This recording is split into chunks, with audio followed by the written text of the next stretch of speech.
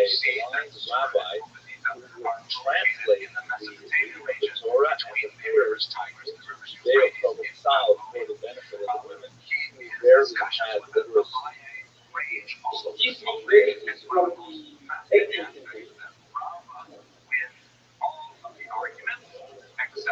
Okay, and The mikveh used in the 18th century was more similar to modern day sorry, which is built and filter contain a short line that was actually requirements to Islam, whereas places that were first the Jews okay,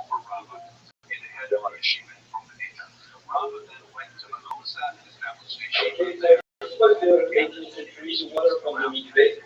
So you put some wool under and you make it heat, and then the water goes in the basement of the 14th century Catholic synagogue.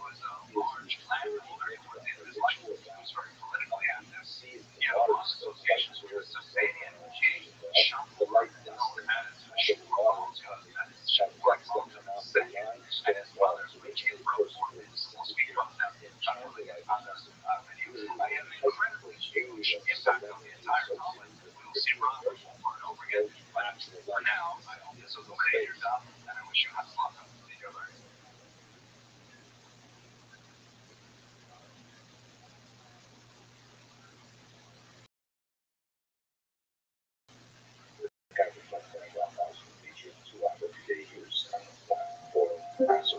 Yo, what up, Shatan?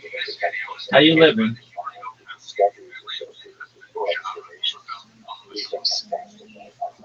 Yeah, dog. Yeah, absolutely. You know how it works, dog. You know how it works. Did you dive in today? Dive in?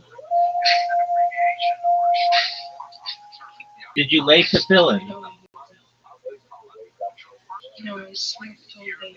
That's what I like to hear, big dog. Yeah. Excellent, man. All right. Well, you have to fill in? You have to fill in. To fill in. Tefillin. Bro, don't get your accent. That's okay. Tefillin. Dog. Everybody's going to say it the way that I say it. It's tefillin. You have tefillin. No, in Hebrew, in Israel, we call it tefillin. All right. Well, in diaspora, we say tefillin. All right. So, you have tefillin. Okay, why not? Why didn't you get him on your bar mitzvah? I'm not a boy. What the fuck? Oh, you're a girl. Oh, I didn't know that. Okay. Very well. Well, then there's a good reason why you don't have tefillin. Okay, very well. All right, you're all. And you need money. Right? I have all the money. All right, so you have all the money. Oh, okay.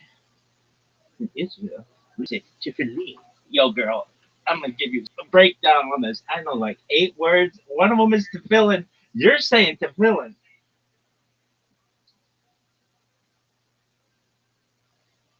Oh, tefillin. Blah, blah, blah. Dog, it's tefillin, baby.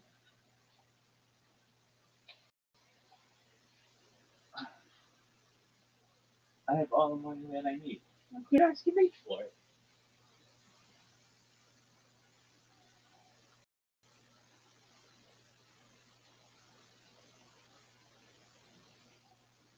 Did you job everything? No, did you? Oh, fuck.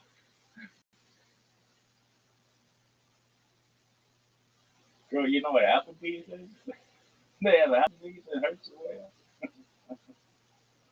It's the neighborhood bar. Girl.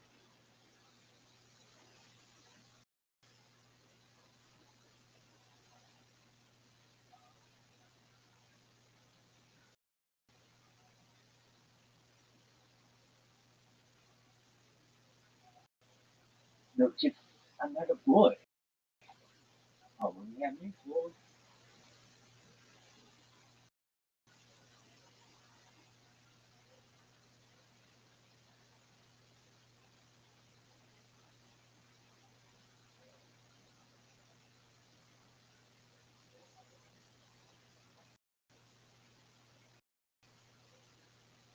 I'm not a boy.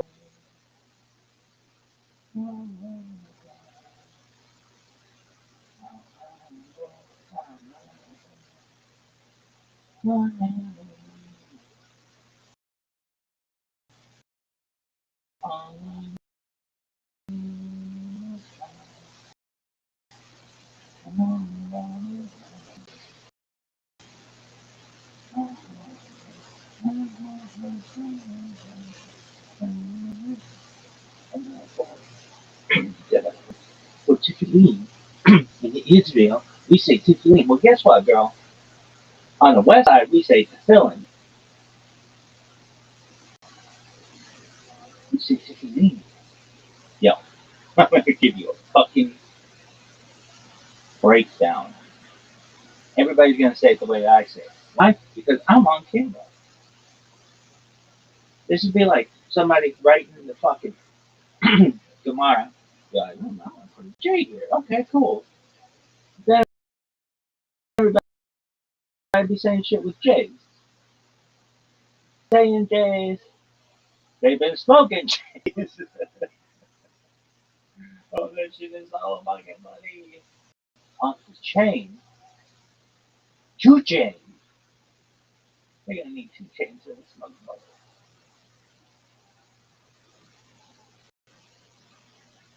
I'm not a boy. I'm 23.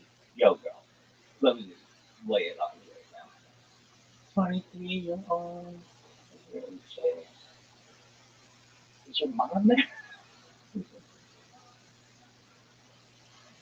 Yo.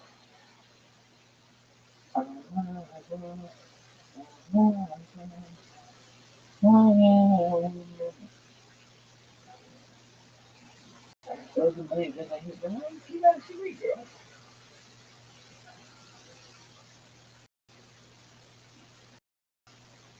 Yeah, I can't put it in the chicken.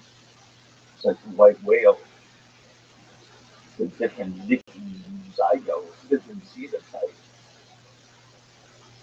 It's kind of fucking extraterrestrial DNA. They don't make those on the website. Psych. Shit.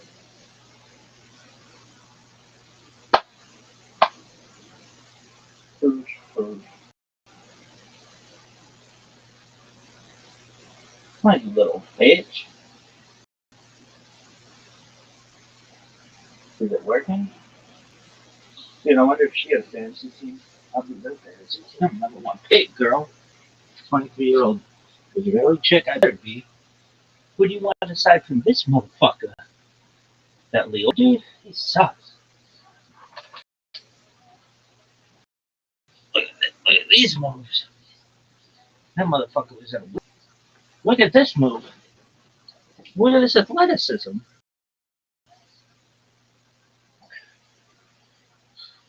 Did you watch Tim Dillon on Joe Rogan? Did you down to tefillin today? Did you dive in today? Huh? Did you? We'll get to that. Where you're tefillin? Oh, tefillin. Yo, I'm just telling you. Your shit is younger than Mickey Mouse, okay? This shit has been working for a long fucking time. Your shit is younger than Mickey Mouse. Dude, Israel, you guys are never over that. Just be like, Mickey Mouse is older than you. Shut the fuck up. It's like the thing. It's like if somebody doesn't have a job and you want to make fun of them, which isn't cool, but that's fine. You just be like, dog, it's like, fuck you. It's hard to get over, hard to beat that one. But Mickey Mouse is older than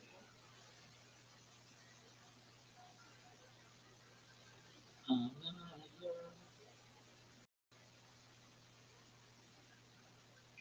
Not yet a woman.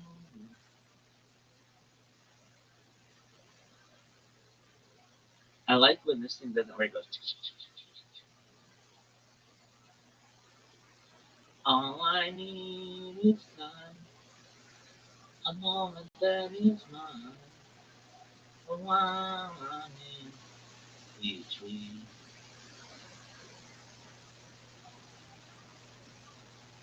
You ever take a shit allegedly and then it just didn't all come out? And you knew it, but it was like, well, I could spend hours here. Or I could go about my day and then reload later. Yo, dog, what is this bullshit?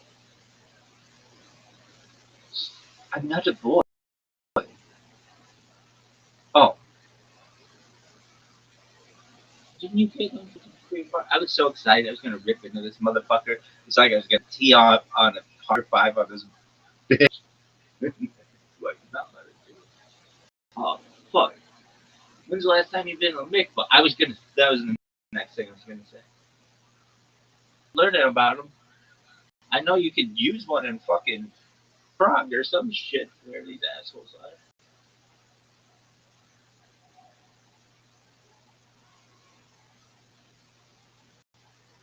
Oh, I was going to tee off on this motherfucker so badly. They motivated me, though, to fucking dive in ASAP. ASAP Rabbi.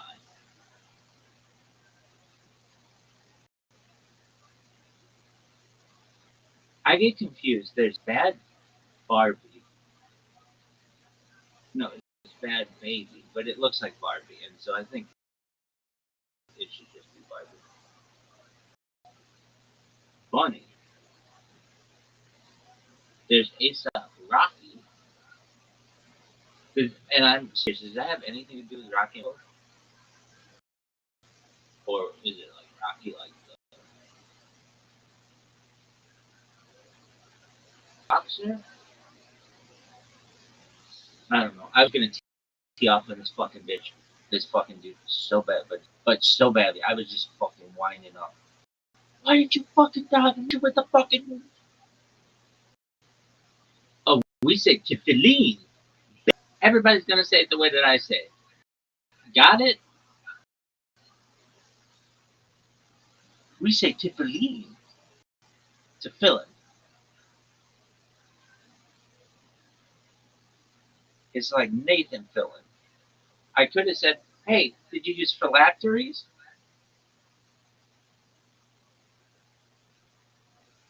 Where is your tefillin? Oh, I don't have that. I'm a girl. Wow.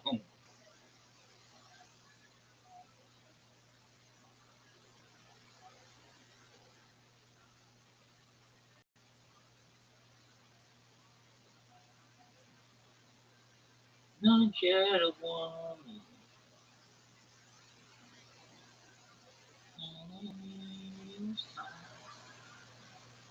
Oh, I was gonna tee up on this motherfucker so hard. I was gonna just be banging this motherfucker's head against the wall. One, and you are with a minion. Why aren't you? I got socialized. 1, 2, 3, 4, 5, 6, 7, 8. Brandon, that's 9. I make 10. We'll fight girl doesn't for count. Maybe. Not yet a woman.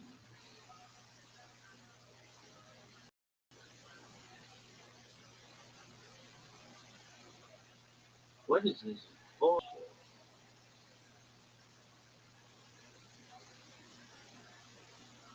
I was gonna tee off on that motherfucker so hard.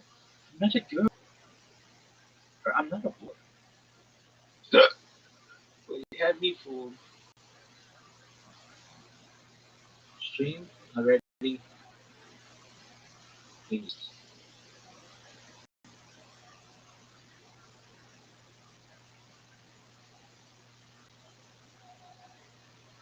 Girl. Baby, you the white whale. An Israeli woman in here?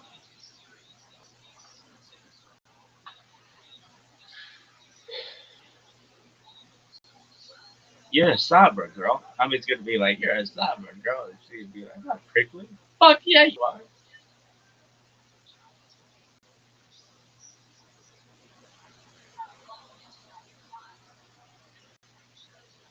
Dog, you got a job.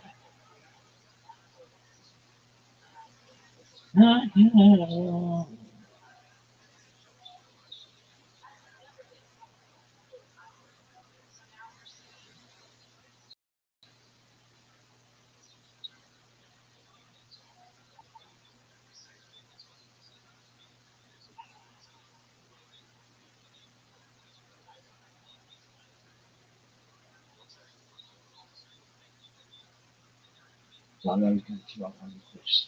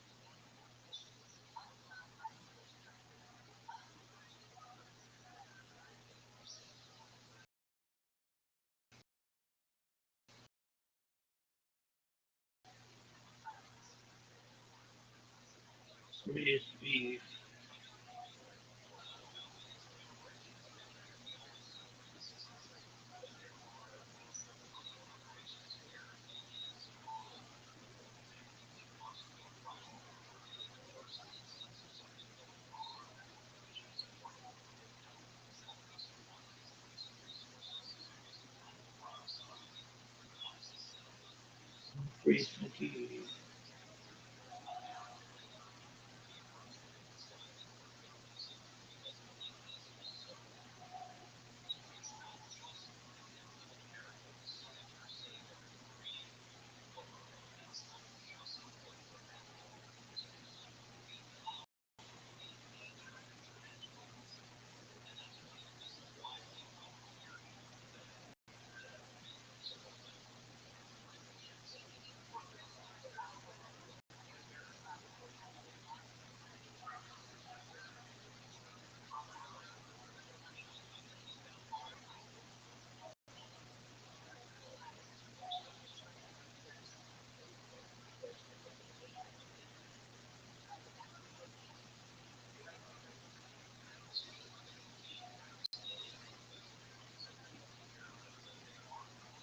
Yo, dog.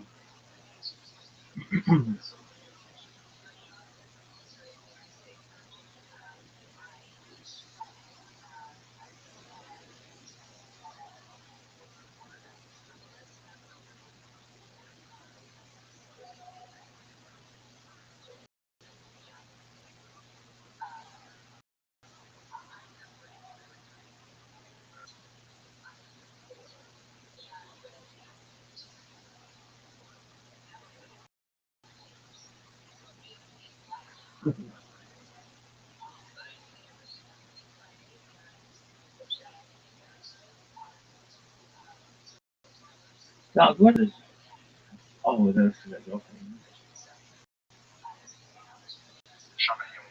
Dog, I was gonna tee off on this motherfucker so hard.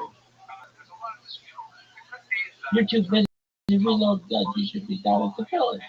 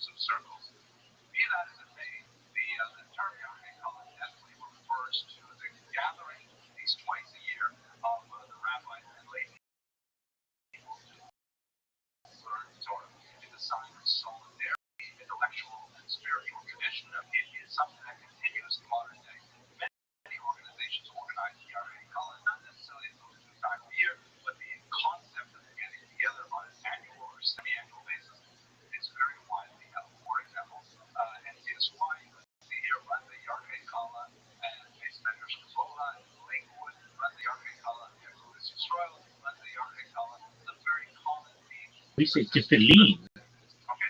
Diaspora says tefillin.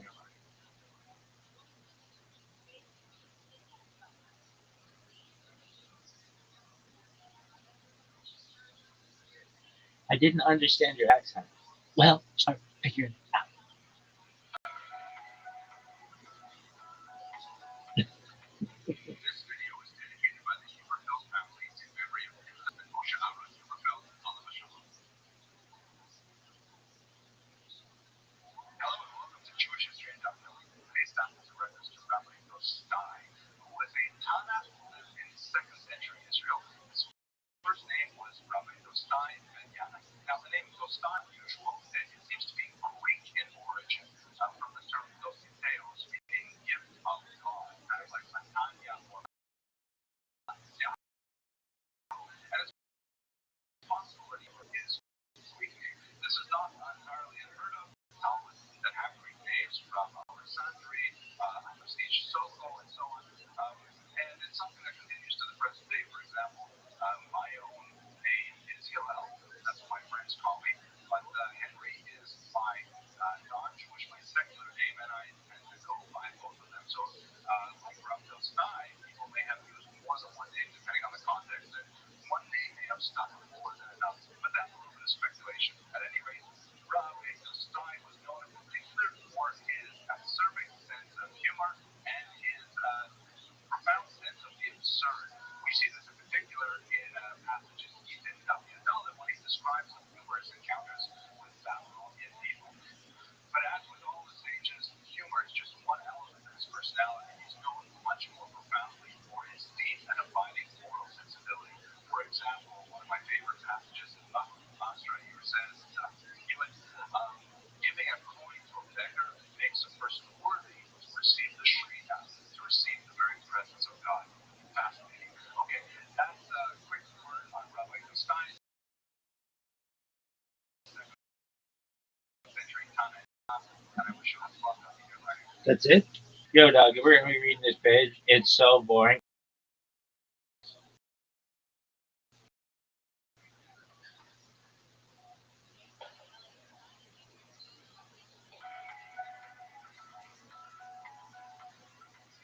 This video is dedicated by the Huberfeld family in memory of their husband Moshe Aaron Huberfeld, Alav Shalom. Jewish history is Daf Yomi. Today's Daf has reference to Aramaic people, so let's talk for a second about the Aramaic language. What exactly is it? So it's an ancient Semitic language, which was the lingua franca of the Middle East for centuries, and even spoken today by several groups in the region. Lingua franca, of course, means like the common language, the vernacular that will be used in everyday speech and was used widely throughout many different cultures.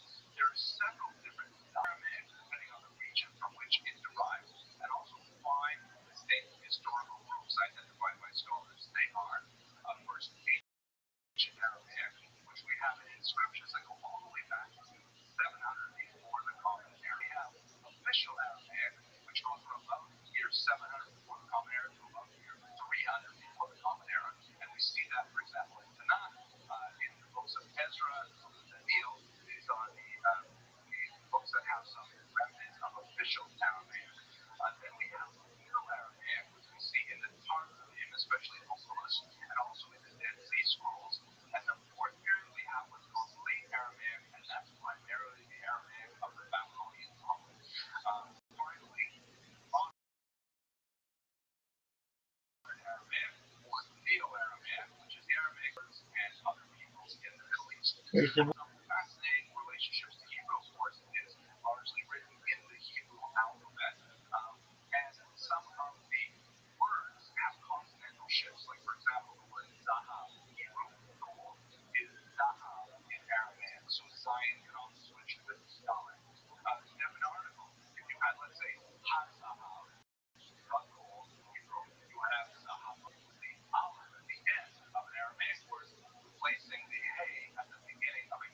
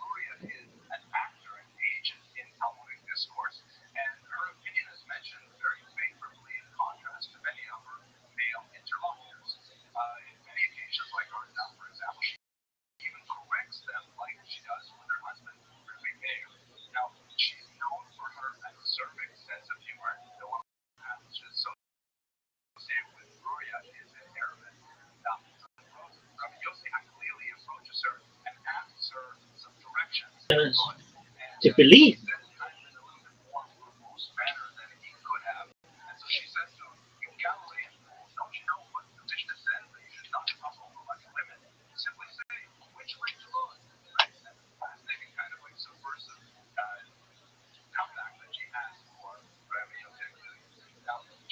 Cricket and I had enough on the second show and mixed up with the next game.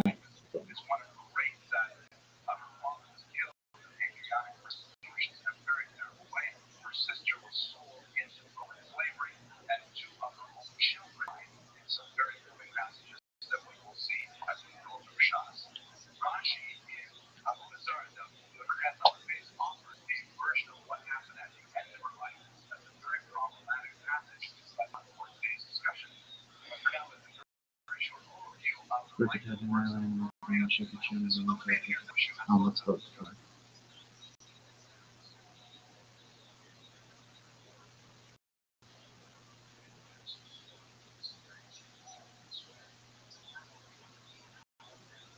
Friction to the right along the edge. Shema Yisrael Adonai Eloheinu Adonai Friction to the right.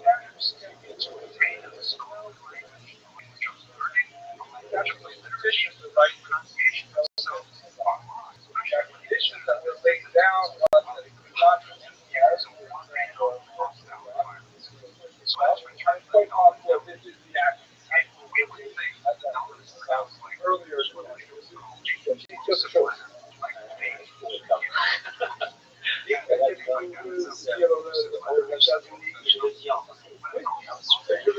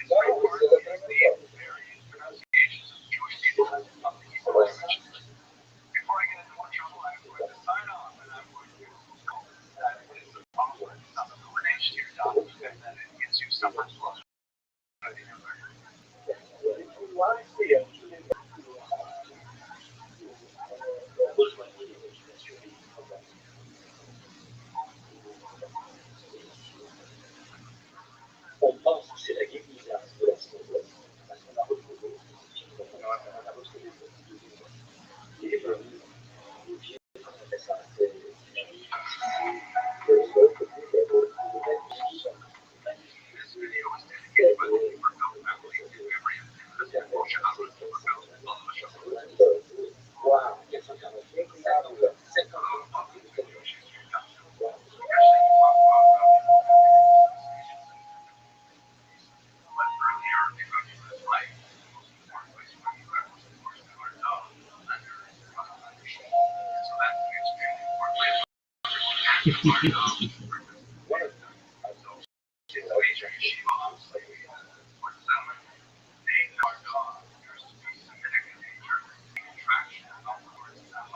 Glad we didn't take McCaffrey.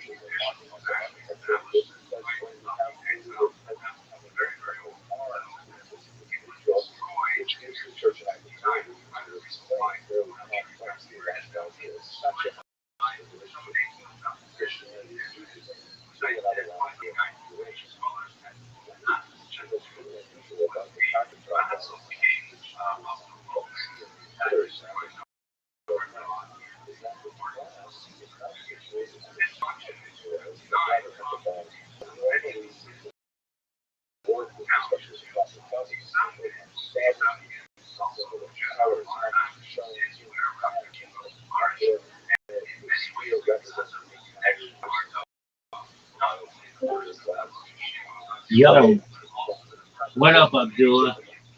How you living, Tim? I missed you.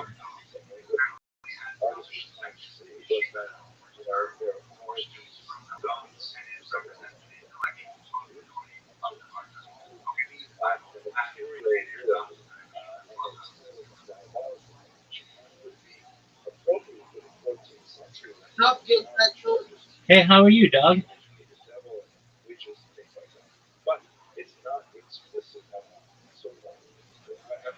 Yo, there's this thing that we do in English where someone asks you, "How are you doing?" and then you respond.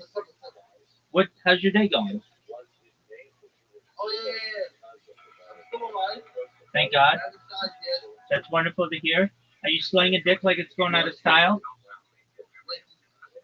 There you go, big dog. What's on what's on what's on your agenda for today?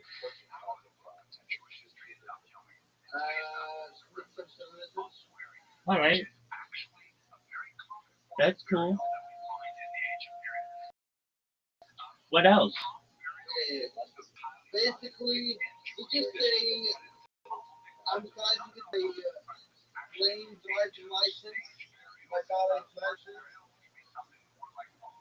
Okay, that's word, dog. I got you. Well, that's cool. Best wishes, Beth. Snitches get sheets, dog.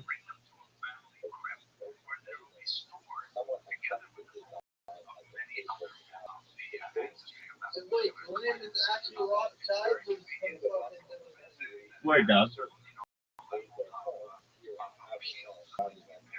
That was a fun conversation. I liked it.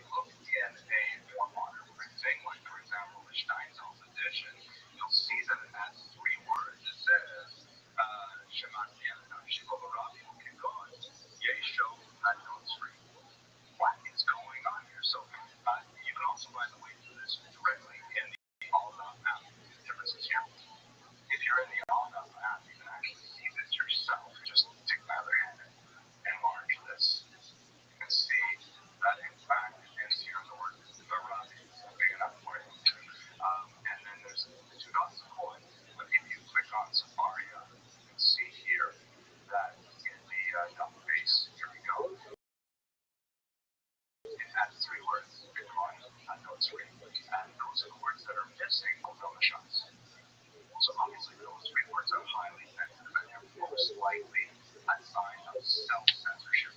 Because when the Talmud became known to the Christian world as a whole, in the 13th century in particular, by an apostate named Nicholas Dolan, proclaimed to this is the third, that, the reason why the Jews aren't converting to Christianity, the main reason is because they have to hold Talmud, then you would be able to, affect the spiritual trajectory of the Jewish language. That's true. Now, this ironically named Pope Francis III ended up burning 24 wagon loads of Talmud in Paris, which is a huge tragedy of the rebel. But after that time, the church became much more interested in what is actually in the contents of the Talmud. We might turn to the subject as we go through shots. And there were several Talmuds that were printed with tremendous excisions throughout as a result of very invasive church censorship. Also related, perhaps more significant, however, is Jewish self-censorship. Once printers realized that with censorship they could not publish certain documents, this is after the 16th century, in particular, beginning of the 16th century, Jewish printers began to censor their own works in order to make sure it passed the censor, and it was relying on the oral tradition of the rabbi and student relationship to give over whatever is missing information or whatever is somehow underlined in the text. So that's what's going on here. There's a reference here, an uncomplimentary reference to the founder of Christianity, and most likely the publishers decided not to include it in order to get past these censors. Now you might wonder, so how do we know it existed? Well, because we have many manuscripts that escaped the censors' attention. Manuscripts, for example, that were put together in envelope typeface, which did not have such egregious interference in the Talmudic text. And a lot of other manuscript research like generates these missing passages. So in the Alta, you have the traditional text and you have the more modern readings that are a result of more critical scholarship. I hope that illuminated your doubt, and I wish you had fun with that.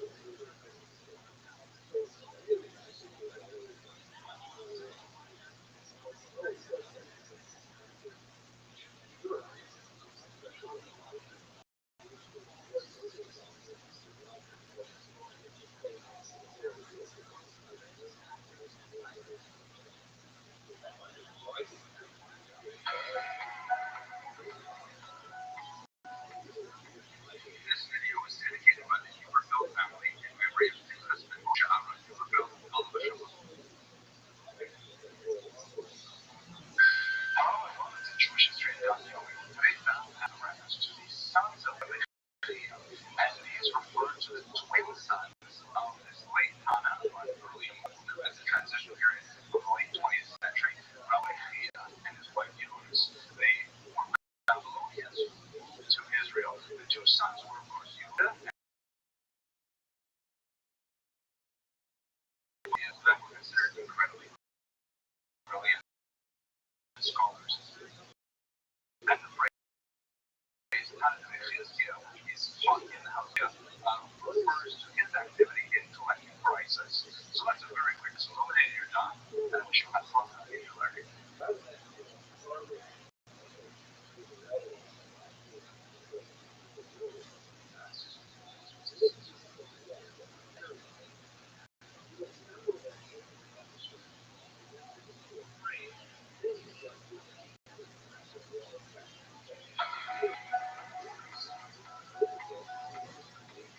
This video is dedicated by the Huberfeld family in memory of their husband, Moshe Aaron Huberfeld, Oliver Shalom.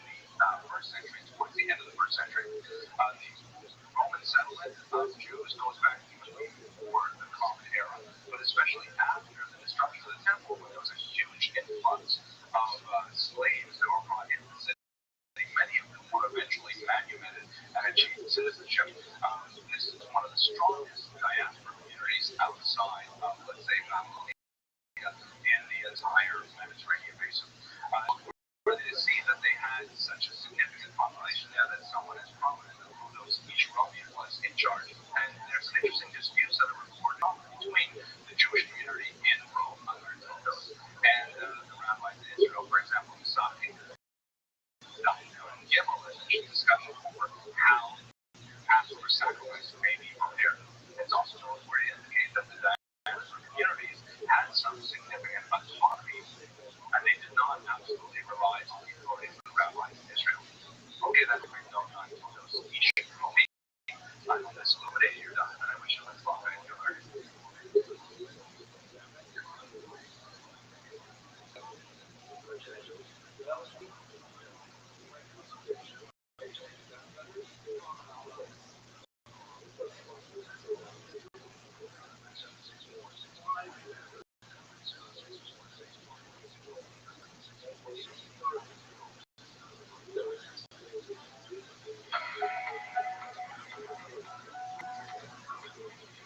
This video is dedicated by the Huberfeld family in memory of Pinchas Moshe Aaron Huberfeld, Alav Shalom.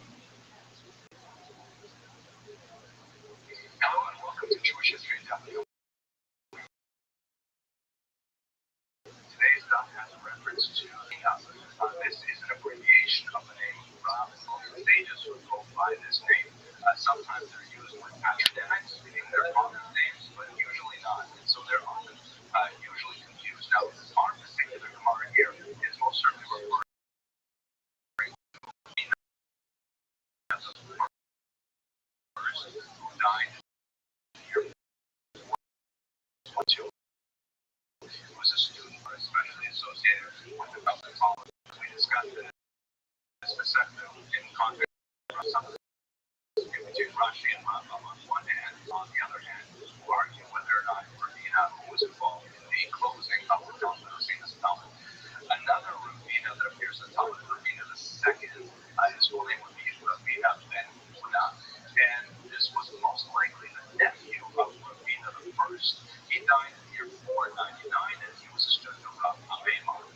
He eventually became, he himself, Ravina the second, became the head of the yeshiva in Sura, and this was during a period of incredibly intense persecution that I will discuss later on in the series. According to Shri Regal, this is the Ravina who wrote the Talmud quite a bit later than Ravina I. He is considered the last of the Amoraim, meaning the next generation would be the Amoraim, another kind of like tectonic plate in the foundation of Talmudic wisdom. Oh my gosh, what a metaphor. Okay, I felt that illuminating your done, and I wish you had fun in your life.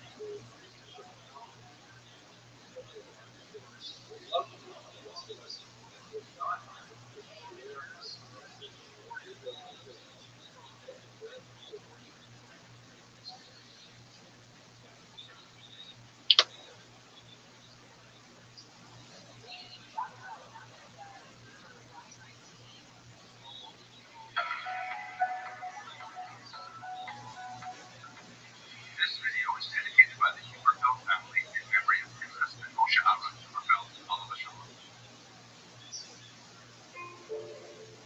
Hello and welcome to Jewish History W. Today's daf has a reference to witchcraft, which is a topic that comes up from time to time in politics. And there are a wide variety of practices associated with witchcraft, but there are basically two categories. The first is real witchcraft, which is malediction and effective and heavily punished. It's highly prescribed in the Talmud. The second is imitative practices, which may, lead over what witchcraft superstition into popular culture.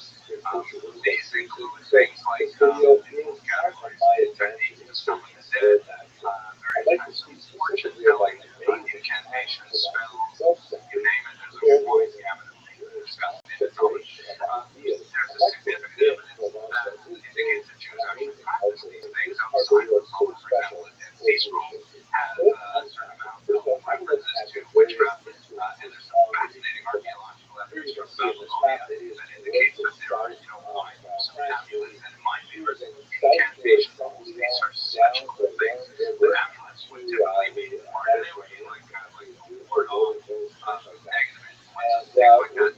Usually, things that kind of vary like under the threshold of what somebody would regulate.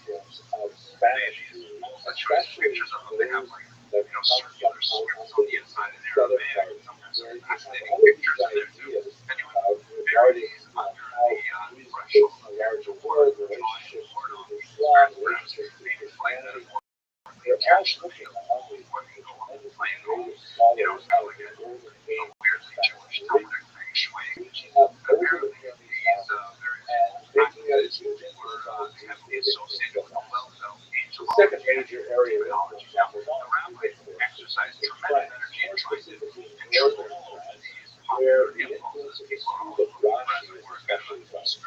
short or not such Instagram and all kinds of things like that. And there's many kinds of protocol in which they're trying to include these kinds of things are not acceptable. These kinds of things, well, they're stated in a different way. It's not really so bad. Commentary These that's always typically become a lot of printed this outside of illuminating your those dumb. pages that is very, very different from what Rashi brought to the page.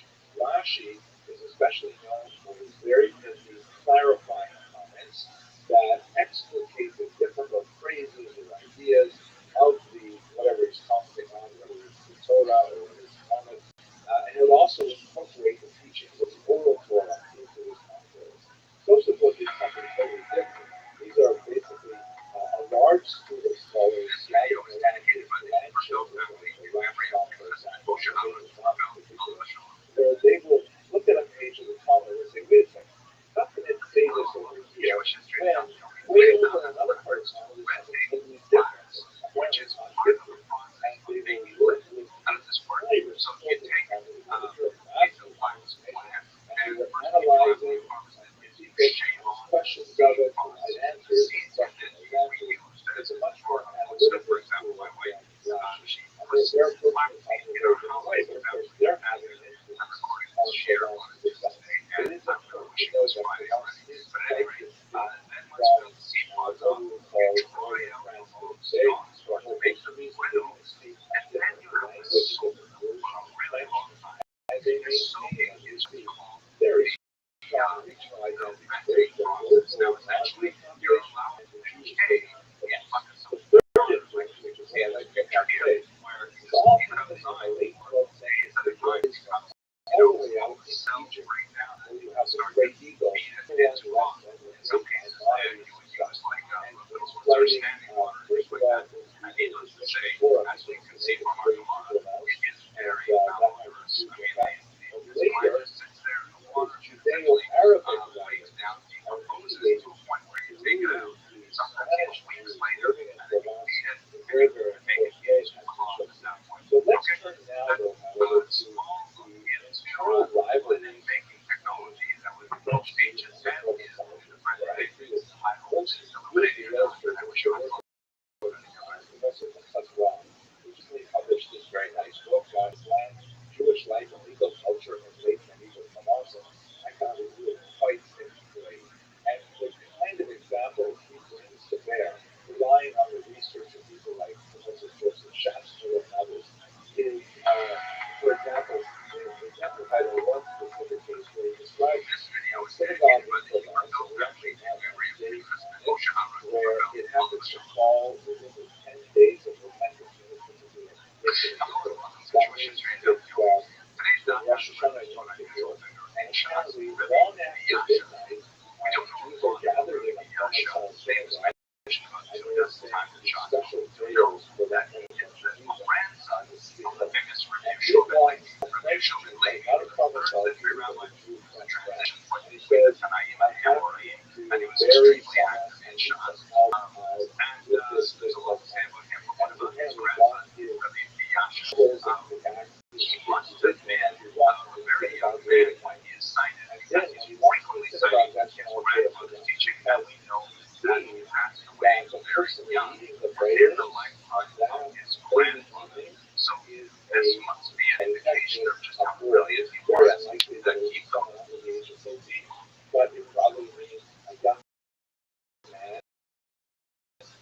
someone who's probably unmarried and clean-shaven and upset. And he says, what is going on in this synagogue?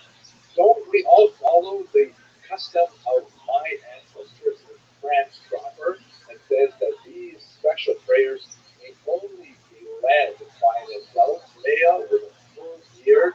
You know, that these prayers have tremendous gravitas and seriousness. And how can someone to lead your prayers who is so young and inexperienced? And apparently the father of the son confronts this man and says, you know, wait, what is it? You're in your business. This is our synagogue here in Provence, and follow our own custom. And actually,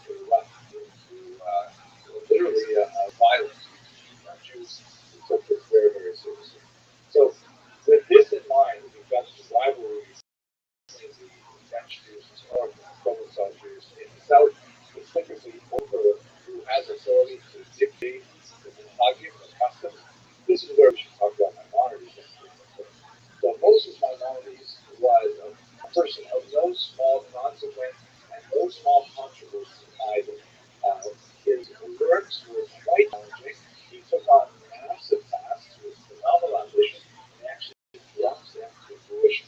One of his early works that made it to France during his lifetime was a book called the Torah, literally the repetition of the Torah, in which he consolidates all of the rabbinic writings into one completely refashioned legal code that goes through the entirety of how Jews should conduct themselves in this world. And it is a massive work, and we've spoken in many other lectures about why it is so special and so unique. It was received with great enthusiasm by the Jews of Provence, and they were so excited about this that, well, we got to read more of this writing.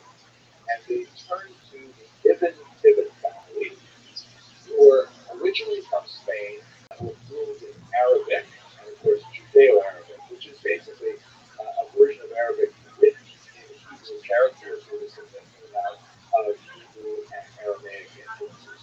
And the Ibn Tibbets churned out book after book, translating the great classes of the Judeo-Arabic tradition, which is partially a Spanish tradition and partially a North African tradition, working on books like the Povos of Lavabos, the Duties of the Heart by the Bacchia, and then, of course, the great Roland Routine, the great Guide for the Perplexed of Maimonides. Now, this got Maimonides into a lot more trouble because once he was rendered into Hebrew, specifically his philosophical work, Guide for the Perplexed, which was way more challenging in many ways than the Mishnah Torah, those French Jews from the north were incensed, and they were so upset with the amount of Greek thought that Maimonides openly included in his philosophical works that in the 1230s they actually denounced it to the Dominican friars and had Maimonides' books burned publicly in Paris.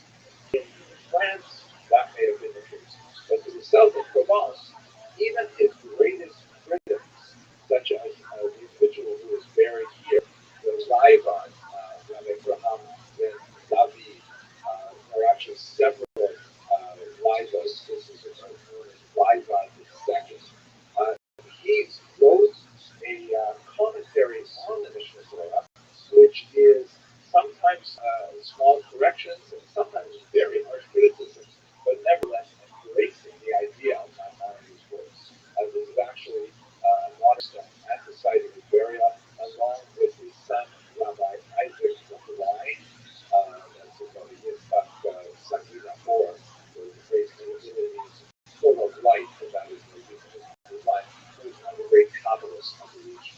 So in its entirety, Provence, unlike France to the north, with the influence of the Tosca in particular, was very tolerant of many different ideas, including Maimonides' challenging philosophical ideas, largely because they had already been introduced to this kind of thought through the influence of the Spanish thinkers, and especially the family of translators known as the English. Okay, wow. So amazing. I can't wait to go back to the class and have a look at that amazing territory, see where these. We hope you'll be able to join us on future Riverboat cruises. And if not, God willing, we'll provide videos of the experience.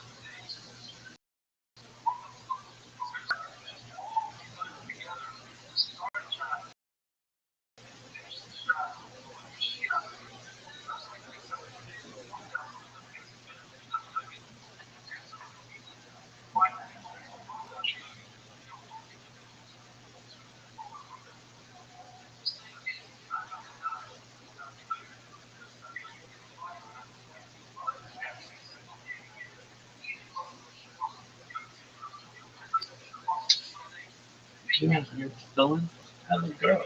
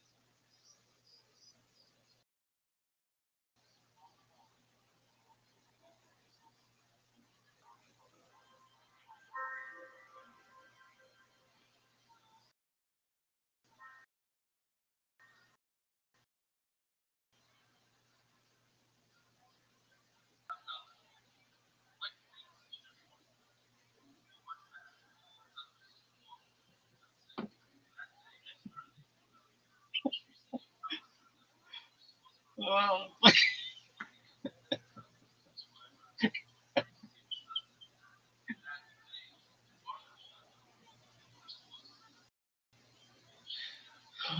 it's funny.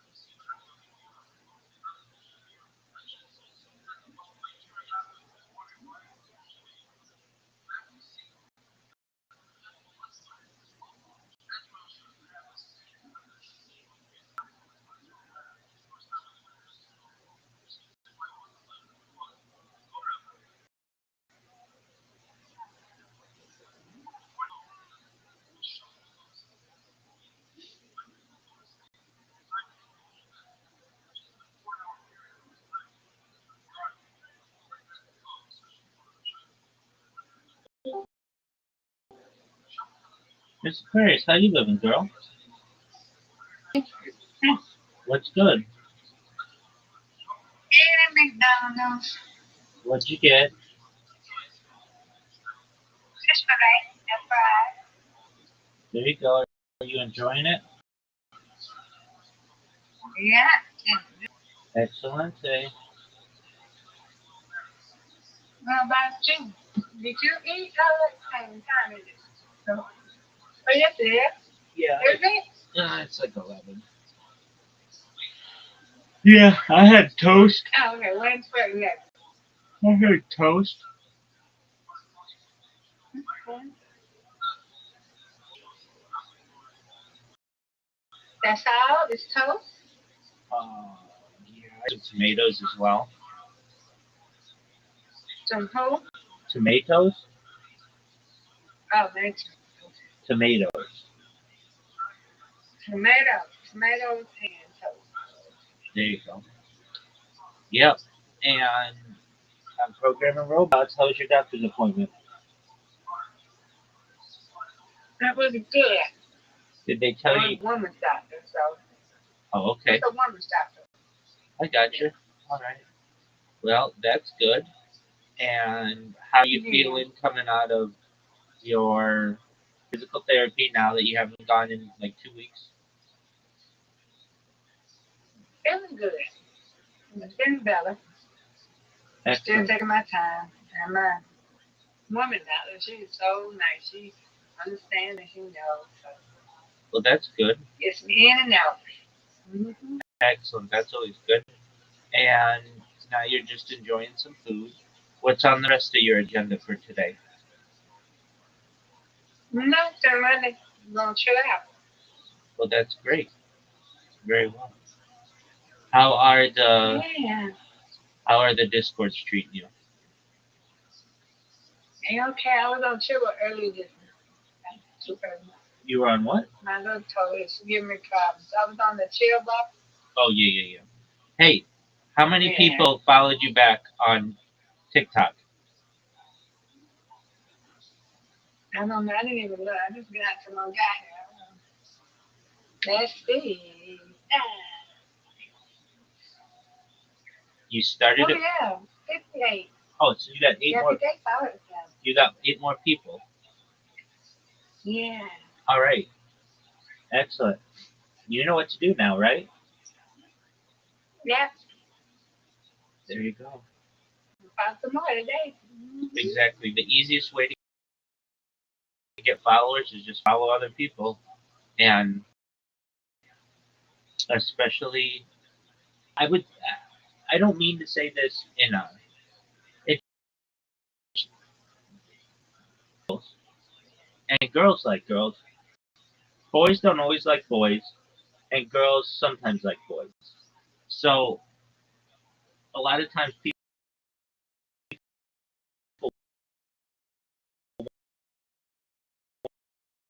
want as many,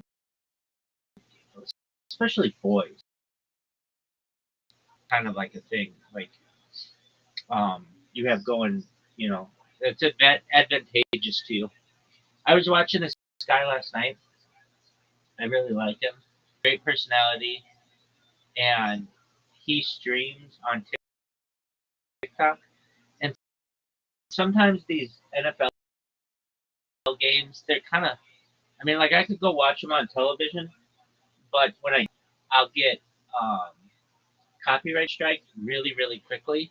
So I do my best to watch it like on Brandon was had it streaming last night, and so I'll watch it on that, or watch it on my phone, or something where the speaker's not really, really big, or you can't see the screen that well. And this guy, I really like him, and he like the way that you can get a lot of people to follow. I'm not saying that you do this. In fact, I say don't do this. But what you do is you stream an NFL game, because all these people come into your stream because they're looking for the game, and they all follow you. But then give it 2 or 3 hours and you'll get banned. But he got he got 55,000 people last night uh, who at least liked his stream. That's a huge amount. But you don't want to do that. Like the best way to do it is just slow and steady. Follow as many people as you can per day, and then when it says you can't follow anybody more, you say okay, and then you just go about your day. Every single day you'll get 10 new people, and let's do the math. Yeah, and back and unfollow everybody who didn't follow you. Yep. Let's see here. Because our goal for you is to get 1,000 followers, not because you're gonna go and change the world that you can stream, but that's just a good amount to have. So you've got uh, 58 right now. So if you get uh, 10 a day, it'd take 90. It'd be like 3 months or so, but it won't take that long. You'll be able to get more than that. Like basically, I'm trying to think. I used to do it. I used to get a lot of. What's wrong? I made my fish fillet too hot. Oh, let it cool off. Let it cool off. I used to do this thing where I would just I had a robot that would just go through and follow, however many. I think it was 200 people a day or something like that. And then it would just switch accounts once it had done that, and go to another account, another account, another account. And the reason why I did that, I created over 1,000 TikTok accounts. And the reason why was because if I ever got one of my accounts banned, I could just follow with all my other accounts and then get it to be like 1,000 people. And I and I would say, believe it or not, TikTok is the most strict of all the apps when you stream. It's really easy. Yep. It's really easy to get banned. Yeah. They have like weird rules though, like that the other ones don't have. Like, and I've been banned for really like things that are kind of ludicrous. I got banned once for promoting hunting. I'm like, I don't promote hunting. You've never heard me talk about hunting once. I don't talk about hunting. That's not my thing. But somebody just goes in and they flag you for something and they choose whatever they want, and then all of a sudden your account gets banned. Or not banned, but suspended. I got one for, it was like, and even if you are promoting hunting, it's like, that's your thing. I get it. But like, I got them for just really stupid things. So, um, I do my best to, well, and then TikTok did this thing because I used to stream on TikTok a lot, but they instituted this thing. If you're using your phone, after 1 hour, it makes you do a captcha, meaning like you have to prove you're a human, which doesn't seem that bad. But if you stream 24 hours a day, that's 24 captchas you have to do. And plus, you have to be able to do them while you sleep, which really makes it really difficult. So the reason why they did that, they had people who were just starting up a stream and leaving it, which I think is fine. Um, there was one that I used to watch a lot that was just a pool hall. So they just had people playing pool all day. I thought that was a really interesting one. But they can't do that anymore because somebody's got to go and do the captcha. And it's like, people don't have time to do that. I'm gonna follow you up all day right now. Well, that's good. Are they following you? Kalia and Mommy is live. Hey, did you watch? Oh yeah, she got the dog. Did you I've been about her. did you watch Kai Cenat last night? Huh? Did you watch Kai Cenat last night? Oh, I did, but I miss Lotto and Ice. Did you? I wonder if it's on yet. Cause when I went on his YouTube and Twitch didn't upload it yet. I wonder if he haven't uploaded because I missed it. It should When be. I went in there, he was getting food and all that. And it was like 10,000 going. I must have missed it. It should be on his Twitch. That should be upload like immediately. Or it should be available immediately. It should be on by now. Okay, let's see if he's on. I did see him, but he should be, he's still alive. He didn't have anybody on, so I Yeah, because he said Lotto Ice was on, but I must have missed it.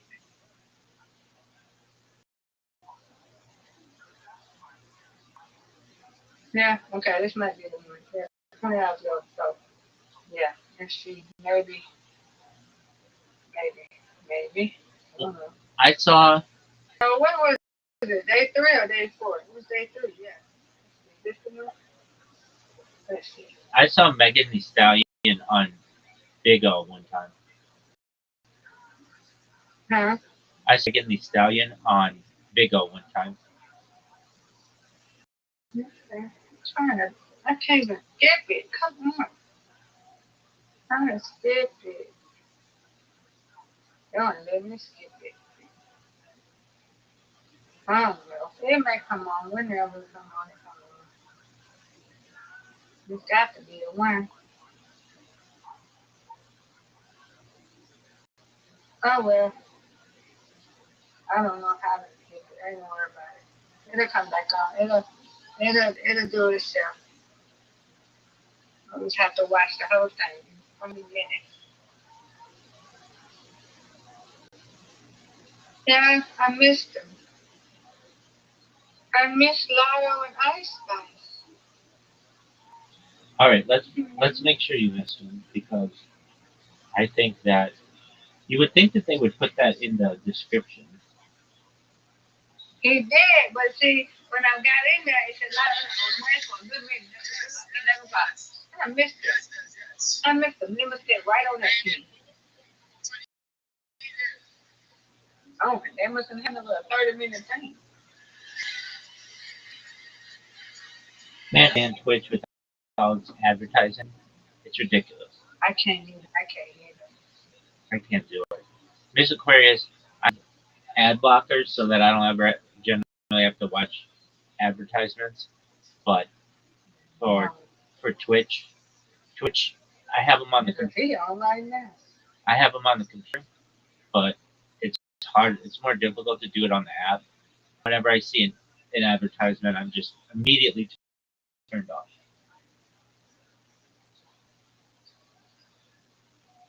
I think it would be smarter. I don't know, maybe not, but like you know what I'm sure you know what these are, but they're called like advertising banners. You know what I'm talking about? Like a banner. Mm-hmm. I think it would be more attractive to a user if the stream didn't interrupted, but you had a banner that just was always there. I'd much rather have that. No, because I'm tired of him. Some of this one. No, another one. That's too many. No.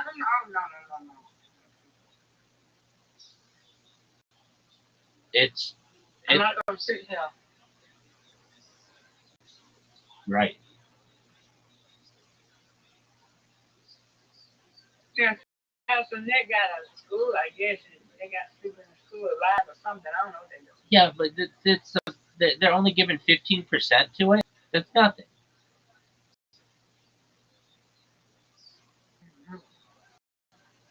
I'm not impressed by that at all. Because he's famous, ain't he famous? He's famous.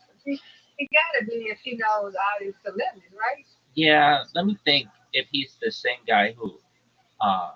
So I think he got famous through. He's like a soccer player in England.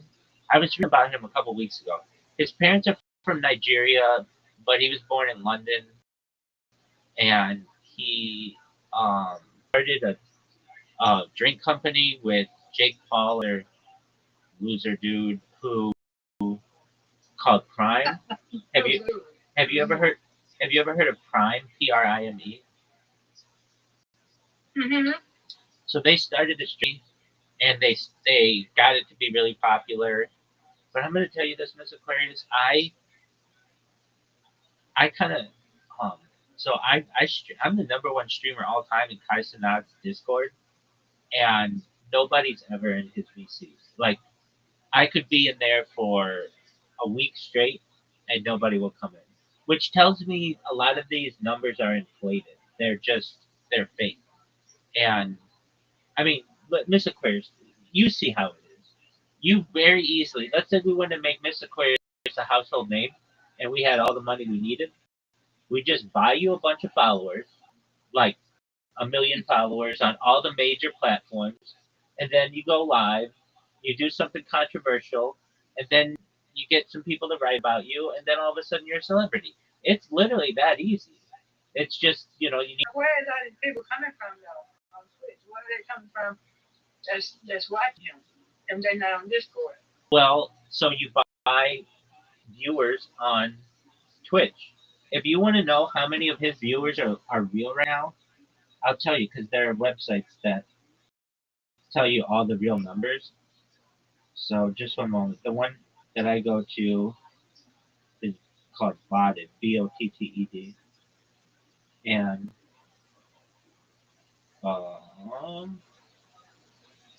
let me see. Hey, you got this. Let me see. Looks like he got a nice house, too.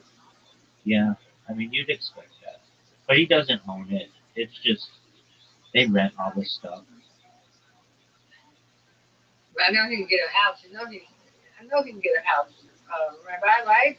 Oh yeah, he could definitely get a house, but a lot of them just rent these things because they want it to look really, really nice. They could buy a house too. I mean, he has a lot of money. He could easily buy a house, but you heard of DDG too, right? Yeah. All right. We're gonna talk about that after Tyson. Okay. So Case Tyson, he's live right now. Very low engagement detected. The streamer may be botted or have an abnormal amount of inactive viewers, unless you believe they have 1% interaction. So like Right now, he has 65,000 people watching him, but not that many unique chatters. Like, it's about unique chatters. Basically, these people, I mean, I've done it. When I first did, I bought viewers and I bought followers. I have 40,000 followers on, 49,000 followers on Twitch. I'm live on Twitch right now. What was that? 0.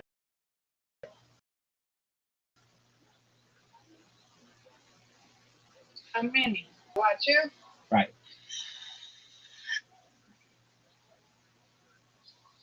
So what's the point of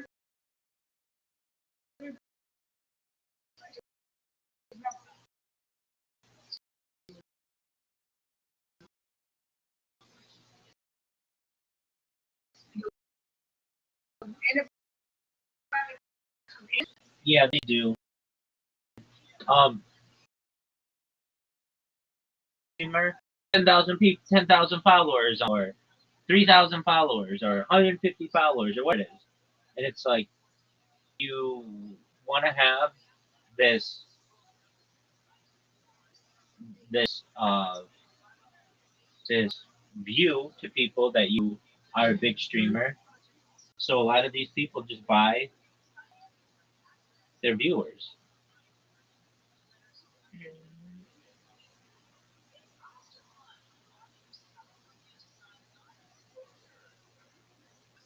Okay, so here's how they do it. Mr. Aquarius, do you see Kai Cenat's, um, his stream, his chat? They just put emojis in there.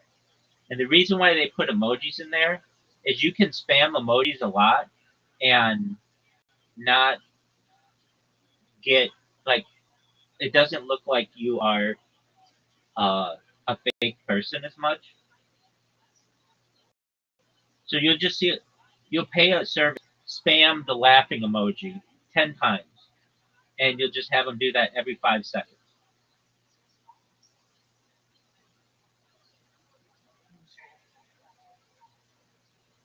Or you'll get people who just spam W, which stands for win. It's like it makes your chat go really quickly, and when that happens, people think that you're really popular. Right.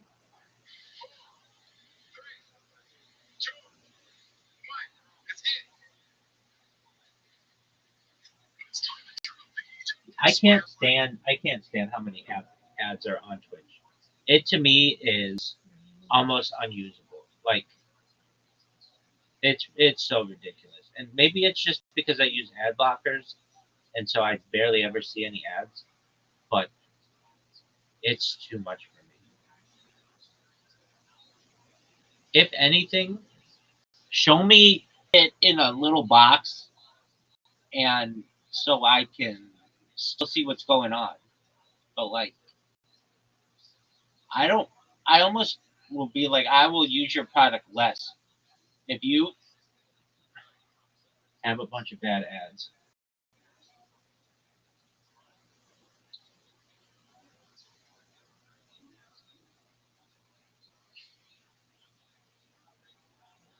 I need to call her until she first.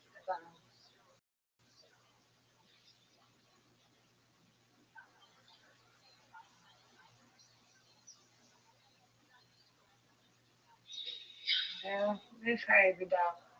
Cause I really want to go live. I told me want to go. I'm scared to go live on video. I virtual. I just scared to like go live in person. I don't know why. Anyway, no.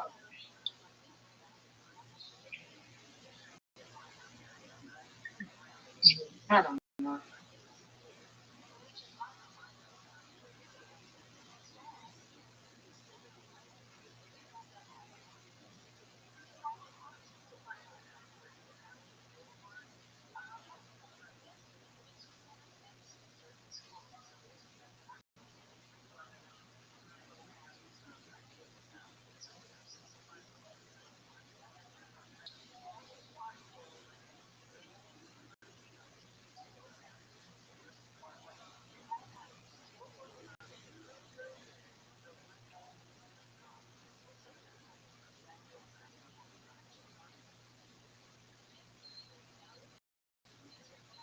I need to.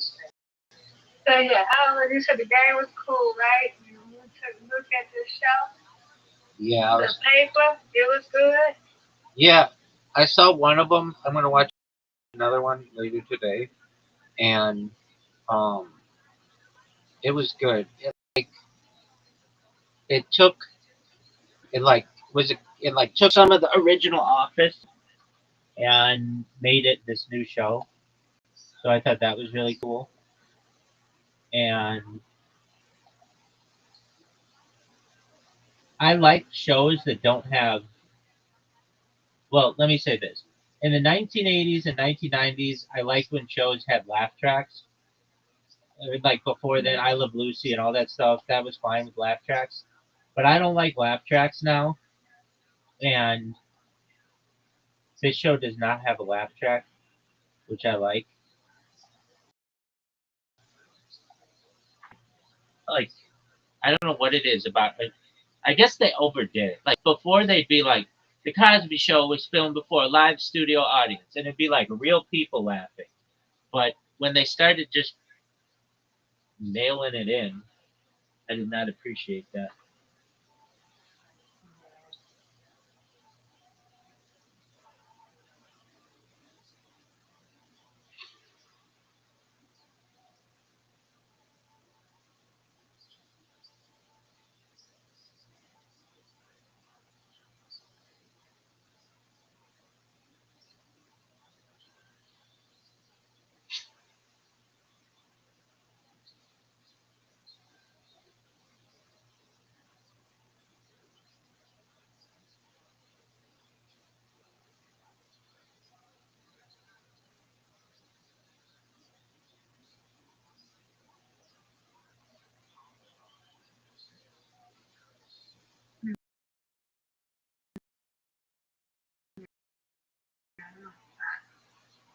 No, they do be screaming, but I mean,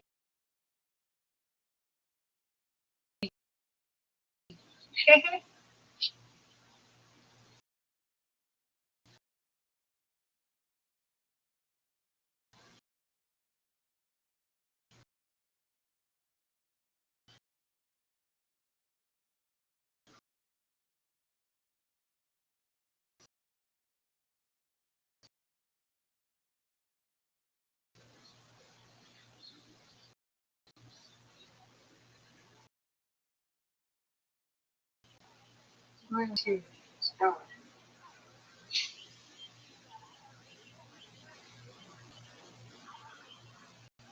What is it?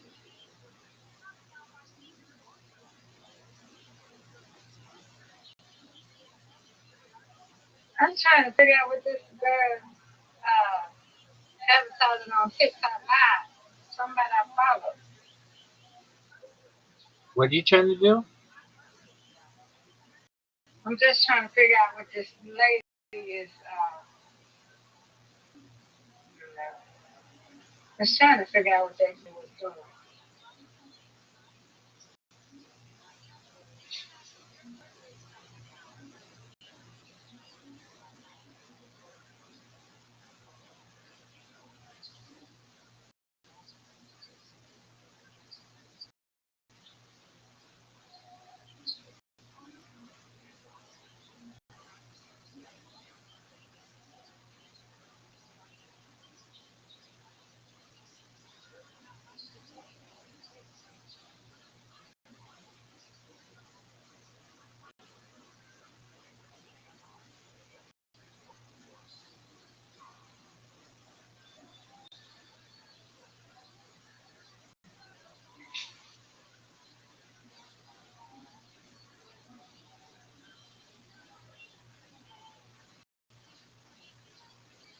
Hmm. What you doing, Rabbi? Chilling.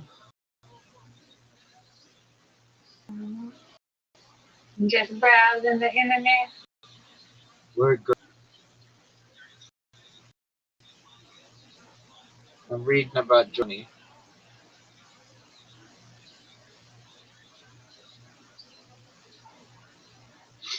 Okay.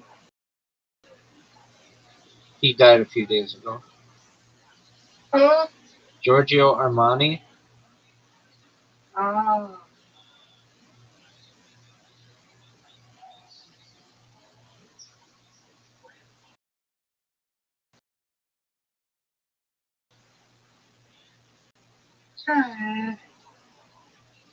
There was right either. Nobody's coming But in I there. can do a general check. Nobody's coming in there, Miss Aquarius.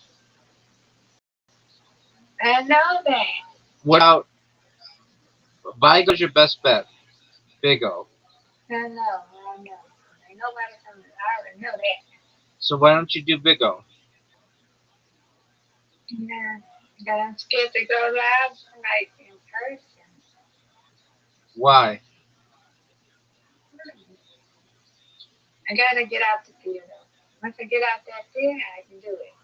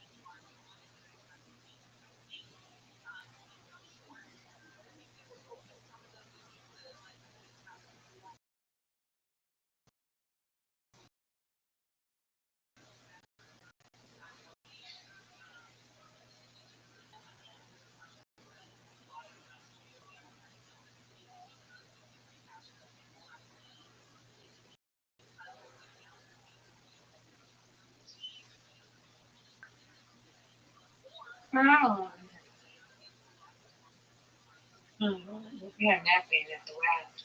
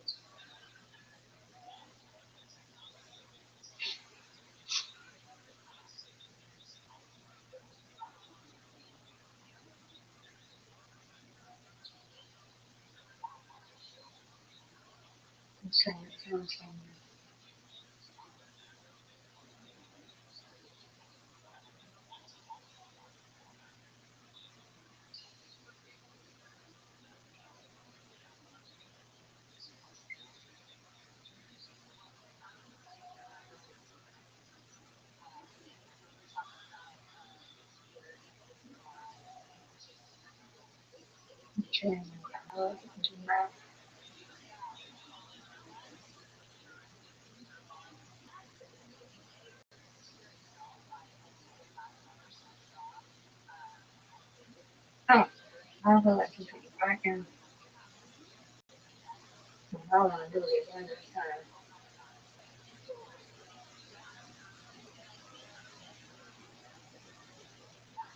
So seeing on how you perform. Yeah, my looks and get it.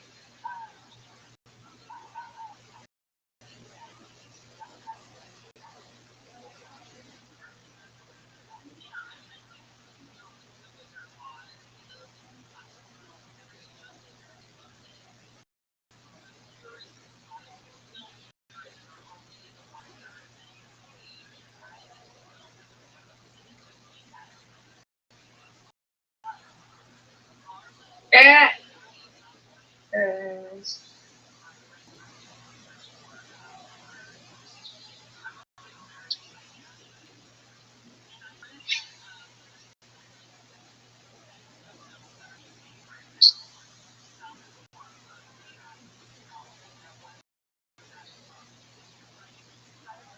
That's the 14th.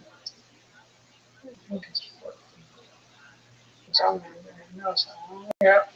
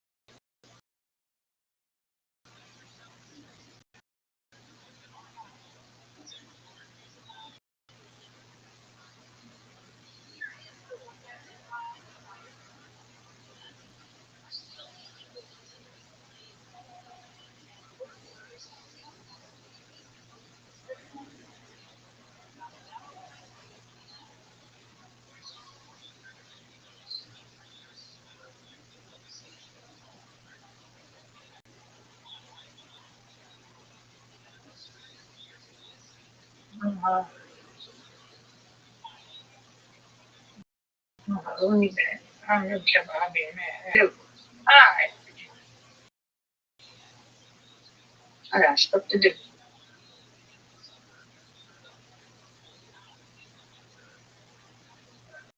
I'm bored. So we'll take that nap.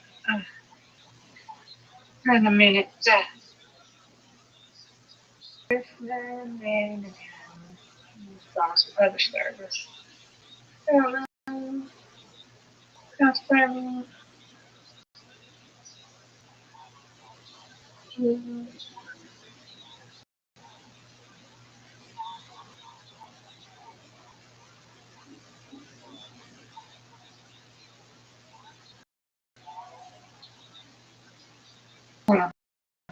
I can't hear nothing.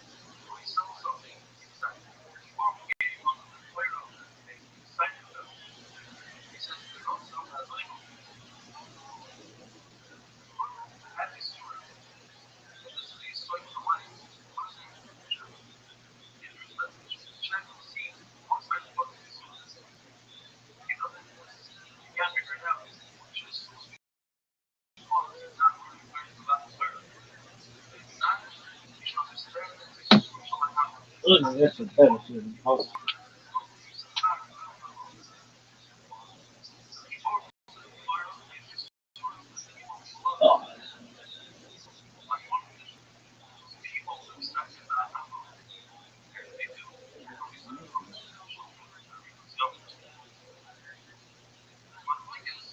look, it says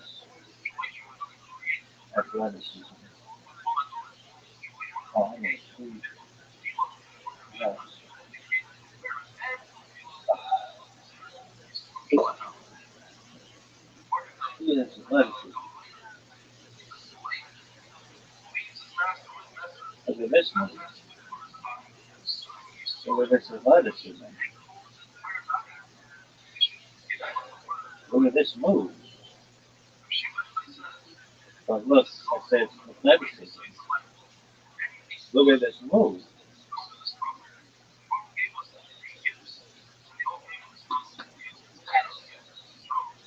Oh, don't fucking suck.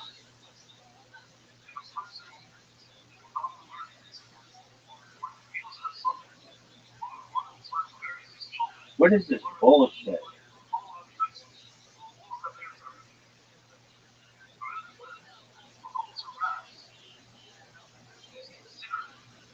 Are you fucking me? This is garbage.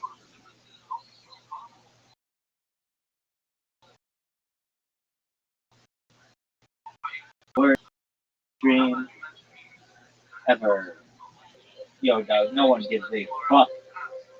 No one cares. Hey, really? No one gives a shit.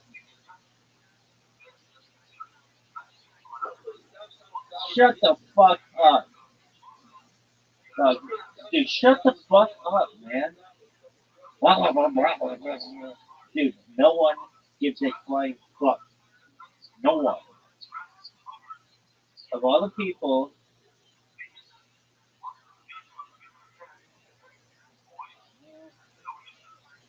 yo, that's the one I want. You're the one that I want. Oh, oh, oh. Come on, little bitch. I like when I hear it. It's insane. It's so funny. Fucking yo, dog. This is the worst. Yo, this shit is the worst.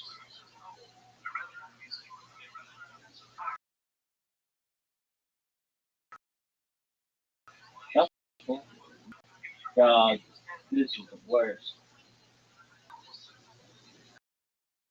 Oh my god. What? What? Hurry the fuck up. Well, the way we say it in Israel, listen here, bitch. This ain't Israel. It could be, though. Probably. Never At this moment, we're slinging dick like it's going out of style. Get that shirt off. Alright, are we done? Oh, yeah, here we go. Don't suck. Don't suck. Baby, don't suck. Are you serious? What is this? Bullshit. Crap.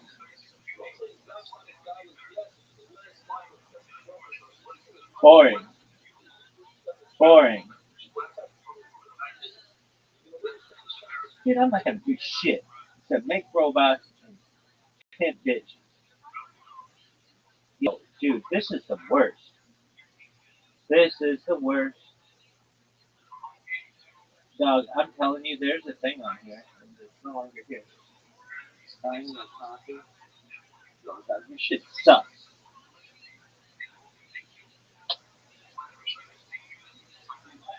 Come on, you little bitch. This thing sucks. It's taking forever. Yeah, blah, blah, blah, blah, blah. Blah, blah, blah. Come on, you little bitch. This is the worst. Yo, how about none of these things? Hey guys, I want everybody to know I'm gonna talk in fucking tongues so nobody knows what the fuck I'm saying. Yo, speak English. Alright, here we go. Just give it some time.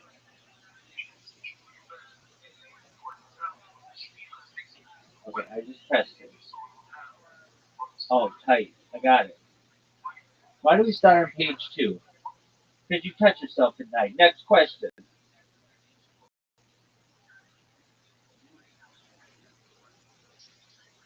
So there's a title page. Dog.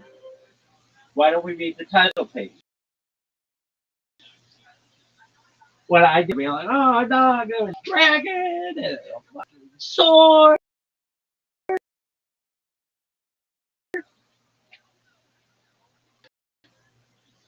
Bullshit.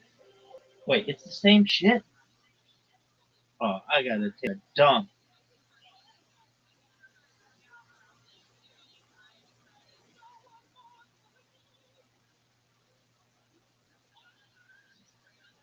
What the fuck, woman? Shut the fuck up. Okay, such a shit. Look at this athleticism. Folks, unprecedented.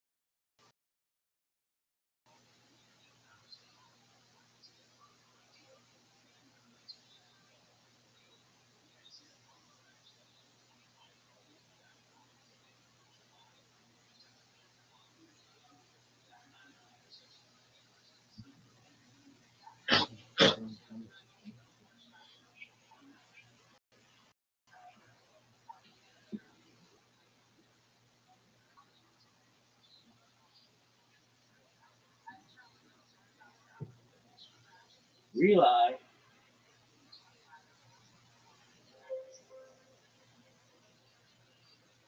Motherfucker from New Jersey rips on my fucking fantasy thing. Rely.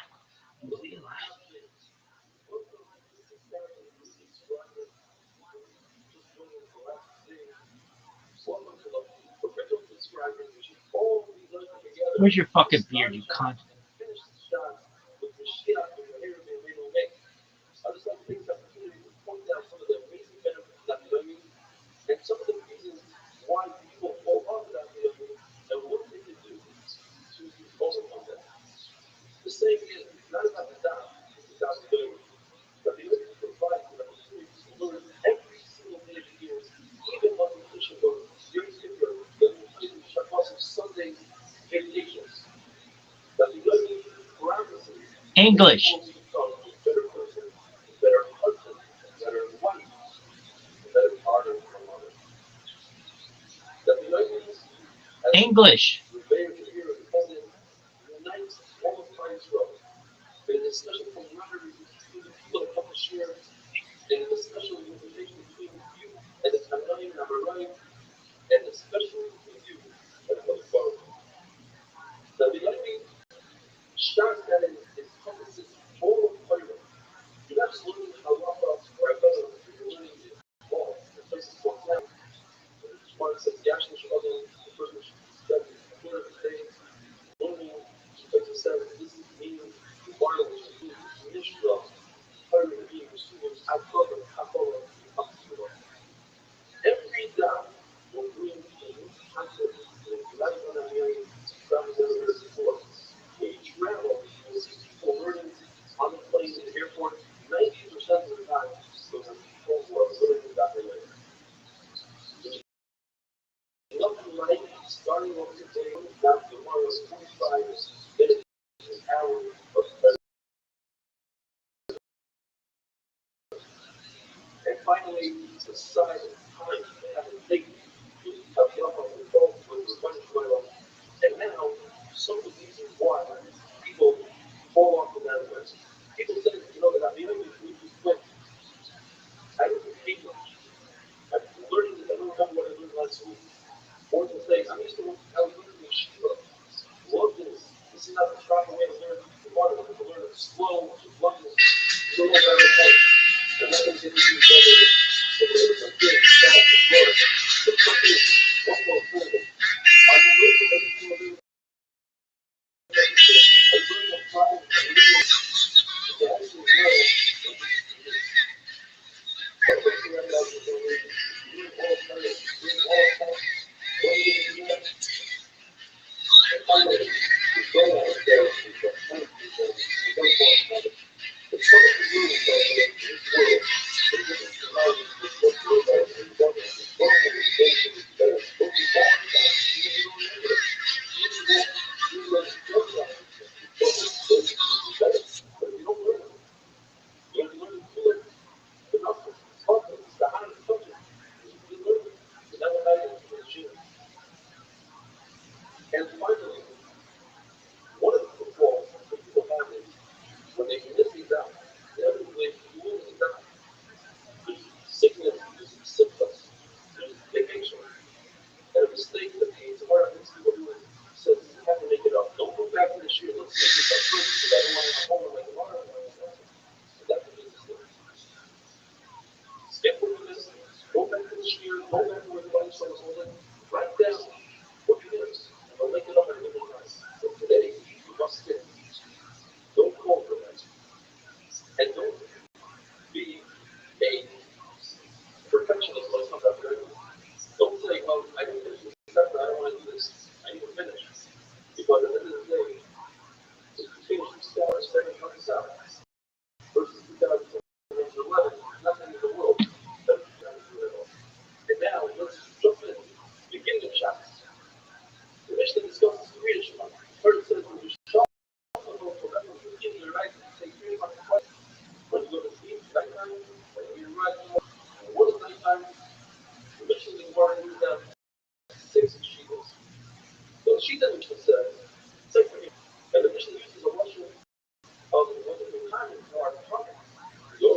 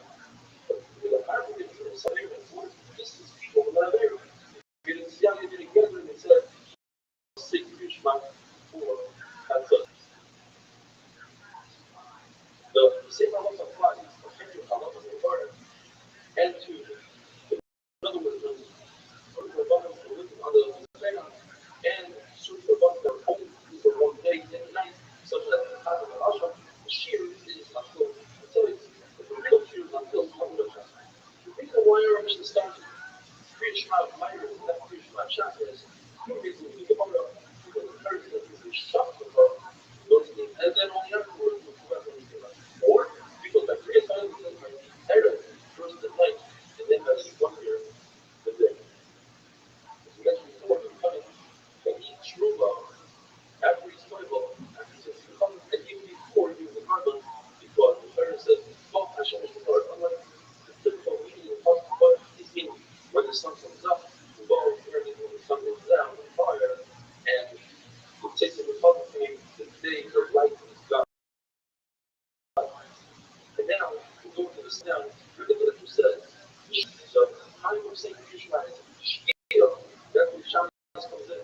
Remember the first week that is slightly before the Muhammad, that's when the Muhammad for ritual says, say that the Muhammad is the middle Shkira. That's when the Muhammad is the Shkira. After taking the Muhammad, that's when 4 people sit down to eat. And remember the second Shkira says, when we eat, Friday night, it's like after that, and the Muhammad says that's the limit amount. It's when people sit down to eat and eat their meal at night, having a wonderful day, we should be so finish shot together. Oh,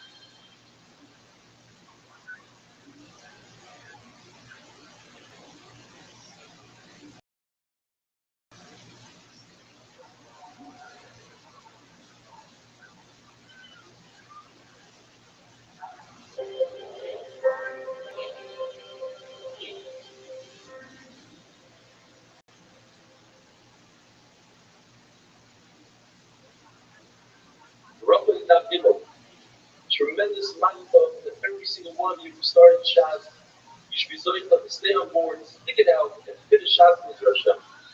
Welcome to the over 1,500 new subscribers in the last 24 hours. That brings us up to 7,500 new subscribers in the last 4 days that we needed. Our goal initially was to get to 10,000 new subscribers during the Zima Shots. We're over there. With your help, just send out the link, put it on your status, tell your friends about it. We'll make a tremendous Kiddush Hashem and a big difference.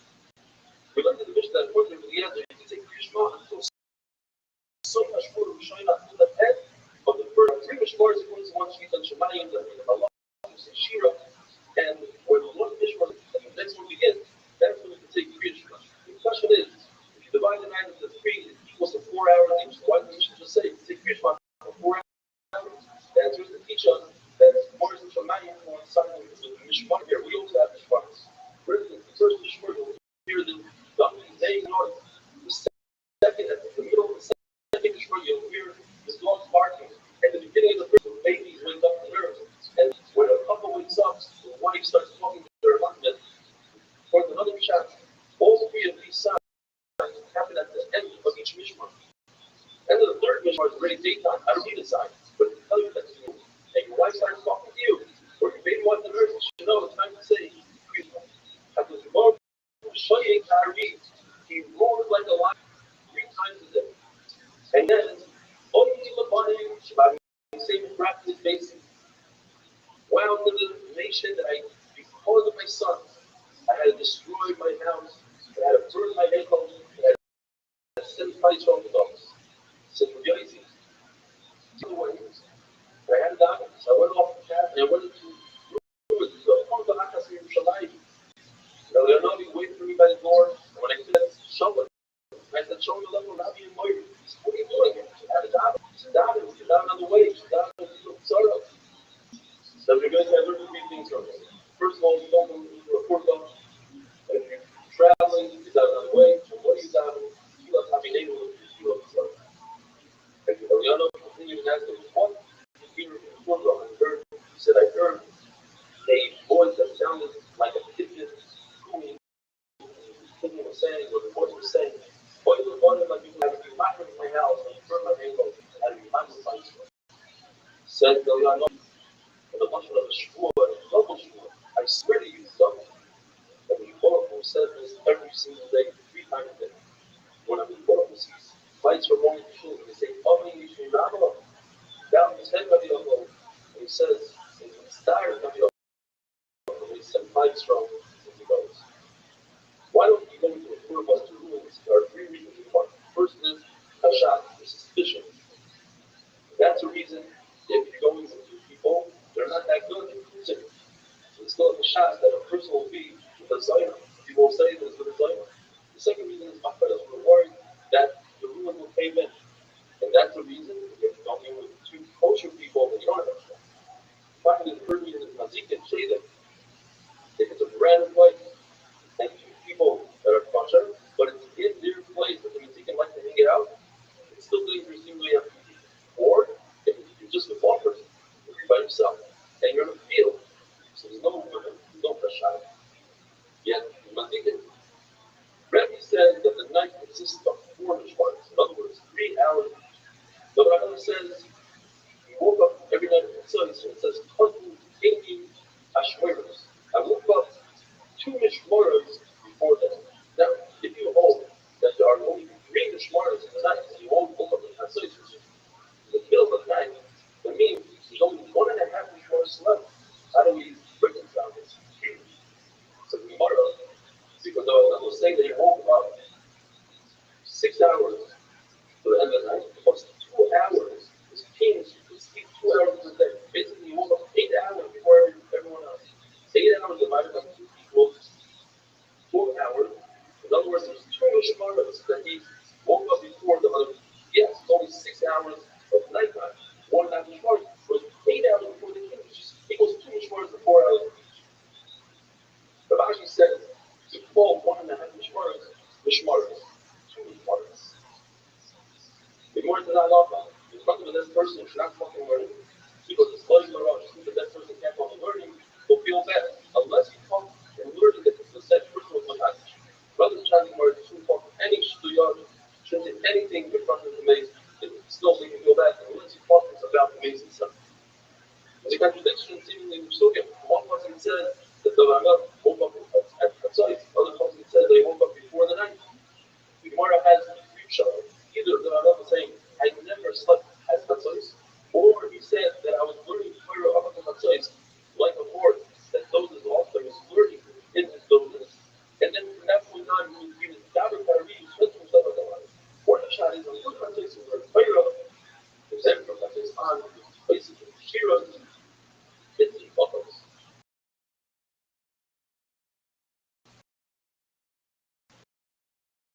Or Nesha, the Rambam says, Chatzos, Laila, so in other words, some Rabbi knew what Chatzos was, and on the other hand, it seems like which Rabbi didn't know what Chatzos was, because he says, Chatzos, they go, Fire, Chatzos, all of Chatzos, 4 Mishnah in the Gemara. Either the Rabbi knew which Rabbi didn't know, but the Rabbi had his kinor, his heart, which told him exactly what Chatzos was. Or the child, which Rabbi also knew, just the Rabbi needed his kinor in order to awaken him. Third child is what Rabbi knew what Chatzos was, which is worried that people would say, what should I do? He's lying, what should I do? That's why I say, they don't catch him on his word. Over the fact is that Moshe Rabbeinu on the 13th of Nisan, he said, just like now, tomorrow, tomorrow, the world will take Israel out of Israel. Right? With the Shachli Moed tells us, Shachli Israel came in with the melons. It means one time they came in, every day they were coming back to the Alex Chapel. But one thing they made was he said, we need Rabbis to find Israel. So the Rabbis let them do business with each other. Make fun of it, it's not enough. Every time he said, go out to war. So you might have to go out to war. You have to fight them.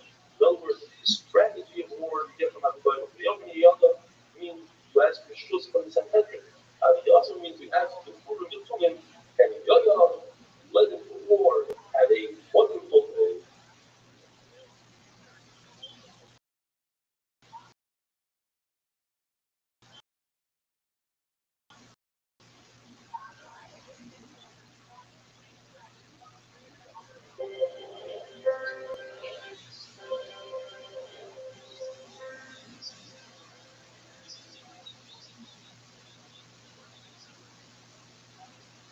Roughly $1,000.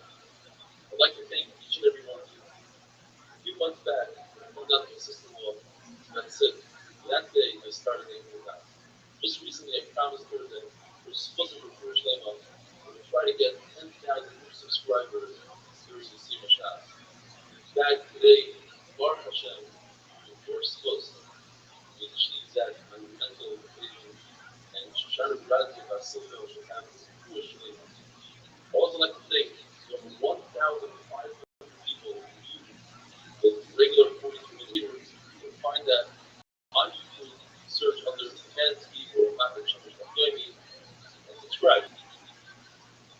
Pasuk says in Tehillim, the Rabbi says, Shomer Nafshi, Pasuk Adam.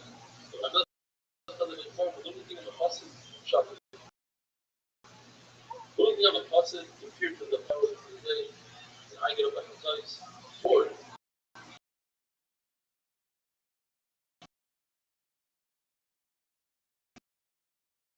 the other sit around, while I acted over my father to their husband.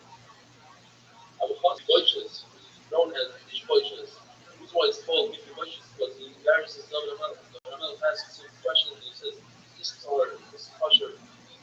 And he embarrasses him in Allah. He's not much better than David Amelech. So David Amelech got his revenge, so to speak.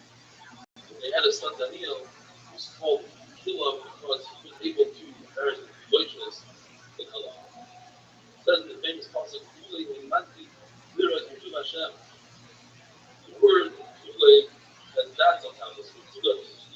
So Rabbi wasn't sure that he was Zoichel, Oil Haba. And the reason is because he was worried, Shemi Yitru Nafei. Perhaps in sin, he won't be Zoichel. As we see back in the video, you have a couple of times in Shemir protection. It says in the pasuk, like Yira Yaakov, he was worried. Why? Shemi Yitru Nafei. That discussion, but the second was like,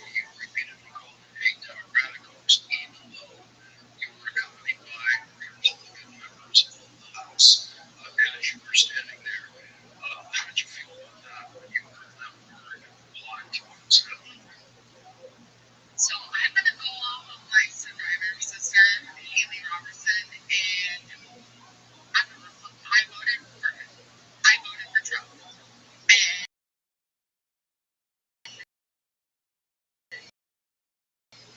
for him to say what he was saying is beyond me. Because for him to say that this is a joke and that it's sides, this is not sides. We will say it time and time again. None of us are up there accusing him of anything. There is no one that is accusing him of any wrongdoing. So for the fact that he is saying those things and saying it's a hoax, who are you fighting for then? Because if it's not you, then who is it? And that scares me.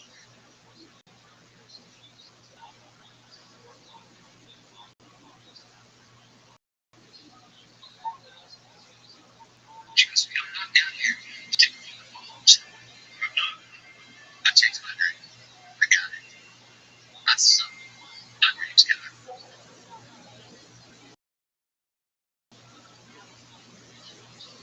Ezra should have had the same kind of reason of Chris Yamso as Bible had the first time in Israel.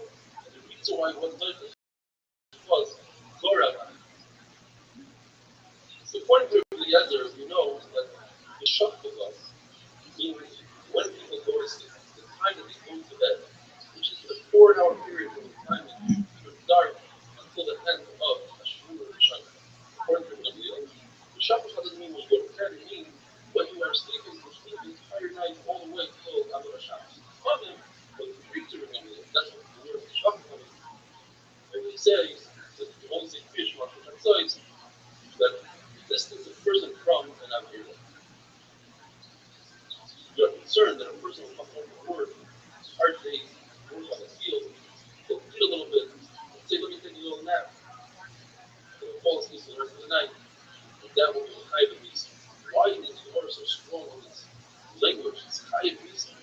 Because sleep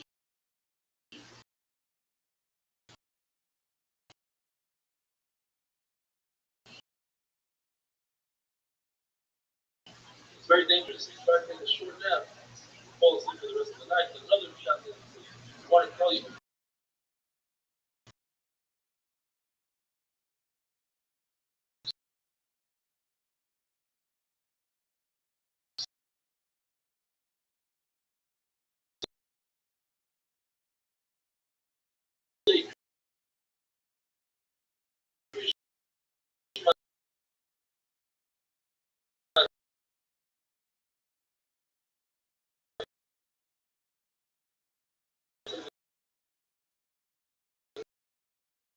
Tomorrow, and then you Esrei they create make a sound.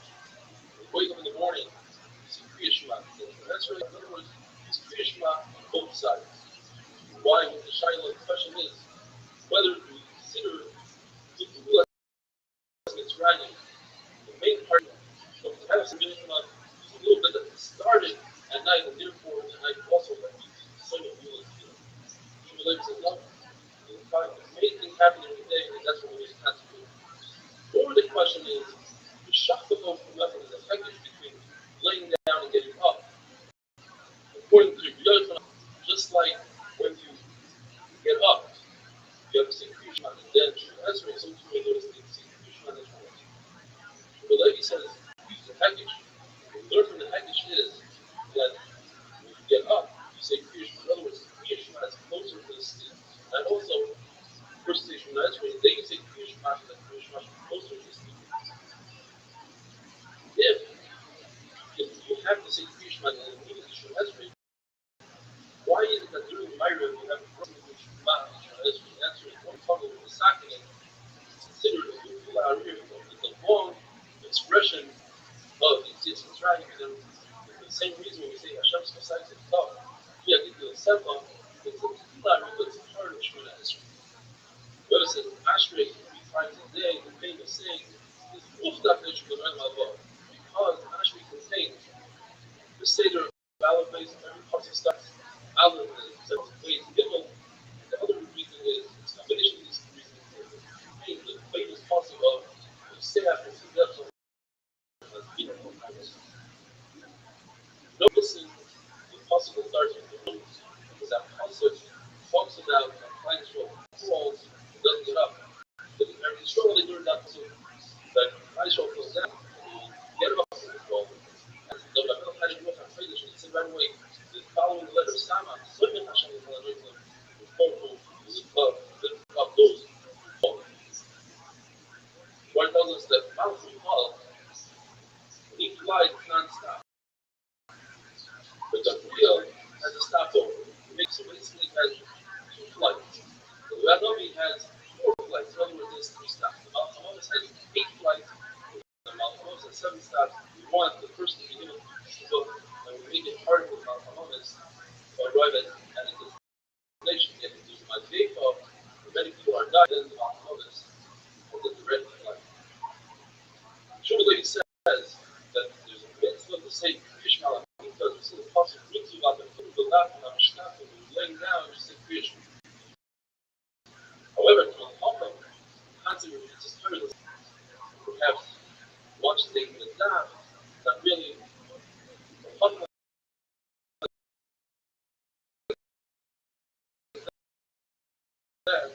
doesn't say Krishma Lamida. So you see Hashem take evidence.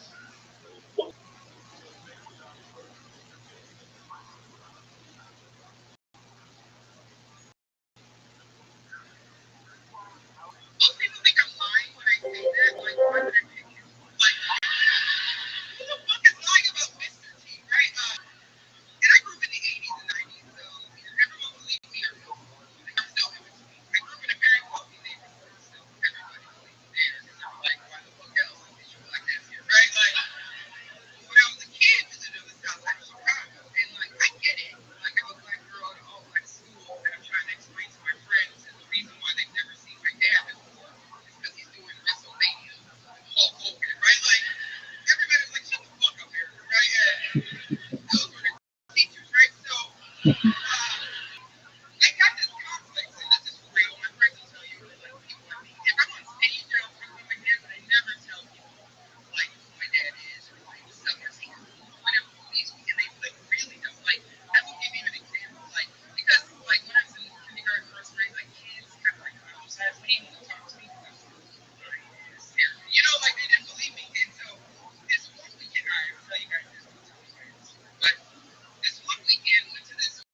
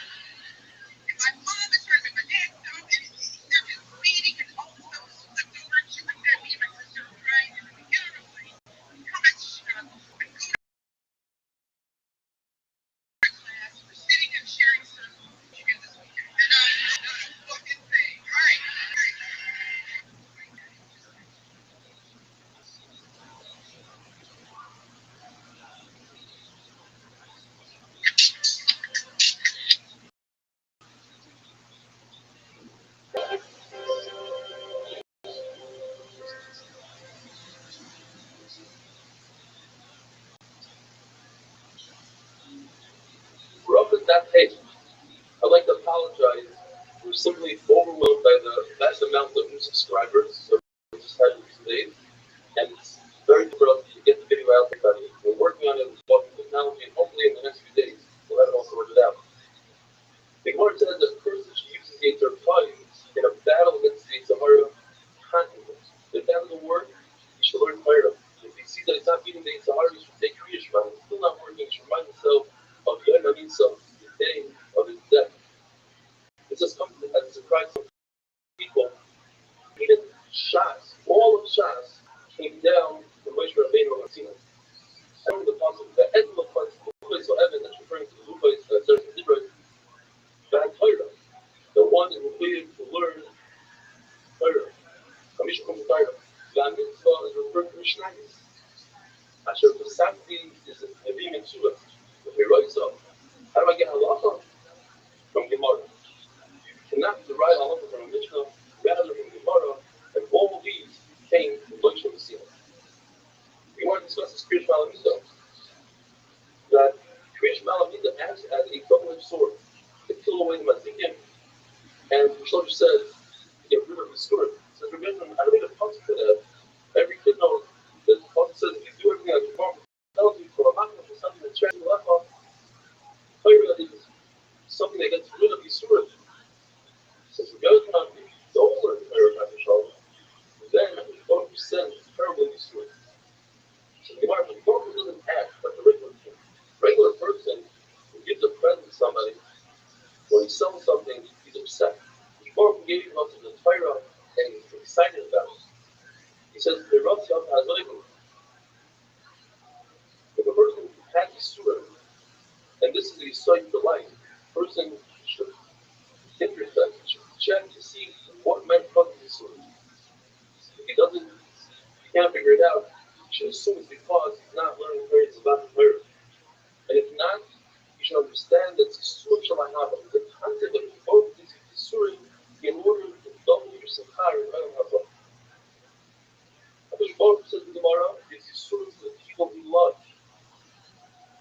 On one condition, that those people who accepted the Haba, and if they do, they'll result on children and Arifas Yom. So my point is, if Tzisur Shalahaba is only a situation where it doesn't create the Torah, but only a situation where it doesn't create the Tefillah, and the point of it, even if it creates the Torah and the Tefillah, it's still considered the Tzisur Shalahaba.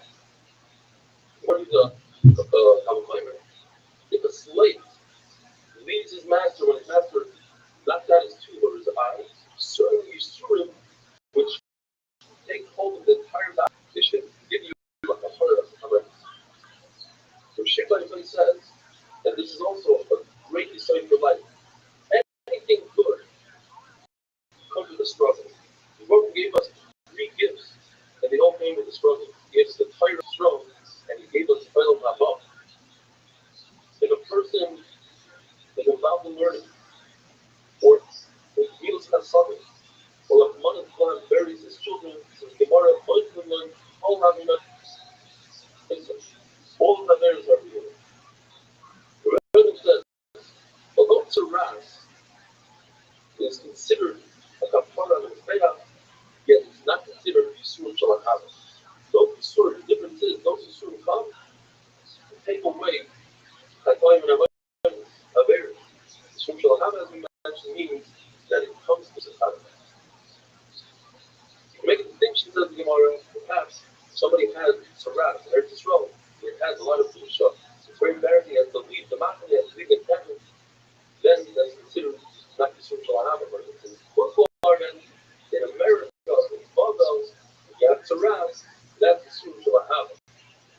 So it doesn't make it, if Yisur are visible to others, if Tzaras is visible to others, that's not Yisur Shalahava, but if Tzaras is covered, it's Yisur Shalahava.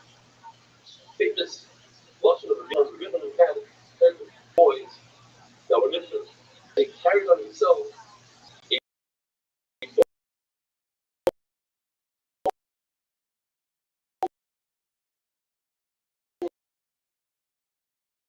one of the children of the last child that died. He says, they died with that Zerah, did not make the distinction. If a person never has children, that's not Yisur Shalahava. If a person child that's excluded from an Abba.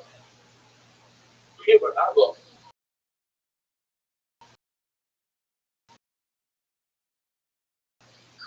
was saying, Rebbe asked him, "Are you happy to use sword?"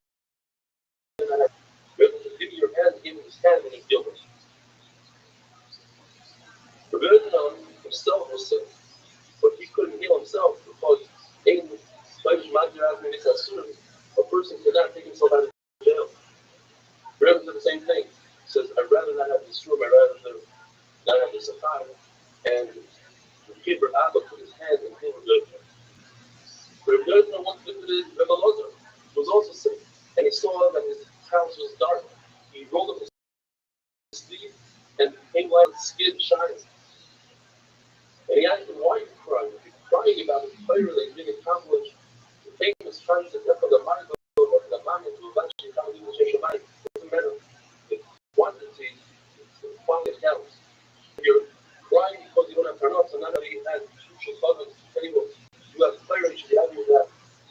Since the Lord are crying about you, your beautiful face, your beauty, that one day is going to be buried. He explained, because the German Marshal explains, the last of the beautiful people that lasted from Purim Heights. And that's the end of an era. So they both sat and they cried. But 400 of his barrels became vinegar. So someone came to Matthias and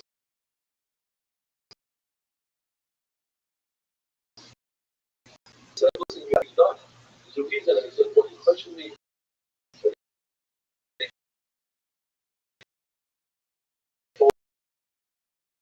They explained to Michelle. He said, "Well, perhaps you didn't pay your sheer profit." And he said, "Well, the sheer profit was Ghana stole from me. That's why I didn't pay." And so, nevertheless, even though it's Ghana, steal from him, and you take a little bit of the labor. She said, "Okay, I took him out, so I'll pay him back." And in fact, either all his 400 barrels became wine, or the price of vinegar became higher than wine. Abba Binyamin davened before he did any halacha and before he ate. If Rashi says it, let's before he learned prayer, because it says you don't understand what Rashi is saying. Of course, you can learn for davening. You should put your bed between north and south because the Shekhinah is facing east and west. And if you do so, you'll have both sputter and white wolf is carry have wonderful things.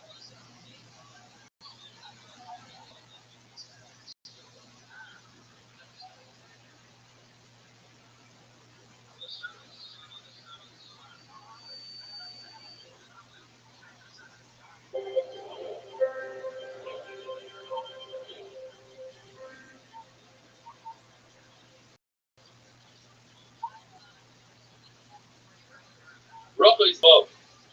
We have the capacity to see shading. We'd be so scared that we wouldn't survive. All around us, and there are many of them, many more than us. In fact, each person has 1,000 shading on his right side and 10,000 shading on his left side. They can blame the shading for everything. The fact that our clothing is worn out, that our feet knock each other, that our knees are weak, that when sheer it feels as if it's crowded. It's all the shading that you can blame. If you want to see evidence of shading, you take ashes, you put it by your bed, and in the morning you can see footprints that look like those of a chip picker. If you want to see them, that's kind of dangerous, but you can if you take a black cat, female black cat, who's the eldest, who's the daughter of another black female eldest cat, you take the afterbirth, you burn it with the ashes in your eyes, then you try to sprit, and it actually damaged him to harm him having to die for him. Abba Binyamin Halachas, and he says that tefillah is heard only in a shul. It says, Shmoya Elohim Elohim. The tefillah that is singing there is the Shmoya is found in a shul, and he comes where there's a minyan. He actually comes before the minyan gets there. And the Shmoya is there when they're doing this prayer with the three dayanim, and there's prayer. The Shmoya is there when the person is learning prayer, and the Shmoya is there when a person is learning by himself. The difference between a person learning by himself and a chavrusa is that a chavrusa for everybody to see. Yet, for an individual, it would be in his own private safer. That's how close to explain this. It says in the Pasuk, the Choshvei Shmoy, the famous Gemara, that the person thinks about doing a mitzvah, he had a highness and he couldn't do the mitzvah, he'll get scarred as if he did. And the Baruch Hu wears the villain. The Baruch Hu says, Klal Yisrael gave me this one great Shema. He said, Shema Yisrael Hashem Elokeinu Hashem Echad. I'm going to say, Mi Kam to Yisrael Kohen Kosar. One of the big Baruch Hu is Tefillin. One of the back that he has, Kimi Goy Gadol, and the parasha Umi Goy Gadol. In the second bayis it says Ashrecha Yisrael, and the parasha Umi Goy Gadol. The third bayis it says Oya Niso L'Skima, and the fourth bayis it says Itfa Elyon. If a person is used to coming to a shul and he doesn't show up, his Baruch Hu asks about it. Where is this guy? If he finds out he went for bar mitzvah, the person will have light. If he finds out that he went for bar shul, even to make a parnasa, you won't have light. Time reasons to learn. Time says it's impossible to both tells the person to obey. If this is what a person is going to earn this year, Rosh Hashanah, so when he makes Rosh Hashanah, it's impossible that the person has before they get time to go daven and to go learn. And he takes that time instead of learning, he goes and he earns for nonsense. It's not even more who will take away from the learning that you're supposed to learn. In other words, you should stay and learn, and nothing will happen. Take the same without learning. The Rebbe says that when the Baruch comes to the shul, the Yad Koyas gets accepted immediately. The person has a criminal place where davening is like a Filipino, and it says in the Torah Ezra, Hashem will help him. And when he dies, they say, who's this Anna, who's this Chassid, the child of Abraham. When you go towards the shul, you should run. When you leave the shul, you don't run. Because it looks as if you're running away from the shul. In fact, on Shabbos, it's possible to run. You're allowed to run. It's encouraged to run the shul. The Gemara has a list of things that what we might perceive that get scarred for is in fact, you go to shul and listen to speech. You don't really understand the speech. You get scarred, not for listening to Torah, but rather the scar for arguing and learning is the scar that you get for the Amilos and Torah that you get from coming over the Torah. The scar that you have going to the base of Aval, to the Menachem Aval, is not to talk. The opposite. So, being quiet is what's preferred. When you fast, on a fast day, you think that the scar is for fasting. In fact, the scar is even greater when you give money to the poor person to break his fast. The scar of masking somebody saying a hesped is not in the speech that you give, but rather in the crying that you do. And the scar that you have for going to Chasana is the scar for telling the Chasana great things. If you daven in a shul, outside of the shul, according to Rashi, means opposite of Doran Kodesh, that wall, and your back is towards Doran Kodesh, considered a Russian verse, a story that Eliyahu Navi met somebody who was davening outside the shul, and his back is towards Doran Kodesh, said the shul turned around, and Eliyahu Navi took out his sword and killed the person. It says in the Pasuk, these are the things that people are used to, such as davening, and people disregard davening, they don't treat it with proper respect. Rabbi says, Krum is a lotion of a bird. When a person is being supported by others, he has a certain kusha that his face turns to the color of the bird called Krum. Not only that, he is done. Give him a punishment with patience and fire in the water. The Gemara says you must be careful with all three fields. Mincha, you see that Eliyahu Navi was answered during Mincha. Rabbi even says Mincha Sarah, and the person says Hashem Goyter Mishpat Koyim. If you benefit from a wedding meal without creating simple like a wedding, the favor of the 5 toilets that says the puzzle is based on simple, etc. Arm Sameach Chasim Chaya benefit from 5 toilets that says the Torah by each toilets of God. The continuation of Kosasim is a very long passage. It says that to be in Kudla Beis Hashem, some say that when you go to a wedding, it's a Mechas and Talents, that if you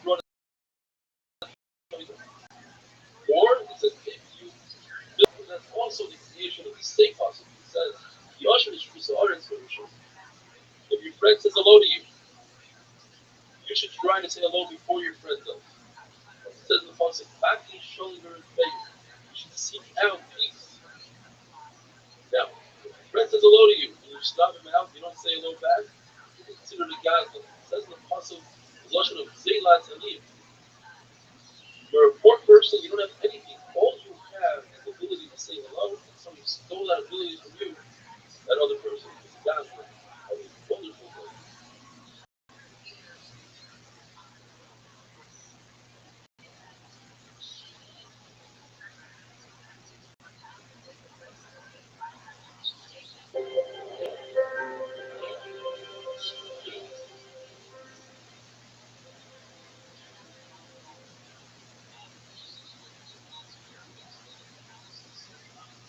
Rochel is not saying, the Lord tells us that even after Baruch Hu Davids, what does he say? What does he say to? The Lord says he says it to himself. It's actually the same exact word as the famous song just said to themselves.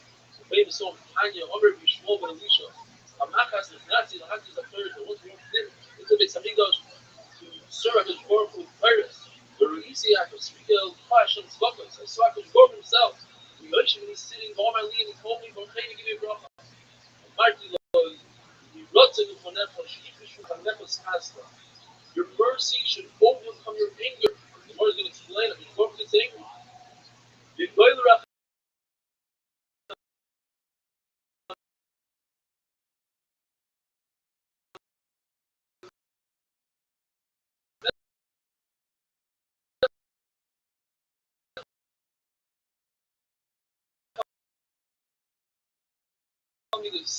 And your mercy should overcome your midos. This is not. What do we learn from Shema? We learn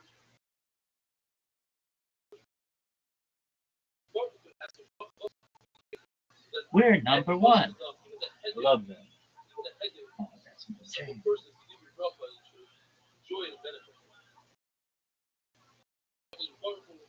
That he's a person when he's still angry. Wait until he calms down.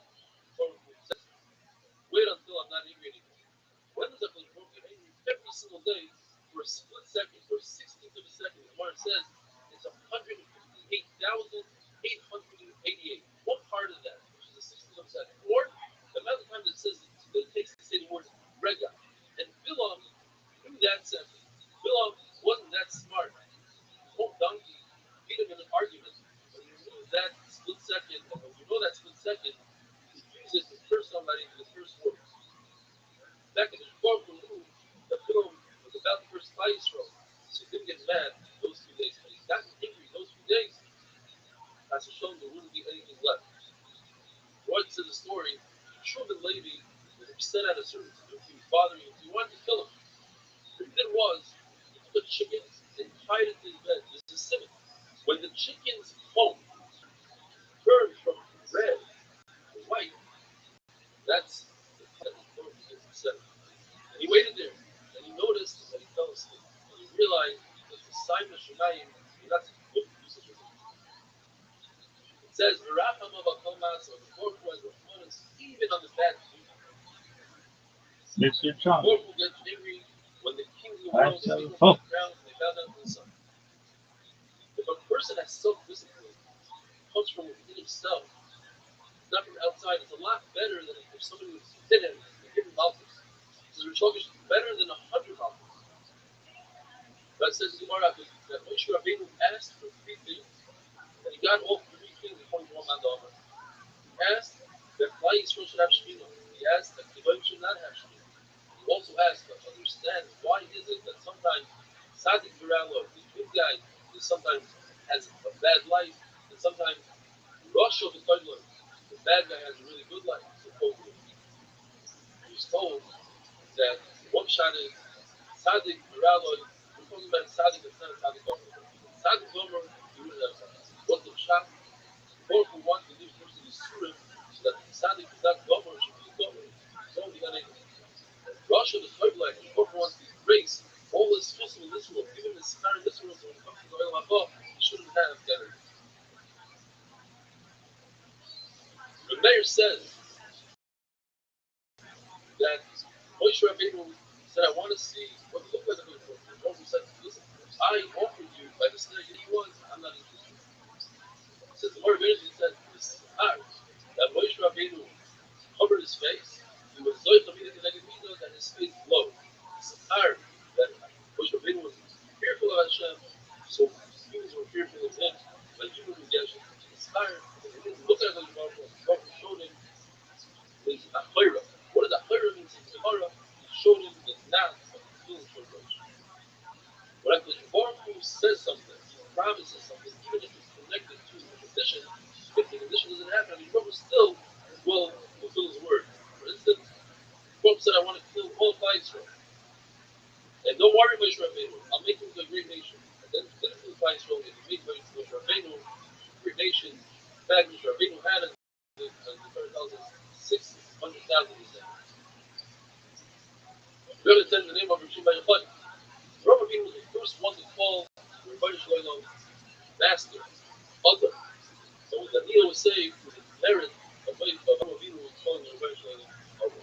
Leah was the first one to be invited to Hakadosh Baruch Hu, to praise Hakadosh Baruch Hu. Realized that what Hashem gave her was more than what she deserved. The name Reuven, the Gemara, is made out of two words. Reuven, see my son. Leah was saying, look at Esau. He sold his fire willingly, then he complained. And he said that Yaakov took it away legally. My son Reuven also is the fire to Yosef.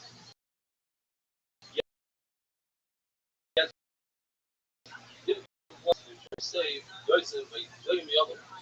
The name Ros, that would sing Shiro's is famous under the Baruch. In fact, you see, the name of a person has a tremendous effect on the person.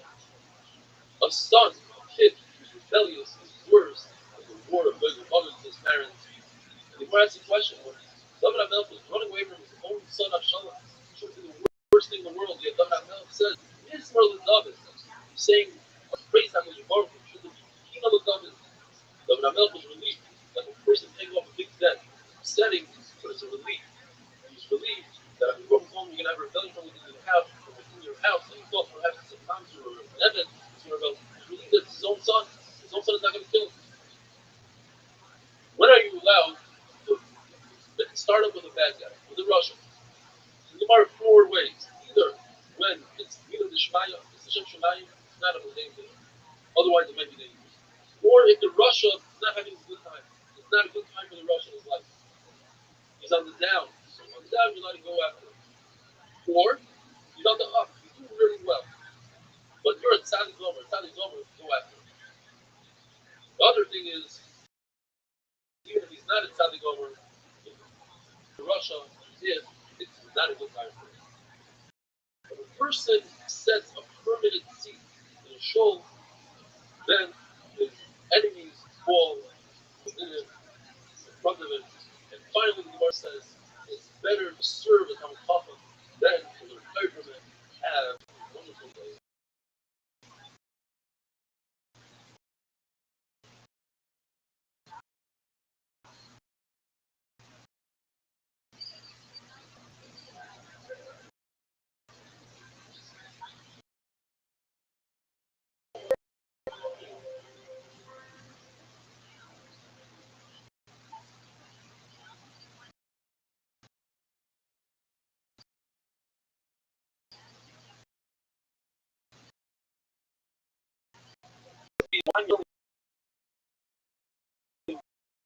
One very small Ben Elisha, and then the entire group, 60, 70 guys, will feel it. If you want to be part of a fun, entertaining cheer, check us out on YouTube on the Rabbi Stefanski. Understand why there are close to 2,000 subscribers. The halacha is, if a person has an itis, he's sick, and he can't make it to shul, and he can't gather 10 people to his home, it's preferable that he should daven at the same time that they're davening in shul. Hakadosh Baruch Hu doesn't turn down the tefillah of the tzibur of the rabbi. Baruch Hu says, whoever learns Torah, does milos chasadim, and davens with a minyan, it's as if they redeem me and my children from within the nations. Rothschild'S says, if there's a shul in a city and he doesn't go in, he's considered a bad neighbor, and because of him, he creates govos for him and for his children.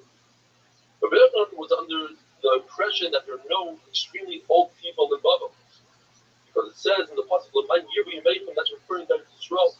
When he found that there were old people, he said it must be because they come to shul early in the morning and they leave shul late at night, and that gives arichas yom. Rothschild'S says one should not sit right by the door, the entrance of the shul, because it looks as if he wants to run away from shul. Rather, he should give himself. The Gemara brings 4 pshatim for this palakha. Every chassid, pious person, should daven for this, le'etz, right before he needs this thing, and he'll get it if he davens for it. What is this thing? The first pshat is, Rabbi says, is referring to looking for a wife. It says in the pasuk, Matzah Isha, Matzah Tayyib, the Matzah matches Matzah in the pasuk. In fact, in Israel, they would ask, Matzah, or you might say, after you married, now that you find out the woman you married, is she a Matzah, Matzah Isha, Matzah Tayyib, is a good woman, or Umoy Sani Marvi Mavis as an Isha? The Rabbi says it's referring to Torah. You should ask for Torah, and you'll receive it. Rabbi says you should ask for Pura, for burial. The Rabbi said it's talking about death. You should ask for a good death, a pleasant death. In fact, Gemara said there are 903 types of death. The worst one is Askara. That's one of the Mrs. Nashika, like taking a hair out of milk. Askara is like taking thorns out of wool. Very difficult. So you should ask for a good misa. Man Sutra says it's referring to a bathroom. You should find a good bathroom. Sutra seems to be the best out of all of them.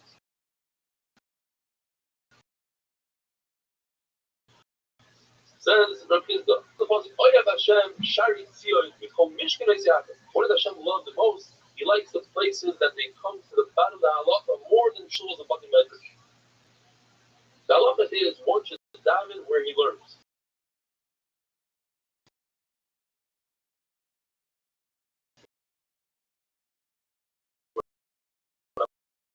Rabbi heard this halacha, he changed his ways. He used to, yet they chose the daven by the pillars of where they used to learn. It says, Miyon Shchoris Hamikdash, Egin Lo Lakosh Baruch Hu Elo Dalet Ames Shal Halacha B'Levad. The time the Korban Abayis and Baruch Hu only had 4 Ames of Halacha. So in other words, that's why Abai also he decided to daven in the same place that he learned Halacha. That's why Baruch Hu. Gemara says somebody who has Yerushalayim and earns a living is greater than somebody that earns that just has Yerushalayim without earning. It says in the pasuk, Yagia Kapecha, Soichel Ashrecha V'Toivlah. You learn Ashrecha by the Mazeh, V'Toivlah by the Mabah, whereas just Yerushalayim only has a Mabah, not a Mazeh. There's that halacha that one should live right next to his Rebbe. If he's subordinate to his Rebbe, if he accepts everything his Rebbe says, otherwise it's not good to live next to your Rebbe. We see that Shlomo HaMelech didn't marry the daughter of Pari as long as his Rebbe Shimon Megaria was alive to live next to him.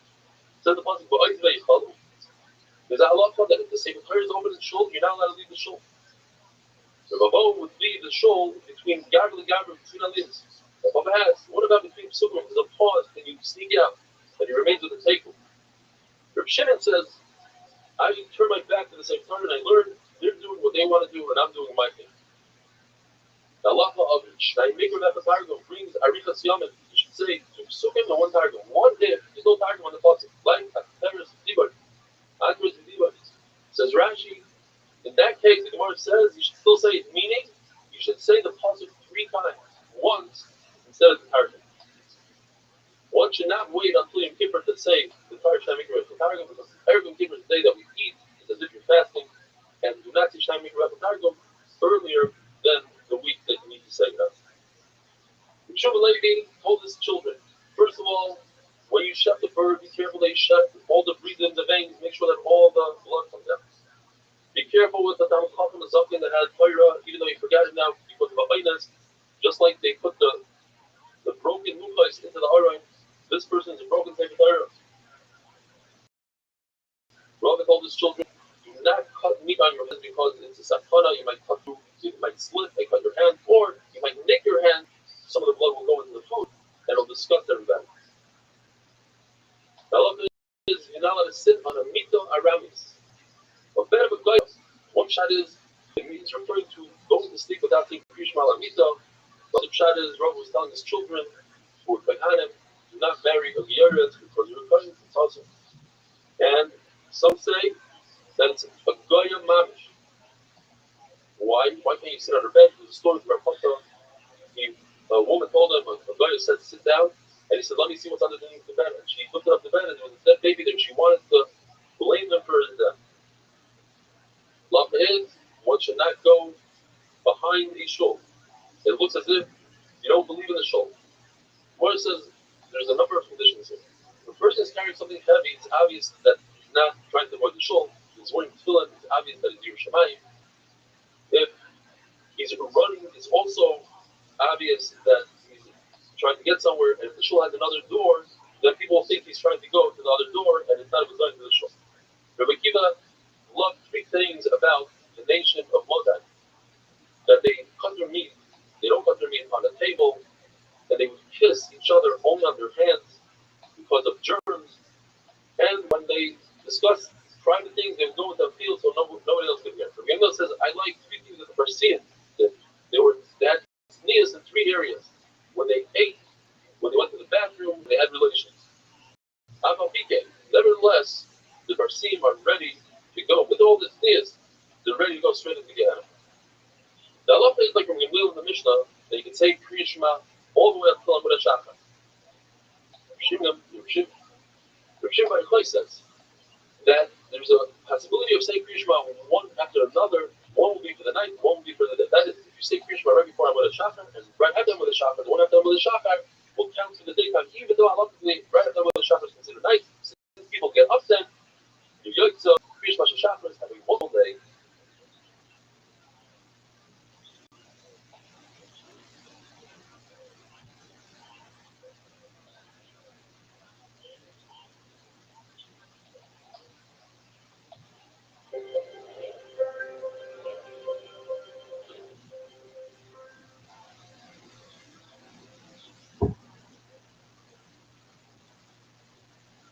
Rabbi is that test.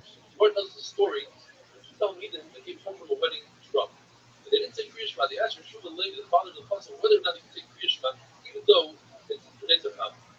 Yeshua says, yes, we pass it like Yeshua by Yochai, that in a time of uprightness, like being drunk, you can say Kriya Shema of Meir all the way till the next. In fact, that's the halacha. You're supposed to say Kriya Shema of Meir up until the next. If that doesn't work out, you have a Amud HaShachar. If only the case of uprightness, you go until Netzachah. As in our mission we had, that the sons of Gamliel, they also went away, but they didn't have a notice. They come home drunk, and they asked Gamliel, did you say Krishma? He said, yes, up until Amud HaShachar. Because they weren't sure whether or not the Rabbi or the Rabbi argued with their father or not. They knew their father, but they weren't sure if the Rabbi would agree. And Rabbi said, yes, the Rabbi agree with me. The shir really is up until Amud HaShachar. The Rabbi made the father siyag, say Krishma before Hatzot. Let's put a diary has it. It's their show. The next word is Hazeh. They learned out that the time to eat Karban Pesach is only up until Hatzot, which Rabbi Kiva holds time to eat Karban Pesach is all the way to the morning. Rabbi Kiva learns from the word Hipazah. Hipazah he holds is the hastiness of Klal Yisrael. What did they do? The hastiness in the morning, so therefore you can eat the Karban Pesach till the morning. The Lezer holds that Hipazah is referring to the Mitzvah. They were in a rush to get Klal Yisrael out. The Geulah started by Hatzot, by Ma'aseh declared the one Klal Yisrael out. In reality, Klal Yisrael only left following the Geulah. There's a passage that seemingly has a three-way contradiction. It says, Shav Tizbah Pesach. When do you shut the Pesach? Which means in the afternoon. It says, Kivoy HaShemesh, we learned Kivoy HaShemesh, referring to Shkia. When the passage continues, it says, Moye takes momentum trying, when the Klal Yisrael do the trying in the morning. So which one is it? Is it noon, Shkia, or the morning? So the Gemara, the passage is telling us three different things. Shkita of the Karban Pesach happens in the afternoon. Eating of the Karban Pesach occurs only after Shkia. What point can you eat the Karban Pesach? When there Yeshua, which is like your you eat all the way to the morning. According to the Lezer, it's a food, not sense. The Gemara now goes on to explain a few symbols. When the former Chol Moed becomes Klal Yisrael, the Pharaoh, gold and silver from the Mishnah, the Pasuk is the interesting logic. Daber no, for Oznei, for Oznei Yishai. What's this enough? I beg of you, please. Baruch Hu told Moshe Rabbeinu, I don't want Avraham Avinu to come to me with kindness. I promise that he's Mitzrayim will enslave my Israel, and that they did. But happened in case of Push Gadol didn't happen, so therefore I beg of you that you should beg of them that they should borrow gold and silver. So that Avraham Avinu doesn't have to. And Klal Yisrael said, we don't want to borrow. We want to leave. The question we don't think tomorrow, let's leave right now. But Yashivu, with a mem at the end, says Rabbi means that it happened forcefully. What happened forcefully? One Shita says that the mitzvah were forced to the land. Another Shita says, Klal Yisrael didn't want to borrow. They felt that it might be too heavy. They needed to run away from the mitzvah. The mitzvah might give chase. They wanted to go lightly. And therefore, they didn't want to borrow. So the Klal Yisrael was forced. But not forced in Mitzrayim, says the Gemara, that once Klal Yisrael borrowed from the mitzvah, everything was destined. It was as if it was a trap for an animal without a big, or by not with the Sayam, just like in the depths of the ocean, no fish. So too, the tribe had no values left. Hey Asher, hey, what does Baba Hashem more from Polish Rabbi? Not Klal Yisrael. Just like I was with them now, I'll be with them in the true dollars. What you're going to say? Klal Yisrael has enough on their hand. Why should I tell them about future dollars? Says Rabbi Shalom, you're right. Just tell them I'll be with them. What's the double Hashem by Eliyahu Hanavi? Aneni Hashem Aneni. Famous story, Eliyahu Hanavi wanted to prove them they are bound, that they are false. So he had them try to consume meat with fire from Shemayim. It didn't work. And then he begged Rabbi Shalom, bring an axe, bring down fire from Shemayim and consume the meat. In fact, that's what happened. Aneni the second time was, why Yisrael should think it's witchcraft.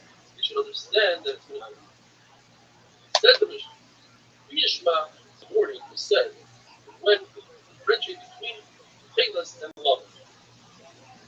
This is Chelas and Lava. That's Rothschild. We had the opportunity today, the owner of Chelas came down here and gave us a live demonstration and led us to it. The Gemara says that Chelas is in the lava. It's a wool, it wasn't dyed from it. It didn't catch like this. When you differentiate between the white and the blue, that's the shear. That's what you can say, Kriyashma. Rabbi Lazar says between Chelas and Karsi. Karsi is a leaf. So when you differentiate between the blue and the green, that's the shear of Kriyashma. The same shear you means in another way, you differentiate between a dog and a wolf, between a donkey and a roy, which is a wild donkey. And a Chayrim say it's when you can differentiate, when you can pick out your friend or an acquaintance, an associate from four dinosaurs. Up until what time did you say Krishma? What she did until late Sachama. That till Chantila, you go even further. Yeshua says until 3 hours, this morning, or so you divide the day before the light, that's when they grow up and they run. So it says you start from Amin Shachar, so the light says you start from Shachama. And that's when kings wake up, 3 hours into the day. Which it says, remember, reads Krishma. Past this time, at least there'll be time to answer the rights of human Torah. We're going to explain it. It says because this person is saying about that, the person is saying about that, but unless he gets the time. But Rabbi says, the halacha is that Kriyashma can be said, the shear of picking out your friend for Ramos away. Rabbi says, no, that's only in regard to feeling.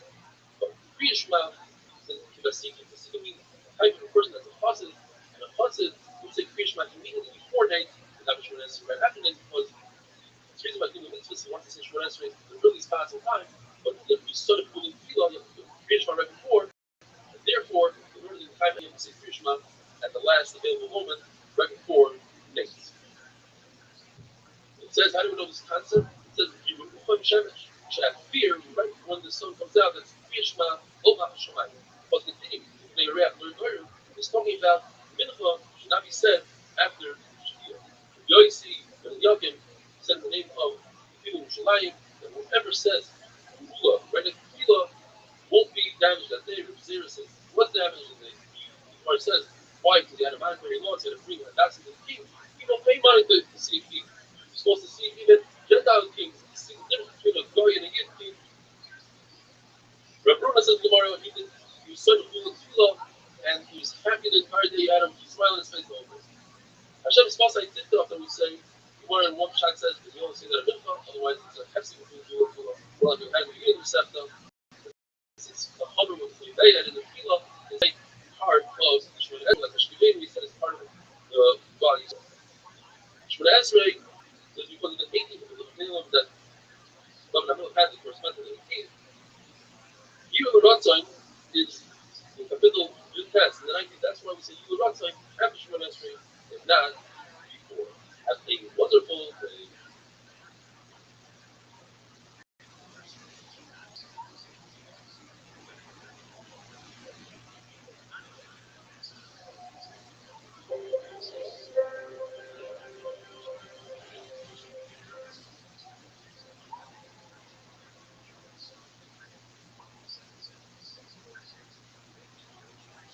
Rabbi stopped you. The Gemara tells us a story that a mayor had really bad neighbors. So he died and they should die.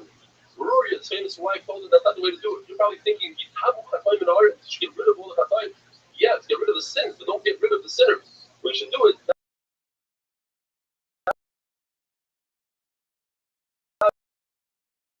They should do a middle one asked Ruria, how does the pasuk make sense? The Navi, because she didn't give birth, she came home and she said, shut up. Look at the end of the pasuk. Lots of love about the Geulah. There are going to be many more prize from Yerushalayim than Edom. In fact, the word Akira is referring to that our children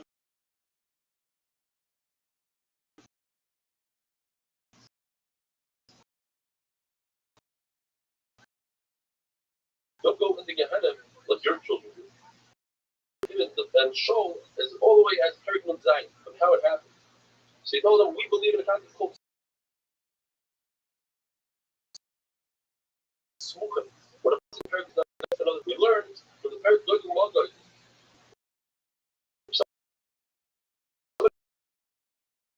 Somebody might tell you, how is it possible that Goy is going to rebel against the Baruch? I'll tell you, look, son rebelled against his father. Visar has chesed al Shaina. Shlomo wrote about his father David, that he had Ruach HaKodesh later on in life about 5 times that he's in different worlds. One of them was the world in his mother's womb. He said Shira, he said a Baruch Nafshi about it.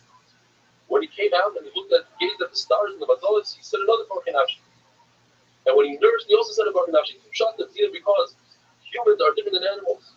You nurse from a clean place, or you nurse not in the Makim Erba. And he said Shira when he had the falling of the Rishayim, and when he spoke about the day of death. Rosh Hashanah says that it corresponds with Hakadosh Baruch Hu and the Neshama, the 5 times. Hakadosh Baruch Hu fills the whole world, the Neshama fills the whole body. Hakadosh Baruch Hu sees it, but it's not seen. The Neshama sees it and is not seen. Hakadosh Baruch Hu feeds with fireness the whole world, the Neshama is the fireness the whole body. Hakadosh Baruch Hu is pure, he's tired, so is the Neshama. Hakadosh Baruch Hu sits in the inner rooms, so does the Neshama. So therefore, the person that has the Neshama within him and prays Hakadosh Baruch Hu. Well, Hinashi says, my innards. Hakadosh Baruch Hu is not like a human being. If an artist paints a picture on the wall, you can't infuse it with life and Neshama. Where Hakadosh Baruch Hu not only can something with life. As Chana said, and we learn in Sayer, there's no artist like our God. In other words, Hakadosh Baruch Hu can create humans, nobody can do anything similar. We learn Ein Levaloisa. Ein Levaloisa meaning Hakadosh Baruch Hu outlives everything he creates, whereas an artist usually his art outlives him.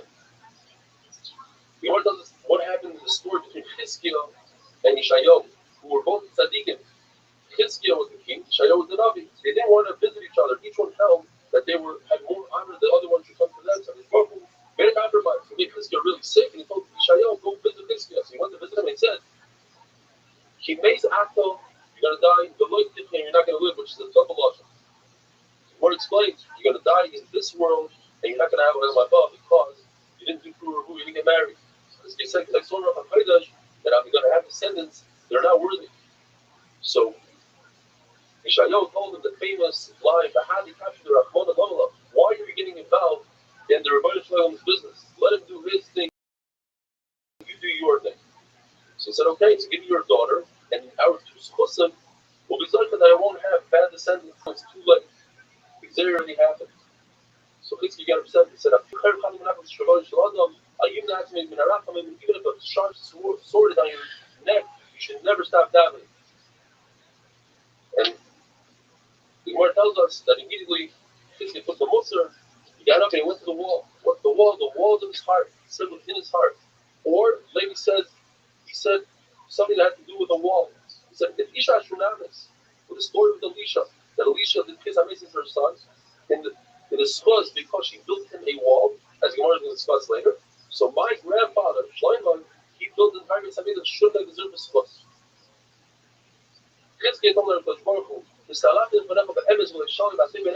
I did everything. What did he do? Says the Gemara, an amazing thing. He was Simon full of the tefillah. Lady said it means that he took the book of medicinal remedies and he buried it. As the Gemara says, let's get the 6 things. 3 things Rabbi, the Chamer agreed with, and 3 not. He buried the book of refuahs. He broke the copper snake that Moshe Rabbeinu made from heal people. People started doing out with. And when his father, the Rasha Achaz, died, he dragged his body in the streets on a bed of rope to show people this is what happens when you do have a desire. Those 3 things Chacham agreed to. But what they didn't agree to, that when he plugged up the water of Yichon in order to thirst and create that the soldiers of Chayr shouldn't have water, they didn't agree to that. They said, let it go to deal with it. When they didn't agree to that, the extra month of the year, on the last day of Adar, they said that's not good because that last day could be Nisan, and because it could be Nisan, you don't do Kippur Shon on that day. If somebody uses other people's schus when he dies, he says, answer me from the schus of my forefathers, the Moshe Rabbeinu did the schus of Abraham, he's answered in his own schus. But this guy used his own schus and he said, answer me my schus, etc. So they used the schus of David. Now going back to the story of Isha Shunamis and Elisha, she says, let's make him a wall. Where did she put Elisha? She put him in an open Aksaka and she had to build a wall to divide that. And then, what does Aliyah mean? Aliyah usually means in the attic. It means she put him in the best of her house. Fourth child is she put him in the attic. And she had to build a roof. So why is it called a kier, a wall? Because it's called. It's kiru with the lashon of roofing. It says that she put a bed, a table, a chair, and a lamp. The Gemara says that Elisha benefited from it. You're allowed to benefit from favors that people give to you. But Shmuel would refuse favors. He came with a little suitcase. Wherever he went, he had all his belongings. Nobody could give him a favor. She knew more than her husband that Elisha wasn't covered. How did she know? She noticed that flies wouldn't land on his table. Another child is she noticed that his sheets were clean. They didn't have any carry on them. Whereas his Misharis, Gehazi, didn't have Misha. He grabbed their inappropriately. Says Gemara that if a person posts on Chacham and gives from his own belongings to the Chacham, if using Makriv the Chacham. What is the 3 halachas in Tefillah? First one is they shouldn't stand in a high place when you daven. There should be no haughtiness when it comes to daven. You're supposed to put your feet together like we do during Shemona Esrei, and you're not supposed to eat and drink before daven. If you do, it's as if you have gaiva and then you try to be imam with Shem Shabbat. Shmuel said, like Yeshua, the Kriya Shema said until 3 hours into the day. Right? It says if you say Kriya Shema after this man, it's as if you were Makayim Kabbalah Kaira. We should say Kriya Shema before and 1 after. Rav agrees to that. In one lashon, Rav argues that. Mani said, somebody who says Kriya Shema at the right time has a bigger source than learning Kaira. Have a wonderful day.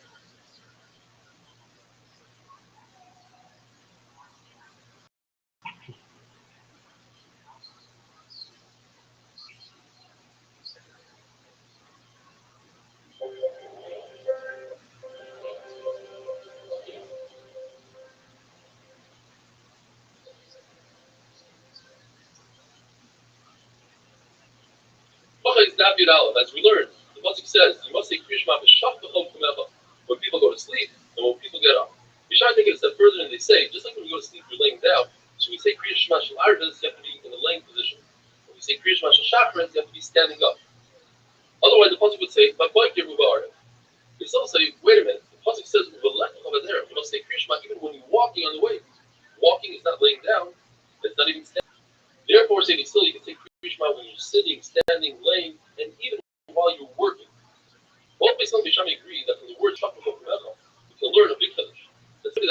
a mitzvah. He's preoccupied doing another mitzvah. He's halted from saying Kriya Shema. The left of Chavadar teaches us that not only a person that's actually doing a physical mitzvah, but even somebody like a chassan who's harder in his machshava, his mind is preoccupied. He's also halted from Kriya Shema since he's about to marry a psula. If he's marrying an almana, he's not occupied, and therefore he's chayiv. You combination of two things. If he's preoccupied, then it has to be with the mitzvah. So therefore, if somebody's about to lose his ship and sinking, that's not enough to give him a psula from saying Kriya Shema because an other who's preoccupied, he just lost a loved one, and he's very bizarre. He's also chayiv in all mitzvahs. Besides tefillin, because tefillin say peher, and since he has apron on his head and he's bizarre, he's puzzled. Even though Basil used Uvalech Chavadar to teach us this concept that a basic mitzvah in Potter, nevertheless they learned that physical words Uvalech Chavadar that it's talking about the person that's walking and not laying down. One knows a story. Rabbi Shmuel and Rabbi Elazar ben Azariah together. Rabbi was laying down, Rabbi Elazar ben Azariah was standing. When the time came to say Kriya Shema, Rabbi Elazar ben Azariah decided to lay down like the Shabbat. And Rabbi Shmuel, who was laying down, jumped up to say Kriya Shema. Rabbi Elazar ben Azariah told him, "You remind me of a mashal. Somebody had a beautiful beard, and he told him, "Look, your beard is beautiful." So he said, "Okay, let me cut it off."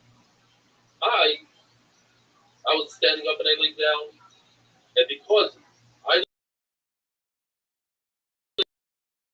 lay down, that's why you stood up. I give you a compliment that people will see us and they'll say that Allah is like Shabbat.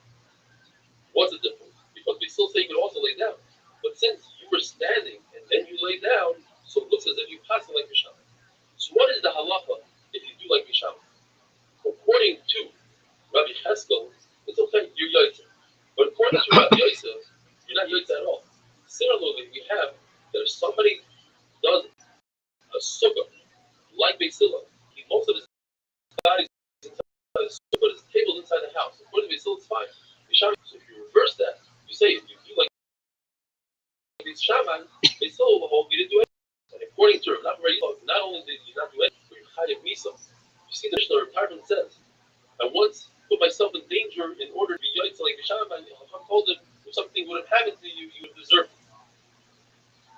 The Mishnah tells us, based on the pasuk, you should say 7 brachas, 7 brachas Kriya Shema. How do you break it down? The Mishnah says, in the morning you say 2 brachas before Kriya Shema and 1 after. In the evening you say 2 before and 2 after. In the evening, the Emunah, Emes Emunah is a very long bracha. Hashkivenu compared to Emes Emunah is considered short. Anytime Chachamim or Misaka, a long bracha or a short bracha, a bracha that finishes with Baruch Atah Hashem, or doesn't finish and you add or take off, you're not doing the correct thing. One of the brachas that we say in the morning, Yaitzer Oyer V'Oyer Choshev. We don't use the word Noiga because we want to say Choshev, which is darkness, which is Laila. We want to mention the night during the bracha of the day, just like we mentioned the daytime during the bracha of the day. According to Shmuel, what's the second bracha? Rabbi, like Musaf Ashkenaz. According to Chachamim, it's Havas Olam, like Musaf Sfard. So it says, therefore, one should say a Havas in the morning and a Havas Olam at night. Like Musaf Ashkenaz, I guess places were Chachmei Tzorfas Ashkenaz. Shmuel says Allah that if somebody gets up early to learn, he should say Birkus HaTorah. And he said Kriya Shema with Birkus Kriya Shema, so a Haver Rabba hinders him from saying Birkus HaTorah. When do you say Birkus HaTorah? Machlokes. Rabbuna says you only say Birkus HaTorah and Torah should be south. You learn Chumash, but not even a medrash that tells you the halachas that come out of the Chumash. Rabbi says even medrash. Yonan says you say Birkus HaTorah even for Mishnah. And Rabbi says you say Birkus HaTorah even for Gemara. And Rashi says because that's the Tikkur Torah. This is great for Dafyomi people. Gemara is the main part of Torah because from that halacha comes out, and it's the logic behind the Mishnah, and it explains away the contradictions in the Mishnah, and sometimes to add and take off words of a Mishnah. Shmuel says, what bracha do you make on Birkus Torah? Lazik Birkus Torah. Higher than you finish off with a bracha. And Rav Nuna says to say a short bracha, which he says is considered the most important bracha out of the 3. Why? Because it gives a praise of Baruch Hu and praise of Klal Yisrael and Torah. Therefore, since these are all important brachas, we say all 3. After the Kohanim brought the carbon comet in the morning and they salted the Ibarim, it's got a Kohanim with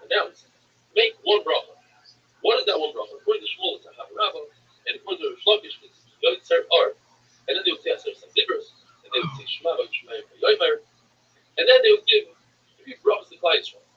They would say Emes V'Yatziv, and they would say the bracha B'Avodah, which is similar to saying just the end of Shois Chanavai or another bracha, and then they would say Birkus Yohanan.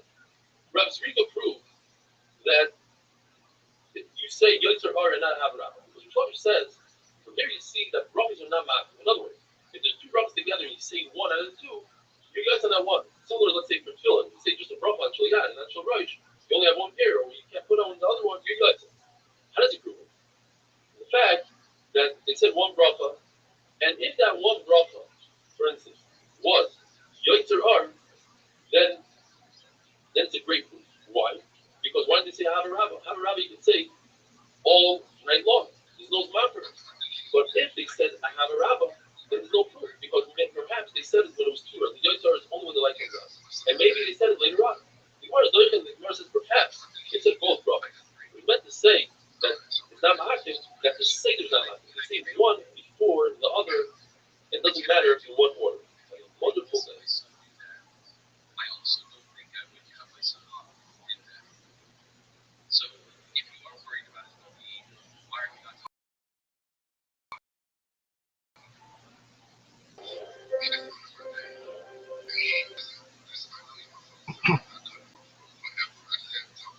This is the worst part of the life. You need to know who you never.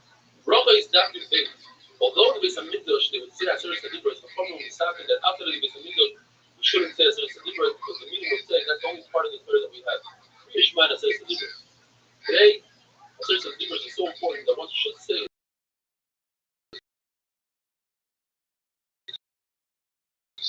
in private.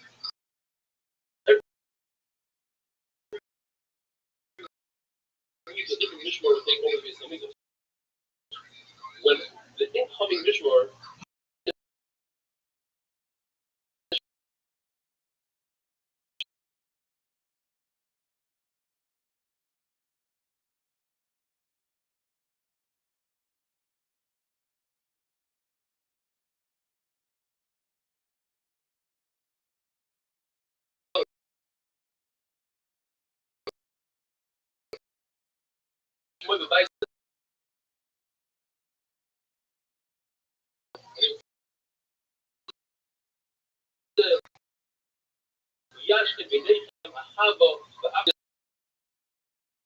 his hand the cup.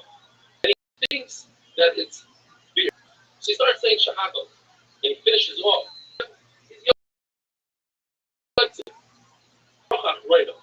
Person thinks that he ate things. And he finishes off correctly. He started off Birkus Hamazon, but he finished off made Sholish, the bracha right. He's young because even the Birkus Hamazon that he started off with would work for dates because dates can satiate him. And this Gemara remains in itself. If he thought that he's holding wine, but in fact it was beer.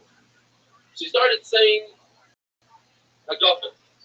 He finished off Shahako. The question is, do we go back to the main part of the bracha or the latter part of the bracha? Therefore, he'd be yotzei.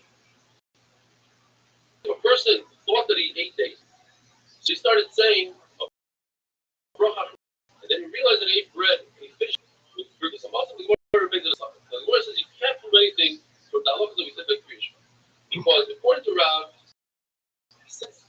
when it comes to Birkus Kriyash, you come with a bracha, Baruch Atah Hashem, Ma'ariv Aravim, that's enough. That's a bracha in itself.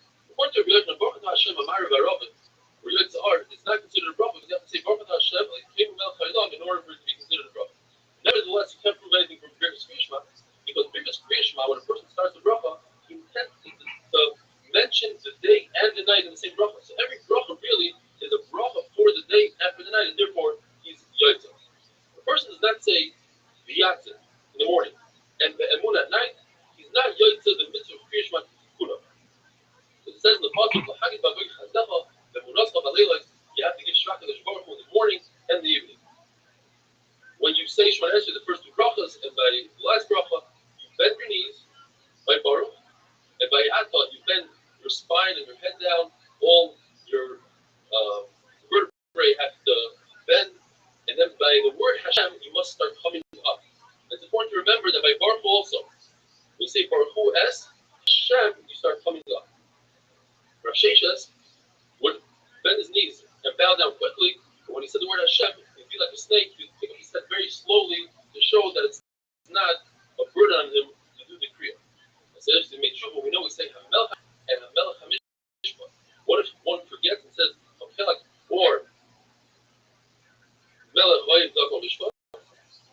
So according to Rabbi, and that's the halacha, he's not yoitza, and according to Rabbi Lazar, he's yoitza.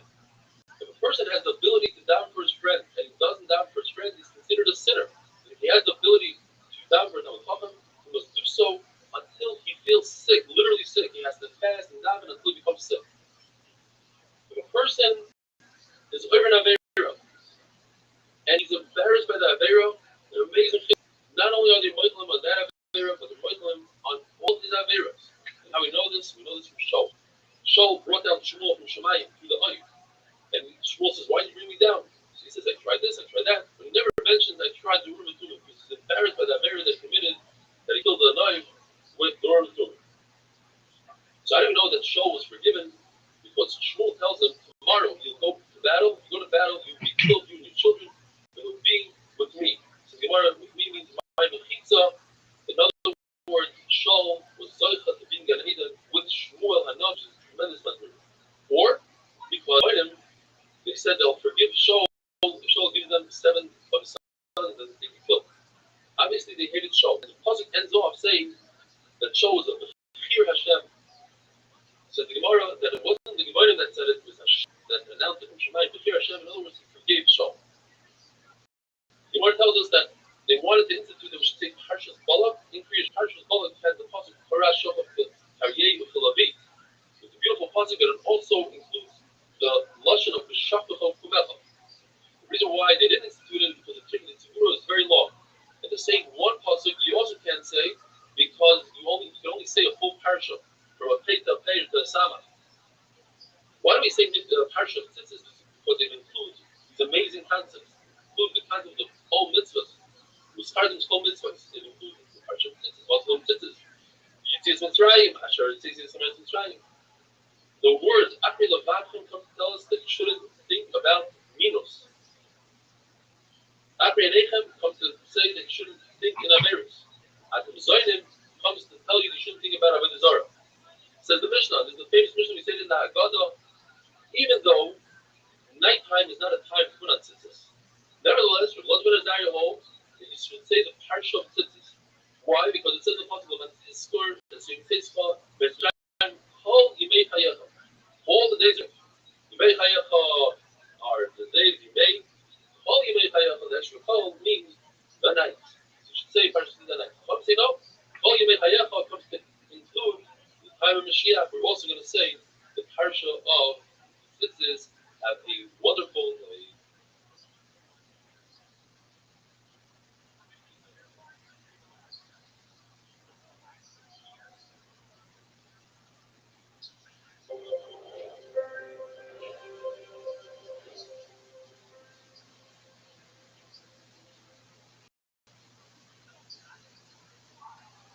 Bracha is David Gimel. The Gemara tells us that once Mashiach comes, we're not going to be mentioning the Geula from Babel, Paras, and all that. But we will be mentioning Mitzrayim, though it's slightly muted compared to how we mentioned it today, because the main focus is going to be on the Geula from Gog and Magog. As the pasuk says, "Hineni Pesach Chadash." I'm going to give you a brand new Geula. It's going to be so large that you're going to forget about the other Geulas. And Mashal, the person bumped into a wolf, and he has a great story to tell over to his friends. He bumped into a wolf, and he was sick. Later on, he bumped into a lion, so he forgets about his first story, and tells him the second story about the lion. And after that, he bumped into a snake. Forgets about the other 2 stories, and all he tells people is how he was saved from a snake. He did a snake. Klal Yisrael is going to be so busy with the Geula of Gog and Magog, they're going to forget about all the other Geulas that they have. We know because Baruch Hu changed Yaakov Avinu's name to Yisrael. It's a mutter to call Yaakov. We see we do that every day. The answer is because Baruch Hu himself called Yaakov Avinu after he changed his name. So there's no reason. However, when it comes to Avram Avinu, the Torah tells us do not call Avram. Therefore, his name was Avram, which means the father of his nation. Avram means the father of all nations. This is the right to Allah bin Asay to change his name and call him Avram. What about Sarah? Her name was Sarai, princess of her nation. Sarai, there she is. of all nations. The Lord tells us that What up, girl? Avram Avinu, this is what you need to call her. But he didn't tell. What's new?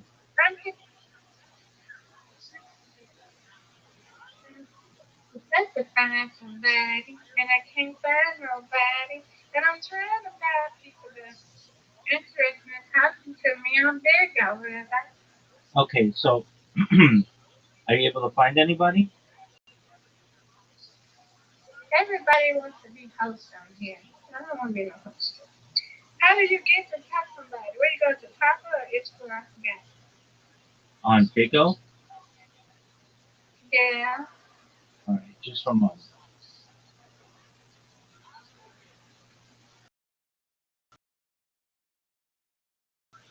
Alright, Pico.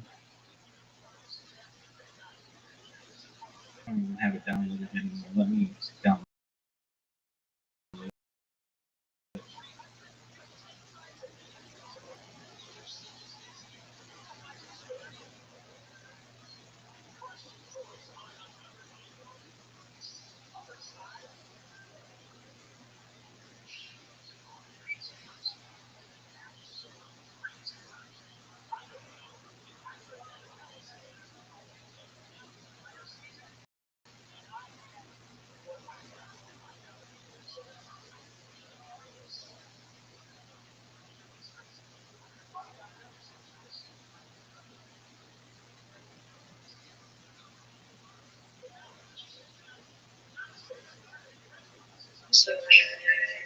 Um,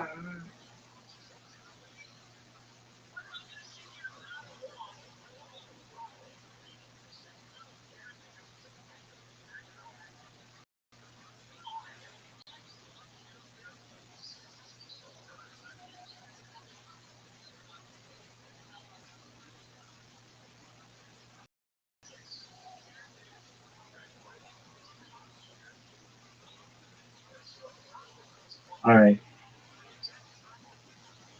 Um,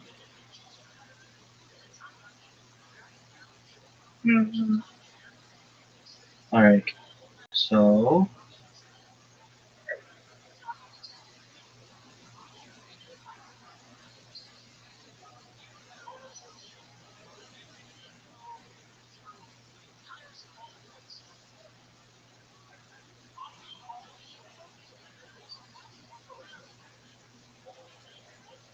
okay. So go to parties. Alrighty. Yes. Oh, party. Mm-hmm. And then find someone who you like. I don't know who you like. Okay. There's somebody who will like. Okay. And then go in their room Okay. and talk with them. Okay. Thank you. You're welcome. Oh, somebody got a bullet. Yes.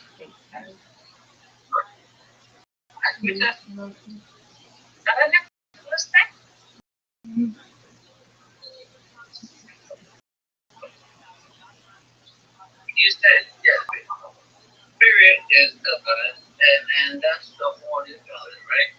The Holy Father.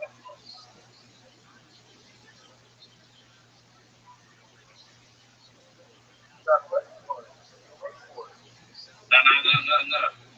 Well, we can get it. If we want it, we can get it. But I'm just saying. That's what I'm saying. Like, you gotta want to take it away from us, man. Man, who's gonna give it to you though? Like, you gotta work for it. Respect type shit.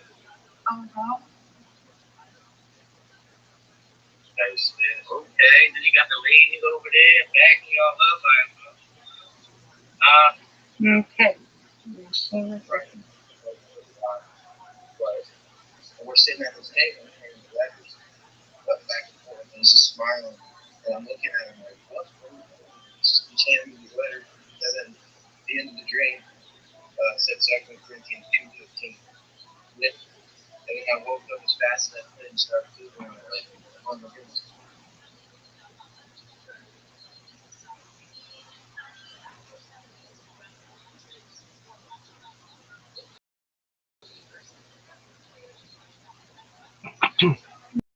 God.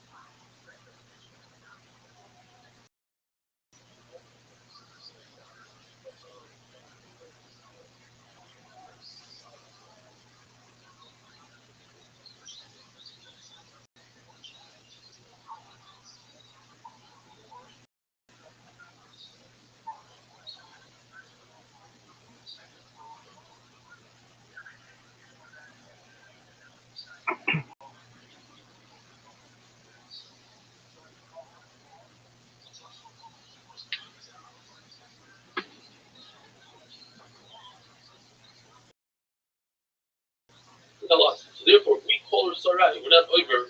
It's the first parak of Shas. We should be zoicha to finish all the prakim of Shas together.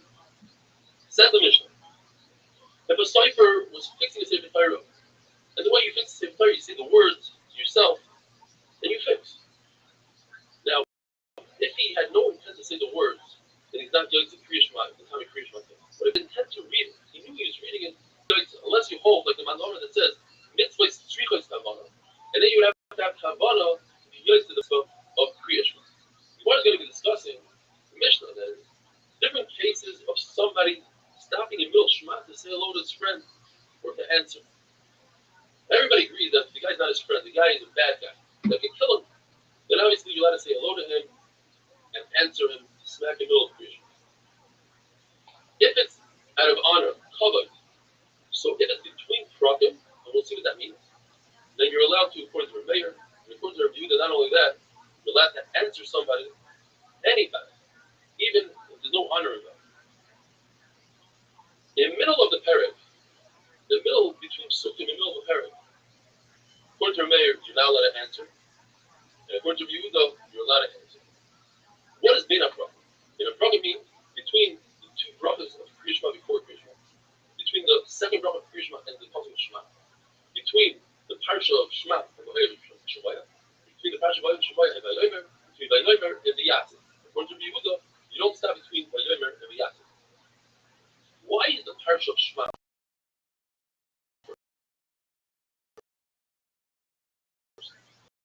not in the right words? Because first we want to do Om Lach Shemaya, and that's in the parsha of Shemaya second.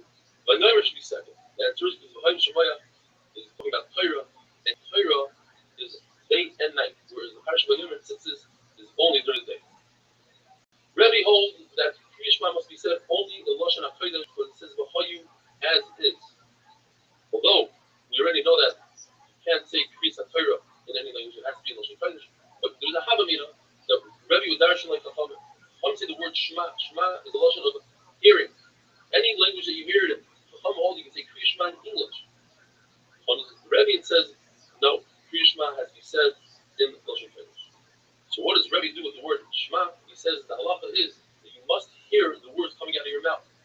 You yoitzu even if you don't hear the words coming out of your mouth. And Rabbanan take the word V'chayu and they learn that if you mix up the words Shemoya in instead of in Shemoya, you're not yoitzu. It has to be in water. Rabbi learned that from the Hay of Hadavar. We have a three-way machlokes. Where do you have to have kavanah, the proper intent, in order to be yoitzu? If you don't have just the first pasuk. And therefore, and Rabbi holds that's the halacha. So we pass it. So the person just had kavanah. I didn't say the first three psukim of Shema. The kavanah, as it says, ba'ela. They hold that you have to stand. In other words, if you're walking like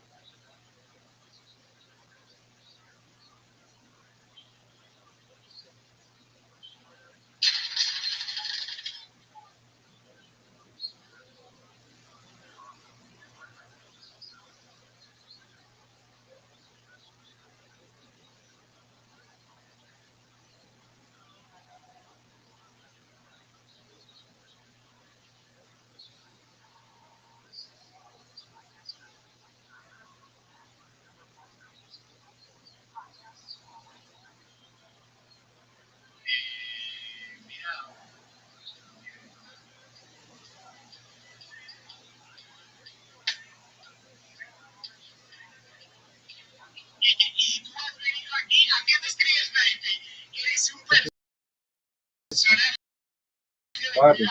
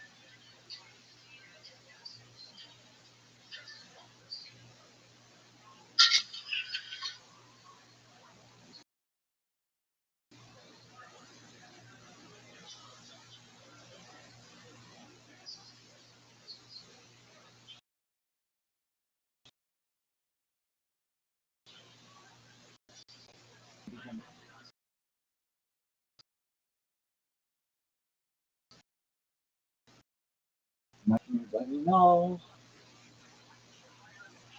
Like Priscilla, you're allowed to take This Rishma. guy's talking jibber jabber. Nobody knows what that fucking blah blah blah blah blah blah blah. Well, you're awake.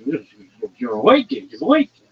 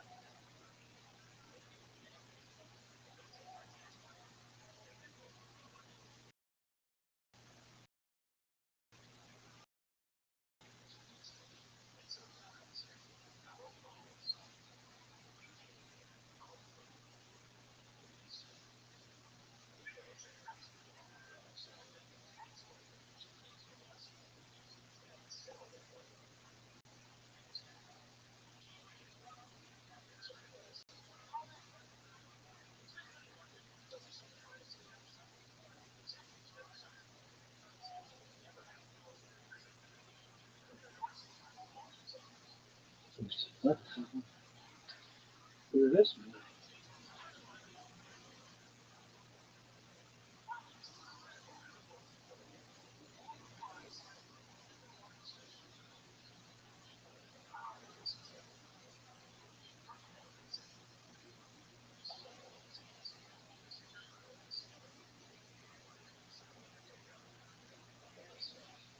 Rishma, when you walk into the first three psukim, you must stand still in order to have proper kavanah. Rabbi Akiva holds that the entire first parasha you must have kavanah because it says Aleph Avecha, and therefore they hold that you have to stand still and say the whole first parasha so you have kavanah. Also says Aleph Avecha, that until that point you have to read it and have kavanah, but from that point on you could just read it without kavanah. And you're yotzei. You should have kavanah, but if you don't, you're yotzei. What about the fact that in the second parasha it says Alephavchem l'daber bam? Seemingly you have to have kavanah. So you want to know that comes to tell us that halacha that your tefillin sheyad should be opposite your heart. Rabbi Yosha holds that up until that point, Alephavchem, you have to have free of the kavanah, but past that point you have to have kavanah. And the word l'daber bam comes to teach us that we're talking about Torah, and the pasuk is telling us you must teach your children Torah so that your children can talk in learning. Gemara in the pasuk of Shema. When you say echad, if you lengthen the dalet, it's very hard to do it as Ashkenazi. It's easy to do it if you're for money. Then Hakadosh Baruch Hu gives you arichas yom. Rabbi says as long as you don't say the ches really quickly, the ches has a comment. If you say quickly, it might sound like a shema. You shouldn't do that. Okay, Rabbi saw Rabbi Yirmiyah saying the word echad very, very long. So he said, listen, the only key you have is to think in your head that Hakadosh Baruch Hu is one. In Shemayim in the Aretz and in the four ruchos. There's no Rabbi would teach his Talmidim Torah from morning to evening. He had no time to use that. So on his eyes, and you just say one pasuk, the first pasuk of Shema Yisrael. Later on, Rabbi would repeat the entire Shema. We know one thing. We know that Rabbi would say over to Talmidim every single day, talk about Yitzis Mitzrayim. Either because he wanted to be Yotzei Yitzis Mitzrayim, or he wanted to master Yitzis Mitzrayim in the proper have a wonderful.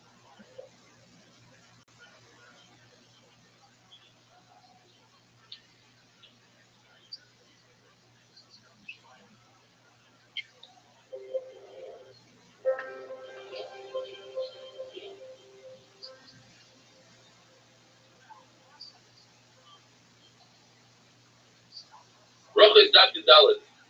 If you or if you know somebody else that might be interested in a Daf Yomi that's entertaining, fun, Ishmat, with a lot of visual aids, search for our shir online on YouTube under Rabbi Shemish Daf Yomi or Eli Sagansky, and come see for yourself why, since the beginning of brachas, over 1,000 views per shir.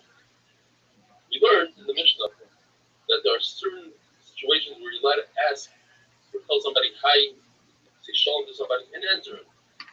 Says the Gemara, if you can do that in Kriya Shema, then certainly you can do that in the middle of Halal, which Halal is only found in Kriya Shema. They're right, so although Halal is pursuing itself, nevertheless, you can compare it to Kriya Shema. Now, the Gemara qualifies that. If you're saying a Halal Shalom, meaning on Yom Tov where you have to say a full Halal or on Hanukkah, then you can only say hello to somebody, Bein HaPrakim. If between paragraphs and not in the middle of the paragraph. However, if you're saying a half a halal, like a Rosh Chodesh, Talmud, then you can say hello to somebody, you can answer them in the middle of the paragraph. Rabbi didn't answer to Rabbi Shava was because he didn't think he was hush enough for him. It wasn't an issue of covet. In fact, in passing that in our days, since people understand that you're not going to answer them, you're in the middle of halal, you're in the middle of Krishma, so we don't have this concept of Shiloh Meshet Mivnei HaChavod.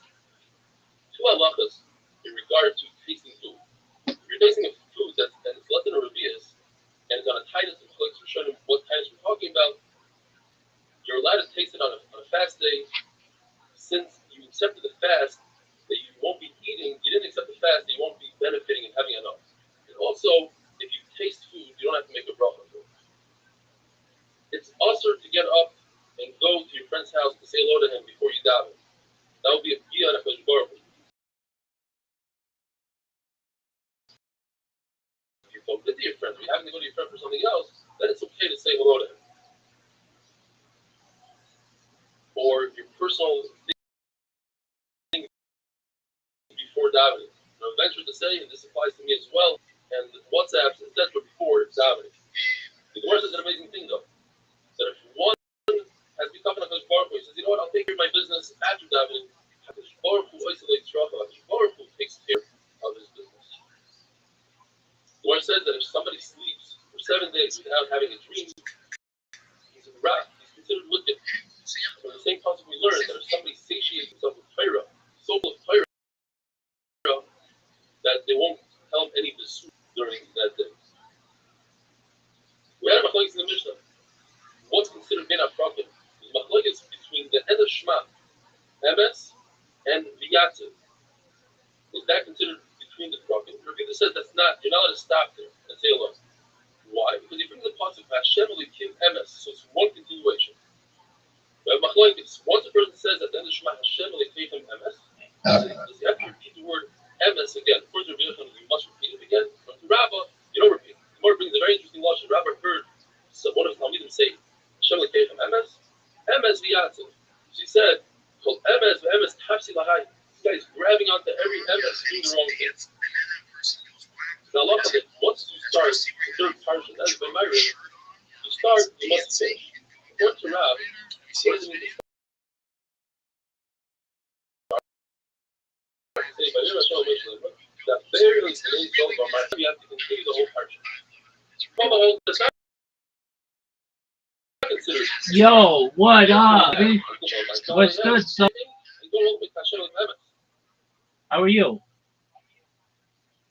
Yo, dog, can you hear me? How's your day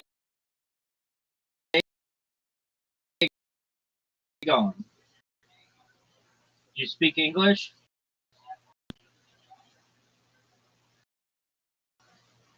How are you? Backbridge, how'd you find out about me, son?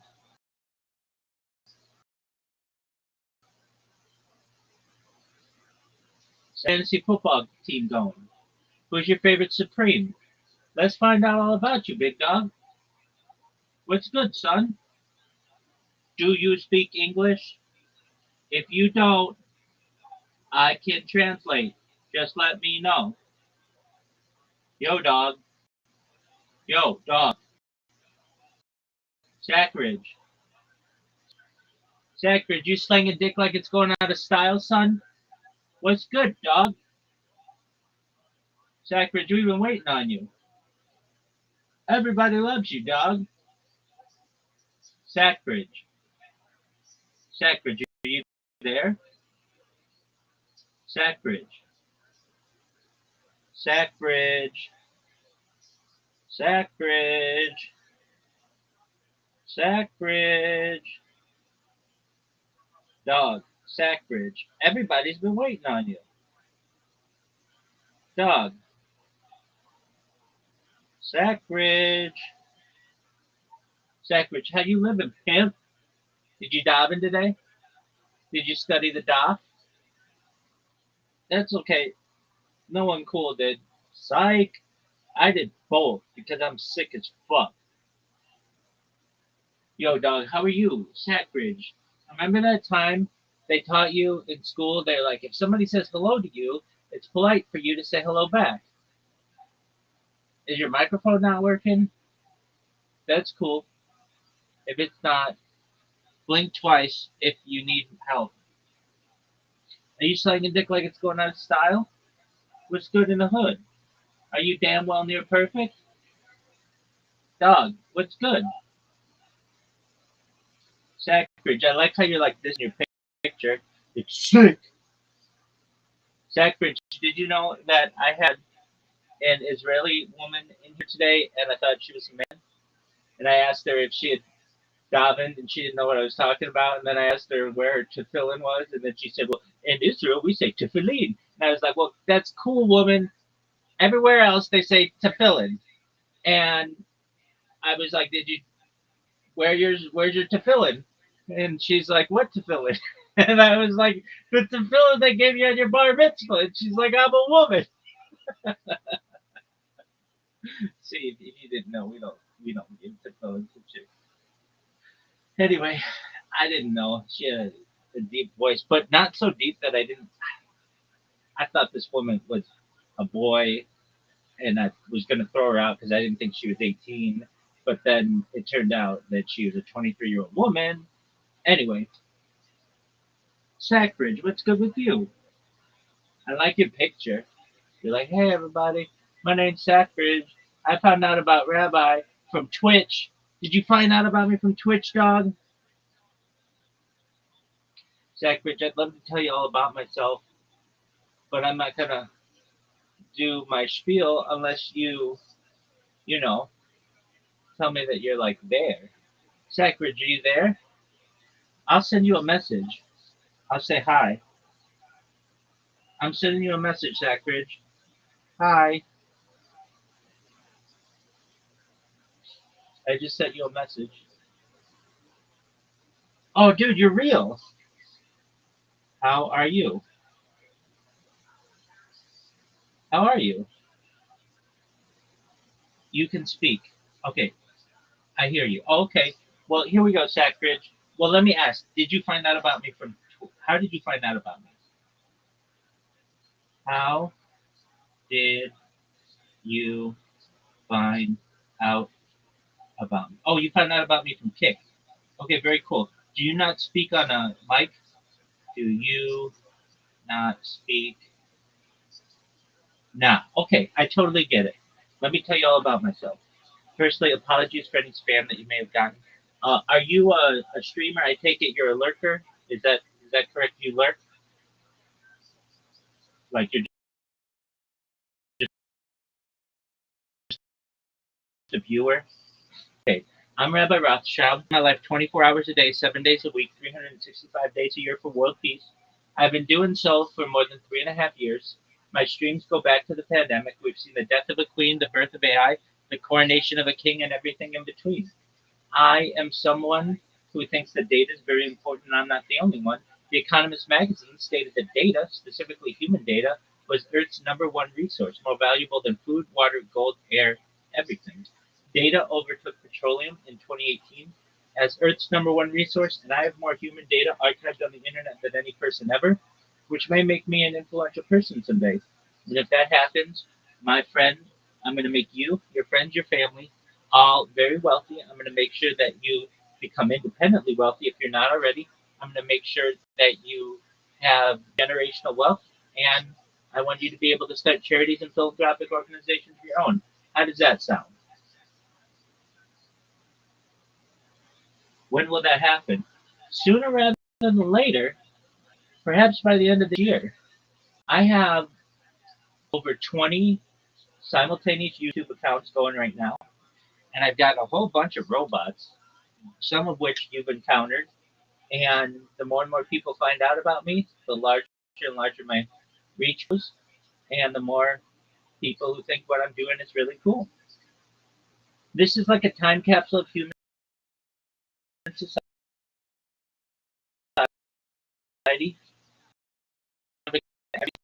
I am someone who talks about ending world use of technologies such as agricultural drones, floating greenhouses, saltwater greenhouses, hydroponics, vertical farming, cloud seeding.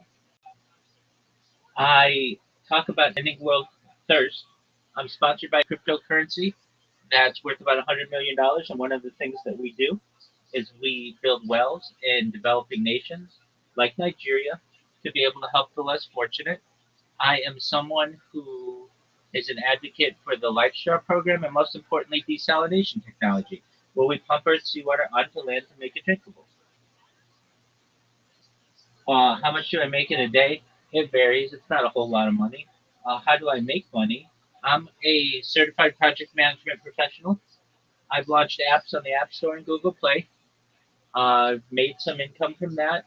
Additionally, I've had major contracts with Fortune 100 companies, six-figure contracts, more than $30. It's enough. It's enough for me to be able to live my life. I talk about other things: anti-gravity, antimatter, faster than light travel, faster than light communication, alien disclosure, space elevators, things like space tourism, terraforming other planets. I talk about things like quantum computing. I talk about cryptocurrency.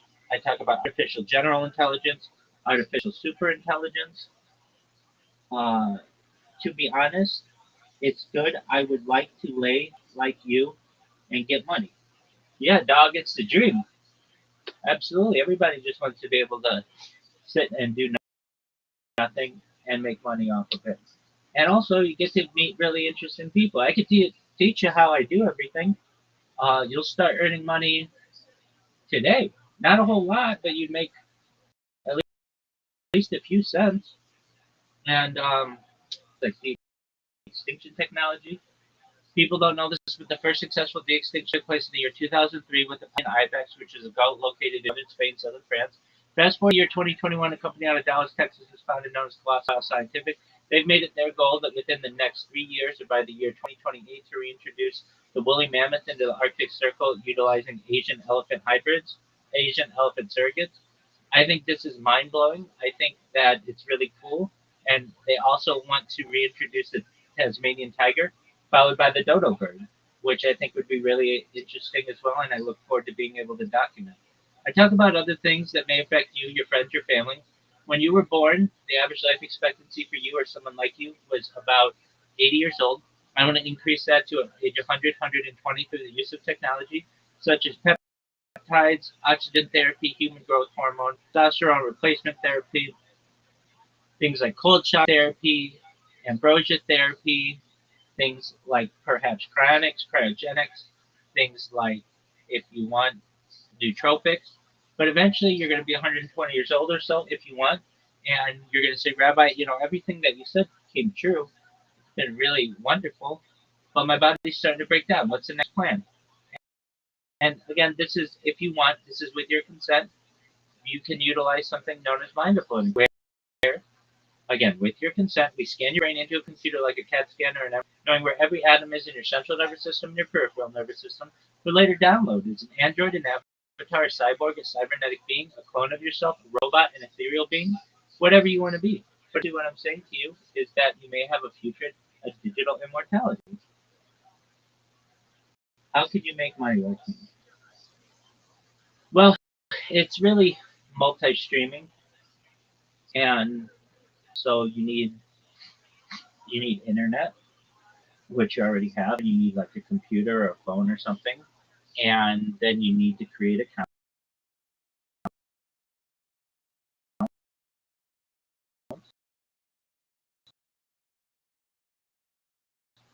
And so you create a YouTube account, a Twitch, a kill those, and then you link them together.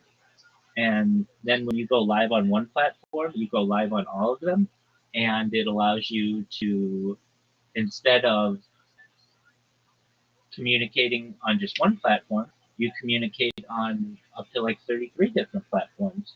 And people give you donations, and people, like some of them, like Rumble, just pay you to stream. And then eventually you get big enough, and like one like Kick, a streaming partner like Kick, if you become a Kick partner, you make like up to like $16 an hour. So that's enough for you to basically live on. I have friends of mine from Kick who they've bought cars, multiple cars with what they've made on Kick, um, and they're able to buy new computers and things. So it's it's basically an uphill climb. But if you're interested, I can teach you everything that I know on how to do it. Why am I not on Kick? It's an excellent question, because I am the biggest spammer in the history of Kick. So I was on Kick, but I'm no longer on Kick. I have over 10,000 Kick accounts. That's more accounts than anybody's ever created on Kick. And the reason why I have so many accounts is because I spam it. And so the people at Kick aren't big fans of mine. I shouldn't say that though. I'm friends with Eddie Craven, the owner of Kick. He and I are friends on Discord. So, not everybody there hates me. But basically, if you break their terms and conditions, they will ban you. And I originally didn't break their terms and conditions, but I wasn't getting a lot of people watching me on there. So I figured, you know what? If I just make the decision to get banned on this platform by spamming people, well, I'll just spam people night and day. I'll create robots to do that for me, and then I'll get to meet really interesting people like you. I would have never met you, most likely, if I hadn't have spammed. If you don't have a lot of viewers, if you have like 2 to 3, do you still get money on Kick? No, you don't. Not on Kick. On Rumble and some other platforms you do. And Rumble has a thing, like if you put links in your um, profile and you get a certain amount of people watching you, then they'll pay you extra for that. Just like basically,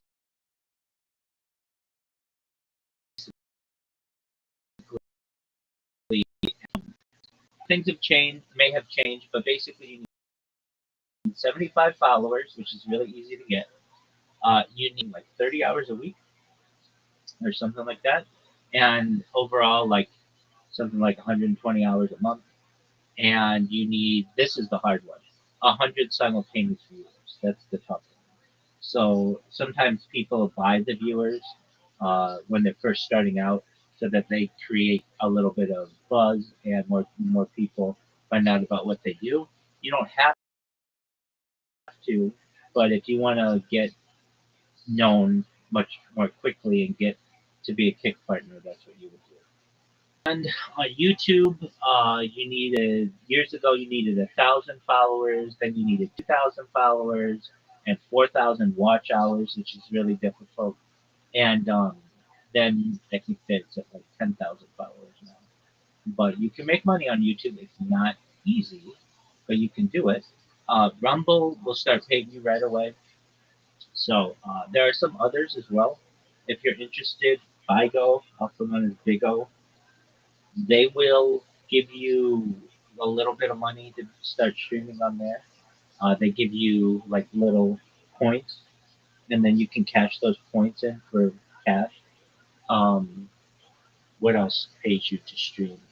Twitch does, but that's quite a tough route as well if you're just starting off. But you'll never be able to do this unless you start streaming. So the thing is, I mean, do you have a computer or just a phone? I'm sure you do. You're talking to me right now. So, and you have internet. So, yeah, yeah, PC. Okay, great. So if you have a PC, the first thing you have to do is say to yourself, am I really going to do this? Because it means that you've got to be dedicated to it. But if you do want to do it, there are ways to do it in an anonymous fashion. So, like, it seems like you want to stay anonymous, which is cool. So you can do that with voice changers, and you can wear masks. There are overlays that you can use. There are different filters you can use. You can just do an off-screen stream as well. You could stream yourself playing video games.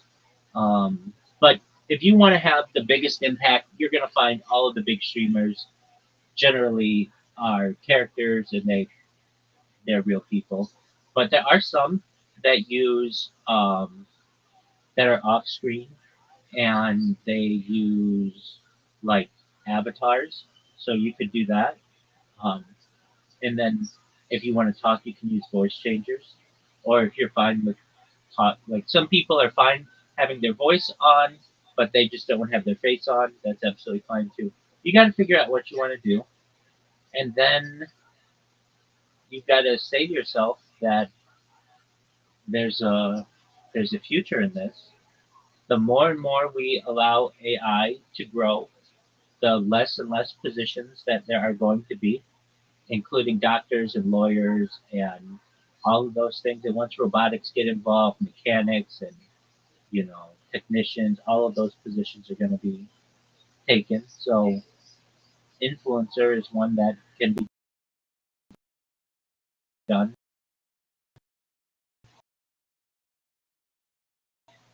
And depending on your age, 50 years, you'll be a very wealthy person at the end. It's all about drive. How much a dog do you have in you? How much fortitude do you have? All right. Is there like a good remote job? I want to be a typist or something like audio transcriptionist. Yeah, there are those positions. So the best place to find those positions is through one of the career apps like ZipRecruiter, Indeed, Monster, Career Builder, and you take your resume and put it through AI, get it really strong, and then it's a numbers game. The more positions to which you apply, the better opportunity you have to get them. And you just have to say to yourself, I'm going to apply until I get a position. Now, there are remote jobs available for that, but you have to understand that that kind of position isn't going to be around that much longer. It doesn't have really great long term um, opportunities because very soon AI really does all that already. And so for someone to go out and pay someone to do it isn't that uh, isn't that financially beneficial to them anymore. However, something that is, and you can do remotely, is video editing, which is similar because a lot of times people want, what do you think of iPhone reselling? It just doesn't have um, a lot of profit. You can lose so easily by getting screwed on one iPhone. So let's say you buy 10 brand new iPhones or whatever. Okay, why do I want to buy your phone when I could just go to Best Buy or the AT&T store, buy it off of Amazon? And okay, you're like, okay, well, I don't have to buy new phones. What if I just buy people's old phones and I repair them and then I resell them? Okay, fine. But people can already get that. It's just known as a refurbished phone. And there are people out there who have certifications for that type of industry. And you can't make a lot of money on it. Meaning, you want something that you generate an hourly rate. So you want to make 20, 25, 30, $35 an hour. And with selling an iPhone, you're going to be fortunate if you make $100 on a sale on an iPhone and you might only sell a month, maybe. I mean, with eBay, it's really the big place where people do that. And then on top of negative review, it can hit your store. So you want to be really, um, people still buy, right? Yeah, but not usually from individuals anymore. It does happen, but it's just so many people have been screwed in that industry or going that route that if somebody wants to buy a refurbished phone, they're going to buy it from a certified refurbisher on Amazon. Now, if you want to go the route where you sell iPhones to your friends, okay, that's fine, but iPhones don't just come perfectly. Used iPhones usually have an issue. They need a new battery. They have a broken screen. They have perhaps software issues. Unless you really know how to repair them well, then it's not going to be very uh, profitable for you. Okay, am I always available? If I write to you on here, do you get notifications when I write to you? Because I don't, because you don't have TTS on YouTube. Okay, so I do have TTS on YouTube, but I have to restart it every single time, and it's really a pain. And I have to do it 22 different times live right now on 20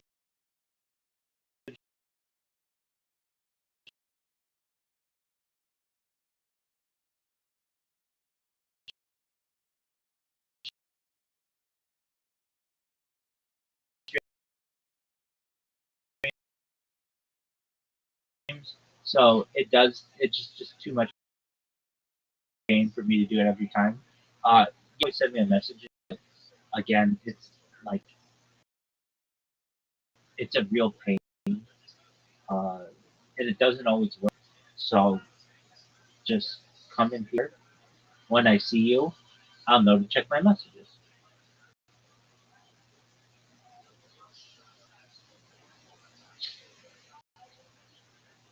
There you go.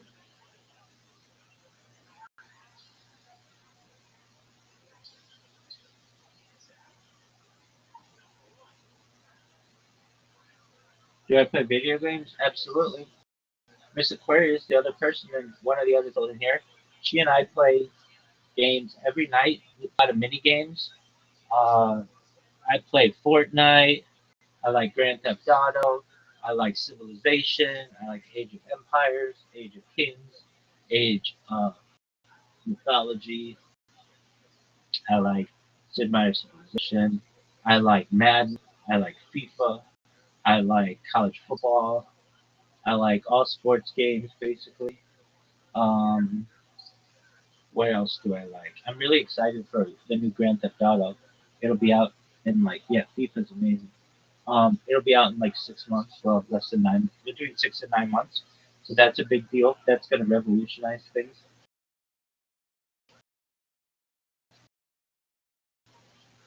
How about you? Do you play video games? What do you play? Hope you become a trillionaire. In you. Well, thank you so much. So sweet. I'm always here for you. So more than anything, more than being a trillionaire, here to be a positive person in your life. I'm here to have an optimistic view on the world, and I want to give people hope. So if there's anything you ever need from me, I'm here for you, okay? But who do you actually give that much money? Who will I actually give that much money? Every single person who's helped me along the way. So you have to understand, when I was a kid, everybody wanted to be millionaires. Today, everybody wants to be billionaires. In the future, people will want to be trillionaires. Yesterday's millionaire is today's billionaire, is tomorrow's trillionaire, and especially with inflation. So I'll be able to help. There are 1,900 people in this server or so. I'm going to help all of those people. And then we're going to go back and watch all of my streams going back for 3.5 years. And everybody with whom I've had any interaction, generally on this stream, I'm going to do my best to not just make a millionaire, not just make a billionaire, but make a trillionaire. Who will actually give me that much money?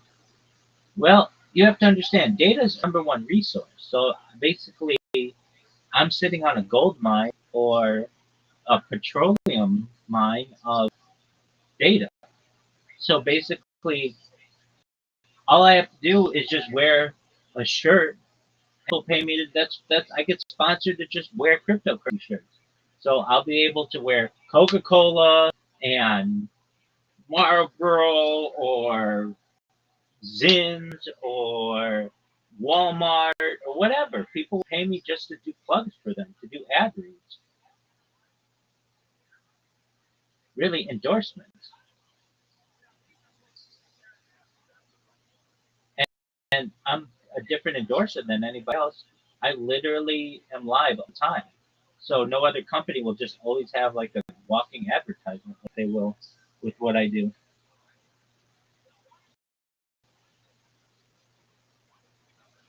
You remember Jishu Fovic? That's you. Well, amazing, dog. Well, make sure to remember that person.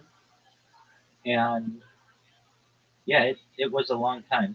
All right, well, that's cool. I do remember that name to some extent.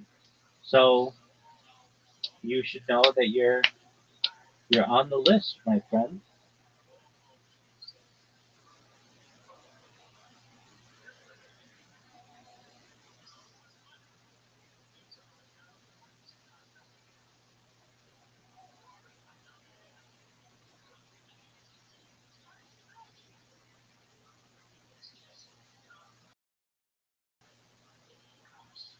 Are you sure they will give you the money?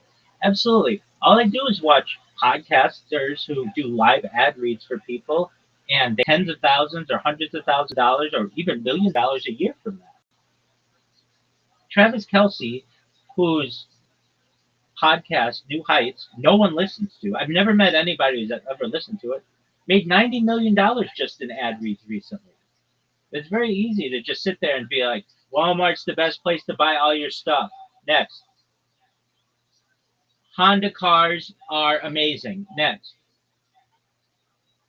Blue Chew will give you a boner. Next.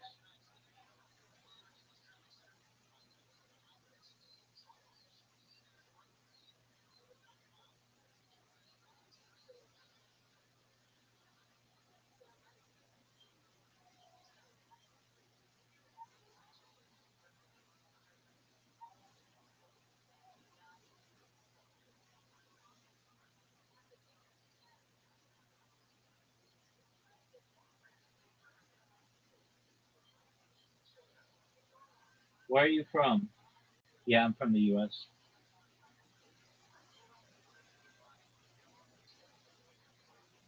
Word. That's correct.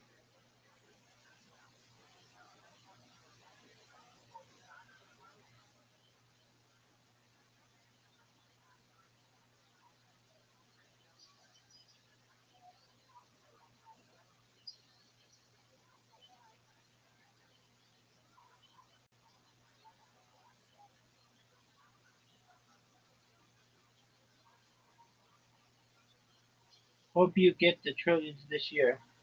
Yeah, same here, big dog. But I've got that dog in me. Every day, my motivation to do this grows. I never want to stop it. I love doing this. I love streaming my life. I love learning with people. I love interacting with people. This is my favorite thing on earth to do. I would like to do it where I could go out and spend hundreds of millions of dollars buying boats and stuff too, but I'd like to live stream that life as well. How much do you think will you make? Uh, at a certain point, the money doesn't matter, but I think probably quintillions. So that's like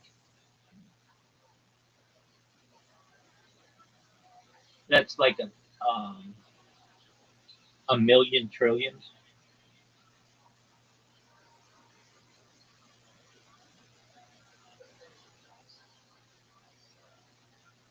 So not just quadrillions. Wait, no, it's not a million trillions. No, is it a million trillions? A, a quintillion. There's 125,000 in the world. Yeah, but you don't understand.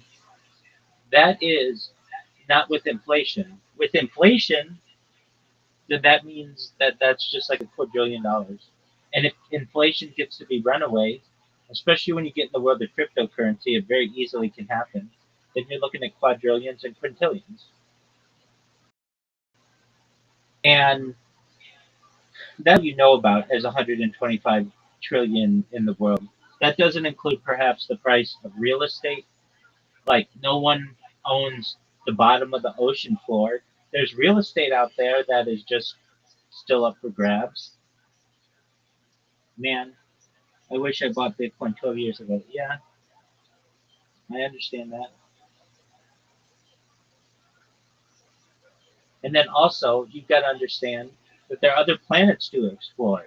So that makes all kinds of new opportunities. There are new, moons and planets and even perhaps solar systems.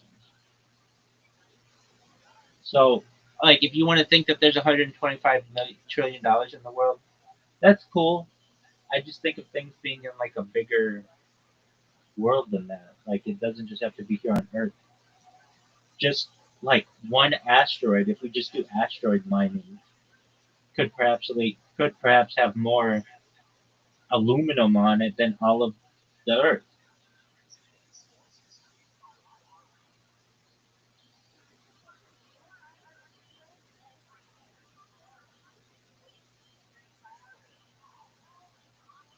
So your streams are going to be IRL live streams, buying car dealerships.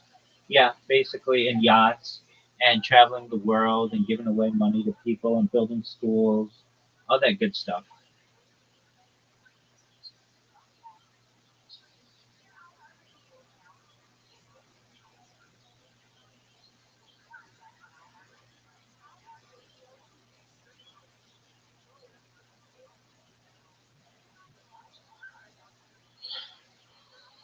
So you've been streaming 5 years? No, I've been streaming for 4 years.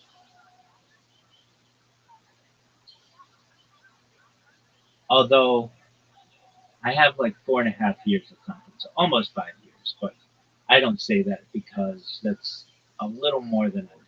But I am approaching my 4 year anniversary this fall, and I have about 3 months of data archived before that on SD cards. So basically, if you took all of my data 24/7, I've got like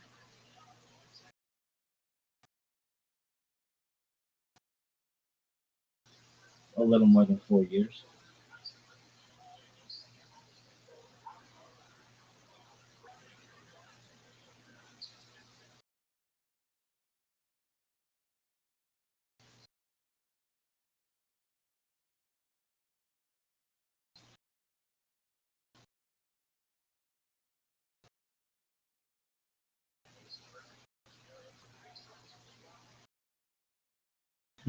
Those I do now, and my robots just keep getting stronger and stronger, better and better, getting more people in here like you. And I I also like try different strategies. So for like 6 months out of this year, I gone viral on a different platform, which is called Blue Sky. Basically, no one's ever heard of, but does have some influence. But they eventually were able to ban me really well, and so then Kick is the one that I do that's easiest for me. But Kick is full of bots, so it's like I spam somebody, and that's cool. But in reality, how many people are watching it? It's just not that many. So now what I've done is I've created robots on, on Twitch. Turn those clips are permanent, or I don't know. You have to manually delete them, and that's a lot of work. I just create clips of people, and it works really well. So you have to become viral to get all the money. Yeah, I mean, I need eyeballs and asses in the seats. They don't give you money with. I mean, you just don't do endorsements. You can't say that I get 100,000 people to watch me per stream. So once I'm able to do that, then the sky's the limit.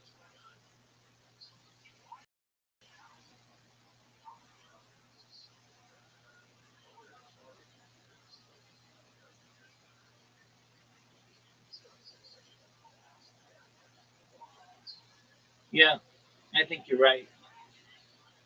It's just a matter of time, dog. So I just have to be patient. But when it happens, it's gonna be amazing.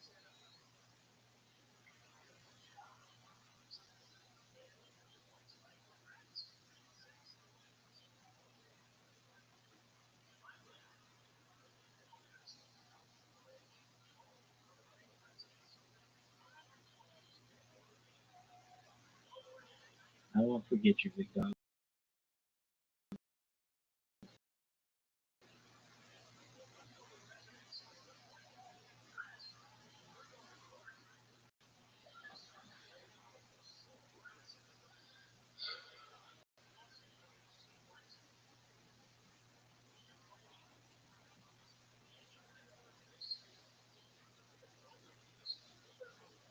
Shout out to Sackbridge.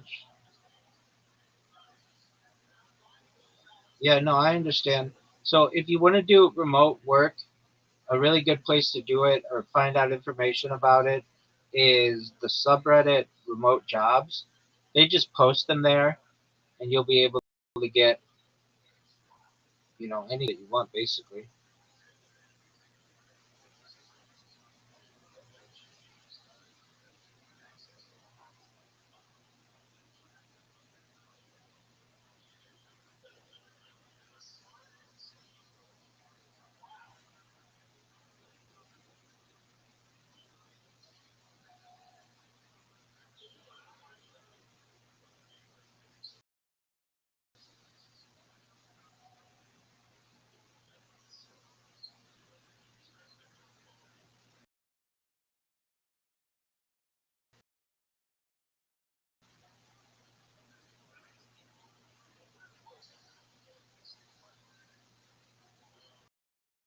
Scams. I mean, you got to take risks and see if they're reputable companies, and if they are, you go for it.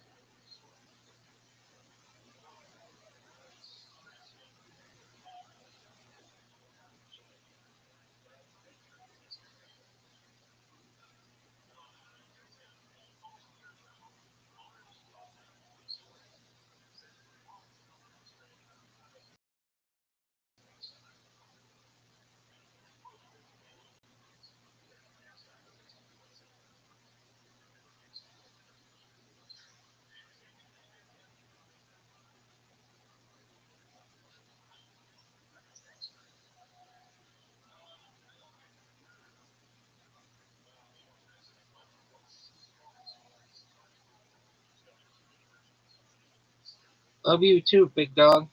Take care. Hope to see you soon as well. Let me know if you need anything.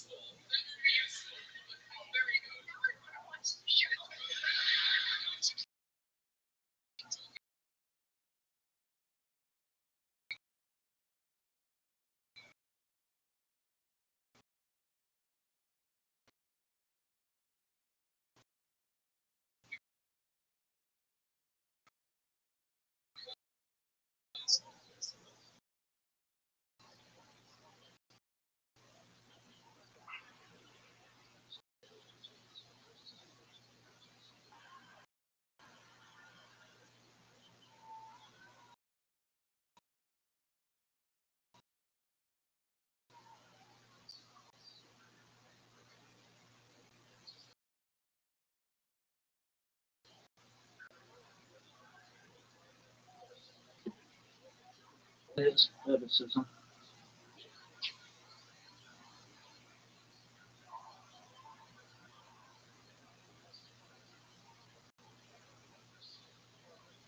Look at this athleticism. Look at this move. Look at this athleticism.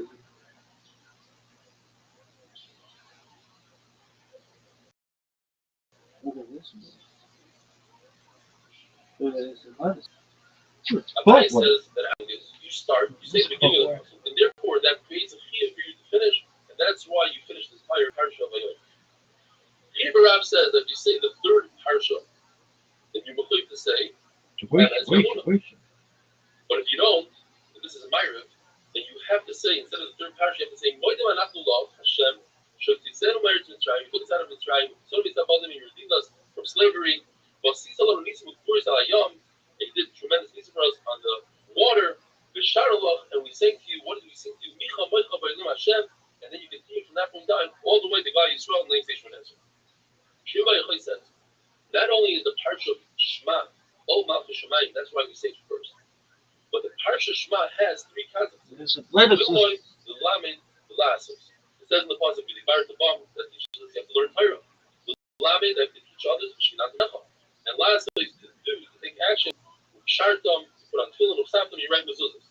And that's why it's before Vayim Shemayim. Vayim Shemayim only has the Lamed, which is the Matem, is Berechem, Daber Bam. The Lasos, again, Shartam, Usaftim.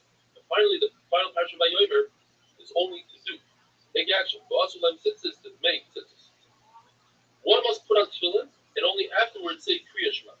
The fact that Rav, one time, they saw him saying Kriya Shema before tefillin, you must say it's because the shliach, the person that went to get his tefillin, took a long time, and he was worried that he's going to miss his mind Kriya Shema, so therefore he said Kriya Shema first. The fact that Rav would get up really early, he'd wash his hands, make birkas Torah, and teach Torah, which is an asiyah, says Rashi, and then only afterwards he would put on tefillin and then Kriya Shema.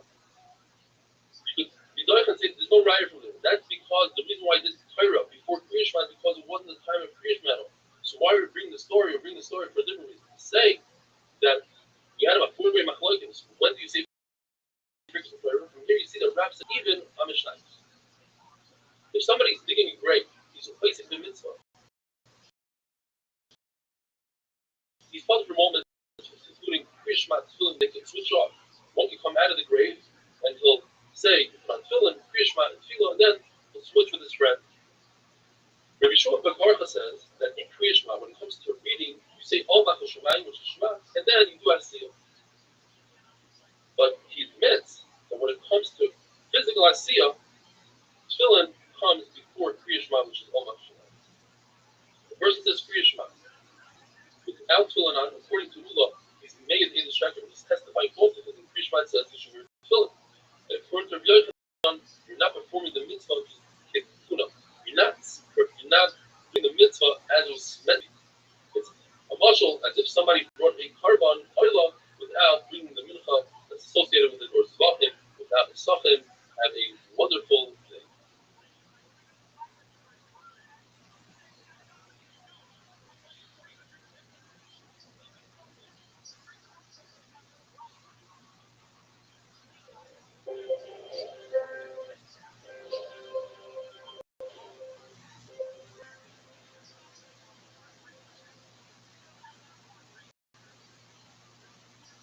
Rothschild'S daf as well.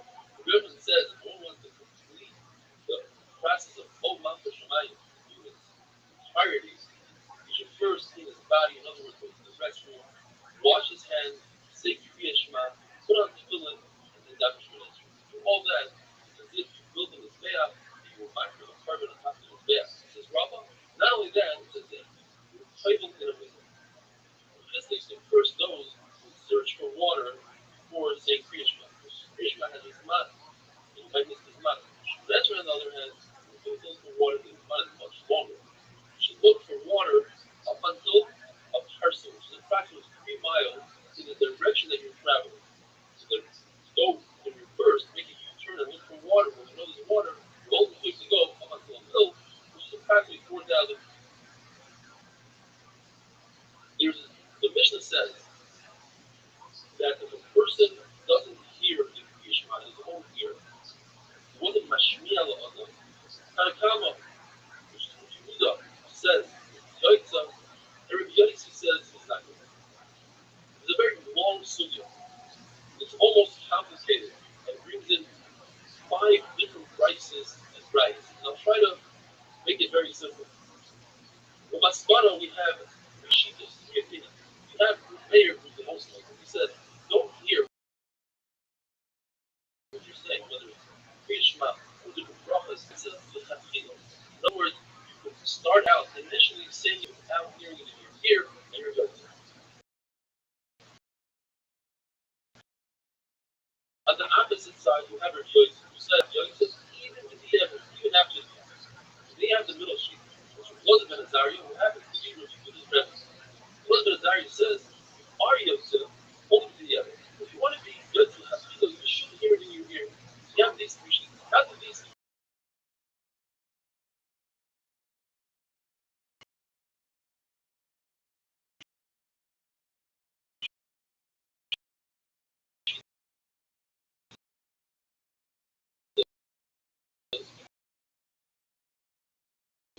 Rabbi Yosef says that you have to hear it in your ear because it says Shema. You must hear it. And they have your Ben Azariah with the middle sheet, so you should Hafilo hear it in your ear, but if you don't, you're Yosef. Then we have a Bryce degree person who's deaf, but he can speak. And he says a bracha on Truma, only going to be heaven. That would be the only form to look for the Dari. The big question in the sugi is, how does Rabbi Yehuda fit in? You want to try to say that perhaps he says that for mayor, he was not hearing it. Well, it's a sugi. It seems like Rabbi Yehuda holds that he's a Rebbe, or Lord for the Dari, he has a Yotzi. So this is right that says that your Yotza, if you're deaf and speak, the Yotza only the evidence will say Truma, the Brachas Truma, which is the Rabbanon, those are good for the evidence. There's another right when it comes to the deaf person who can speak. And that's what Truma said, that your Yotza, even the Hafila, going according to his. And they have the halacha. Because the Muslim is very right. It says that you should not bench in your heart, but you should do so, but if you do it, you have your Yotza. That would be what you love in the time. Finally, you have the case of Megillah. Megillah says that Cherish should and Chacham should not. Secret Megillah did so, Cherish did so according to Yehuda, Lazariah, you are Yotze or Cherish. The same thing would apply to Chacham. Now she says that comes like a Cherish, that you have Chila. You should not be like other people in Megillah. If he did so, Yotze with the evidence. Even if the evidence you're not Yotze. You know, 8 years old, then he's completely has to be like the other. So that's super. Then the Gemara says that how does the Yoitzi you hold my creation that you are not Yoitzi at all, even if you haven't. He could agree. Like the Rabbanon, let's say Truma, and Cherish, Megillah, that you are Yoitzi in the heaven. The Gemara says that just like a womb takes in Zerah, and then after the baby, so to a grave, takes in the dead, and these kids amazing bodies will be alive. Just like the womb, it goes in, it's quiet, when it comes out, the baby comes out, there's a lot of emotion, screaming, celebration. So too, the flavor, the grave, when the body goes in, there's a lot of crying, when the body comes out alive, it's amazing, it's going to be a huge celebration. This is the source for it's amazing in the Torah. It says the passage, the following is like you got telling Lord to a hole in water. Just like a river to take a person out of his home and make it hard, so to the hole is a medrash to take a person and take as a virus and bring it into the source. We learned in the Mishnah that if a person said Kriyishma but he wasn't in darkness, what does that mean?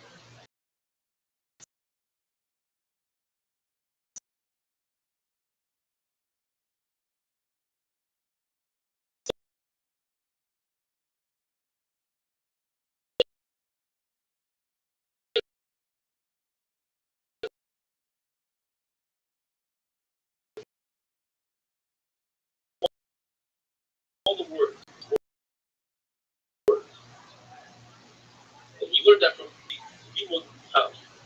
Or there's another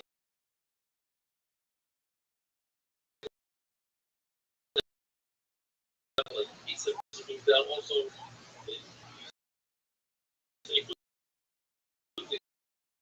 it sounds like Korach. And also talks about this true, which we call very much this is true. If somebody is very careful with the way he says Kriya Shema, they will lower the temperature in Gehenna.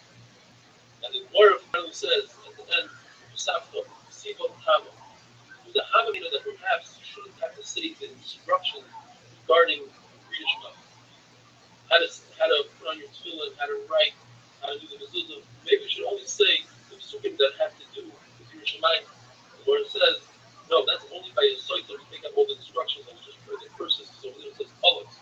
And there's no there shava between the site and our sugya because it says Sav Tam, which we see the Kama is wonderful.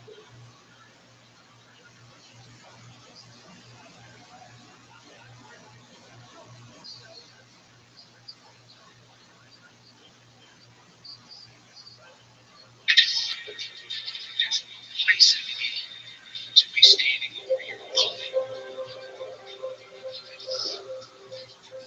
There's no place in the game to have violent gestures. That's not the game of football. Rabbi is not designed. The Gemara tells us the Amir of Asi were building a chuppah for the friend of Allah getting married at him. Allah said, let me go learn Torah now, and I'll come back with what I learned. Let's say he misses a word. He must go and repeat the entire Shema. Let's say a person says Uvisharecha, and he's not sure where he's holding. Is he holding at the end of the first parasha that has Uvisharecha?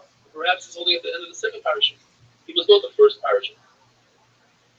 According to Rashi, the following halacha applies to the third parasha. In other words, the third parasha a person knows better than the other two parashas. Therefore, if he's concerned that perhaps he missed a word or something in the third parasha, don't be concerned. You know it really well, and you probably said every single word. You don't have to repeat it. Says the Mishnah. You have a worker who's picking fruit from a tree, or even his boss, and they're on top of a tree, and the time of Kriya Shema comes, they're allowed to say Kriya Shema on top of a tree, provided that the first positive Kriya Shema, they stop working and they concentrate on the first part, on the first positive. According to other Rishonim, they have to concentrate on the entire first paragraph. But when it comes to Shemona Esrei, they must come off the tree and have a Shemona Esrei where it's sturdy and they're not concerned and they're able to have the proper kavod. If it's a tree that's really sturdy and has a lot of branches, such as an olive tree or a fig tree, you're allowed to stay and remain on top of the tree. The Gemara makes a distinction between the worker who receives a salary for his work. One who receives a salary is a lot more careful with time and how he uses it. He shouldn't cause a loss in his boss. So therefore, when he got into an X-ray, he should only know that how he made it. It's a short X-ray where you see the first three droppers and the last three droppers, and everything in between is short to 3 or 4 words. Like you see in the picture, this is from a Siddur given to servicemen in the English Army in 1940. When you say Birkas HaMazon, you only say 2 out of the 4 droppers. You say the first one completely, and the second and third dropper you combine together, the fourth one is on the Rabbanon, not the same. When it comes to Birkas HaMazon, since it's only the Rabbanon, they don't even watch and say the dropper. Something that works for his food should be careful not to be a chazan, that's the winter time for the owner, and he shouldn't do Birkas HaMazon and he shouldn't cook it. As we learned in the beginning of the Masechta, basically mitzvah, patur min mitzvah. Somebody is occupied with a mitzvah, he doesn't have to say Kriya Shema, because it says v'shitach b'sefer. And from Uvilech Chavaderech, we learned that a chassan is not physically doing a mitzvah, but he's preoccupied in his head with the mitzvah of marrying a Basula. Therefore, he is punished from Kriya Shema because he has a combination of 2 things. He's preoccupied and it's a mitzvah. Therefore, a person who's preoccupied but not in the mitzvah, for instance, ship is sinking and he's very occupied with that, but it's not a mitzvah, he's chayiv in Kriya Shema because he's obligated to take that preoccupation out of his head. If, for instance, he's an Abel, lost a loved one, and he's preoccupied, then it's he's chayiv in all the mitzvahs. Person who marries an almana, he's not preoccupied. Yes, it's a mitzvah, but he's not preoccupied, and therefore he's chayiv in Kriya Shema. The Lord tells himself, when he got married, he did say Kriya Shema because he knew about himself that he could be Havan, and the Gemara says that anybody who's Musaf, that has a chazak, that he's a chacham, and he could be Mechavan during Kriya Shema, he's allowed allowed to say Kriya Shema. But anybody that's not Muslim, according to Ramil, that's considered guy. He has holiness. He says, oh, I could be Mechavan. And Chacham say that he could say gardens. An Ogal, who just lost a loved one, is usher to bathe. Unless he's what we call an isness, somebody who's spoiled, likes to take care of himself, and he's not bathing for enjoyment, but rather he can't live without it.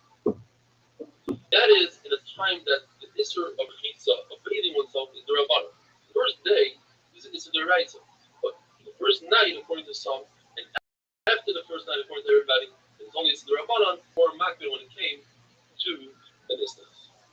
The person who loses a slave, you don't stand in the front of Babylon and say, I'm up for Menachem, and we don't make the bracha of Rechava, which is by the Suda, the first Suda of Habrah.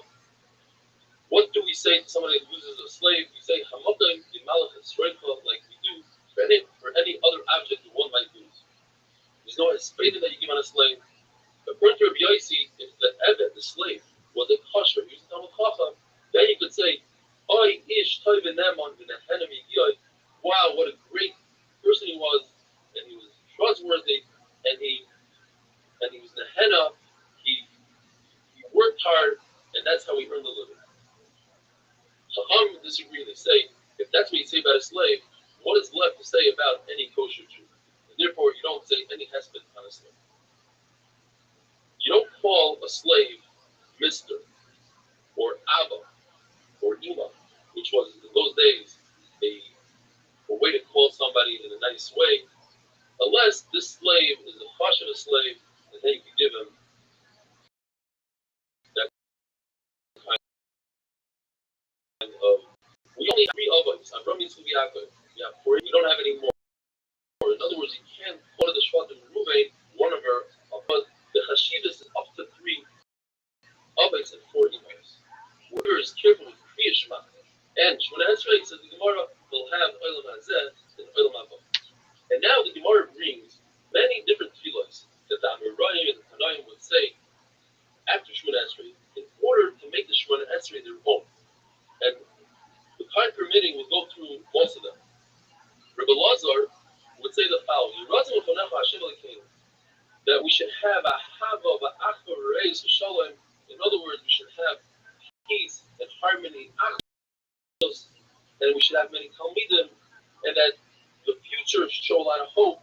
And we have Gan Eden, and we should have the Yitzur Toiv, and we should wake up in the morning and find that we have Yerushalayim, and we should find all our needs. So Yochanan used to say, peek at our shame and see how hard we have in our life, and you should use rachamim and ois and chasidus, and you should give us graciousness, and you should use good and hibusun osecha. Rav Zera would say, we shouldn't sin, we shouldn't be shameful. Rabbi would say, our occupation should be Torah, and we shouldn't have pain in our heart, and we shouldn't have dim eyes.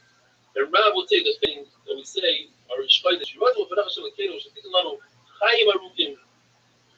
long life, Chaim shel Shalom, shel Toiva, shel Bracha, shel Parnasa, shel Tzatzamayis, Chaim shel Ben Yiraschei.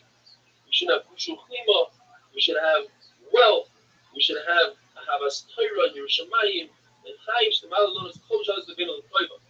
Rabbi would say, a lot of people that in the davening, people shouldn't say terrible rumors about us. We shouldn't have bad friends and bad neighbors. Whether it's a guy or not a guy. Even though Rebbe had guards, he'd still say all these tefillos. And tomorrow, Mirz Hashem, will continue with the rest of the tefillos. Have a wonderful day.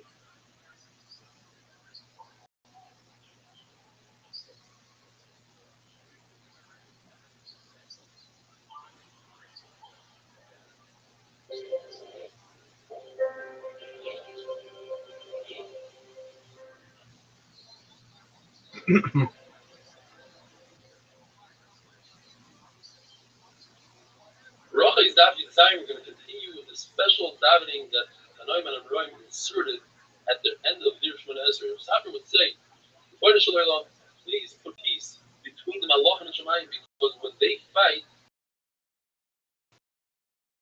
war breaks out down below. Shema for the people that learn Torah for their sake, for their cover.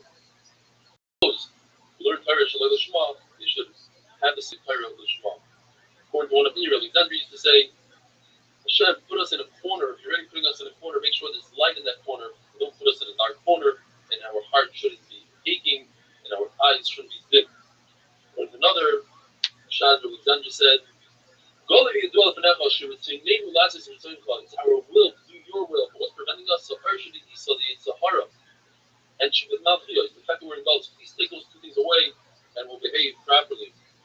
Rabbi used to say, when we say on Yom Kippur by Vidui, like, hi, actually, today, I was not worthy to be born, and now that I was born and created, I'm still not worthy.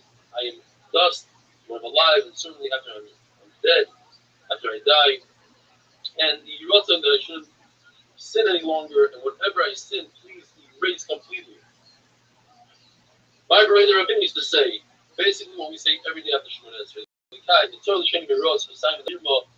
etc., and then he goes on to say, save me from a bad woman and a bad guy. And this is what we say when you have a Tainus Yachad, you'd say, when we had a Mikdash, we'd be marked for Banais on the Mizbeach, and we only put the chaylev and the fat and the blood.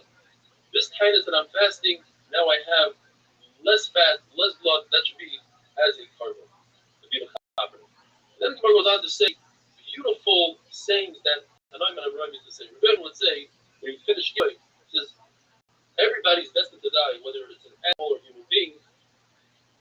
The famous song, Ashrim Nish, praiseworthy is a person who grows up with Torah and toils in Torah, but they said Nachas and creates a beautiful Nachas, the creator, and he dies with a great name, reputation. Hashem is a good name is better than good oil. And this is my favorite. But Meir would say, I was working with those people, try to understand my ways. Etc. A person should be a master when it comes to Torah. Have Torah in your heart. You should always have your Shemayim in front of your eyes. Watch, guard your mouth from sitting, and you should act with show with the hara, and therefore I will be with you wherever you are. Chacham Yavne would say, I'm a creation and you're a creation. You go to work in the field. My job is easier. I'm closer to home. And what are you going to say? And this is unbelievable. If a person says, I'm an Amaritz, one good is that I'm learning Torah. I don't understand it as well as tomorrow. That's not true. The main focus, the intent, and the essence of it. You can learn the same amount as somebody else, and that person understands more than you. You get the same amount of scars as that other person because you have the same intent. Rabbi used to say a person should always be conniving when it comes to the Sahara, try to trick him when it comes to Yiras Hashem. A person whose answers softly will do away with a lot of anger, and a person should always seek peace with his relatives and with his brothers, with his friends, and even with goyim in the marketplace. The Lord brings a Rabbi Zakai would never allow somebody to say hello to him first. He was always the one to initiate hello, even to a non-Jew in the marketplace. Rabbi says that the main point of Torah, and that's the ikar in the world, is to do ma'asim tovim and tshuva. A person shouldn't be someone who just learns Torah and then kicks the person in front of the Torah like his father, his mother, and his Rebbe. So we're talking about a different type of Lishma, a person who learns Torah. Shalei Lishma, the cantor, that means in order to outdo somebody else, that's a person that's better they shouldn't have been created. Rav says, this world is different than the world to come. In the world to come, even if we have a physical body, we're not going to be dealing with eating, sleeping, we're not going to be jealous of each other, there's not going to be competition, we're just going to be sitting with crowns on our heads and basking in the glory of HaKadosh Baruch Hu. The Gemara's famous question, if women don't learn Torah, how are they zocheh to Olam Haba, and how are they zocheh to protection from the Divine God? And the Gemara answers by bringing their children to learn Chumash in school and allowing their husbands to learn Mishnayos and Gemara, Dafei Yomi, and waiting for their husbands. Because in those days, their husbands would leave for a extended amount of time, waiting for the husbands to come back from learning. That's how they share the Torah of Naylam Abba. The Gemara brings a beautiful bracha that Chachamim would say to each other, and basically it includes all the limbs of the body, that their mouth should talk Torah, their feet should run to Torah, eyes should look What up, to girl? Torah, How are you? etc. And I just met some people On bigger, Big O? back at school. Using the party thing? Yeah. Excellent. Did you follow each other? Yeah, they followed me to bag on my name tag on my back. I know my cake is coming. I hear my cake.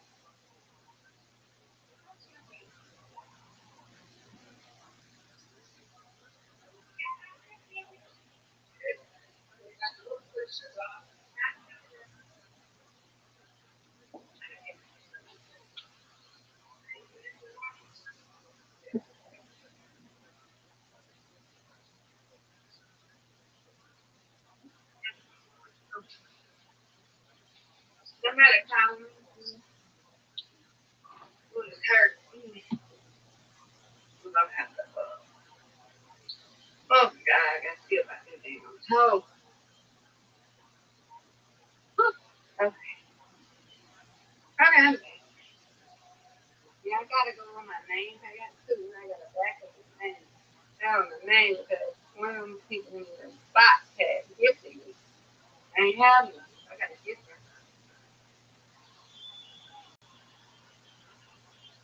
So sweet. So have you followed them back on your main page yet? No, I gotta go over there. How come I do that? My best friend had to go, not the one got married, but my other one, my first one. My first best friend. My second best friend, that's who get married. But my first best friend had college. College best friend did I'm from. And what it's able to do is detect objects like vehicles, persons, buildings, utilities, Yeah, I'm about to go back over there. trucks, gas tanks, diggers, solar panels, buses, probably more to come. But that's what it's out here because this technology is available right now. It has been available. And this is just the latest version of what's released today, January 2nd, 2021. And So what you doing, Rabbi? Watching the game? No, that'll be on later. disaster recovery monitoring. I am. Oh, yeah, I forgot. Sorry.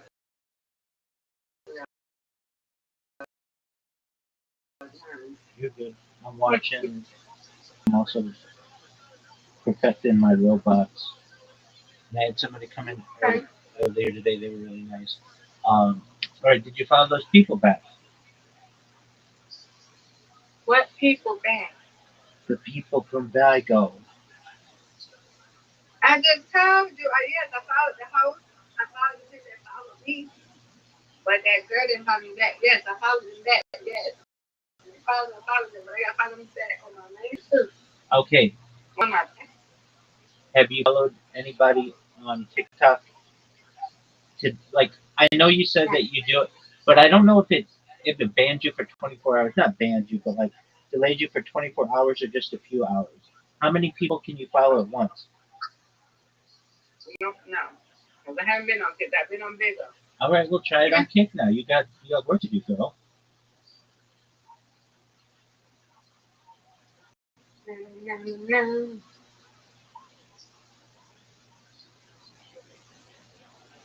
There we go. Now. There we go. Following people. There we go. More funny.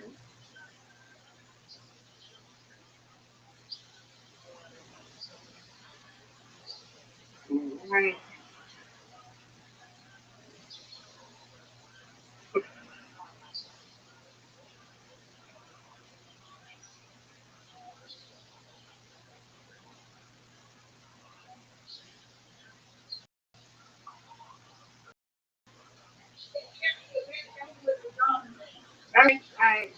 no more. Alrighty. What kind of cake Yeah, did you? Okay, what kind of cake did you get? my aunt got us this caramel cake we got but Sunday, and we don't eat it every day because we can't get a granddaddy cake every day. So we're eating it for dinner because we had our lunch and we had a big lunch at McDonald's. So we're gonna eat. I'll eat Chick-fil-A tomorrow. I mean, I sell it. So we like, okay, let's have cake. We can't get him a lot. If we get him a lot, so we got ice or something like that. He tends to go to the bathroom, and we do not want to clean up that mess. Gotcha. Mm. Well, caramel cake sounds wonderful. You never had it before? Not that I know. Caramel cake is good. I like caramel. You do? Oh yeah. It's got to be. It's up there with chocolate.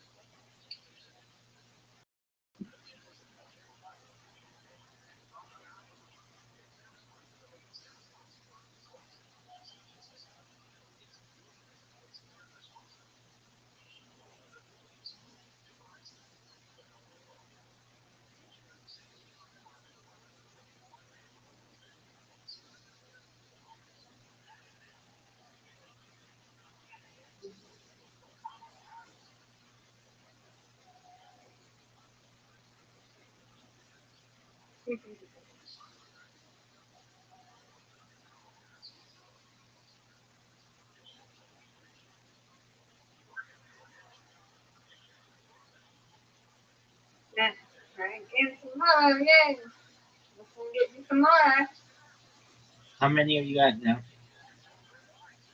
I only got 58 followers right now. All right. Still. That's still good. Yeah.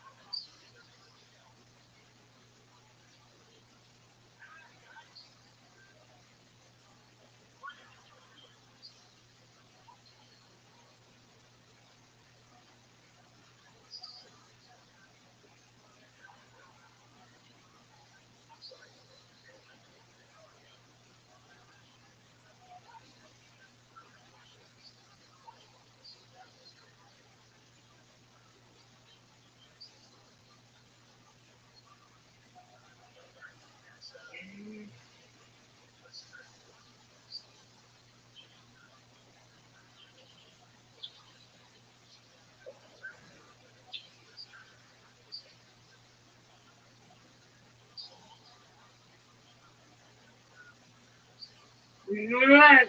That was good. Go back and I was in my new account, so I ain't got no. So I'm like, on that one. I do that. Yeah. I will be right back, Rabbi. I'm not going nowhere. I'm putting myself on mute, okay? Okie dokie.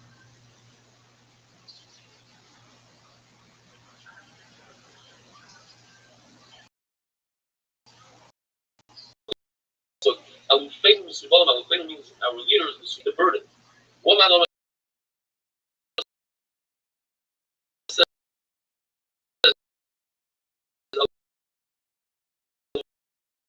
Alufenu is that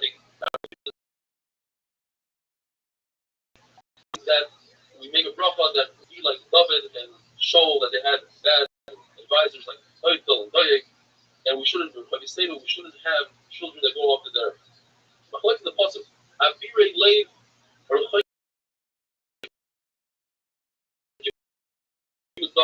these Abirei Leiv? One shot is we're talking about Tzaddikim.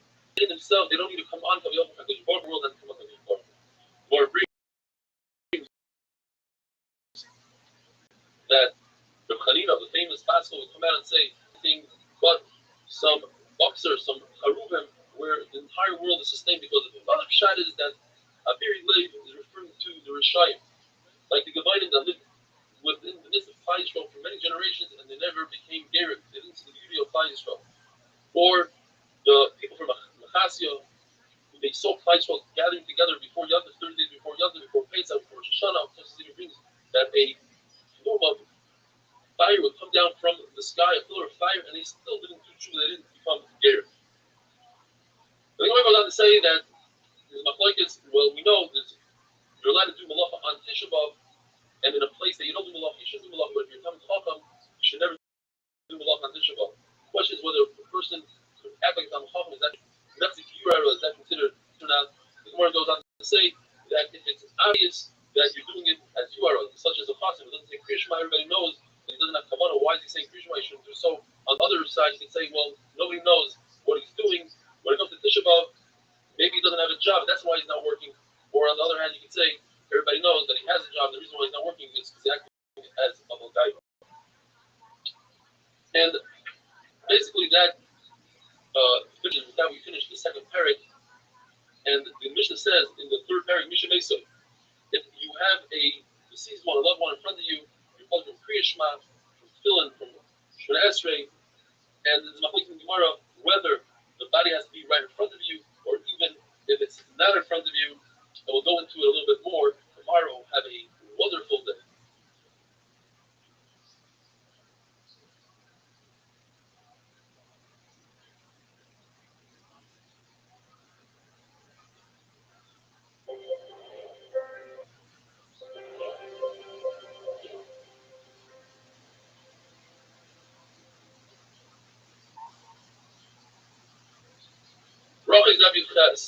Before we get into some amazing stories, let's first talk about halachas that have to do with the dead. There's a concept called loig l'rush, poking fun at the dead, causing the dead to be jealous. And that includes not only mitzvahs, but even eating in front of the dead, as we're going to see. So you're not going to walk 4 amas within the dead, or in a cemetery next to Kvarim, and say Kriya Shema, that was from Esrei, say Kaddish, the Hillah, etc. You're not allowed to hold the Sefer in your hand and read from the Sefer, says Tosfos, you're not allowed to even say Sefer Balpeh. And you shouldn't wear your tzitzis outside. It causes, if you see a funeral procession, you must accompany the procession, otherwise the dead is going to be upset. He's going to say, why doesn't this person come to my funeral? If you do, says the Gemara, that it's as if you accompany himself. It's also to eat in front of the dead. And therefore, if one has to eat, he should leave the house that the dead person is in, go to his own home, go to his friend's home. If you don't have a friend's home, build a wall. If you can't build a wall, then turn your back to the dead. And it's also to be masive, it's also to lean, eat, and drink wine. And you shouldn't test Rashi. You don't need to make a bracha, not a bracha Rishana, not a bracha Frienda, according to other Rishana. It's also to make brachas. And it's also for other people to be like you, and according to Rashi, others do with the bracha. But on Shabbos, all those halachas don't apply. You could eat meat, you could drink wine, and the machlokes is whether or not you're chayav in koyim. Someone who's dealing with the burial of his own relative, he's placing a mitzvah, and therefore he's putter from all the mitzvahs.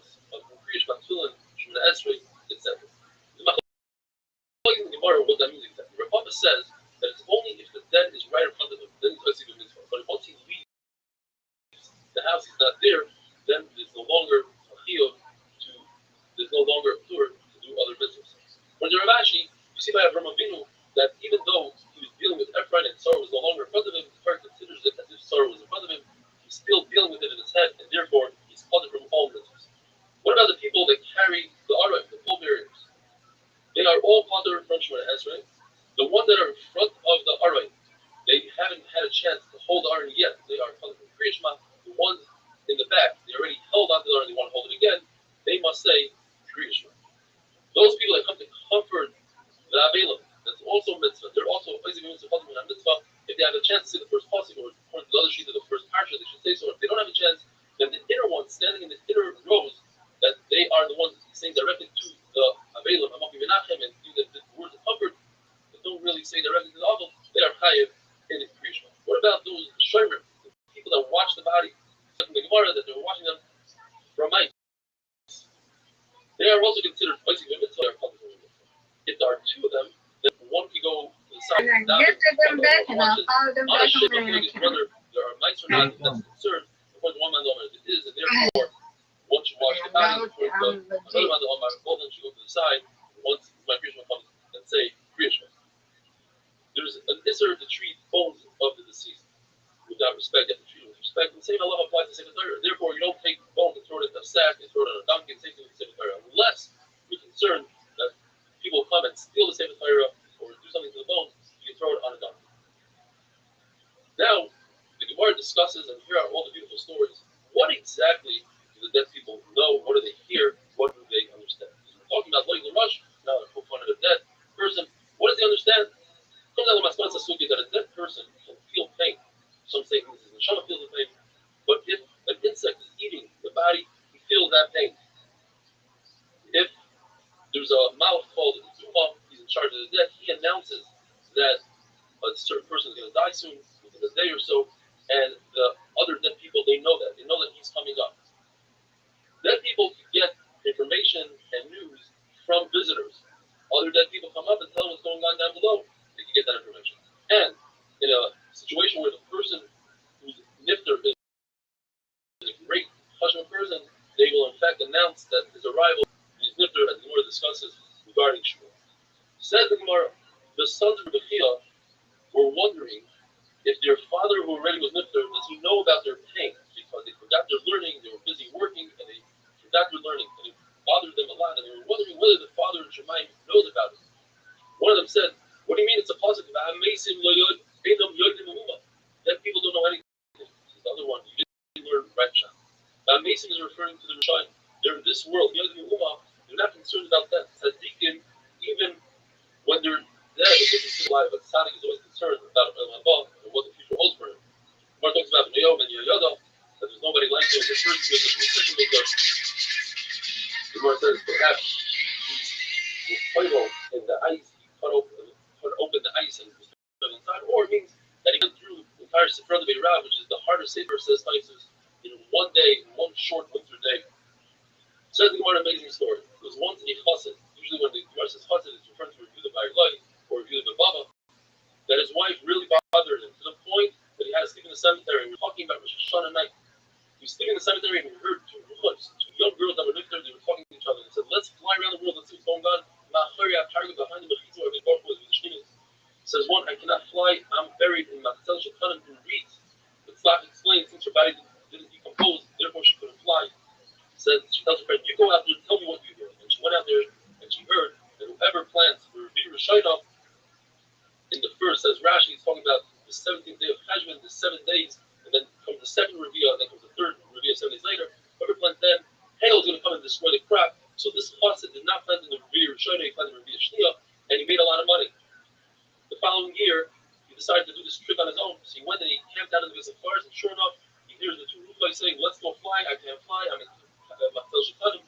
So you come back and tell me, and she said, I heard that whoever planted in the second Revi'ah, the Shitah point that he was going to come and ruin the crop, so he planted in the first, and therefore he made money, everybody else lost their crop. Says his wife, how did you know to do this? So he told his wife the secret. The wife had a big fight with the mother of the girl that was flying around the Pargot, and she made fun of the mother of the other mother. And she said, I know that your daughter was Matzel Shekhanim. Third year, the Chassid goes to the cemetery and he hears the Ruach saying, let's go fly around, and one Ruach said to the other, I cannot fly because the live people are already saying they're making fun of my mother and she buried me with Matzel Shekhanim. So you see that the dead do know. So the more perhaps somebody came, somebody was Nifter, told her. Zahiri once gave money to a lady and she died, and he went and he asked her in her grave, where's the money? And she told him exactly where it was. And she also said, tell my mother that we're going to have a visitor soon tomorrow. Please send my comb and my makeup. And that's because she must have heard it from two mother mouths that an elder. He was that I know the school used to take the money of the orphan, and he lived there and people started making fun of his son's school. He called him the son of the person that took money from the orphan, and he went to the Sephardim, and he sees that Levi there making a decision because Levi heard his Rabbi by not going to the shear, and he sees his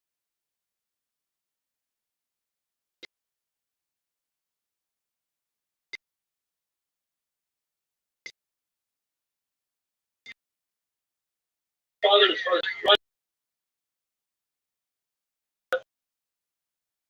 Why you cry? Because you're going to be nifter soon. And in fact, in the money, upon you see that know what's going on, but it's different because Shmuel, a person, they announced in the Shemayim way in advance, have a wonderful day.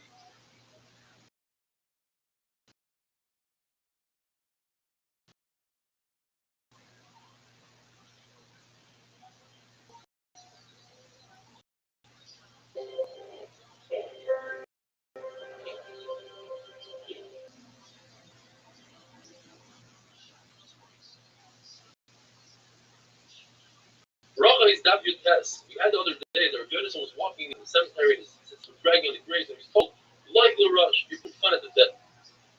It seems like Rabbi himself retracted. Rabbi says that the Baruch Hu tells Moshe Rabbeinu, tell the Ovid, Rabbi Yaakov, that I kept my promise, I gave Klal Yisrael Eretz Yisrael.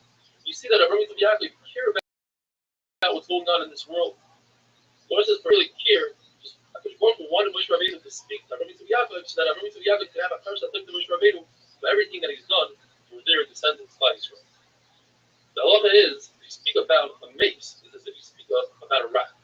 There's a it's either they don't care or they don't know.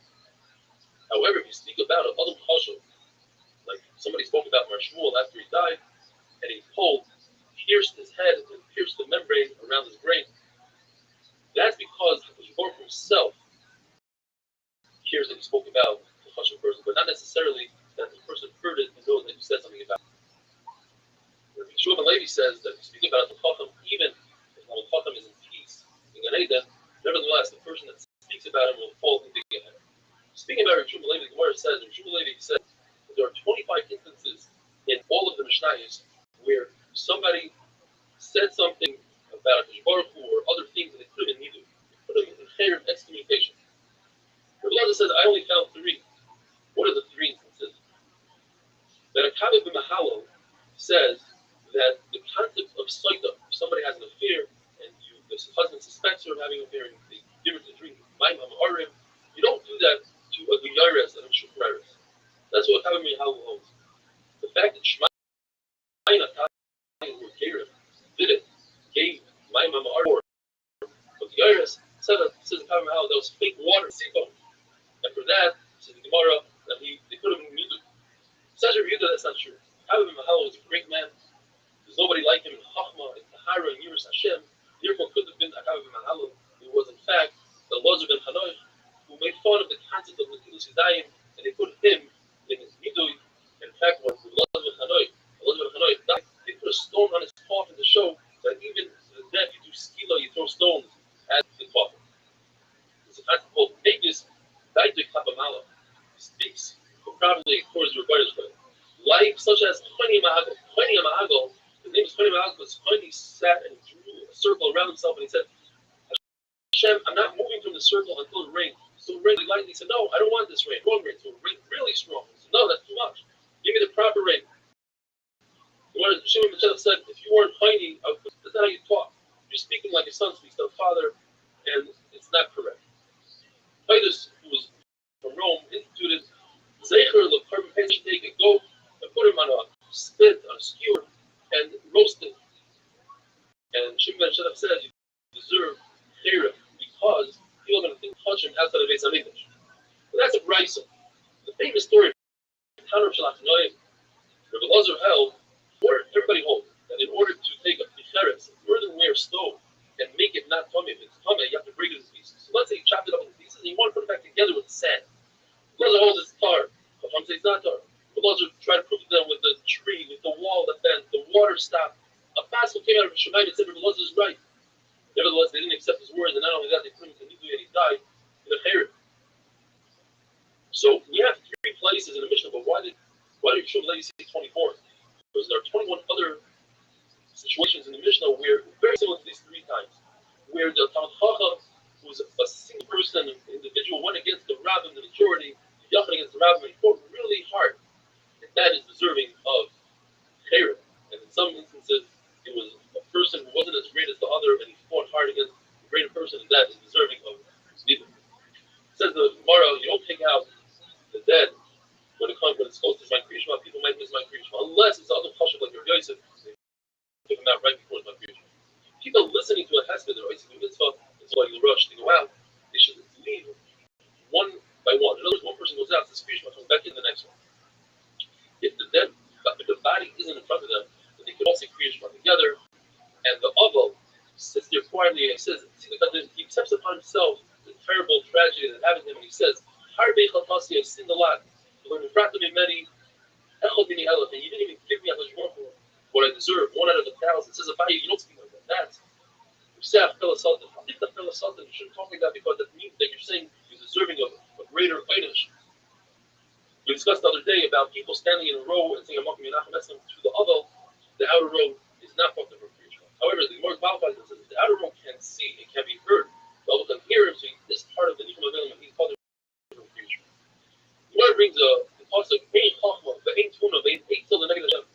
When it comes to Hashem, if somebody does it Hashem, it's a full Hashem, there's no such thing as he's a Chacham, he's a Nabbai. For instance, if a Hashem person is wearing shackles, even though they'll create a tremendous embarrassment, he has to remove it in public, he must remove it immediately. Whether those 2 different cases, why is shackles different in both cases?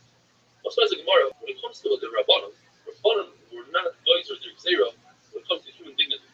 So therefore, we have the concept of Besa Pras. If there's a field that was plowed through and there was a grave there, and we were concerned that perhaps small bones that are spread out throughout the field, with the Rabbanon, if you're on the way to be market for Besa, you can get on all 4, blow your way through the field, and you see that's a concept only with the Rabbanon, because it was their rights, you wouldn't be able to do that. Therefore, if an Adel decides, he takes his route, there's a fork in the road, and he says, I want to go through the base of Pras, a claim can follow him through the base of Pras for the covet of the Adel. Same thing for the covet to give proper honor to kings, even Deutsche kings, where it says that the Elazar Tzaddik, who was a Kayan, would step over the coffin. Now, there's a halacha that if there's a full tefach of hair between the body and the top of the Aron, then the tumah stays inside that Aron, provided that there's an opening on the side. So we're not concerned that perhaps most Aronis have this tefach, maybe a large person in the Aron or something, and if you don't have that tefach, that's meal. And in honor of the kings, we're not chayshish for that Aron that doesn't have a tefach. There's also the of human dignity. When it comes to toilet paper, and in the time of the Gemara, they used to use stones, so you're allowed to carry a stone for the bathroom. And if a person's script not only has 3 sisters on 4 corners, he must take off his garment right away, but if he's in a careless, which is a shus rabbanon, he can leave it on. Then we have the puzzle that says the salamta, if you find an object, you must return it, but there's exceptions. If you're a client and you're a basic forest, you're an old person, and it's not in your honor to take care of it, you earn more money than it would take to give it back, you're puzzled. Why Shabbat is any different? The answer is it says the salamta, the special meal, dafka in these 3 cases. And another who's a kind brother. So he's another and a kind brother. Or he's a person who's going to do bris milah on his son, or to shut the cover face out, he does not become common. But if he's a mace mitzvah, they find the dead person who's nobody's taking care of, then even a kind brother should become common. Why Shabbat is different? And the answer is because we're discussing Shabbat Kaisa by Milah and cover face out, and it wasn't said by Tuma having a wonderful day.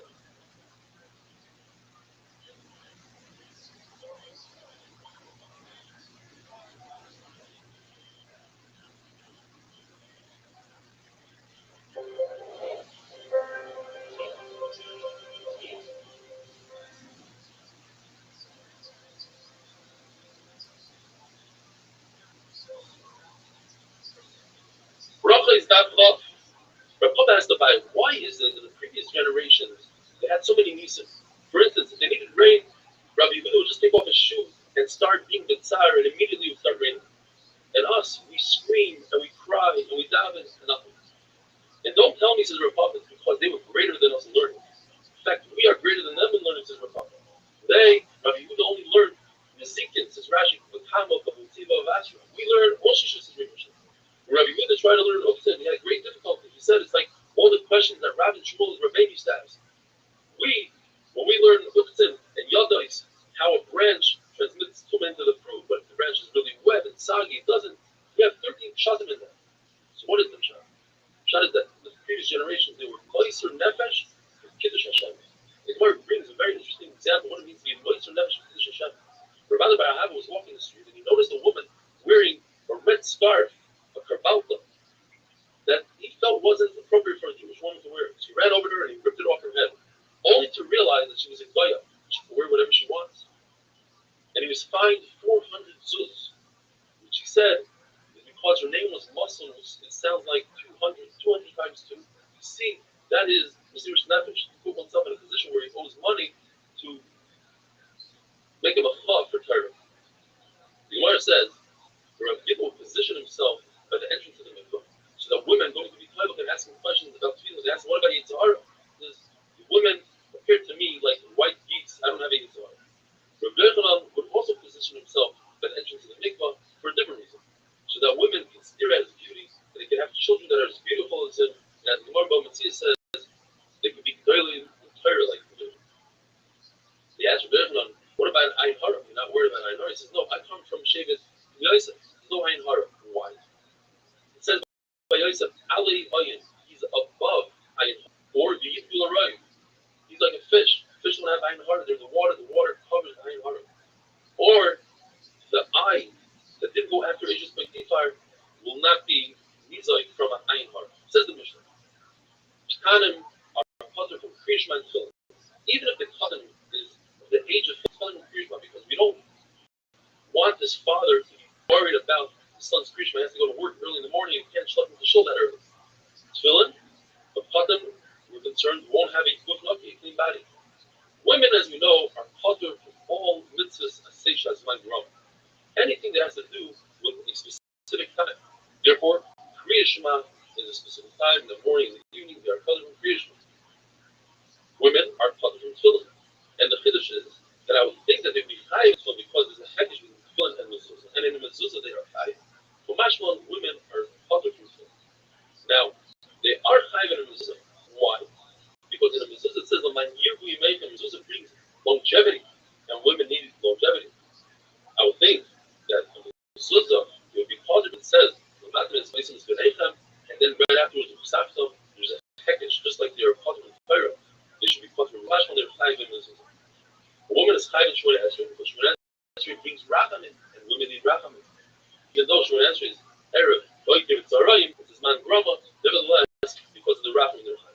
What about kiddush on Shabbos? It's not like this whether they are high with their raisa or with their rabbanon. With the rabbanon, the high with their raisa, it says zachar v'shamar, shamar v'zachar. Whoever's high in keeping Shabbos is high in mentioning Shabbos and doing kiddush. According to Abaya, it's only chiv the rabbanon. They are chayav. Although Moshe Rabbeinu says that Klaisel should eat in the evening and the morning, so it seems like it's a mitzvah sensation as like Roma. Nevertheless, they are chayav.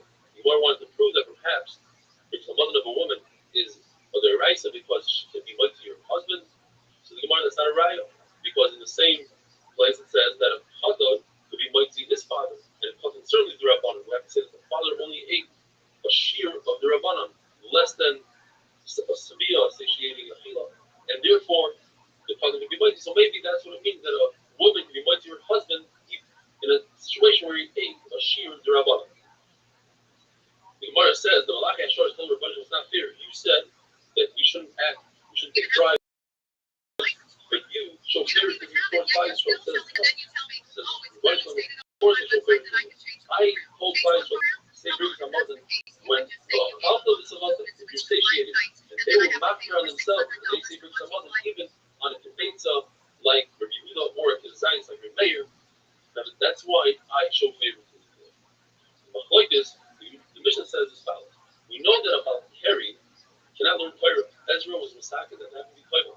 So how does one say Kriya Shema if he's about Says the Mishnah, he should think it in his mind, he should contemplate it.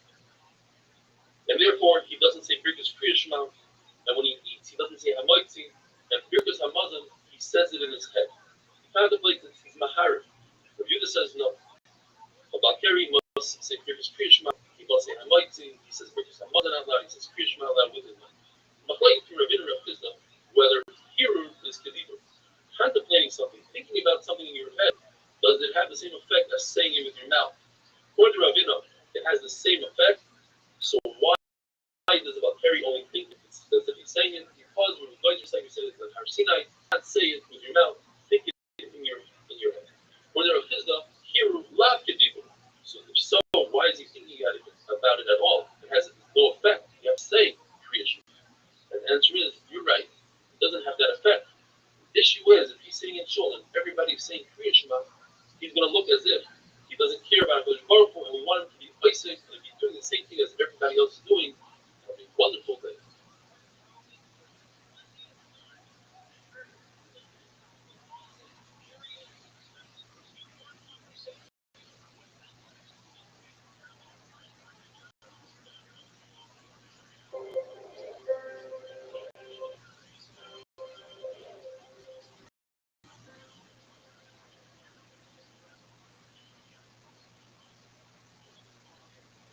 Bracha is Dav Chav. We learned that if you carry, you must say something midoraisa, such as Kriya Shema or Birkus Hamazon. He has to think it in his head. Where Shemona Esrei, which is only the Rabbanan, he doesn't think it at all. How do we know that Birkus Hamazon is the Raisa? It doesn't get any more clear than this. It says the pasuk, "V'achalta," you eat b'savonta on your satiated, u'berachta, you say Birkus Hamazon. Birkus HaTorah, it says that Moshe Rabbeinu said, "Kishem Hashem Ekra," I'm going to announce Hashem's name, and Klal Yisrael is going to say Amen, and then from there we're going to continue to the Shira that is brought down in Parshas Hazinu. It seems like that the Birkus Hamoitzi, the bracha you say before food, is only the Rabbanon, because it says that you don't have to contemplate at all, you don't have to think about it. Even though we have a Kal Chaimer going in two directions, and one should perhaps say Birkus HaTorah after you learn Torah, and one should say Hamoitzi before you eat. Kal Chaimer, if you make Birkus Hamazon after you eat, so certainly you should make a bracha after you learn Torah. And the same thing in reverse. If you say Birkus HaTorah before you learn, so certainly you should make Birkus Hamoitzi before you eat. And the answer is, they are not similar at all. Birkus Hamazon comes after you're satiated and you feel good about yourself, so you say Birkus Hamazon. You don't make that bracha prior to eating because you didn't have anoya. Whereas Talmud Torah, you're saying the bracha because you're about to go into Chai Olam. This brings you to Olam Haba. So you say prior and not after. Rabbi Yehuda holds, unlike what we learned up until this point, that Kriya Shema is only with the Rabbanon. And therefore, if a person has a suffix, whether he said Kriya Shema or not, he doesn't repeat it. Whereas the brachas of Kriya Shema, the Yatziv, it's the Raisa. And therefore, if a person has a suffix, whether he said the Yatziv, he has to repeat it. What does he do with the famous pasuk that we said from the beginning, the first Daf and brachas? The Shach B'chol Kumecha teaches us you're supposed to say Kriya Shema when you get up, when you go to sleep. He says, no, Shach B'chol Kumecha is referring to Talmud Torah. The thing of learning Torah is in the night and in the day, but not for Kriya Shema. From our Mishnah, we see that about Keri doesn't make a bracha after eating. So l'chayra, or after Kriya Shema, that is. So you see l'chayra that it's only with the Rabbanon, and the answer is no. You don't see anything from our Mishnah because we're talking about the person that Kriya Shema, and in Kriya Shema, he already mentions Yitzis Mitzrayim. And Kriya Shema is stronger than V'yatziv because it has Omach Shemayim and Yitzis Mitzrayim, and that's why he says Kriya Shema. But Lazar says no. Kriya Shema is very right, so therefore if a person has a suffix, whether he say Kriya Shema or not, he has to repeat it. Shemona Esrei, which is the Rabbanon, that he doesn't repeat if he has a suffix. If a person has a suffix, he says, he should daven all day long. In other words, he can repeat the Shemona Esrei all day, and in fact, that's the halach. What about if a person knows that he says Shemona Esrei, and he catches himself in the middle of Shemona Esrei? Says the Gemara that if a person is davening Shabbos Shemona Esrei, he's on Shabbos and he's davening Shemona Esrei, all of a sudden he feels a punch on his chest. He realizes, wait, I'm saying Slach Lona, I'm in the middle of saying weekday Shemona Esrei. What does he do? The halacha is that he can finish the bracha. What is the reason? The reason is because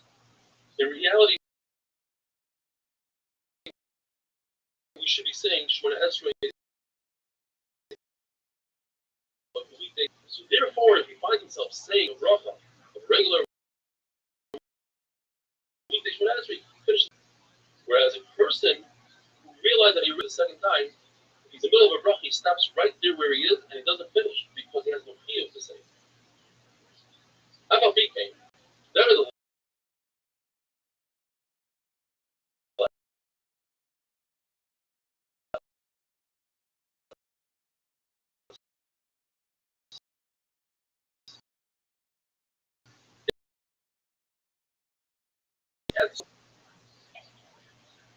if a person comes in the shul, this is Allah comes in the shul, and he finds the tzibur davening Shemona Esrei, what should he do? Well, it's about like this. According to Rav Huna, if he could finish Shemona Esrei before everybody gets to the chazan gets to Moedim, then he should start Shemona Esrei and finish. Because the problem is you don't want to be davening Shemona Esrei while everybody counts and does Moedim, because then it looks like you don't agree to the Moedim. But according to Rav Hizda, he has to be able to finish his Shemona Esrei before everybody gets to the kedusha. And the machlokes is whether a person can take kedusha by himself or not. So we the paskin that a person can take kedusha by himself. The Torah comes out that he should be able to finish Shemona Esrei before everybody gets to kedusha. Now, according to everybody, while you're saying Shemona Esrei, you cannot stop for kedusha and baruch Hu, etc. So machlokes is whether you can stop in the middle of Shemona Esrei to say Amen Yimei Rabbi according to Rabbi. Good. We don't pass an halacha like that. Place brings down that today we think about it. That's the question that it comes out that you are saying it. You should look in places and see the halacha. About Terry is served to learn Torah. How do we know it? From the context of Smuchim, since there's a pasuk in regard to Balkari that's next to the pasuk that says is served to learn Torah, so we make the connection. It's possible to learn Torah. Rabbi Yehuda doesn't learn the concept of Smuchim in all of the Torah, besides in Chumash Devar. How do we know that? And in the Smuchim that the Tanakh learns, in this parsha, Rabbi Yehuda learns it to say that whoever teaches the son Torah is as if he accepted the Torah from Har Sinai. When it comes to a Machasheva L'Zachaya, which you can keep alive, so we learn it, the Misa that she has, the Skila, we learn from a Behema. And Rabbi Yehuda learns it from Chaybi Yedorim because he doesn't learn the concept of Smuchim yet. When it comes to Chumash Devarim, he does learn the concept of Smuchim. It is machlokes her. A person who is not allowed to marry his father's wife, he's allowed to marry his father's Nusa. If his father, if somebody's allowed to marry her, or Rabbi Yehuda, you're not allowed to marry her. And why? Because he learns from Smuchim. It says in the pasuk, Lo yikach ishes eishes avid, v'lo yigali knafas. Lo yigali, Rabbi Yehuda learns is talking about an anusa. Why? Because the following pasuk talks about an anusa. In the Mishnah it says that there are three people that have zera and they're not allowed to learn Torah. One of them is a zav, who's not about Torah, who saw Torah. Anida, that was toilet zera. And a woman, after relations, who had zera, they are not allowed to say Torah unless they go to the mikvah. Rabbi Yehuda holds that they don't have to go to the mikvah. So mashma, it's only these three cases that Rabbi Yehuda holds they don't have to go to the mikvah. But what if the person is about Torah without any side effects, any ziva, plita, etc., just a pure about Torah? Perhaps he holds that he has to go to the mikvah. The part comes out and says no. At the end of the day, Rabbi Yehuda holds that about Torah is also to learn Torah. He just holds that when it comes to Bibus, Kriyashma, etc., he made them like Hilchos Derech Eretz. In other words, since they are D'Rabbanan, so you're allowed to say them. Have a wonderful day.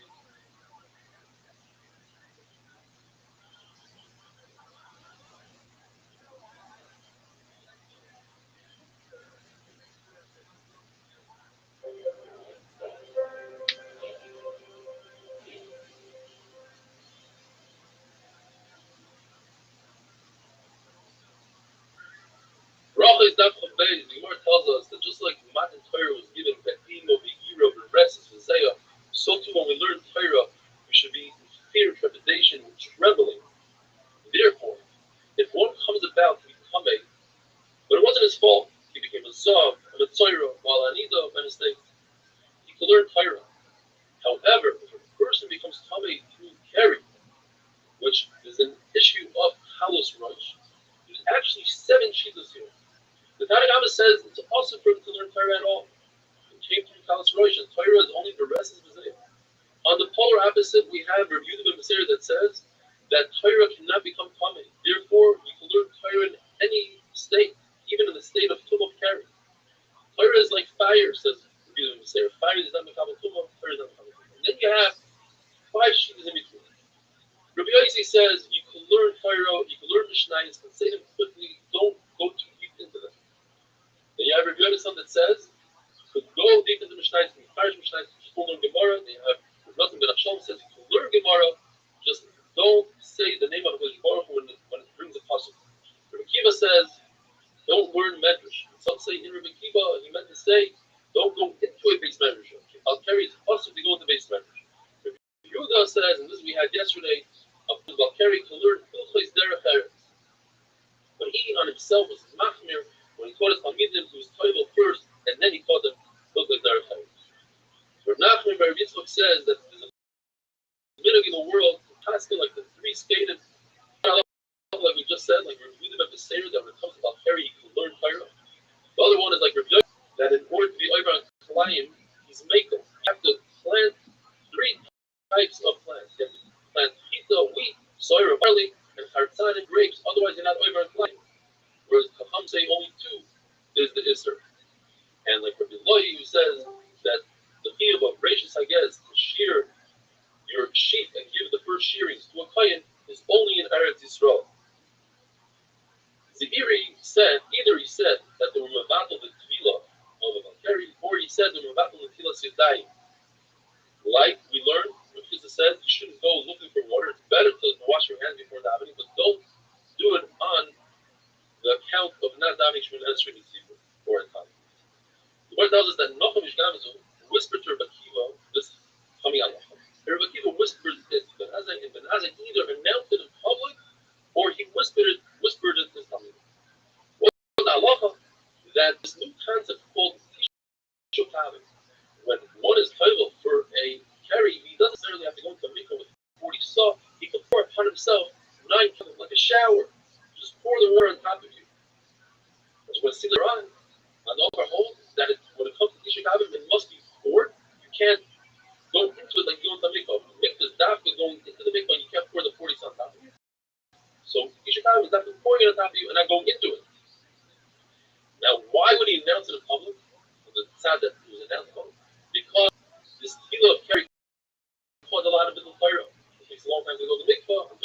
Or people were battling for food. If the person knows he has to go tomorrow to look for a mikvah, he might abstain. And if he said it in secret, it's because he didn't want to meet them to be with their wives like Karnagoyim, like children.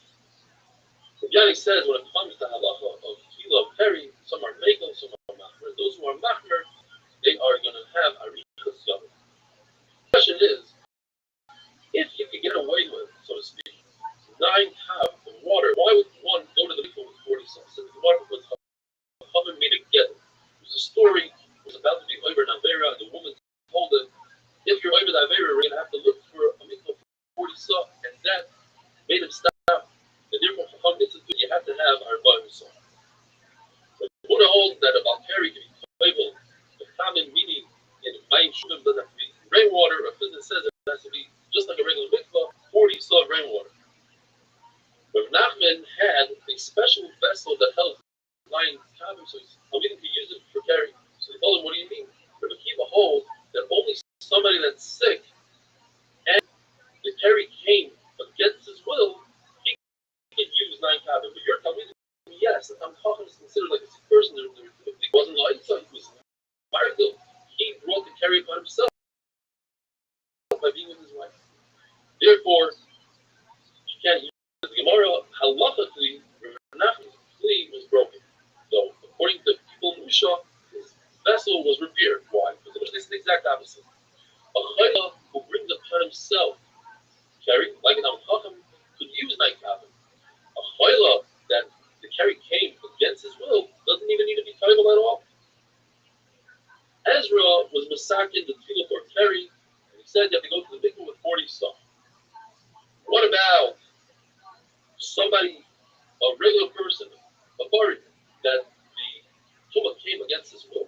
Abai says Ezra was also misaking something, and that's the ninth song, the ninth kav. And according to Rabbi, Ezra wasn't misaking that. That's Chachamim were misaking the ninth kav in such a case. Rabbi says lahalacha. Somebody who's healthy and he brings upon himself the tumah, and somebody that's sick who brings upon himself the tumah need 40 something. And the tumah comes against his will, blindness, or somebody who's healthy and it came against his will, but somebody who's sick, they're both hunter without anything, not even 9 sons. According to everybody, somebody who's teaching Torah is different than somebody who's learning Torah. Somebody that's teaching Torah and he's healthy or he's sick, when he brought it upon himself, he needs 40 sons. But if it happened against his will, he can teach with 9 sons. And some are recording since he's teaching Torah, he needs 40 sons. Some say that about Terry needs dafka karka has to be a real mitzvah. Some say no, like we mentioned before, to be like in a bathtub. For you to mention the words, we call Motam and the Gemara learns these words to mean that you can use according to Yehuda, Mayim Shuvim, doesn't necessarily need to be brainwashed. The Gemara finally says a story where there were 3 Amoraim sitting around. The Prophet says, listen, we're benching now, let me take over, let me bench. Why? Because I use 9 tablets. Says Rabbi Rothschild'S, what are you talking about? 9 times is not enough when it comes to teaching other people, saying to other people. No. What up, girl? How's life living in the promise? Fucking shit. Why is that? Fuck Bibi Netanyahu. All right, girl. Calm Fuck down. Telephone. All right, I understand. I get you. How are things going in your life? How are you?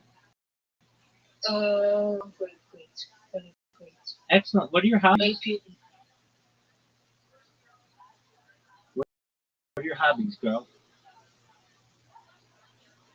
What do you like to... Don't call me girl, I'm a boy. I'm a guy. Wait, so you are a guy?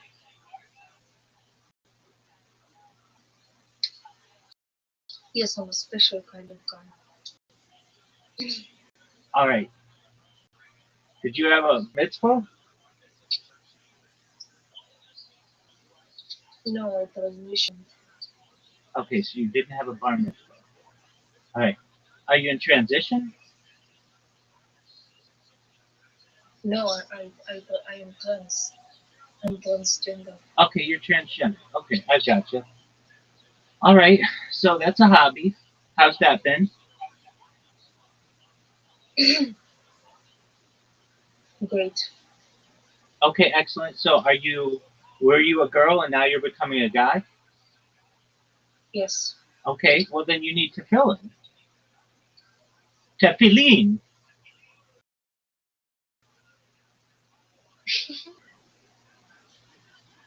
And you need to have to fill in and all of the multiple in the idea. Oh, so do you have to serve in the idea? Was my class because I was in special education because I'm autistic. All right, that's all right. So what do you like to do?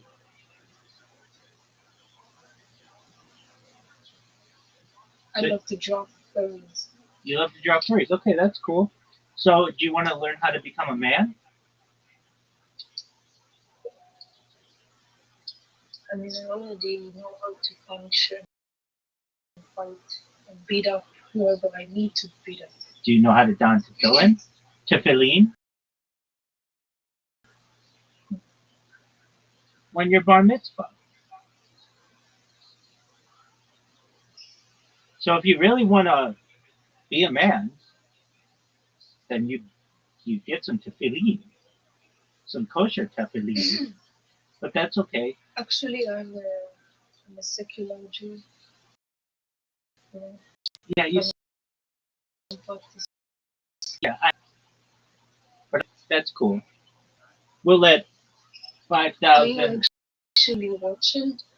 Yeah, that's my name. And you've already made it clear Oh, that, you look good. that you To hate the me. big Rothschild'S family. Oh, we're all related. There are 3,000 of us in the United States alone, 10,000 of us globally.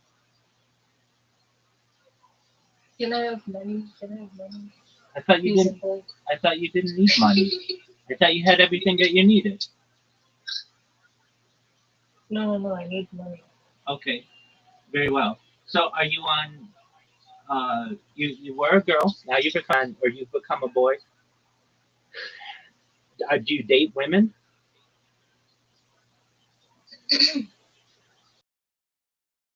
I dated multiple women. Hot. Very. Oh, good on you. And she knew about your whole transition and everything. No, I was just gay. Oh, okay, that's cool. And then you decided, you know what? Being a lesbian isn't good enough. I want to be a boy. No, I'm just shitting. Just shitting.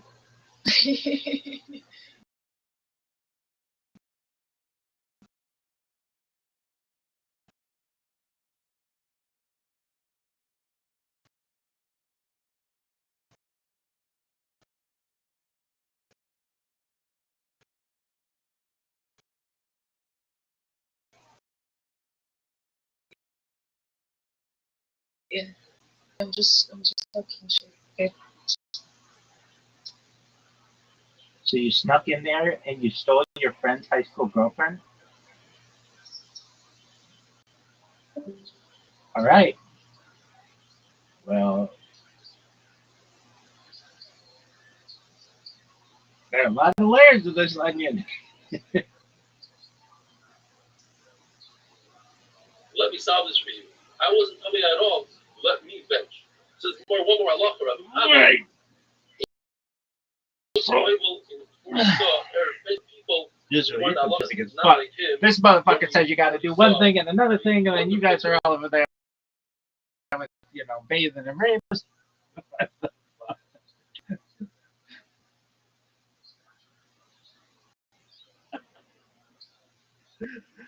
No one knows what to do.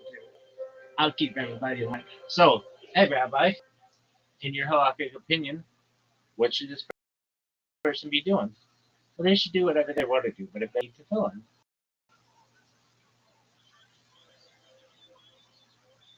to fill in.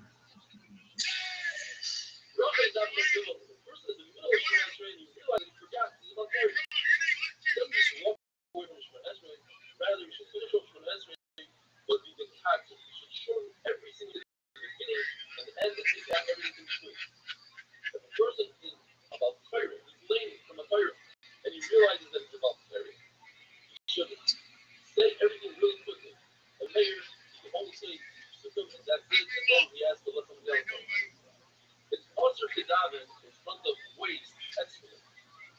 So if you see waste, you should turn it back to it and make sure that it's at least 4 hours away. It's not going 6 feet away. And you just have the ability to turn it back to it besides 4 hours.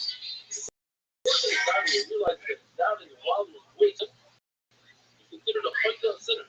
According to Rabbi, he does not have to repeat again. According to Rabbi, you must repeat this one answer again. The person has a medical condition. He has an uncontrollable bladder. So he must wait up leaking, and only then he continues with the test. Now, if he stop,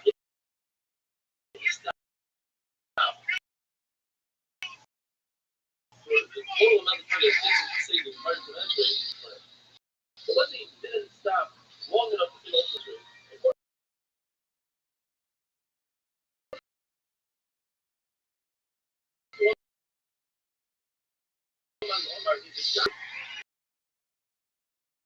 The best, good, and he doesn't have to repeat his diving. And now, this thing is stuck for 1 hour. If a person needs to relieve himself and go to the restroom, and he cannot wait for 72 minutes, he can't hold it in, which is the time it takes to walk one parcel, and the kilos and 2 kilos, he must repeat his entire diving. So if he could hold it in, according to Rashi, he could start his davening with Katfila. What it says, Shmor Raglufal Kasher Telach or Beis Olikim. So what shot is, you should wash your body. You go down and basically things don't control, make sure you have a clean body. The other Madonna says, be careful not to sin, don't be pointed, because then you'll have to bring big turbans and basically say that you're to be don't bring a turban like a fool, meaning a fool doesn't know why he's bringing a turban. Perhaps he has to bring a chatos, and he brings an oil instead, and he won't have the proper kapara, he won't have the right tshuva. The person is wearing tefillin shorosh, he has tefillin on his head. According to Rabbi, he could go relieve himself of Tana. And according to Rabbi, it's also why? Because he might come to go for good. If this bathroom is a base of Kisei Kavua, meaning it's a permanent place, and there's a lot of waste everywhere those days, we're talking about that there's no hole in the ground, so you have to remove your tefillin before you even approach the Kisei, 4 amas before you get there. Now, when you get there, that will be the plug is going to get hold your tefillin in your hand, hold your kiva, you wrap it up in your clothing, and you hold your clothing. If it's actually say Arab, it's never used, so you don't need the 4 amas.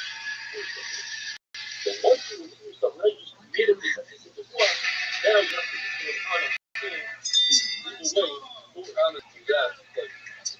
Part of the Shama is the wall, separate the base of the everybody's walking, it's a busy place.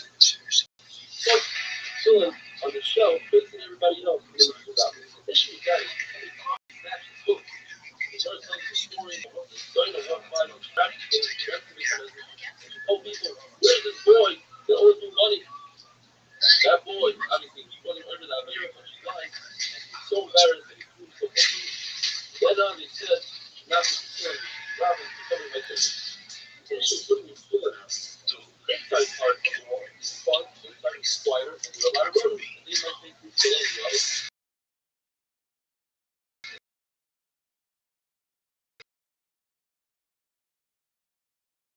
That's because it's so. Therefore, it says, roll them up. You have to make the rituals. Don't come out of your hand at one time. Yad has a yud. The other is a shin on the sacred oath, and it's called shotgun. The name of the boat, that's special feature. This is all if you're going to wear your clothes afterwards. It's daytime run. But if it's night, this is the last time you're going to kill it. You're not allowed to hold it in your head. There's no something in your bag. But that's the full bag. Then you have to make sure the full bag has one type of gear in it. That creates a new domain. The full bag is full empty. And then you can put the full bag on the ground. But if it's a brand new bag, you never use it before the bag, then if it has less than a step out, put the tefillin on the ground, just like this fish jar, you put food in it and bring it into a room with it. But that body, not without a foot, but losing a slight amount of here and there, this places, because you don't need to be full time in that situation. And this brings us to other days. The Lord tells us 2 different stories, and they both say the same thing. That Rabbi Yochanan and Rabbi Nachman, when they came, they approached the restroom, they would give their safer of a guidance to the Talmidim, but they didn't give their children to the Talmidim. They preferred to hold the children by themselves inside the restroom. He said, since there's a hecker, they still give us a hecker to bring children into the restroom, but they prefer to bring the children into the restroom because that gives them a shmira of protection from us. During davening, the Lord tells us you're not allowed to hold your children in your hand, you're not allowed to hold a knife or money in your hand. The Torah says this refers to everything. You're not allowed to hold anything in your hand because this will reduce your concentration during Shemona Esrei. You're not allowed to sleep with children, even a temporary sleep, just a few moments of sleep, because you won't be able to control your body and it will bring some design to the children.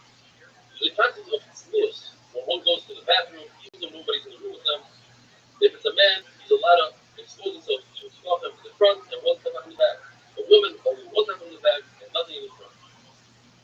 If a big sakisa, you have a bathroom, a restroom, which is a permanent bathroom, so there's a lot of stuff going on the ground. The ground is softer, so we're not concerned that there will be a splash of time on the leg. So you don't have to wash it off.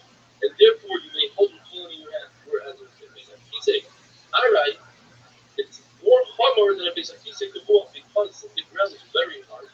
I'm concerned that maybe there'll be excited, someone will splash on the leg and you will feel to wipe it down. And you might use your children, and therefore you're not going to hold the children in your hand. The person doesn't want to be embarrassed when he goes into a very long meal.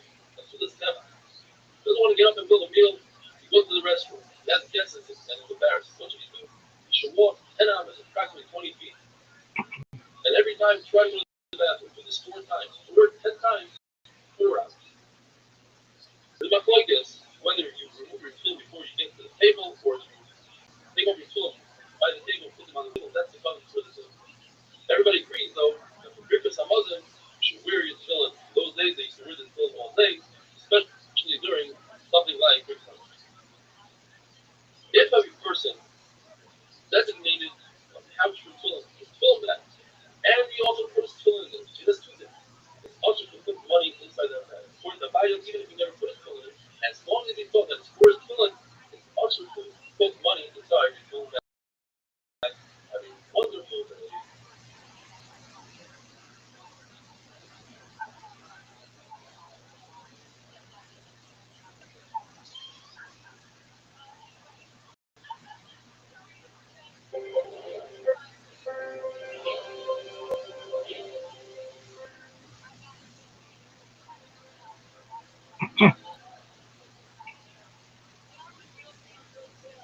Roughly, in order to protect one's tefillin, you're allowed to put your tefillin between your mattress and your pillow, or above the tefillin. Shmuel says you're allowed to do so even if your wife is in the room, and the Brisa says you're not allowed to do so if your wife is in the room. But Allah is like Shmuel. To put your tefillin underneath your feet, that would be complete disrespect to tefillin, and that's awesome. Rabbi wanted to prove that not only did he say that Allah is like Shmuel, but he constantly that Allah is like Shmuel, so he told his Talmud Rabbi, go get my tefillin. But his Talmud Rabbi, when they get his tefillin, he realized that the tefillin were below, not where Rabbi put his head. And that is why he went to the mikveh the night before. In other words, even in a situation of Ishtay Imai, you're still allowed to put your tefillin below your pillow. If 2 people were undressed and they were beneath the blanket, how do they say Kriya Shema? Now, if they're facing each other, it's definitely awesome. If they're not facing each other, they're back to back, if it's his younger children, what exactly the age is, Machlokes Gemara, a girl below the age of 3, a boy below the age of 9, or a girl below the age of 11 and a boy below the age of 12. Then it's brother, his wife, or his older children, or just another person.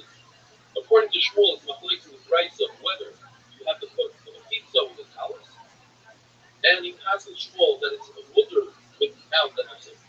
And according to Rabbi Yosef, there's a difference between his wife and other people. His wife is mutter, Ishtay Imai, and other people is awesome. But there's no concern of Agavas, meaning rears. The rears that are touching each other, they are not considered an erva, and therefore you think you should not even if they touch each other. All it is, in order, in a lot of mitzvahs, but in our precious colleague we're discussing, you should be standing up, making the bracha. If a person is unclothed, it's also to make a bracha. If a person is unclothed and he's sitting, if it's a man, it's also because he doesn't have complete covering of his erva. But a woman, if she's sitting, it's good for her to make a bracha. The ears of the erva by a man are not considered an erva, and you're allowed to say Kriya Shema in front of them. A kefaf of a woman who typically covers that area, not necessarily erva, but anything that's typically covered, is also for a man, even his own wife, to say Kriya Shema in front of that kefaf. Now, if it's not his wife, it's also to look at even the pinky of a woman if he does so, to gaze at, to stare at, and to benefit from. The thigh of a woman, according to the Mishnah, means above the knee, according to the Mishnah, below the knee is considered an area. Therefore, the way the Rabbi explained, it's worse than a pinky because even if you're not staring at it to benefit, it's still usher to look at. Kol Isha Erva, the voice, the singing voice of a woman is considered Erva, and the hair of a woman, Sar Isha Erva, of a married woman, a woman who typically covers her hair.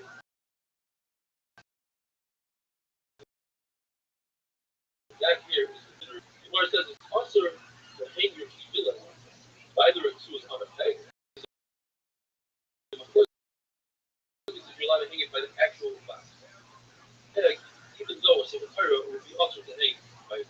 And this brings us to other things.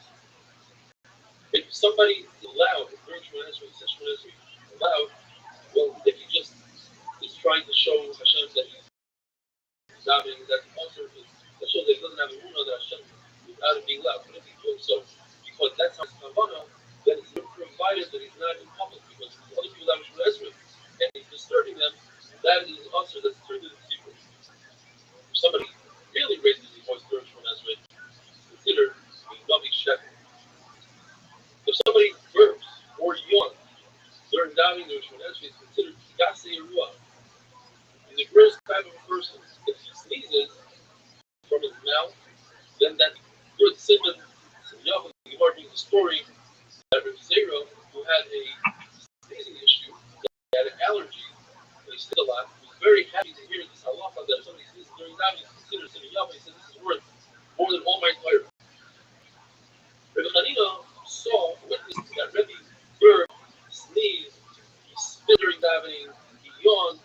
So the Gemara explains, when he burped and yawned, that was not intentional, and therefore he's not considered a gas ruach. When he sneezed, that's considered a what we call today sneeze from his mouth, and that's a simple. When he spit, he didn't spit onto the ground because that's considered spitting in front of a king. So he spit into his clothing, and a person with dissonance, he could put it into his scarf. Really, in dissonance, he could spit it behind him. And if that doesn't work, then only he spits in front of him. Rabbi Yochanan, that is the Rebbe, he used his garment to brush aloud during Shemon Esrei, and he also, when his talus fell off completely, would have returned it. It's also to put on your talus during Shemon Esrei. But when he was young, he had manners. He put his hand over his mouth in order not to show his mouth. However, the Gemara calls it sneezing from below. Sneezing that has a smell to it that is also, if you do it on purpose, that's considered a gasruach. Now, what do you do if one feels that he has to do so for davening? He must walk Daled Amos behind, wait until the smell clears, and then he can use for where he was in Esrei. But before he does so, he has to say a bracha sort of forgiveness for what he's just done. He says, "You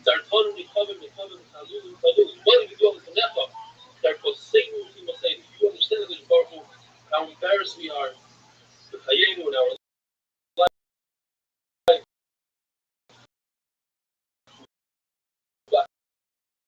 We say when we die, we will be we're going to be unbelievable." The Gemara tells us that Rabbi Yehuda held that it's also to move from Kutlar and Eretz Yisrael. Because it says, "I will come and get you from Gaza." And Rabbi Abba held that it's mutter. So Rabbi Abba kept on avoiding Rabbi Yehuda. And Rabbi Abba said, "Before I go there to Yisrael, let me hear one more halacha." And this is the halacha that he heard. You say this bracha, and you walk away, and he said, "If I only came to hear this, it was worth it." If a person is in, let's say, a sleeping bag, and he's not dressed, he wants to say Kriya Shema, but it's too cold for him to poke his head out. Now you have an issue of his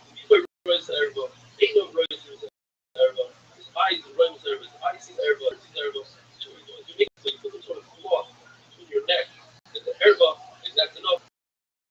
That's the most important amount that says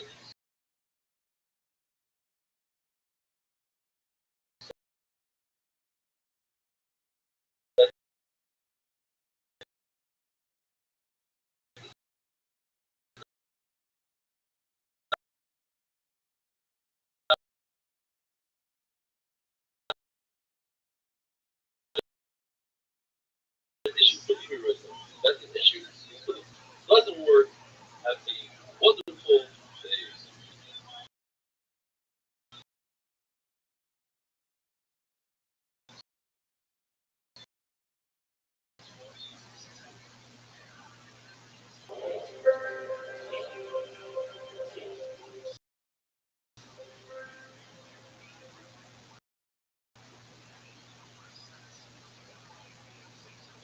Rabbi is not the big man is not wearing anything from the waist up.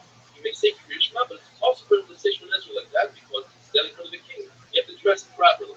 If a person is in the restroom and he realizes that he's wearing his tefillin, you shouldn't just jump up and run out. That could be dangerous because the first discharge must come out. But put his hand on his tefillin. What if a person has soya waste on his hand? One of the time Bible says, the part of the body that's saying the drink of his those have to be clean. In other words, the mouth and the nose. According to our physicist, it says the public,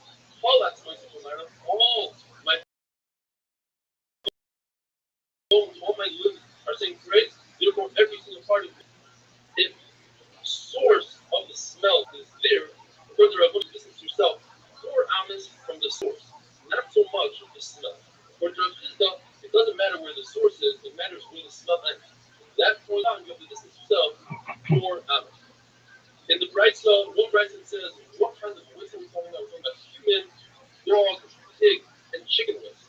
It says not really chicken, it's turkey or a lot of chicken food.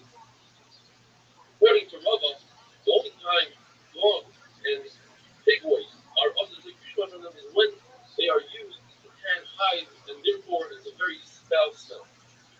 Now, if you can see the soya, it doesn't matter how far away it is from you. As long as you can see it, it's awesome to say Kriyash right in front of it. If it's 10 top of above or below you, then it's another domain.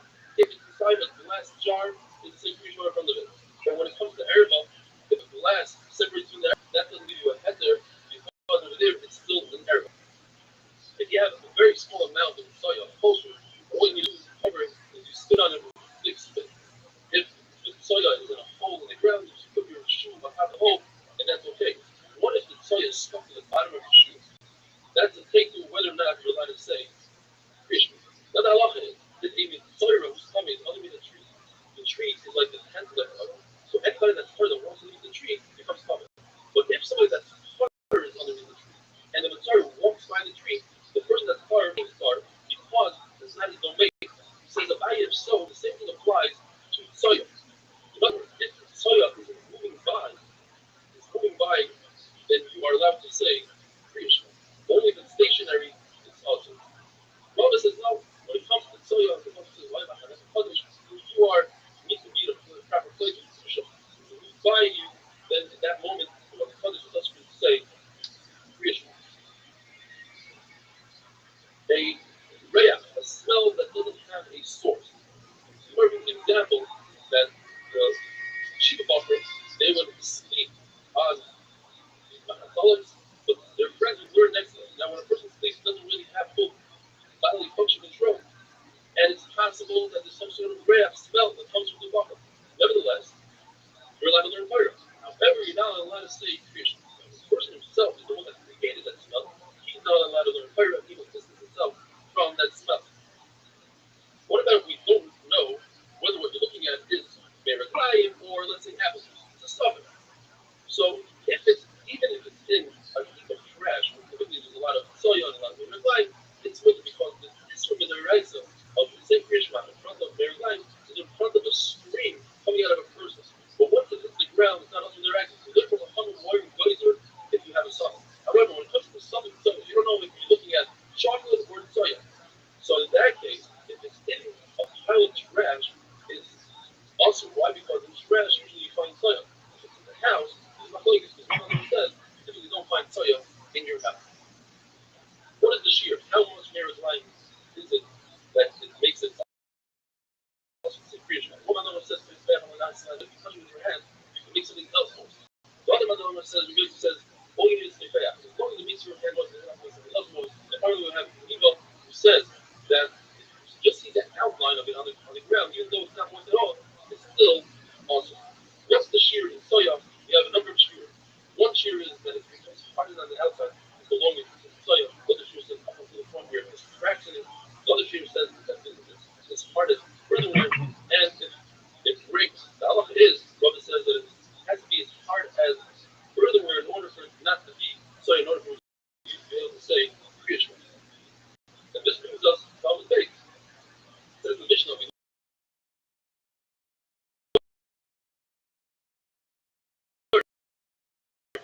a person is inside of makeup and he realizes it's time to say Kriyashma.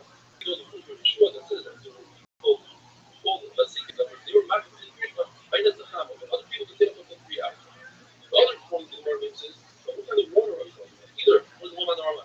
The water is dirty water or it's not see-through, so therefore it creates a barrier between your eyes and your nerve, or your heart and your nerve, or any other part that you're feeling nerve. Another one says, no, you're talking about clear water, but nevertheless, there's no issue of people in Royal Zerba, and there's no issue of Egna Royal Zerba. La halacha. If your own heel touches the erva because it's a Krishma, or your heel could, so to speak, see the erva, that's what you say Kriyashma. The erva was going, how long is this considered erva? I would think, because it says in the Prophet, the Sar Kamor, the Sar, they have a lot of Kamor, the Mashmalan is still considered an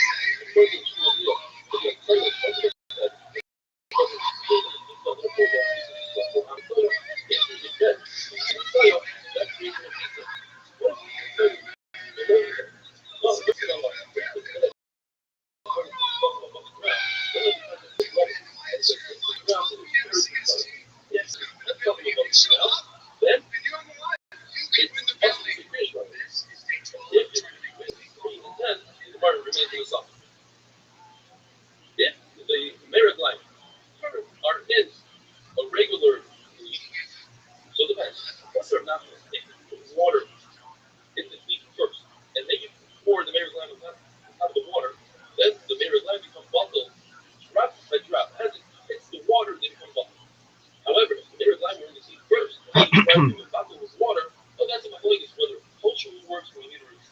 The other matter, Rabbi says though, it's the exact opposite.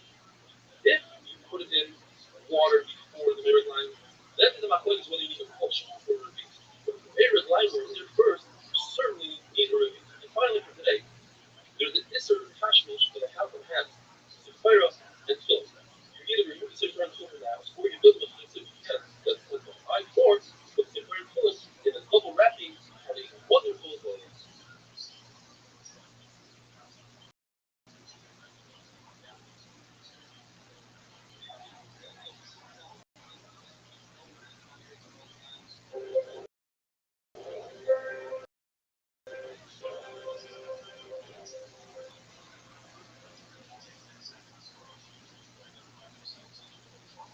Bracha is Daf Chavav. It's a huge day for my wife and I. We became grandparents. I want to thank all the well-wishers, the many emails, WhatsApps, etc. If you happen to be in Ramat Shabbos, Shalom Zohar at my house, you're all invited. Nachal Noam to apartment 9. The Gemara says that it's also to daven Shemona Esrei facing a bathroom, even if there's no tzay in the bathroom. If somebody designates a brand new bathroom, there's a suffix whether you're allowed to daven Shemona Esrei inside the bathroom.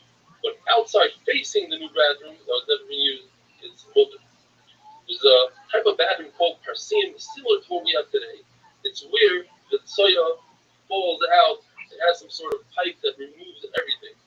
So that is considered, sasom is considered sealed, and it's mutter to daven facing. Says the Mishnah. The Mishnah brings 3 cases where there's an additional tumah to the carry.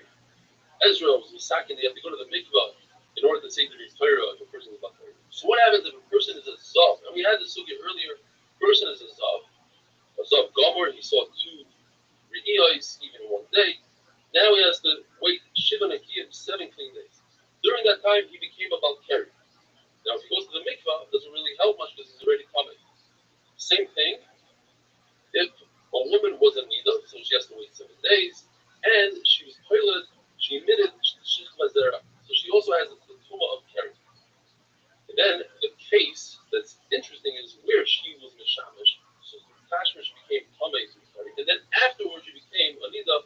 In all 3 cases, Tanakama holds that you have to be toivel in order to say the Torah review the says, since it doesn't help anyways, you are potter. Now, the Gemara brings a case that's exactly the same as a woman who's mishamish and then becomes a nida, and that is if a person is a with that, we finish the 3rd parak of brachas. Mazel tov, hadranalach, mishames. Says the new Mishnah, the new parak. Shemona Esrei, according to the tzaddikim, the people that are called the Vasikim, they would daven Shemona Esrei exactly at sunrise. All other people would daven Shemona Esrei up until Chatzos. That's midday, and that's V'loy ad b'chal, up until midday. And Rabbi says up until 4 hours, choice maniyos, up until 4 hours, including the 4th hour. If somebody purposely, b'mezid, didn't daven, that's what the pasuk says.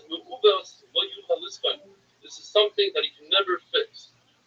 If a person forgets to daven Shemona Esrei, it doesn't matter if it's Shachris, Mincha, or Ma'ariv. He says 2 Shemona Esreis in the following tefillah. If he didn't say Shachris, he'll say 2 Minchas. If he didn't say Mincha, he'll say 2 Ma'ariv. The big Kiddush is a Mincha, because Mincha saying by 2 Ma'ariv is already considered the following day.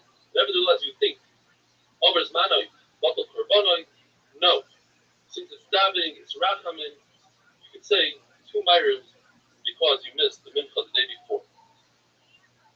Yet, if somebody does say 2 Shemona Esreis in the following tefillah, he gets sechar for saying that tefillah, but he doesn't get sechar for saying that tefillah is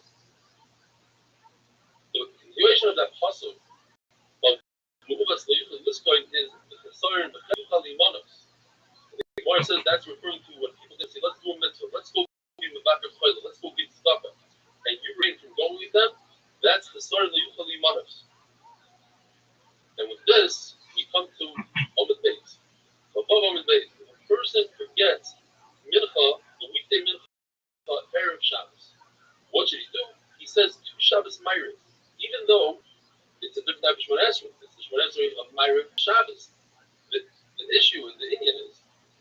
is it okay? Because, in fact, as we said the other day, Shabbos Shemon Esrei should be a Shemon Esrei. It should have 18 brachas. And just Chacham said not to be matrilas, not to be matriachas, they made it less brachas. So therefore, if we say a weekday Shemon Esrei, we say Shabbos Shemon Esrei instead of a weekday Shemon Esrei, it works.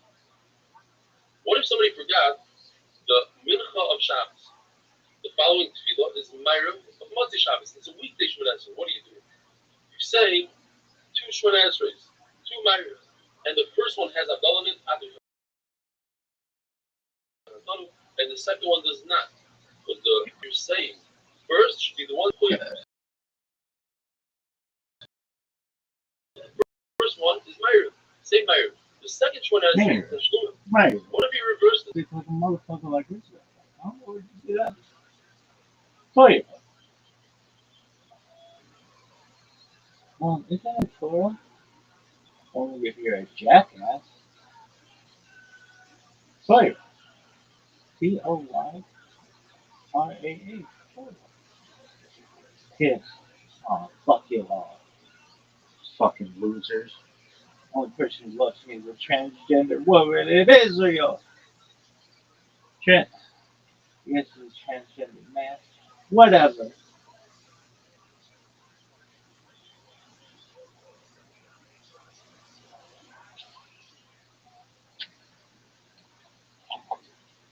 So, that motherfucker and I are gonna be best fucking friends. We're gonna have a condo on Rothschild Boulevard. Telling me, motherfucker.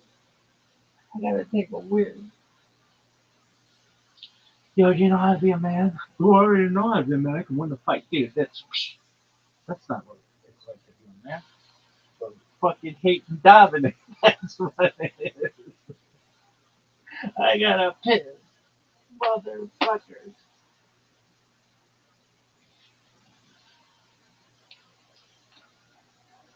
I gotta take a whiz. I'm e-girl champion of the world.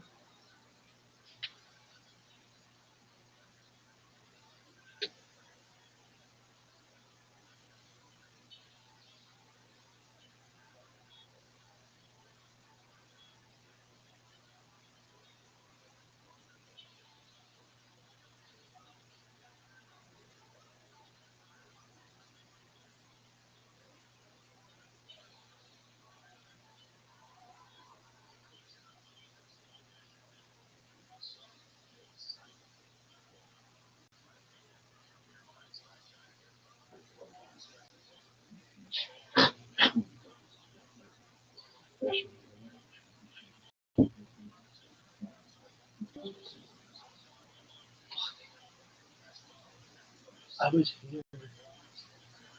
Yo, dog.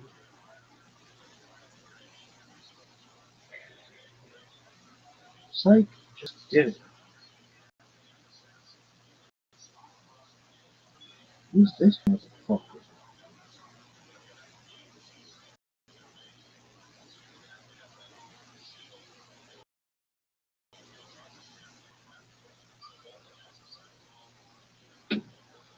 Never heard of that.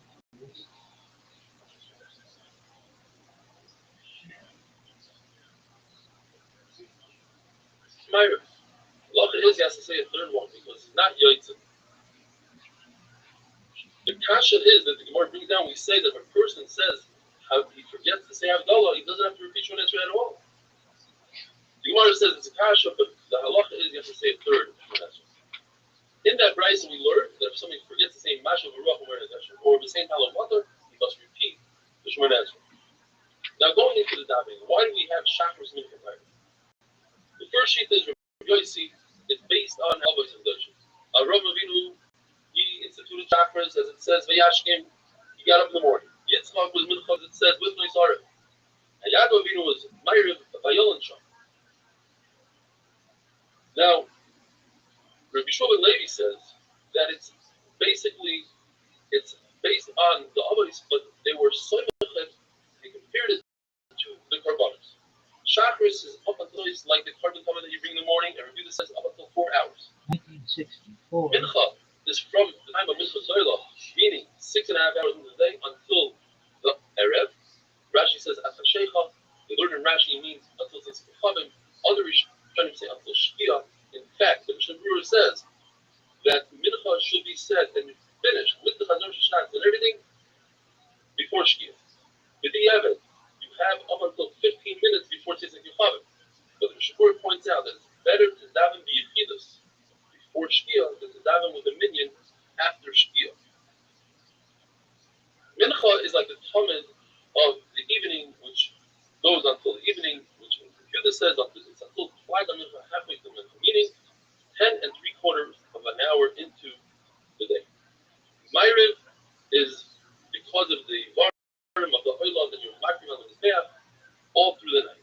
What's Musaf? Musaf is actually Knesset Sandoila, they were misaking it, and that's why it's like the carbon of Musaf that goes all day long, whereas Yehuda says it goes until 7 hours a day. You should hear all the Psuras Chayvais. Have a wonderful day. That's what I would say then. You gonna do one of these? I'm gonna do them all. 2007 and 11 are these bitches. Sucks. You go out there and slay dick like a motherfucker. Why? Why not, baby? Slang it. According to Yehuda, all the Zmanim of Tefillah are Hadvad. Yo, dog, did you know that when you go ba ba ba ba ba ba ba, everybody's like, that means including all of the fourth hour. Doesn't mean until the end of the third. no one gives a fuck. I wish I could tell all these rabbis that. Dog. The first part of Flag Mincha, which means dude. let's talk about Is this bitch started? We have take the daylight hour. Yo, dog. And divide them Isaiah Pacheco, I hope you fucking tear your fucking ACL. You cunt. You motherfucker. Or is a half an hour at concerts. So it's 6.5 hours. Oh, dude, if that's the fucker. Is 9.5 hours from the beginning of daylight, or 2.5 hours before the night. You take those 2.5 hours before the night and divide that in half. That's Flag Mincha. According to Yehuda, you can say Mincha, without Mincha, first portion. So we don't have anybody in this game. In other words, we don't care one way or another. Before nightfall is when everyone in the stadium is nuked right now. Fuck. And the entire really? Part of that flag. Most of the according to Yehuda didn't care about goes all the way to the 7th hour. Therefore, there's a situation where a person has tefillas in front of him. He has mincha because we said that mincha doila starts at 6.5 hours. Maybe. And he has another half hour left to finish off Musaf. Which one comes first? Nobody's playing in this game. It says daven Musaf first because Musaf is about to expire. You can't daven it past the end of the 7th hour. You only have a half hour left. Rabbi Yehuda testified 5 things in the Septuagint. And we guys can like the Septuagint. One of them is that we teach a Tana whose mother married her off, and that's only the Rabbanon. In order that is that Pacheco? Be hefker.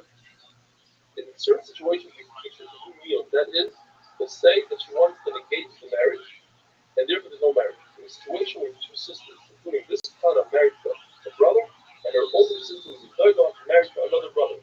That older sister's husband died. Therefore, she fought the evil. It's the last bit of truth. The 2 sisters married the other. Therefore, we teach the younger one to do it, and she'll be over. Ooh. That motherfucker got fucked up. On the hate of the water, he testifying that her husband died. Don't testify that they steal chicken in the Right. person. That's good. No point scored.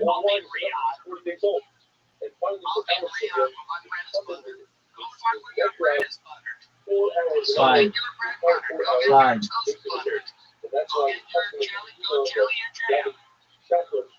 4 hours a day. He did an early Shabbos when we told today after the class. But he holds up the Yehuda that flag is the end of the day. Flag is already night. They have one fan that Asian and he gets paid to be their fan. He also goes to other games and teaches people. Mincha goes all the way to the evening. And whoever does the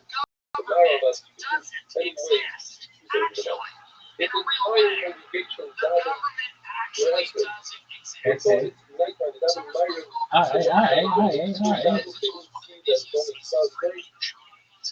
Alright, so who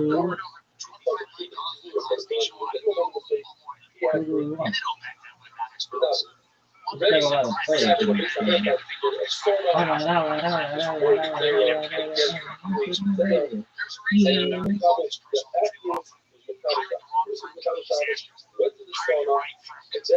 I want this plastic stuff and stuff.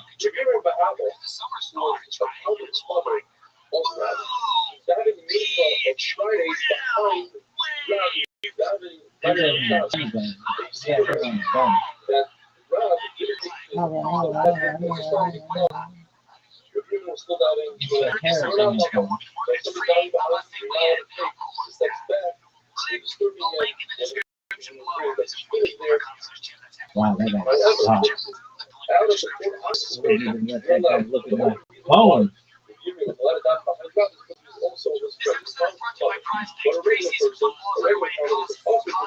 I could average 1.6 points per fantasy week. Come on.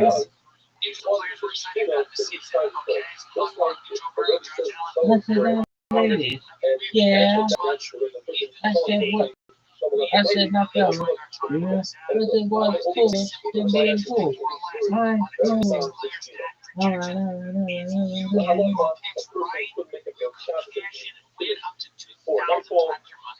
So who do you want to win?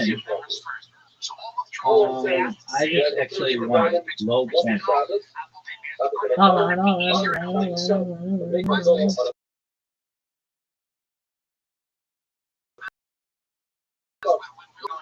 Stop ringing. The name of Rabbi said that particular poor and in Shabbos, the team of Shabbos, later Shabbos, on their Shabbos. Says what is that? It happens to be one of the pillar, there was a punch. And it wasn't the business of the Moses. And it wasn't very Shabbos. On Shabbos, rather Shabbos, unlucky. Why could that not be Isaac Jacob? Later is we remain optimistic the Florida's opportunity to help drive international collaboration in a way that not only generates prosperity, but distributes it more broadly. Distribute very famous for open markets, national priority sectors, Run that bitch in. Actually, that'd be really good. That would be really good. All right.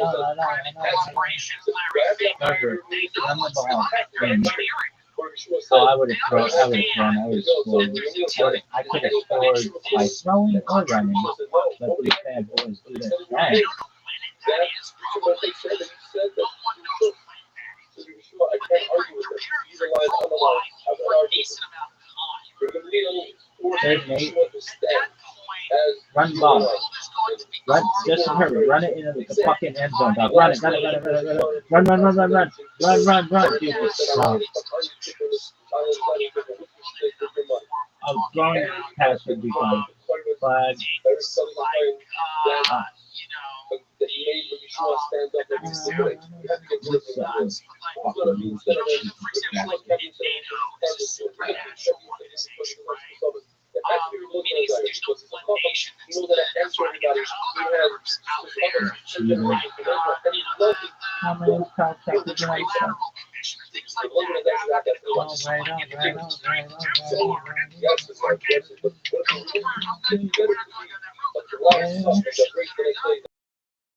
to be anything. But you want to know right here, they share a face out. Right, just to her. 33. Just run the ball in, dog. I would run it in. No, QB draw. I hate draws. Throw it. Run it. Okay, that's alright. Flag, dog. Bring it back. I said now, lady.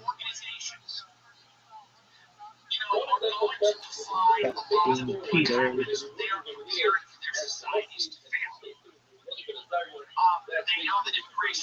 Who is that? Who is that? I said no lady. Yeah. Reading went from 11 to 10? How did that happen?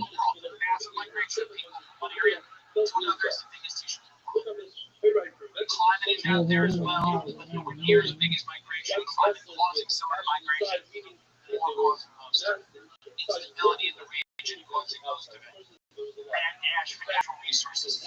Dude, they fuck. That instability results They're in saying migration. Yayo's gonna get Migration 141 points. destabilizes societies, pushing people to the extremes. All of these international, supranational. Oh shit, because he's got that guy. What happens when our societies fail? Wait, that's not funny. What happens? Well, the Peter Thiel types. This is again, I'm not saying this. This is what they're saying. The tickets started Trevor Lawrence. Structure that's going to be built to keep our populations in check. Shit. This is why they bring in the digital Or he's going Brad Flowers to loser. They're going to be great. They're going to be fine. This is the primary thing. She's getting married straight up the Hunger Games, right? This commercial sucks. Right, that's your ring. That's your ring. That's your ring in your hand. And your fucking party and watch. And your love and your life. And aren't you happy to participate in it? Aren't you happy for her? Your life is yours. You don't get a life. You got her life. And isn't her life nice? Oh, this woman is the worst. She's terrible. She sucks. Worse. Oh, this motherfucker's still talking. Blah, blah, blah, blah. Then there's this book. It's super fucking long. Nobody gives a flying fuck about it. Really? Worst book ever.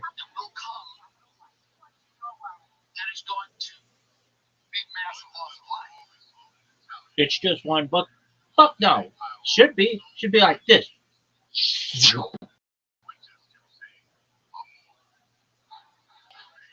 What is this bullshit? If he says buttering my bread, he's gonna say it like 1,000 more times in this fucking episode. Who's this bitch? This girl sucks. Is this Bride of Chucky? No, it's the Conjuring Last Rites. Well, no one gives a flying fuck. Doo-da, doo-da. No one gives a flying fuck. Blah, blah, blah, blah.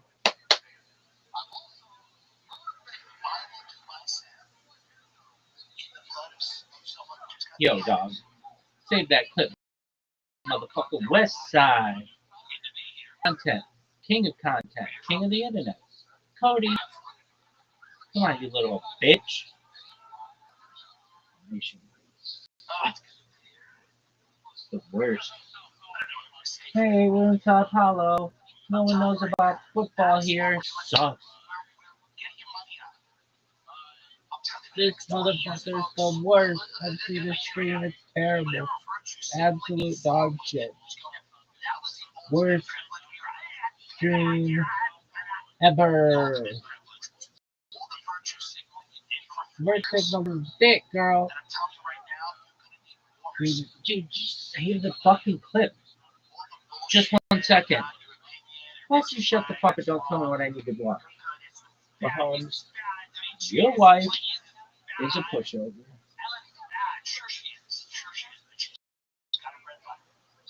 This.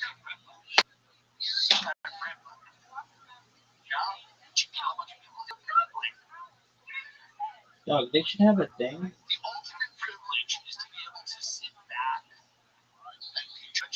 Who's playing a game? Oh, Chiefs. Oh, so let's fuck up the Chiefs. Get him. Get him. He sucks. Put his ass on the ground. Alright, so we want the Chiefs to lose.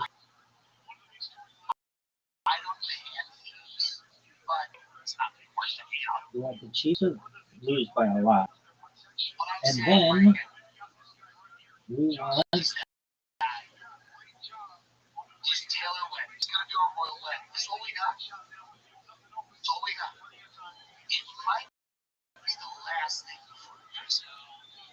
we want the Chiefs to lose. We want the Chiefs to lose. We want the Chiefs to lose. Why fucking bad? Why fucking bad?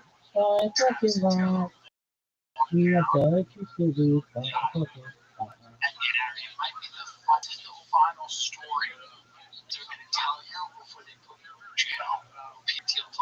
We want the troops to lose to God, to God. We want the troops to lose. Blah, blah, blah, blah. Sorry, oh, no, you're going to God. We want the troops to lose. And she wants to take a fucking get hurt. Be questionable for the rest of the year. Like, out. Out for the year.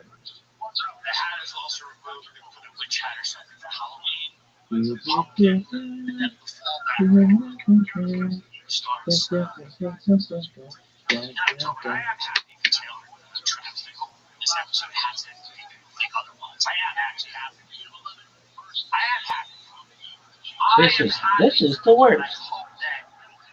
Worst. Could be one offense. Worst. The country needs this union, and there's going to be a lot of women crying, and there's going to be a lot of men crying. There's going to be a lot of people deeply invested. Get this motherfucker. This is the last one. Shaking sucks. It's almost impossible. I don't think there's going to be another star that gets as big as Taylor Swift that we care as much about. Oh, he's down. Motherfucker is down. She's one of the last people that we've watched go from a young person to watch her grow up, and she's become one of the most successful people in the world. It's not going to happen. Or you know that. She's one of the last stars. She's one of the last true stars that we've shot up into the stratosphere, and we live vicariously through her. Her life is our life. Her love is our love. She's one of the last true stars. Deserved? Who cares? Oh, stop it. No way. No way.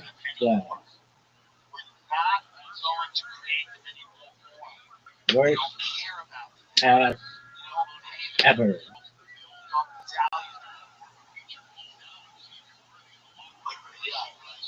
Oh, Xavier Ward? Actually, that's good. All the guys need to be hurt.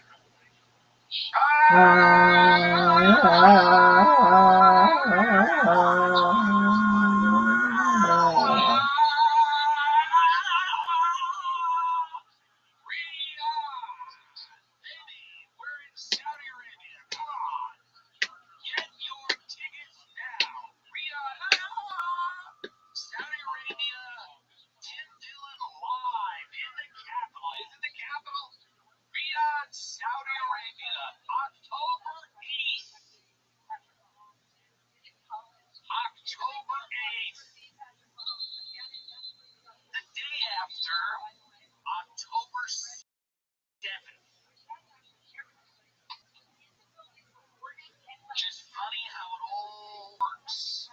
Not something that I had planned, by the way. It's just something that happened. I will be in Riyadh, at the Riyadh Comedy Festival at the Bakr al-Shadi Theater. Come see me at the Bakr al-Shadi. I'm not pronouncing that correctly.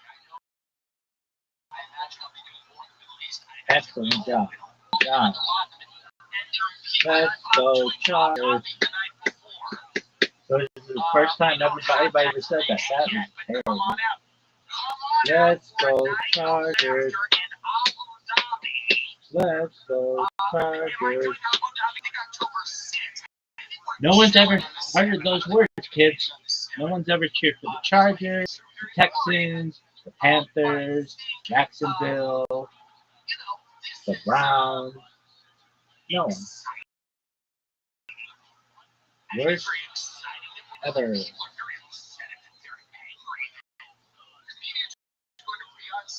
Yeah, then go for again.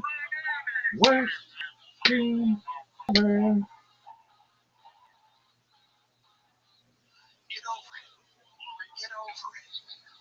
Worst dream ever.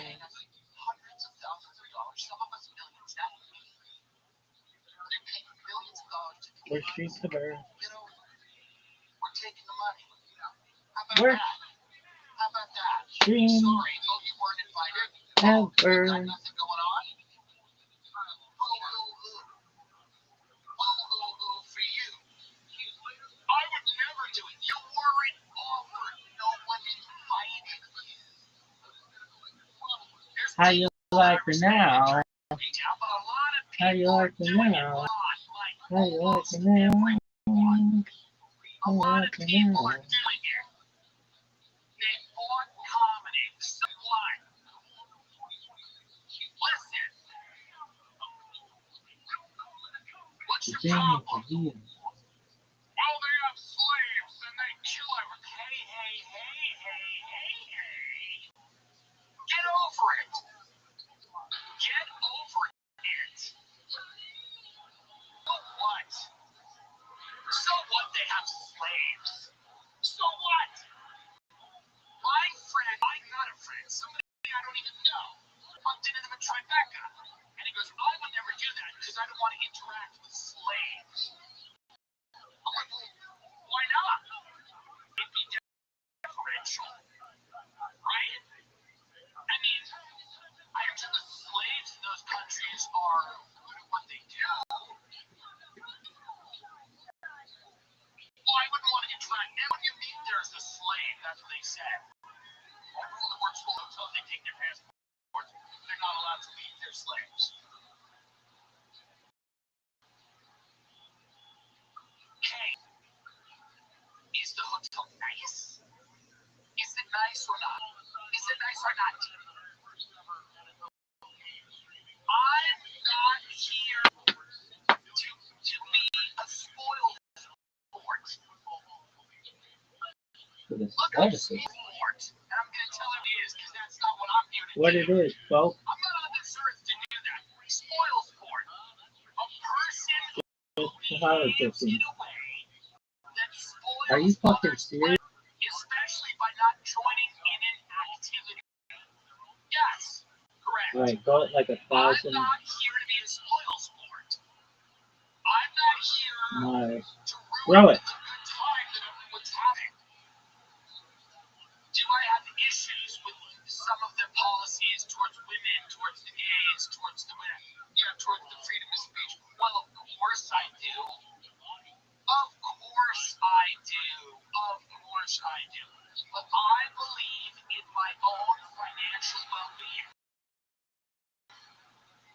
And I always have. And I think you better start believing in that. Okay? Because when Peter Thiel puts old cage, you're going to want some way to get out of that. You're going to want to bribe someone. Peter Thiel has you in the prison for that movie. What's that movie where he goes to that digital prison? Remember that movie? Well, when you're in that movie, and it's you can't get out, when you're in the movie of that digital prison movie, and Peter Thiel's got you in, you're going to want to have a little couple of shackles to go to the guy and say, let me out of here. Get him off little Bitcoin, little Ethereum. Let me get out of this prison. When you're Shawshanking, that's not the movie I was talking about. It's another prison movie. I pulled on. When you're Shawshanking with the little rock hammer through the wall, and you're falling through the tunnel of shit to try to get out of Peter Thiel's prison because he's just going to do that. What is it he's doing? Peter Thiel talks on the Antichrist because he is the Antichrist. So he knows about the Antichrist and thinking about it. It's never enough to just be the thing. By the way, you have to constantly bother people. It's the reason the Long Island serial killer got caught. He couldn't shut his mouth. He went out to bars and in a very boomer-like fashion, he's like, well, if I had killed her. O.J. Simpson wrote a book called If I Didn't. No one can just get away with anything. It's got to be shoved in your face. So Peter Thiel is Everybody injured their potato. Everybody injured their potato. Everybody injured their potato. Everybody injured their potato. Antichrist as much as this guy. So he's doing a 4-part lecture about the Antichrist. So when you're in the Peter Thiel Palantir prison,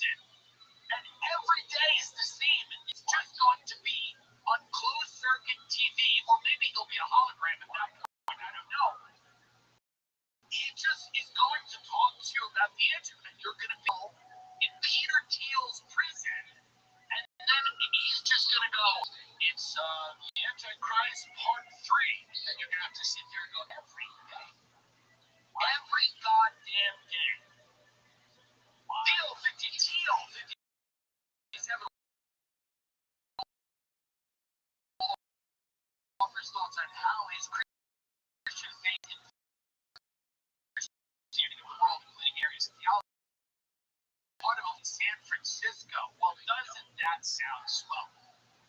But he's going to be giving these lectures to people that are in his prison. So you might as well have a couple of dollars to try to buy your way out of the Peter Thiel compulsory Antichrist lecture that he's going to be giving at his prison. Now, people might say to me, hey, you're coming out and saying you're doing the Saudis in for money. They're paying him a lot of money. I'm not going to tell you how much they're paying. It doesn't matter. It doesn't matter how much they're paying. It's $375,000 for one show. Now, a lot of other people are getting $1.6 million. That's not me. I'm not in that bracket. But they're giving me $375. Others are getting $150. What are they doing? Here's the point. Okay? I am doing this because they're paying me a large sum of money. They're paying me enough money to look the other way. Do you understand? Look the other way. That's a 4-word sentence. And people don't do anymore. Look the other way. If something bad is happening to your left, look to your right. If, for example, I'm in a breakfast and I see someone get grabbed and they start hitting him with that, that big stick, I don't know if it's bamboo or whatever it is, it's kind of wood, it kind of snaps back, it's perfect for a game. I see someone get it, I will look the other way, okay?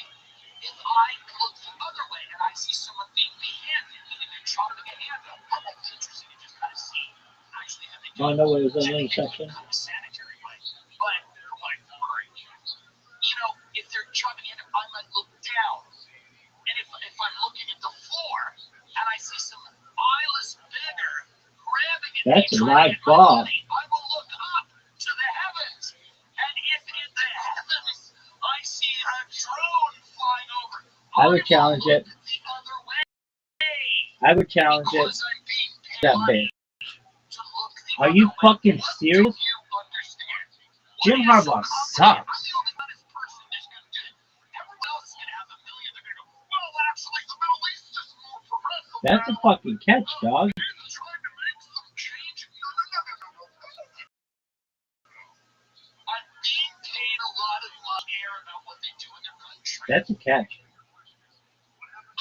very simple. I think that's a catch. Lots of money. Dude, that's a catch. Comment on what's going on. In Jim fact, Harbaugh sucks. That's why they give you the challenge. and it's something that I really disagree with is happening. The more money you pay me, the less I'm going to do. Truly, Sucks. this really important thing that no one does anymore, and I'm He sucks top. the other way. Worst If you're person in a ever. country and you don't agree, what's the other option? We are going to have to go Yo, to all dog. these countries and make them be Americans. Get your shit together, son. That was an interception. Interception. That's not going to happen. I'm so glad I didn't take Kevin Hunt. He sucks. All we do is try to do that, and it fails miserably, like every time. So I believe in looking the other way. I believe in pretending things Let's are go not happening Chargers. are. The second time it's ever been said, uttered by anybody. I believe in ignoring the Well, street. I will sleep so Just politicking. Yo, destroying. You are a dick rider. I will sleep through the screams. Sleep through the screams. Huge dick rider. Google it. You know what happened there, and it's fun. Folks, mind your own business. My beeswax used to say that. Mind your own beeswax. She used to say that. Okay. Go, baby. Go, baby. Go, baby. What the Whoa. He fumbled. Good job. is that there's your beeswax and everyone else's beeswax.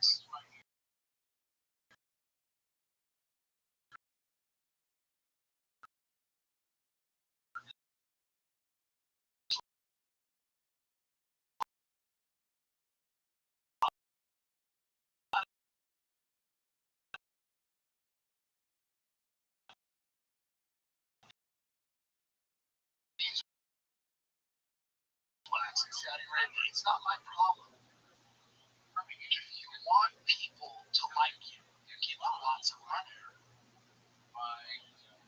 Great play. I don't know why this is so hard for people to grasp. I know that this is something, and again, people probably listen to this, they're angry or they're disagreeing with me. And that's okay, you're allowed to do both. You're allowed to do mine. I don't care what you do. It doesn't matter. I'm going to be such a model citizen. Let me tell you. Chargers. My answer, will you be seeing Let's go Chargers.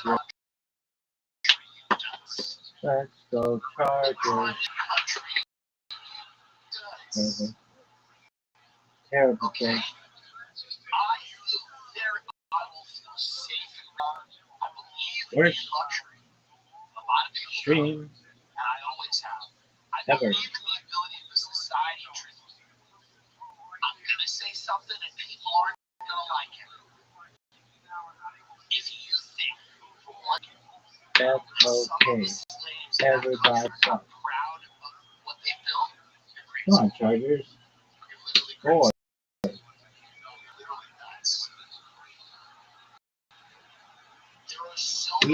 I don't even know if we want to score. Keep the score low. Keep the score low. When you look at something beautiful, even if you I got a chain shot on the back. or kill people you know, I'm using the word slave, not even knowing, but I'm using it only because people. They don't even do Dale I haven't right. looked into it and I won't. But I don't even. How don't you fuckers know how to do Dale? That's like your shit, dog. I could imagine they would be like, Jesus Christ, a Dale? That's your shit.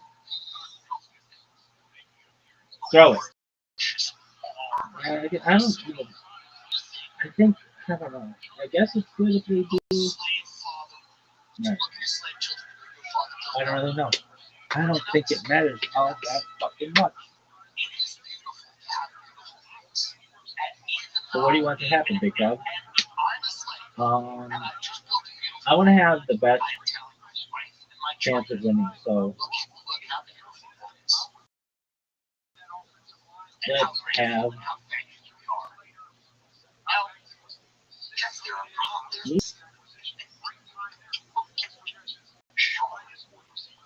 Lee Beckton, Lake Dawson.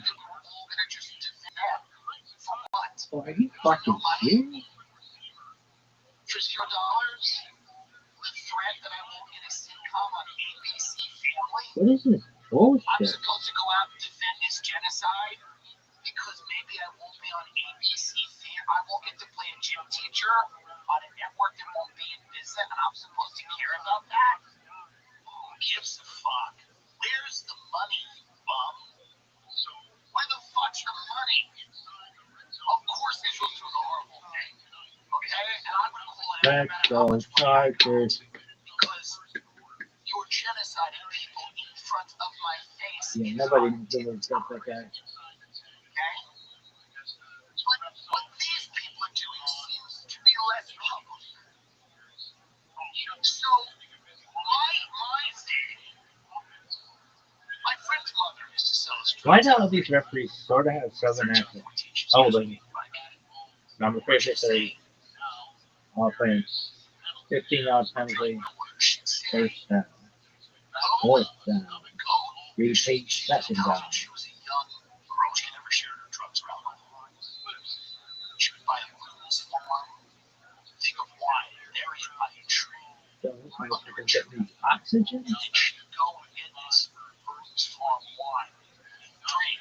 And then she said she'd go back to the bonfire and she'd feel warm. And she would sway, but she wouldn't share her blues farm wine with anyone. She'd bury it under a tree and then drink it. You see what I mean here?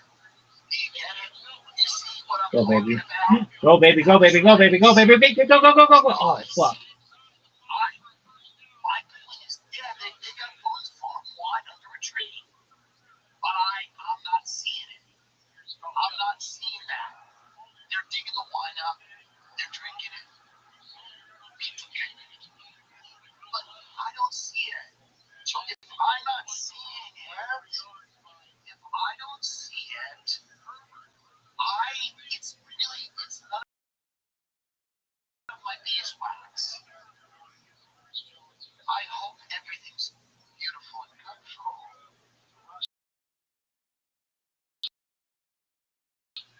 telling you right now, big mistake. We should have had the Tel Aviv Comedy Festival. And they go over there and I go, listen, it's human shields. Hamas is stealing the food or whatever they're fucking talking nonsense for the last 9 months. We're all supposed to believe whatever. I go, release them. And this is what it's about, hostages. It's not about whether the greater Israel stop. Why would you say Epstein was in the Messiah? What are you talking about? He had no connection with anyone. He was just a pervert who had $2 billion. He was friends with him. What do you want? Israel thought this was all going to happen with no money. What are you nuts? I'm sad about what's happening. If it's happening, I said I don't see it. If I was a I would love to make a beautiful hotel for people. I would. I'm able to make a beautiful hotel for people to stay at and enjoy. If I was a slave, not a slave. But if I was a slave, and I had a chance to make a beautiful happy.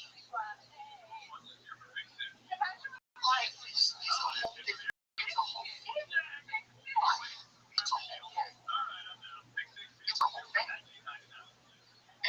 And we're not letting people in COPD. I believe. So no one gives a shit about your COPD. They care about the Chiefs losing. Let's go Chargers.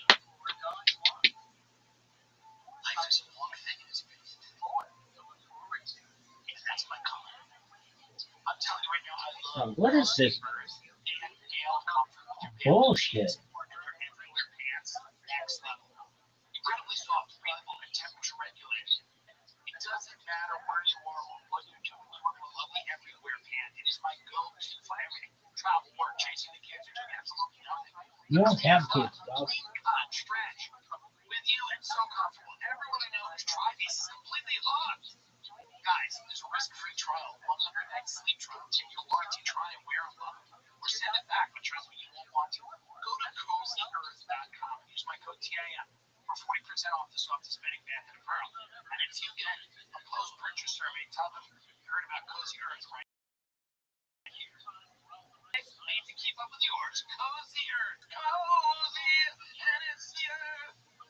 Lucy, let me tell you about it. 100% pure nicotine, always tobacco-free. Lucy breakers or nicotine pouches with an extra surprise. Each pouch holds a capsule. Fully broken, open to release extra flavor and hydration. Set yourself up with a subscription. Have Lucy delivered straight to your door.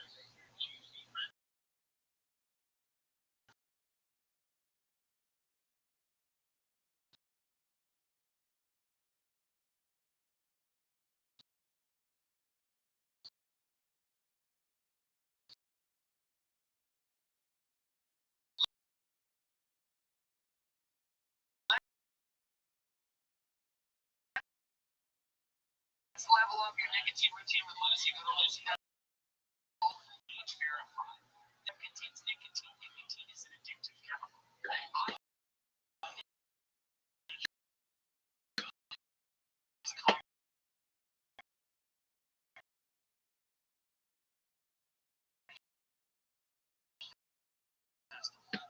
Because they deserve to laugh.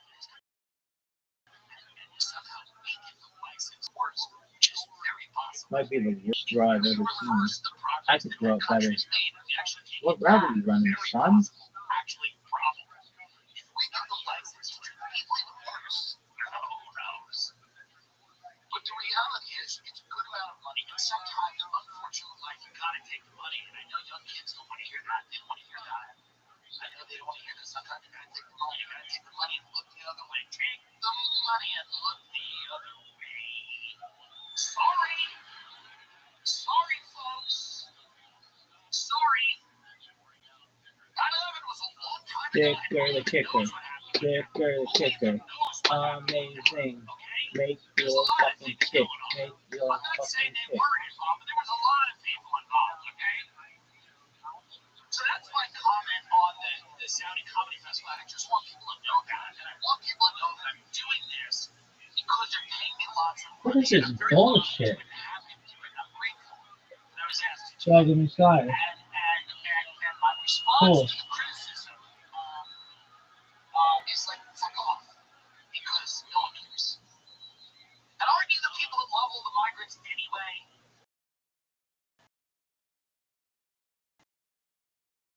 The same people criticizing it. Just a second. Took a hole. Content is intended for certain audience.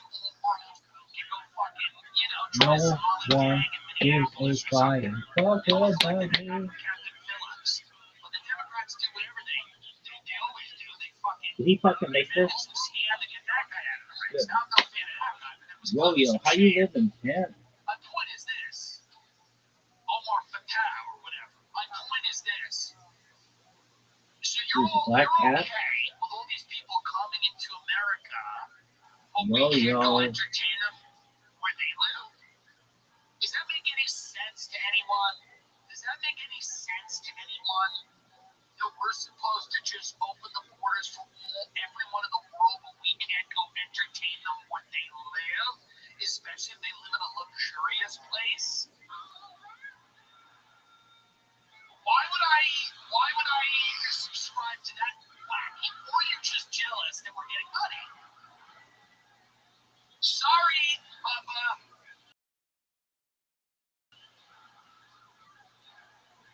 This Taylor Swift.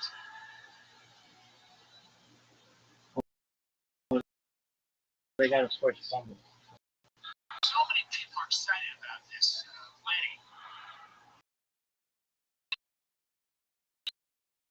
What do you want about Swift?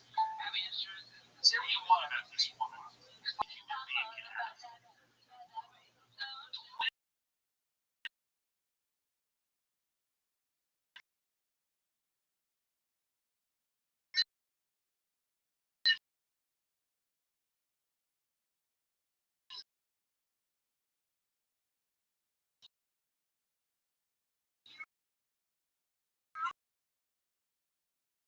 That line up to buy tickets to relive their summer camp. The 43-year-old women. Shut up. CNN thing again? Styles, okay? The sick cat. Shut up. They shut the shit down because nobody ordered it. Crazy psychopaths who follow this woman CNN All Access terrify me more sucks. than anyone who lives in Saudi Arabia. I'm sorry. The disease that inspires these women to live vicariously through Taylor Swift, a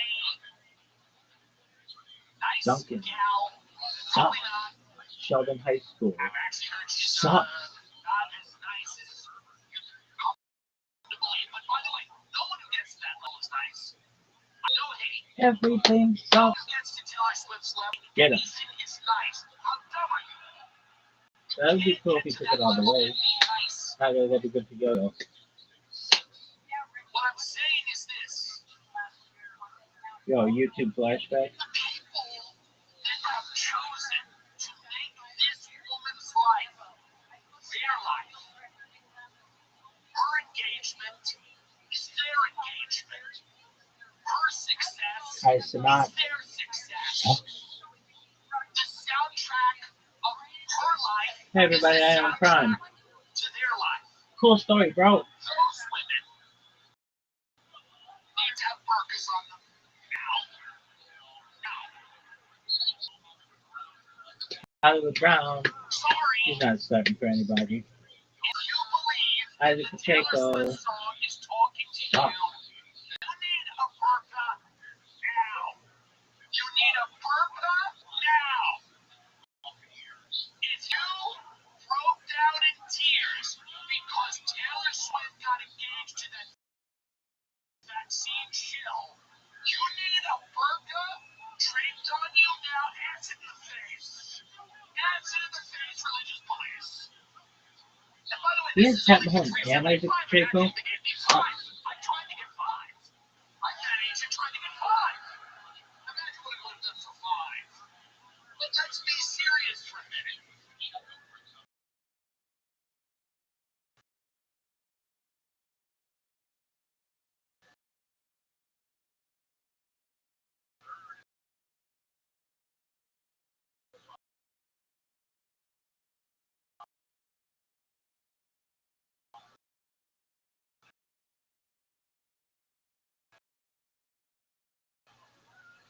That is one. This guy up. I mean, what is going on? If he's giving out burgers, I said leave Taylor Swift. I support him or him and Jim. I'm very scared. Can we watch this news anchor who reacted to Taylor Swift being engaged? These people need help. These people? They need help. You mean Swifties? I'm telling you. Taylor Swift. Oh, don't give it a potato. Incredibly mediocre talent. Sorry. She's not great. She's the perfect talent for our dying country.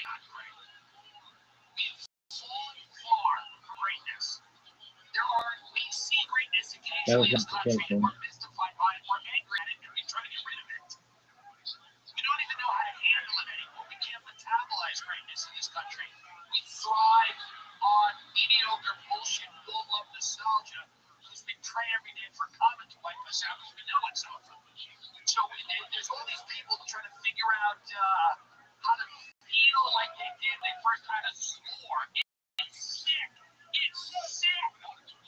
These are adults who want to relive their prom because they're fucking sick. They're supposed to actually get older. They're supposed to be running Oh, you get up. in your mid-30s at my party. You know, you need to have like a big shiny when he's ever been in his life. Okay? These influencers are making out with their own mothers. On social media, they're actually having sex with their mothers. On social media. By the way, it's weird. It's weird. It's freak show time on some of these influencers. Their whole fan base is 12, and they're necking up. Something's up.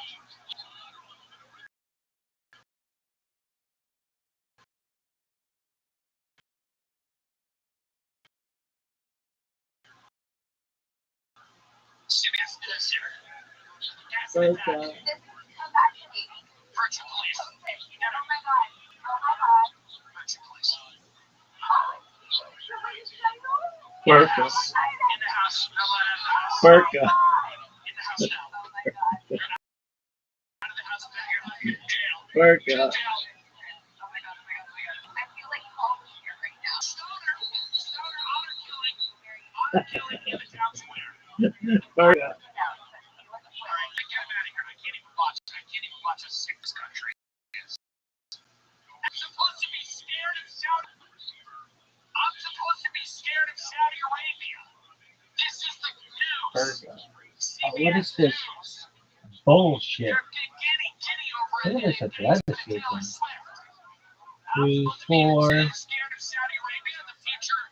That's what I'm supposed to be scared of. I'm not scared of this country. What the hell is going on here? It's sick. Crazy. It's just like nuts. Burka. I don't even know what's going on. This University of Tennessee professor canceled his class because Taylor Swift and Travis Kelce got engaged. I can't focus. Fire up. Religious police park up. Burka has an attack honor killing. Watch it.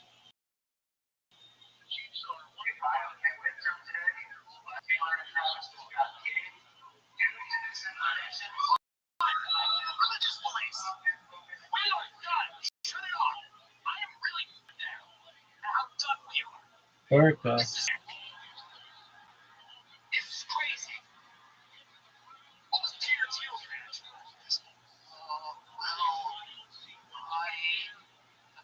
I mean, obviously, Burka. I'm happy Come for on, you little bitch. Satan is an angel. He's an angel. Oh, great job.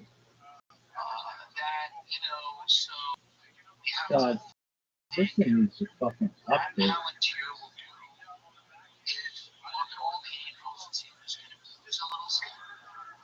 There's actually a little Satan that looks maybe like an angel. You need What push angels are going to information, fall? baby. We at Palantir actually like to know which angels are going to fall so that we can actually identify the Antichrist before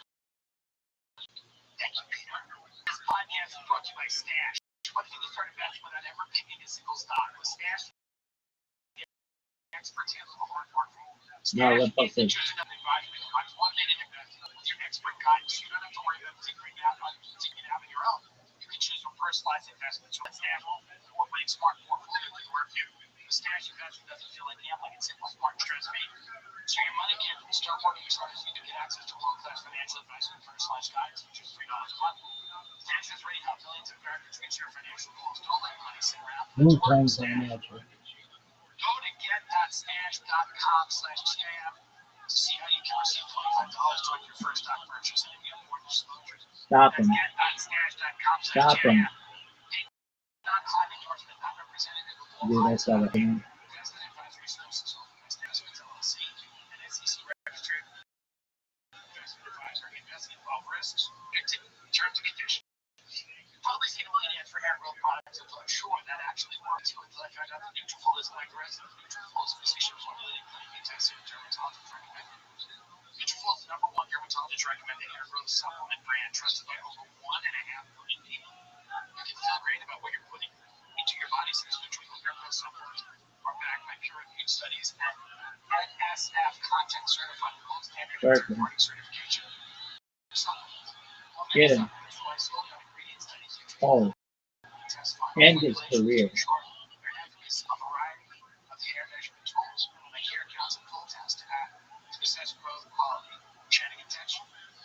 See thicker, stronger, growing hair with less shedding in just 3 to 6 months with Nutrafol for a limited time.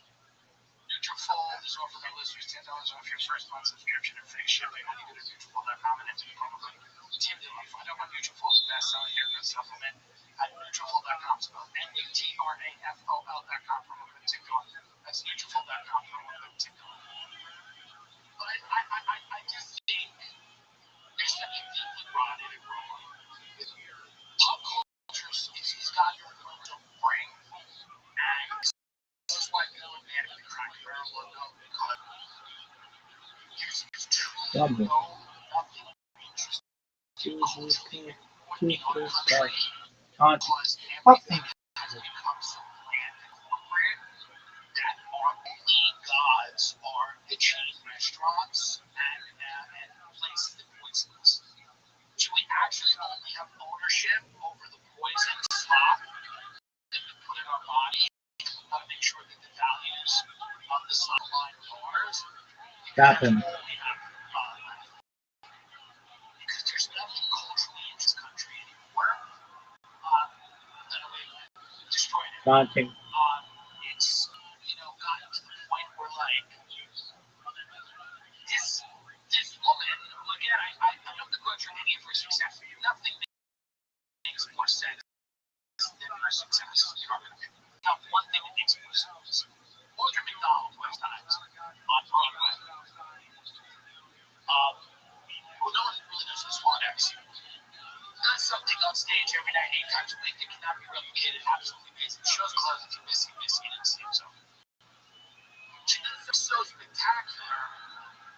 But again, the show closes early because people they want to see Trish Paytas and Chicken Nugget. And I'm not taking anything away from Trish Paytas, but this is not what people want in our country. They don't want greatness. They want mediocrity. And Trish Paytas says this story that she's mediocre, and I respect Trish. I'm happy for her success. And I don't think Trish would compare herself to much McDonald's, or I compare myself to a lot of people that I feel are much greater than me.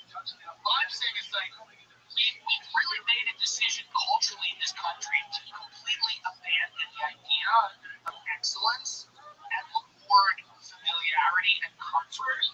So when we see someone who's really good at something, we're almost mad at it because we don't like it and we don't feel like we can do it, and it's not relatable to us because in our rotted culture, we want everything to be made of. We don't want to jump and go, what's that like? That's interesting, that's different, that's weird and new and good. Everything's got to be relatable, and that's what Taylor Swift does. It's all relatable stuff because everyone's like, before they get out of love or whatever. It's like, and I had a friend tell me they were like all the men that she was with before couldn't handle her success. And this one Get him. Let's go Chargers.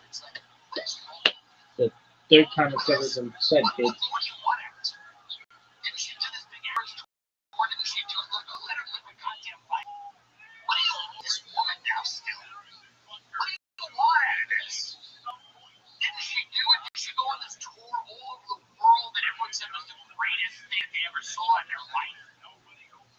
George Buckner. What else could you want? But it's never enough. Get there. The stage of decline I don't you're in know as a it. society, it is never enough. You know, it's with chin out of the album, people are freaking out. People cannot have a healthy relationship with a celebrity in our society. And Taylor's like, it's impossible for people to have a healthy relationship because we are a society that is driven by this strange, creepy obsession with people that are celebrities. Not people that are good at things or talented. I'm not saying Taylor's not talented. I'm not saying she's clearly talented. She's very talented. Is she my favorite? Probably. But it doesn't matter. She's talented, but that's not what we care about. We care about the spectrum, how big it is, how many people are there. We love that. And we're so obsessed with celebrity. It drives us in this weird way. We live vicariously through these people. We need their accomplishments or our accomplishments, and their failures and their trials.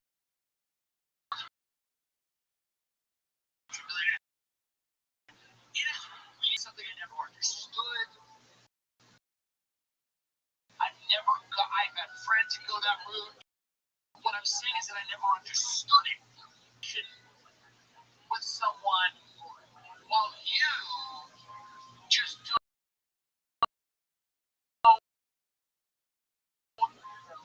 ever try to define yourself.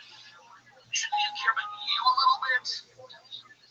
How about do the Saudi Arabian? I call them if I really care about me. I really care about me. Oh, begging the house of Saudi for money when you were all talking about Taylor Swift. You know why? I'm focused on daddy. You're all shit. And make no mistake, this is one of those things where didn't Israel slaughter a calf recently to get ready for the temple being built? Because this is the next one. This is the next moment of the end. This is in the book of Revelation or something. It has to. There's got to be a paragraph in the book of Revelation that speaks to this. One of my psycho followers replied that. There's got to be something in the book of Revelation that speaks to this. When two houses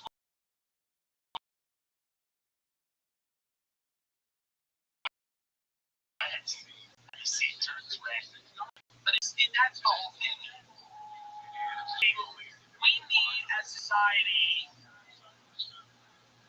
I mean, your best album by They Get Married and Dies Immediately is your best album. Then I'll listen. And then a horrible heinous accident where it was a closed casket because she got mangled. That's her best album. He was gone. He's gone. He was mangled in an accident. My husband was mangled in an accident. She went for it plainly, and she's not mangled. I imagine that's kind of the song. He was mangled in an accident. And his face was so strange. So we closed the casket. Now I'm alone again. I'm not bored. Thinking about my husband. They said most of his face was still on the street. Half of his face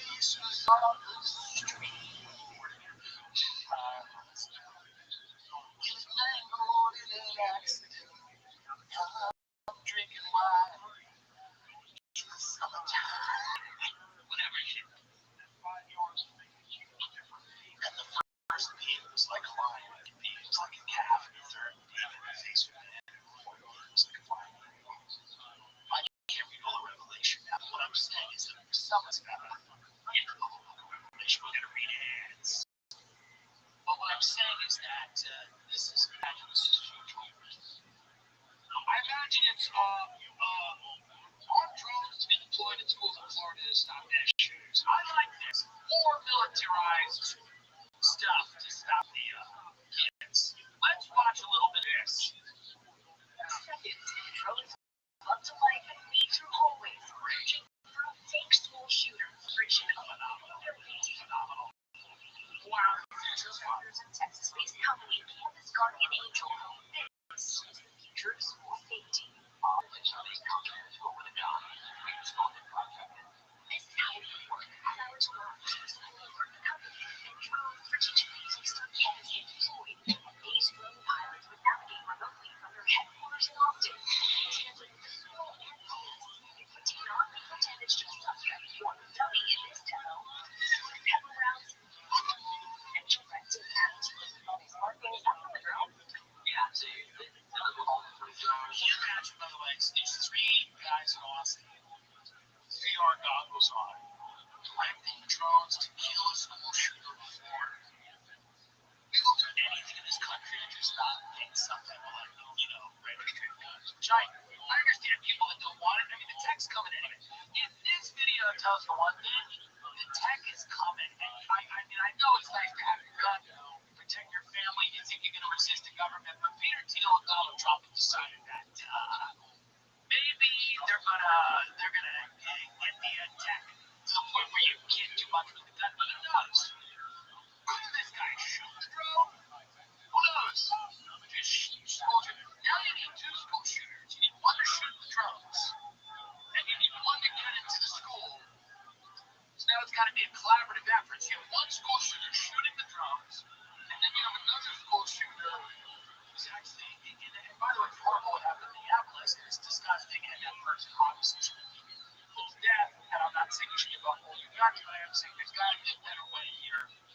Probably than this, right? I imagine this is what tech does. We create all of these situations where people are in grave danger, all these home invasions, won't clean up the streets, there's school shootings, and we don't create them because our policies make them more likely to happen. There's a bunch of mentally ill people and they're criminals, and then these policies happen, and then tech steps in and goes, by the way, what a great opportunity for us to have a solution to this that involves militarized drones flying through your children's school. So, robot police are coming. Robotics is developing and I read a whole article about this last week. All of these things are coming. The drone, policing, all of this technology is coming, and it's going to render your handgun most likely pretty useless. And again, I'm not saying you should give it up. I'm saying there's going to be seemingly a lot of militarized technology on the streets. There you are. Dealing with the public. This is clearly what's going on. What's this? Larry Fink is out there, the CEO of Blackstone. Just one moment. I have to turn off all my devices. I wouldn't do this for everybody. So do you speak Hebrew? A little bit, but it's biblical.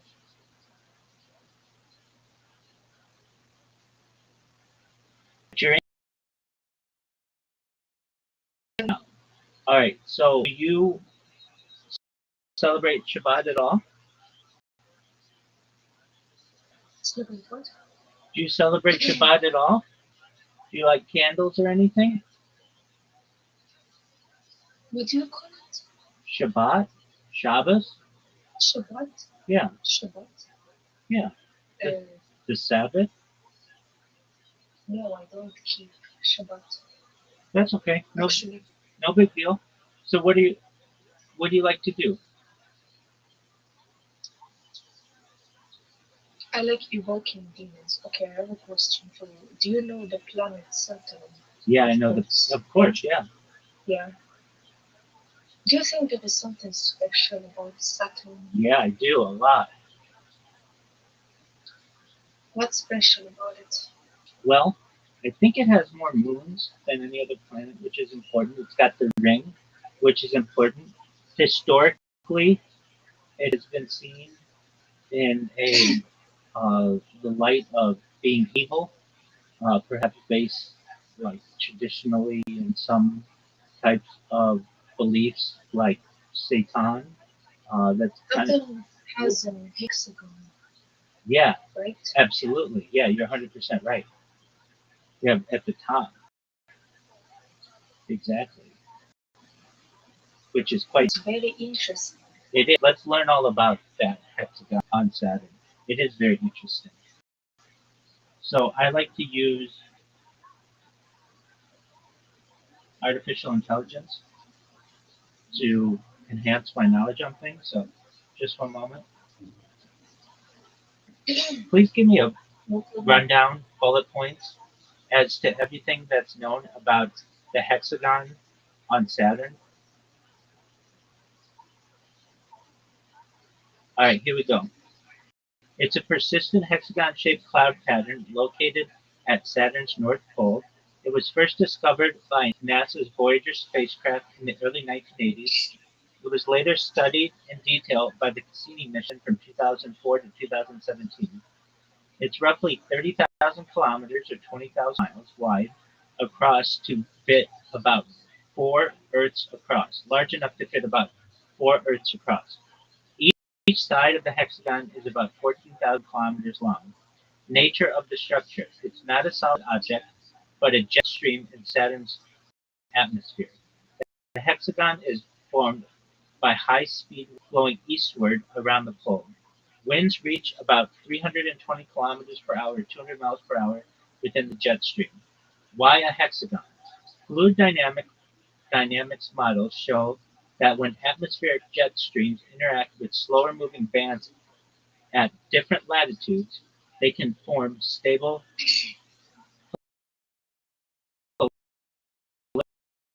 polygonal shapes. Lab experiments on Earth, rotating fluids in hexagonal patterns. The hexagon likely emerges as a standing wave pattern. Vertical structure. Cassini's infrared instruments suggest the hexagon extends hundreds of kilometers down into Saturn's atmosphere, not just at a surface level cloud feature. It penetrates, pardon me, So it penetrates deeper than the visible rotation and stability. The hexagon rotates with nearly the same period as Saturn's internal rotation. About 10 has remained stable for decades, at least since the 1980s, possibly much longer. Color changes. Cassini observed seasonal color shifts. Early in Cassini's mission, 2004 to 2012, the hexagon looked bluish. Later, 2012 to 2017, it shifted to a golden yellow hue. The change may be due to seasonal photochemistry as Saturn's poles receive more sunlight, haze particles form, and change the apparent color. South Pole comparison. Saturn's south pole does not have a hexagon. Instead, it features a massive hurricane-like storm with a central eye. Why do the North Pole host? Why only the North Pole hosts the hexagon is still a mystery. Mysteries and open questions. Is exactly why the hexagon is so stable over the decades down into Saturn's atmosphere that really extends. Why no similar polygonal jets appear at the South Pole, whether the dynamics are unique to Saturn or exist on other gas giants. And you were saying, my friend? so there is many phenomena. Gravity in general. Yes. You have the thing called the Great Attractor. Do you know what's that? Enlighten me. The Great Attractor? Yes, it's a cosmic anomaly that basically pulls thousands of galaxies near us to something. I don't know what. Well, let's find out. Just a moment. I've heard that. People can find out I know, but because it's beyond. I understand, but it could be something that we take an educated guess at. Is everything. Gravity influences everyone. I agree. This is why we are bound by sin. So, By sin, S-I-N? sin, yes, sin. Okay. Do you think that sin exists on other planets? Think, hmm, I don't think. I speculate. That's all we can do.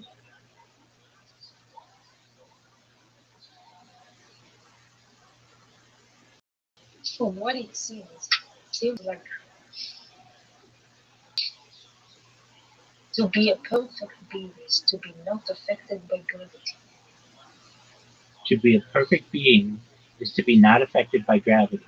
So would you say that beings in low Earth orbit that are in microgravity are perfect beings? But they are, even though it's not, it's still gravity. Yeah, but So with that argument, gravity affects everything in the universe, even on it opposite. does. Absolutely. So that's nothing is perfect, and I'm okay with that.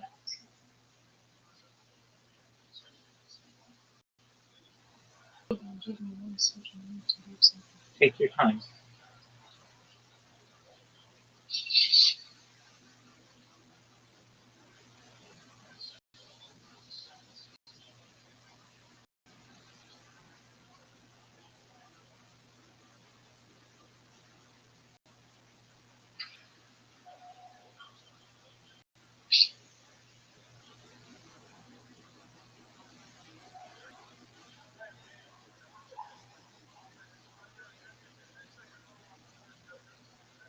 When you're ready to talk again, let me know.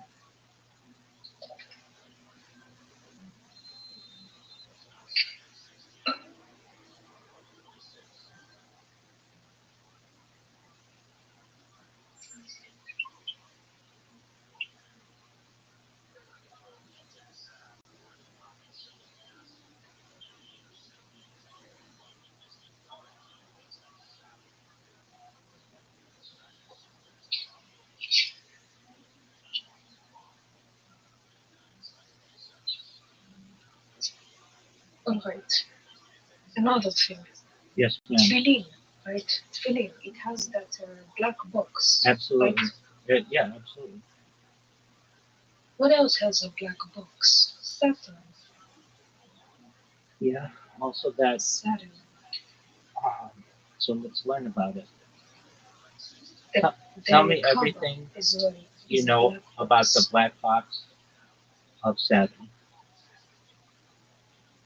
Yeah, but that's man-made. So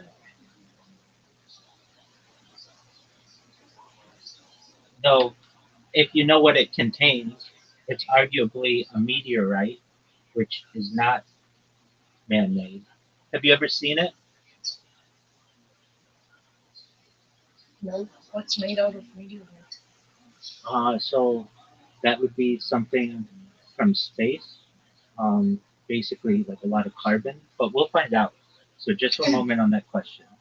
So Well, no. What are you talking about? It's made out of meteorite. that black box encompasses a meteorite. A meteorite like that was The found. black box on Saturn. Yeah, it was found in the desert. Okay. Yo, please tell me everything you know about the Kaaba, the black box. Not much. I just No, know no, it's not you. Apologies. strange coincidence. Apologies to Kushi. I was talking to AI. So Kaaba means cube. It's a cuboid structure located in the center of Masjid al-Haram in Mecca, Saudi Arabia. Sacred role regarded by Muslims as the site in Islam. It's considered the Baitullah, the house of God. All Muslims around the world face toward it during 5 daily prayers. So it's approximately 15 meters high with base dimensions around like 10 by 12 meters. Construction materials built of granite, stone, marble, and limestone. The Kaaba has undergone multiple renovations while preserving its original shape. Interior. There are 3 supportive pillars and a number of suspended silver and gold lamps. There are no idols, as it functions solely as a place for monotheistic worship. The kiswa, which is a covering. What it is, a luxurious black silk cloth embroidered by Quranic verses in gold and silver thread. Tradition. The Kaaba is draped with the new kiswa annually, practice dating back to pre-Islamic times and carried on in the Islamic era. The black stone. It's embedded in the eastern corner of the Kaaba. Origins and traditions. Believed to have been given to the prophet Abraham by the angel during the Kaaba's construction. Its original tradition was white, and it darkened over time as it absorbed pilgrim sins. Pre-Islamically, it was revered by locals. Muslim traditions later recontextualized it as a symbolic, not idolatrous element. Practices during Tawaf, that's the circumambulation of the Kaaba. Pilgrims aim to touch and kiss the black stone, or at least gesture relating the Prophet Muhammad's actions. Certainly, what is it though? Isn't it like a meteorite? Oh, wait. It was another thing that's an interesting called the Key of Solomon. Yeah, to some extent, but always looking to learn more. Yeah, go for it. The lesser Key of Solomon, yeah, Yes, evoking demons. I believe the government is evoking demons in the Caliph. that could be. It definitely could be. Okay, so we'll get to that and we'll learn all about it. So the just one moment. The the black stone has the possibility of being a meteorite. Some historians and geologists have suggested it could be a meteorite, impact glass, or even basalt because its black, glassy look and unusual reverence. Problem: no modern scientific testing has been done. The stone is too sacred to take samples. The most accepted idea, its exact nature, is uncertain. It may be a meteorite or volcanic basalt, a agate, or other dark stone available in Arabia. Now, um, as for your fascination, and with good reason, on the Key of Solomon, it is one of the most famous texts in the tradition of Western occultism and magic. Here's a clear rundown. The grimoire, book of magic, attributed to King Solomon, though it was almost certainly written much later, likely in the Middle Ages between the 14th and 17th centuries, written mainly in Latin, Italian, and Greek manuscripts, later translated into other languages, contains rituals, prayers, and instructions for invoking angels and spirits and for achieving divine protection or magical influence. Contents: purification rituals. Before performing magic, the practitioner is told to fast, pray, and purify themselves. Magical tools. Detailed instructions on crafting ritual items, swords, pentacles, robes, incense, etc. Conjurations and invocations. Rituals for calling on spiritual beings, but always with emphasis that power comes through God, not demons. Pentacles, magical diagrams inscribed with Hebrew names of God, angelic symbols, and astrological signs used for protection or specific effects. Planetary magic, sections assign powers to planets: Saturn, Jupiter, Mars, Sun, Venus, Mercury, and Moon, linking angels, spirits, and pentacles to each. Related texts: Testament of Solomon, a pseudo graphical text, pseudepigraphical text, which Solomon controls demons to build a temple. Uh, Lamechriton, Lesser Key of Solomon, a 17th century grimoire, heavily influenced by the Key of Solomon, but much more focused on summoning and controlling spirits. Influence. Became one of the most important sources for Renaissance ceremonial magic. Hermeticism, and later occult groups like the Golden Dawn. It inspired countless later grimoires in Europe. It's still studied today by occultists, historians of religion, and esoteric practitioners. It is not part of Jewish or Islamic scripture, though it borrows biblical and angelic names. The attribution to Solomon is legendary. He was traditionally seen as a wise king with knowledge of spirits, but he did not write the grimoire. It survives in multiple manuscript traditions with various in wording and magical diagrams. If I may ask, what got you interested in the King of Solomon? Been thinking about some things myself. You sound like you've been through a lot.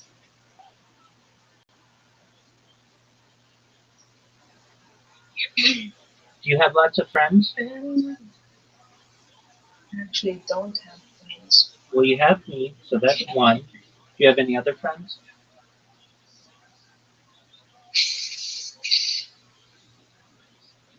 No. That's okay.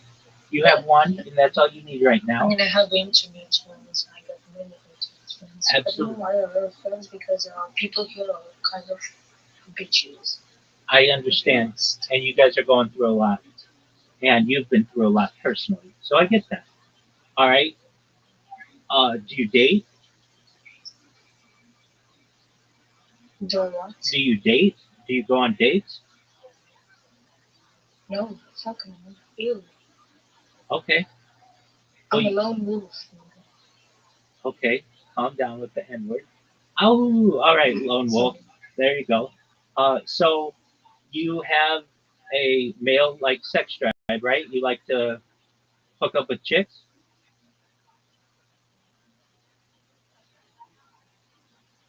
No. Okay, whatever.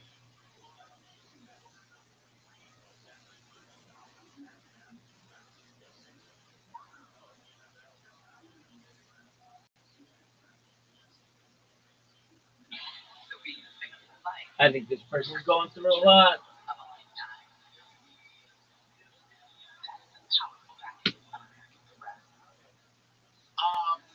Is that right? It's Black Rock. Black Rock.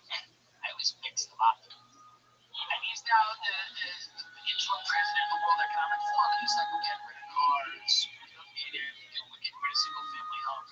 Many years ago, when you went talking about this on the show, we're getting rid of that. You got Klaus Schwab saying, hey, it's going to be a stakeholder economy where you can have Welcome. capitalism. How are you? Billionaires owning What up, Fortnite? stakes in these large. Can you hear me? Yeah, What's good? and not the best chilling. Is that you, Brandon? Yeah, Very well. Are you watching this Chiefs Chargers game?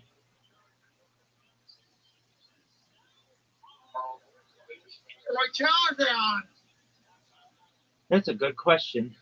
Do you know what Stream East is? Dream 8? Yeah.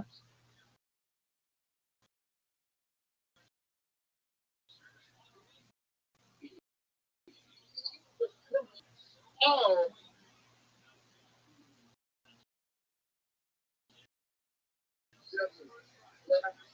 So if you put in if you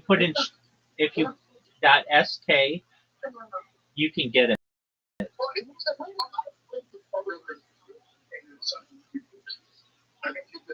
Stream 8? Yeah. So it's STREAMEAST.sk,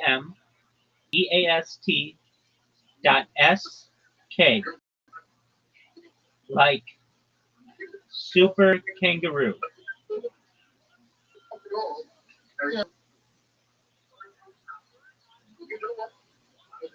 Sky? Yeah. SK. Stream. And then not popping up. yeah, it is. Okay. So it's again streameast.sk.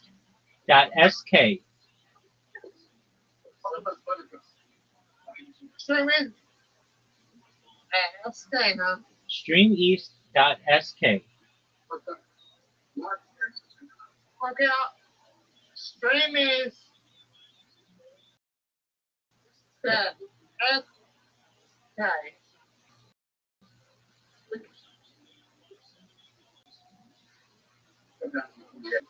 I'll spell it again. Did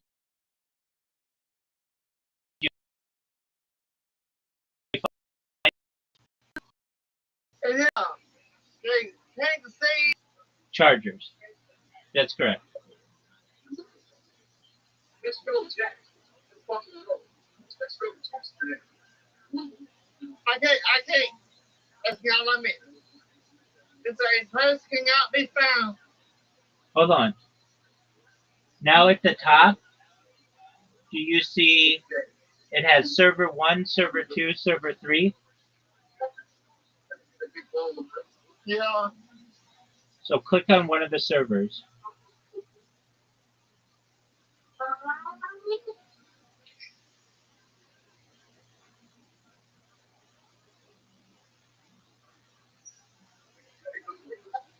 This time it's mentioned on that jack. Do you see it?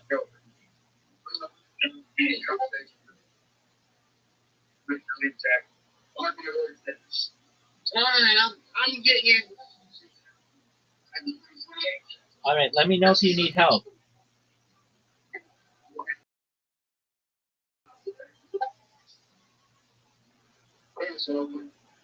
There we go. You figured it out?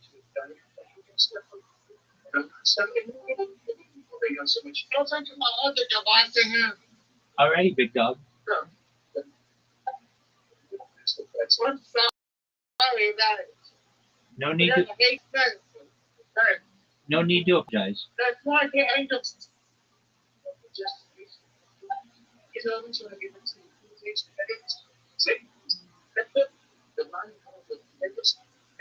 Stream. Yeah. So I'm gonna look at your screen.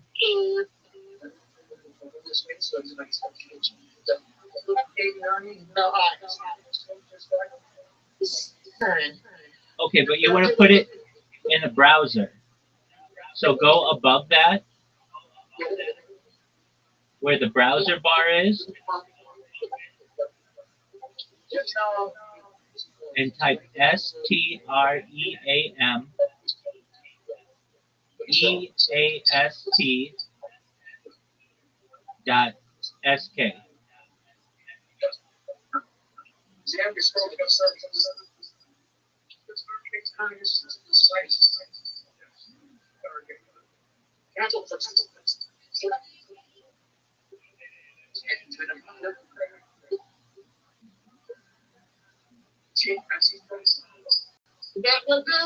StreamEast.sk. I can't read it, but try it.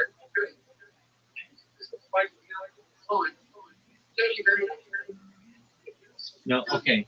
Just one moment. I'm gonna send it to you. What account do you want me to send it to you?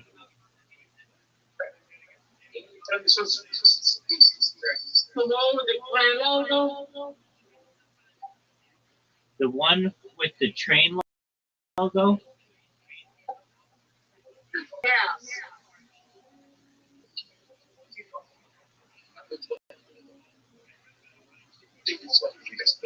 Is it gray?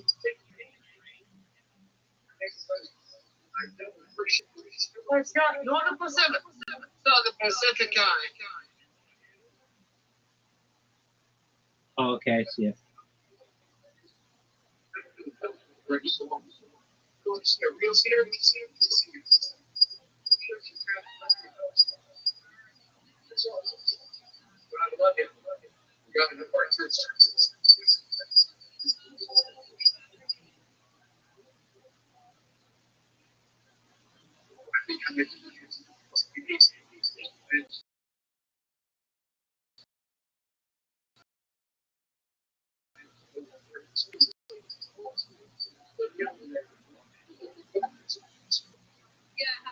Oh yeah, you got it.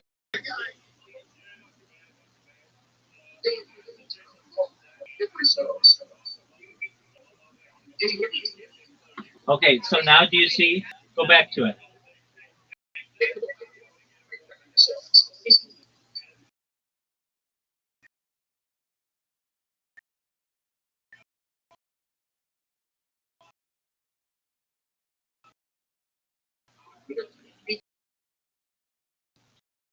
Click it.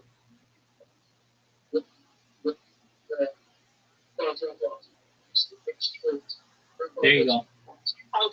And then just hit play.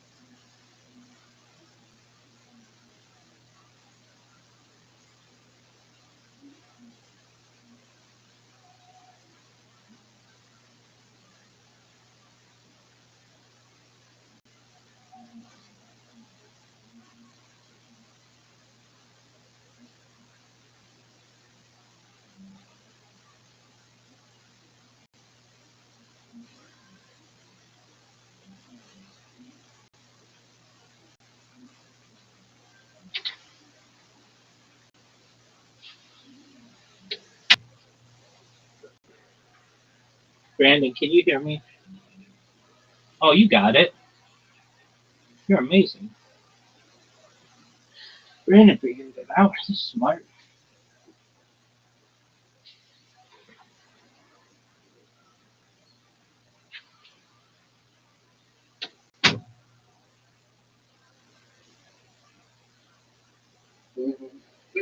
Now, guy.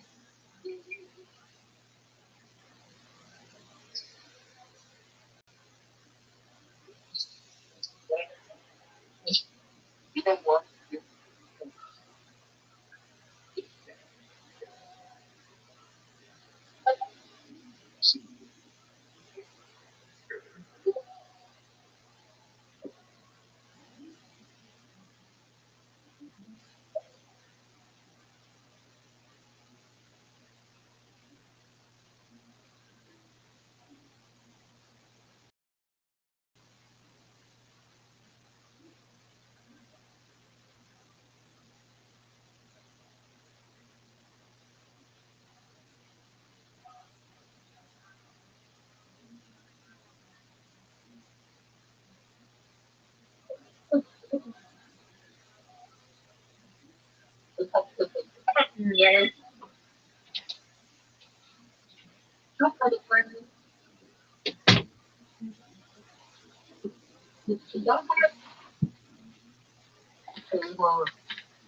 Good job, Brandon.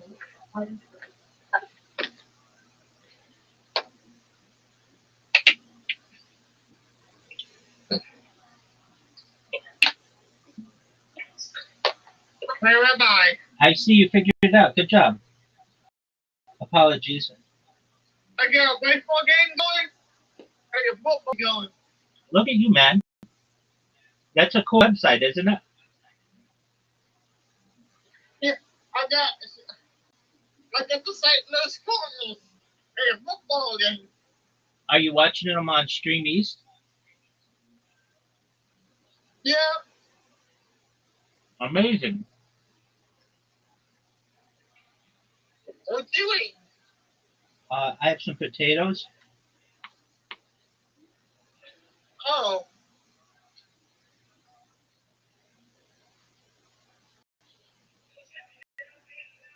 Yeah. So I can come again one so I can sleep in here with you. Excellent, man. I'm watching the game with you. Who do you want to win? The The Kansas City Chiefs.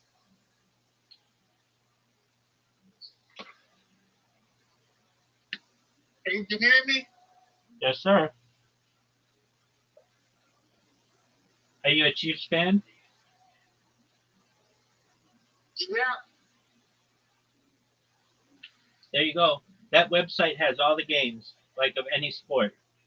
It's got UFC, it's got baseball, it's got basketball, it's got hockey, it's got soccer, and it's got the NFL, and it's got college as well.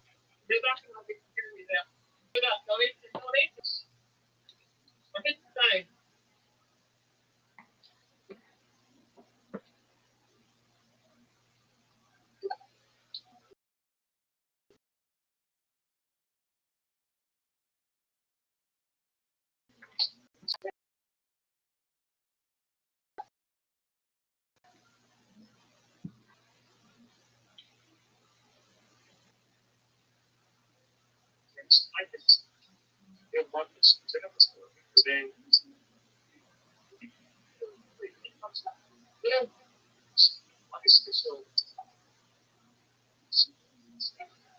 Okay. No.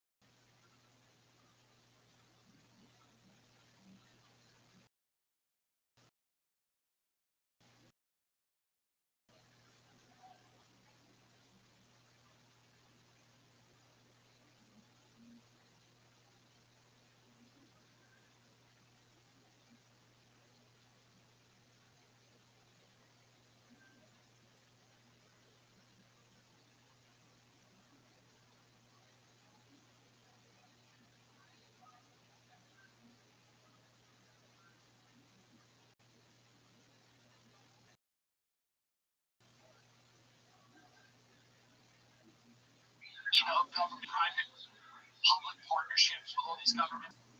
And they're all going to have autonomous drone armies.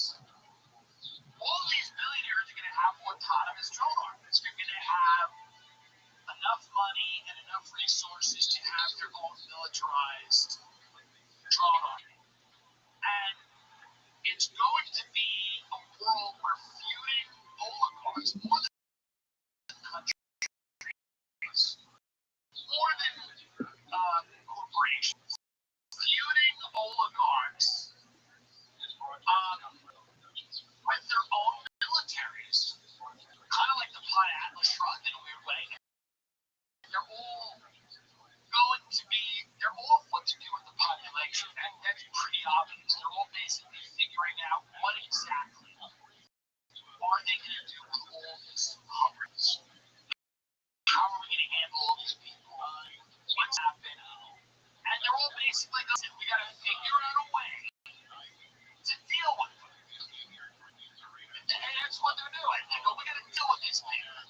And we're going to deal with technology. We're going to put them in a digital prison. And if that doesn't work, we're going to put them in a real prison. And one of the ways to deal with that, if you're a human being, is to think about what the grid is and how to kind of remove yourself from it in any way that you can, economically, physically, geographically, in a smart way. I'm not saying to go all survivalist prepper and go insane. But there's going to be a lot of people that are fully in the system, that want to be in the system, that are getting the goodies and the benefits, and then the people giving them that are going to dictate. That's the way it always works. The goodies, the benefits, are going to now dictate how you live and where you live based on the things that we give you. And if you continue to want those things, we're going to require that you participate in the system that we've set up. I do believe there's going to be people kind of living outside of that and they're going to have to, but are just going to figure out their own way to do it. And I mean, I'm talking about years down the road, maybe not as far as we think. But there does seem to be, and if you ignore this crazy, there does seem to be a concerted effort amongst them, which is what I think the Trump presidency is starting to look like. It's kind of the end game time. And I think a lot of these people realize they're sucking the last bit of money out of this government before we default on the debt. They're sucking the last bit of money out of this government before the dollar is worthless. They're sucking the last bit of money out of this government before the financial system is in some stage of permanent decline. And they're doing it the Sam Altman types, the Elons, the Zuckerbergs, the Tim Cooks, and many others, and Larry Fink. They know that there's probably a tipping point at which the dollar's going down, the system's going to be radically reformed, the democratic process may not survive. We might go into some type of fascistic military junta, not to be a downer. But before all that happens, they're sucking the last bit of money they can out of this bloated, dying corpse of an empire. And they're strengthening their position for an inevitable period of chaos.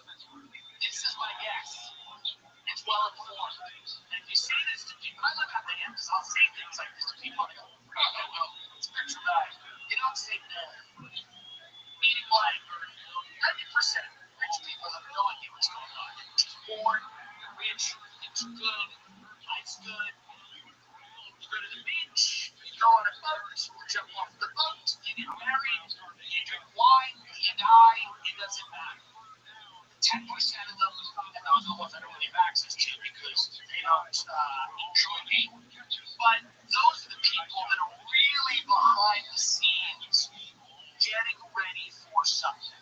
You can feel it, it's in the air. The media doesn't matter anymore. They know that. They've lost control of the narrative. They are never getting it back. So the only thing left for them to do at this point is the raw power grab.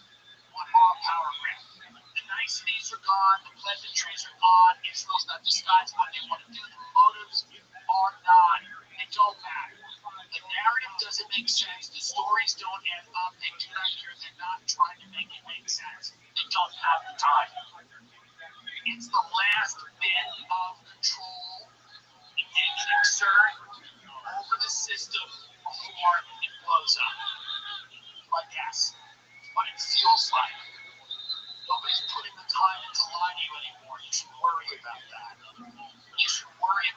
fact that nobody's even trying to make the lies good. They know it doesn't matter if you believe them, they're going to try to dispose of you. I'll be Riyadh. Where my bread is buttered. Go find where your bread is buttered. Go get your bread buttered. Go get your toast buttered. Go get your jelly. Go jelly your jam. The world is ending. But it's true, and it sounds rough. It sounds rough. The myth-making factory of Hollywood has been closed down. It's drug addicts foaming at the mouth roaming the streets. Wall Street's a carnival, finances largely free, and they know that. The government doesn't exist.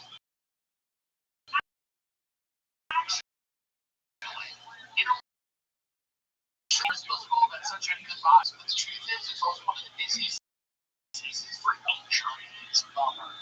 They recovered $5 million for the class nationwide, forward, and they don't back down when it matters most. One recent client received $29 million after they offered just $5,000. Another client was rewarded $20 million after they this year ago. There's a reason they're America's largest personal injury law firm. Hiring the wrong firm can be disastrous. Hiring the right firm can substantially increase your settlement. If you've been hurt this summer, you can check out Morgan Morgan. The summer starts, right? And it's all like, whoa, beach, grill, waves. And then it ends, you're like, I'm dead. And then you're like, oh, I'm not dead. Where's my? If you've been hurt this summer, you can check out Morgan Morgan. It's free unless they win. How cool is that? Click the link in the description below or visit people.com/Jim. That's people.com/Jim. The link in the description below. This is a paid advertisement.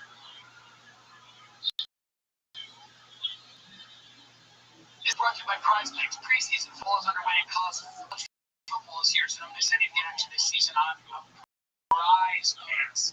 These are some players for a season, okay? Saquon, Joe Burrow, Josh Allen, Aaron Rodgers. I mean, we've been making so much. We've been winning. We've been really enjoying our time on this app. Prize Picks is simple to do more or less. On 2 to 6 players to add injection. If you get picks right, you can cash in and win up to $2,000 a month. Prize Picks puts their members first. So all of the draws are fast, safe, and secure. Prize Picks offers Apple Pay Master. I mean, could it be easier? I don't think so. Prize Picks is the best way to win real money fast this football season. Which players are going off? Which ones aren't? Your picks in less than 60 seconds and turn your sports opinion into real money all season long on Prize Picks. Download the Prize Picks app today. Use code TIM to get $50 in line if you play your first $5 line.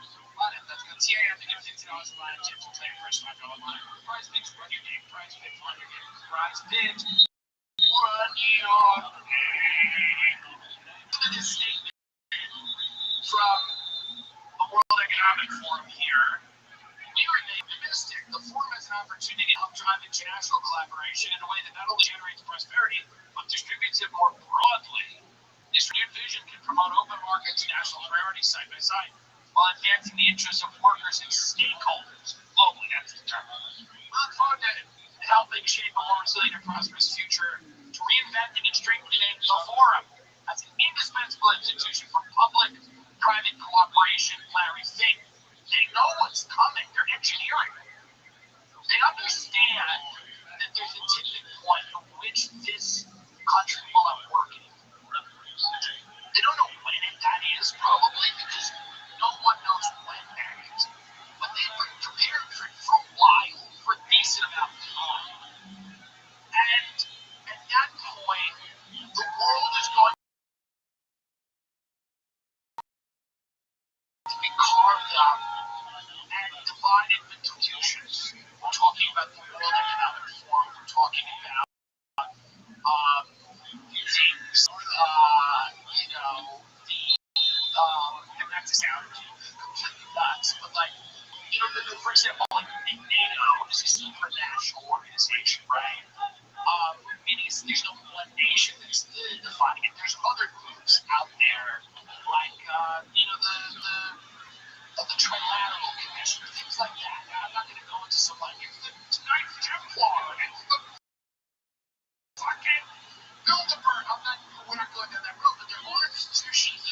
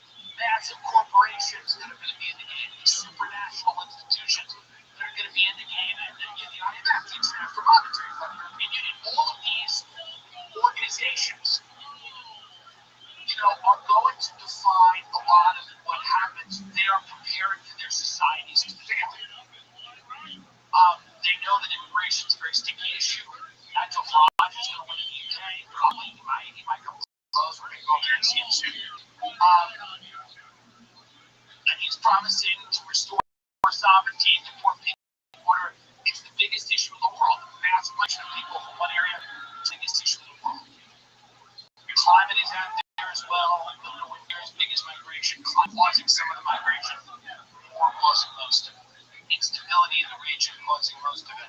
Natural resources fueling a lot of that instability. That instability, migration destabilizing societies, pushing people to the extremes. All of these international, supranational organizations have to figure out what happens when our societies fail. What happens? Well, we need the Peter Thiel types. This is, again, I'm not saying this is what they're saying. We need the security infrastructure that's going to be built populations in check. This is when they bring in the digital prison. We need the bread and circus stuff for the Taylor Swift world. They're going to be doing great. They're going to be fine. This is the primary thing. She's like married straight to Hunger Games, right? She and Katniss Everdeen. I mean, this is what they're going to do. They're going to be right. That's it. That's your ring in your hand, and your fucking guardian watch, and your love, and your life. And aren't you happy to participate in it? Aren't you happy for her? Her life is yours. You don't get a life anymore. You get her life. And isn't her life nice? That's one part of it. And the second, and the third and final part of it is going to be the inevitable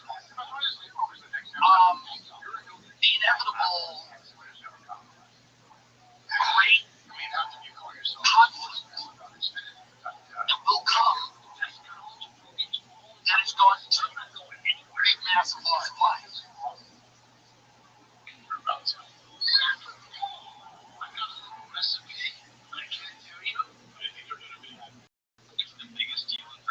But I'm going to go to the Comedy Festival. Why? They're buttering my bread. They're buttering my bread. You've got to make bread butter. Take a look. I'm at the Bacher Al-Sheni Theater. Why am I there? They're paying me money.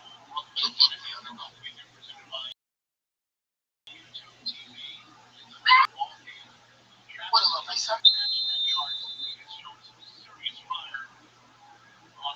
I will do my sin in the blood of someone who just got beheaded. Good to be here. Where are you from?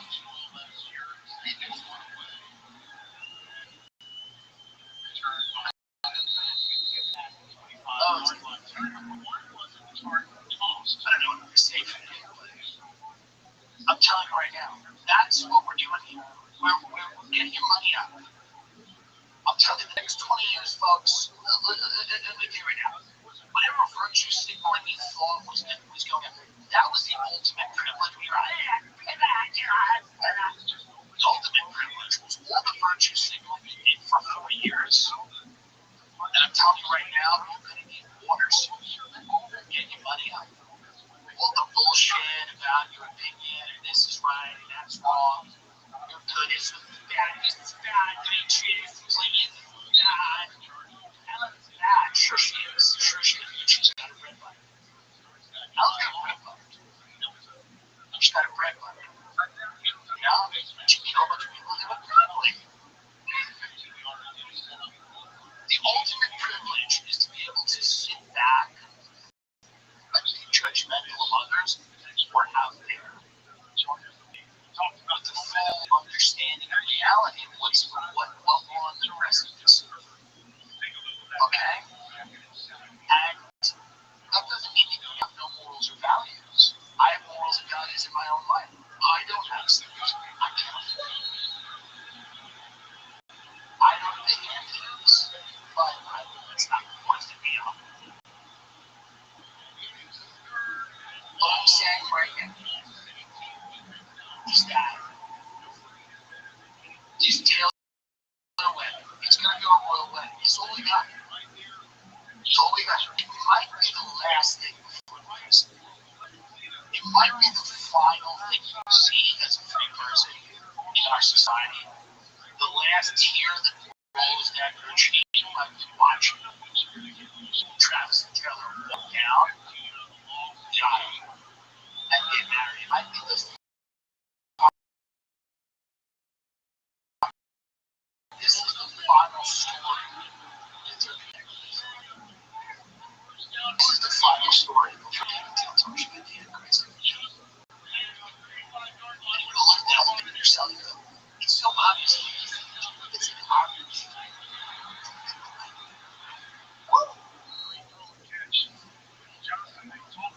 So that's the ugly. Summer ends, replace the lobster. Pumpkin. Pumpkin, not yet. Pumpkin. The hat is also removed. Which hat is on for Halloween? Pumpkin.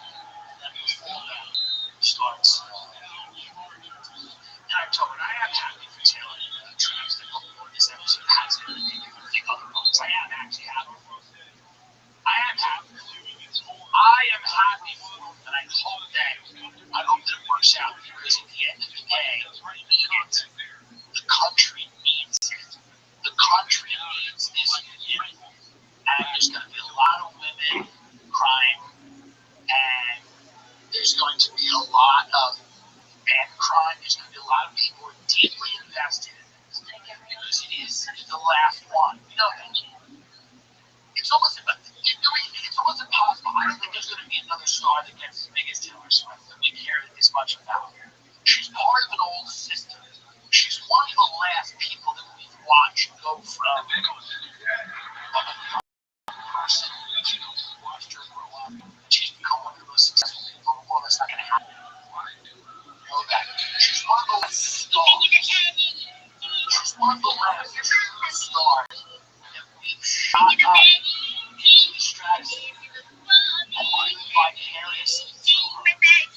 Her life is our life. Her life is our love. She's one of the last true stars to deserve. Who cares? Grow up. She's one of the true stars. We're not going to create anymore. We're not going to create anymore. Don't care about it. Don't think of it. Don't value it. Why?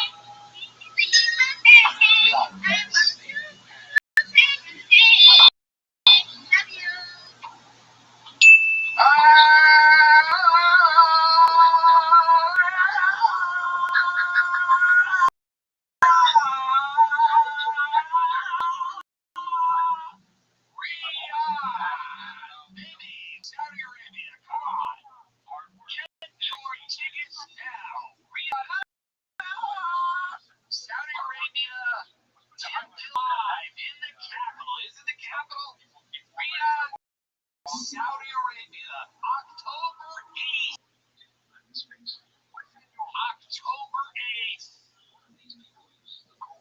The day after, October 7th. Just funny how it all works. Not something that I had planned, by the way.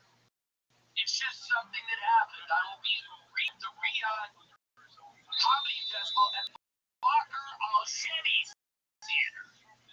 Come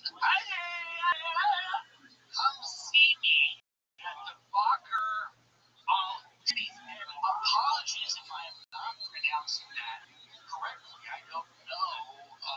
I imagine I'll be doing more in the Middle East. I imagine we all will. We'll be doing a lot of it. And there are people, and I'm doing Abu Dhabi the night before. We don't have that information yet. But come on out. Come on out for a night in Abu Dhabi. Am I doing Abu Dhabi? I think October 6th. I'm chilling on the 7th. I don't think we're doing anything on the 7th. Because my name is in Korea. But I think, this is exciting. I think it's very exciting that we're all going to Riyadh. But I know that people are very upset at that. They're angry. The media's going to Riyadh, Saudi Arabia. Very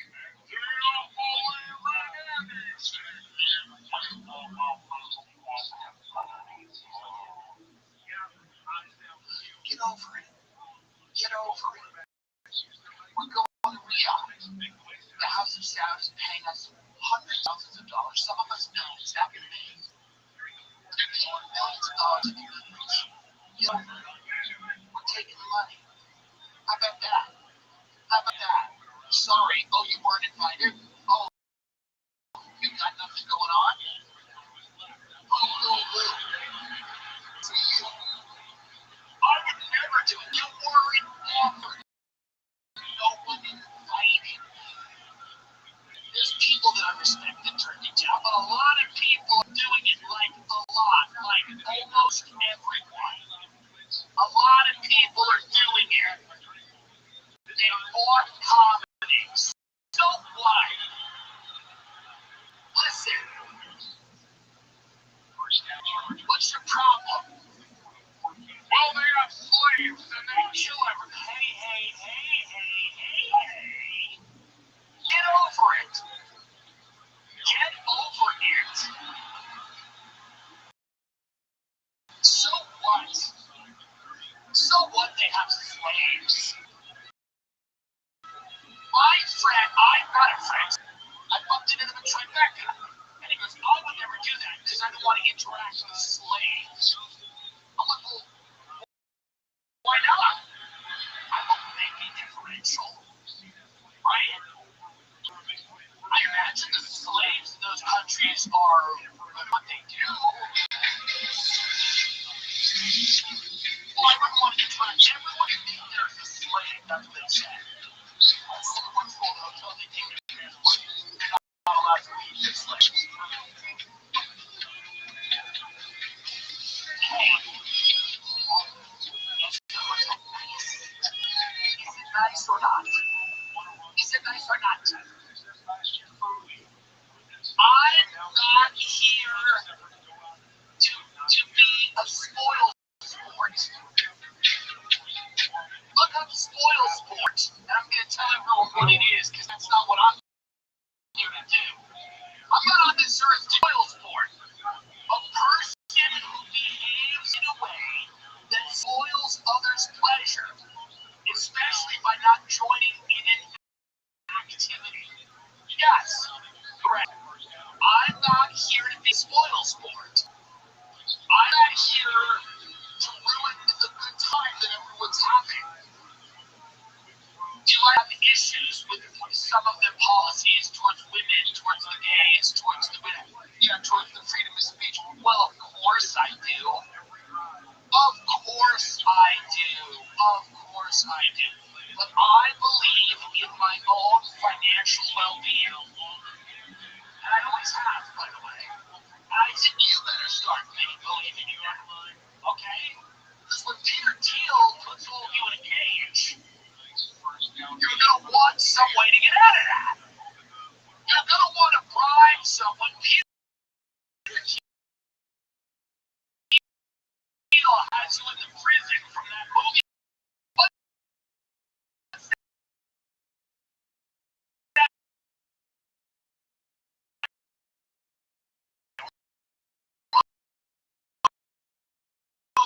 Original prison. I sit like me out of here. Look, Siri, let me get out of that.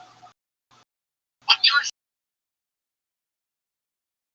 on camera through the wall and you're crawling through the tunnel at the end to try to, what is he's doing? You know, Peter Thiel is doing talks on the Antichrist. He is the Antichrist, and he's talking about it. It's never, by the way, you have to constantly bother people.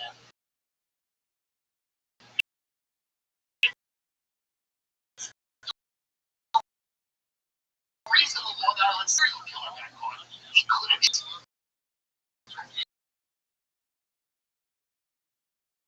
No, it's got to be shoved in your face.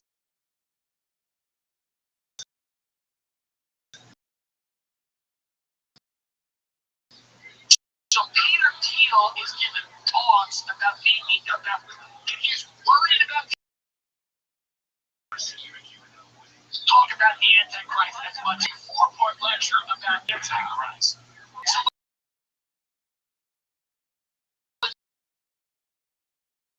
Peter, when you're out to a prison on closed 13 TV, or maybe there'll be a hologram at that point, I don't know. he just is going to talk to you about the Internet. You're going to be in a cell in Peter Thiel's prison, and then he's just going to go, it's the Antichrist Part 3. And you're going to have to sit there and go, every day. Every goddamn day. Teal 57 Walker's thoughts on how is Christian the Antichrist. At the Commonwealth Club in San Francisco. Well, doesn't that sound swell? But he's going to be giving these lectures to people that are in his prison. So you might as well have a couple of dollars to try to buy your way out of the Peter Thiel compulsory Antichrist lecture that he's going to be giving at his prison. Now, people might say to me, hey, you're coming out and saying you're doing the Saudi thing for money. They're paying you a lot of money. I'm not going to tell you how much they're paying me. It doesn't matter. It doesn't matter how much they're paying me. $375,000 for one show. Now, a lot of other people are getting $1.6 million. That's not me. I'm not in that bracket. Well, they're giving me $375,000. Others are getting $150,000. Why are they doing it? Here's the point. Okay? I am doing this because they're paying me a large sum of money. They're paying me enough money to look the other way. Do you understand? Look the other way. That's a 4-word sentence that people don't do anymore. Look the other way. If something bad is happening to your left, look to your right. If, for example, I'm at a breakfast and I see someone in prayer and they start hitting them with this, you know that really big stick? I don't know if it's bamboo or not. It's just kind of a wood. It's perfect for a game. If I see someone getting it, I will look the other way. Okay?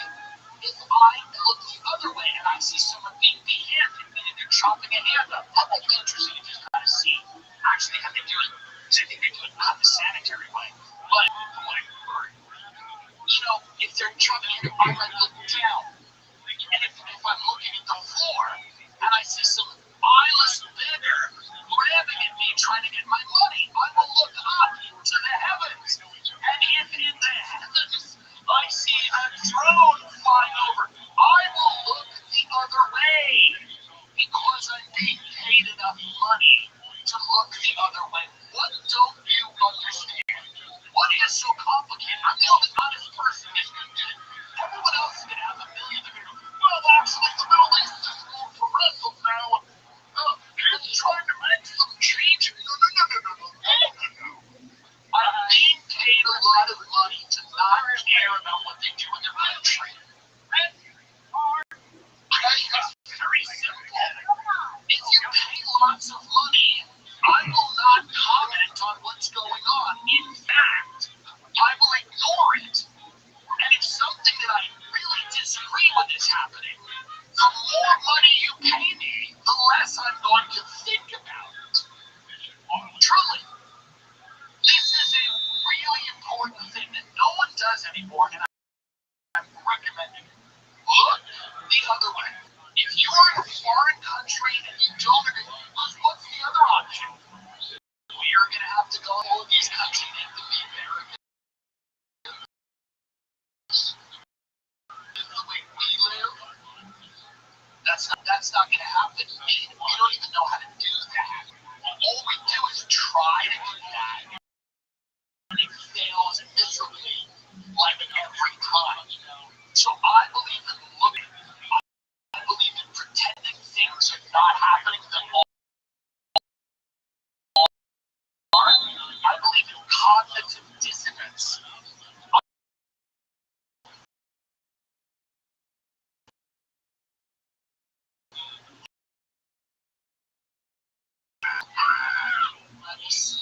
Sleep through the screams. I'm just taking the race. Google it. You know what happened there, and it's fine. Folks, mind your own business. My best friend's mother used to say that. I hate my own beeswax. She used to say that. Mind your own beeswax.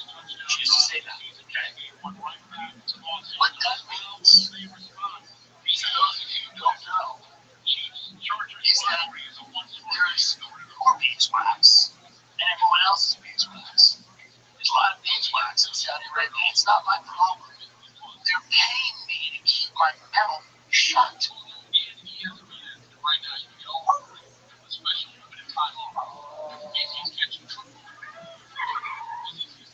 I'm telling you right now, they realize something very important. And that is this is an important lesson for everybody to learn. Okay? If you want people to like you, give them lots of money. Sports, no way. The Gecko is just fun. I don't know why this is so hard for people to grasp. I know that this is something, and again, people probably listening to this are angry or they're disagreeing with me. And that's okay. It doesn't matter. I'm going to be such a model citizen. Let me tell you right now. Because my answer wouldn't be saying the crime is in our own country. Yes. The crime is in our own country. Yes. Okay? I feel safe in reality. I believe in luxury. A lot of people don't. And I always have. I believe in the ability of the society to treat me. I'm going to say something and people aren't going to like it. If you think for 1 second that some of the slaves in that country are not proud of what they built, you're crazy. You're literally crazy. You're literally nuts. There are so many beautiful things that have happened as a result of forced labor. When you look at something beautiful, even if making it is almost kill you, or kill people you know.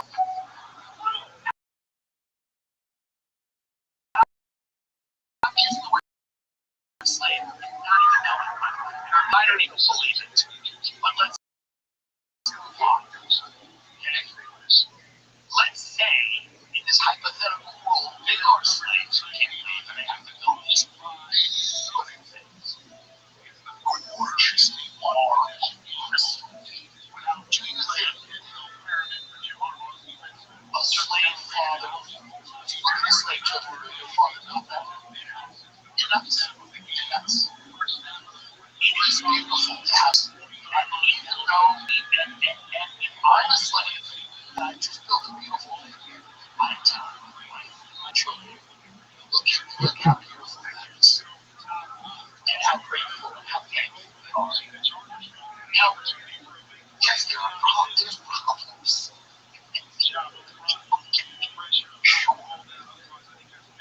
Sure. Israel gave none of us any money and expected we were all going to just defend them. For what? For no money?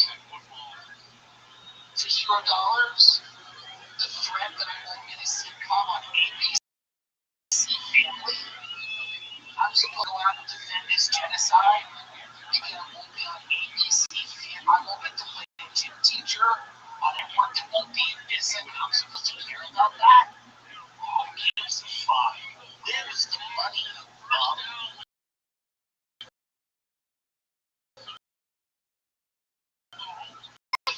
Oh, I would pull it out no matter how much money I got. Because you're genociding people in front of my face. It's on TikTok.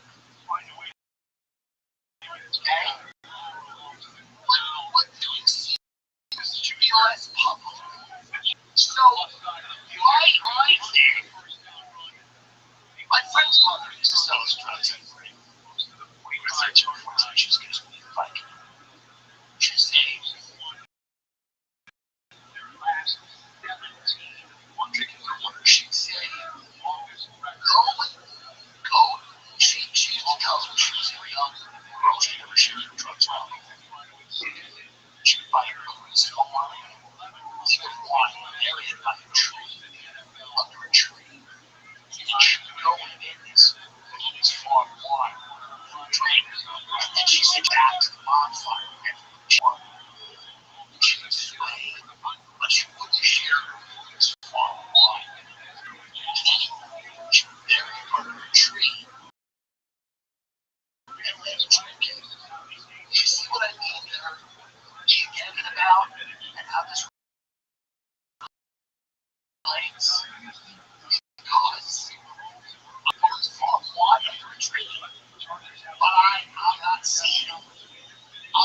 seeing that. They're digging the wine up, they're drinking it. But I don't see it. So if I'm not seeing it, if I don't see it,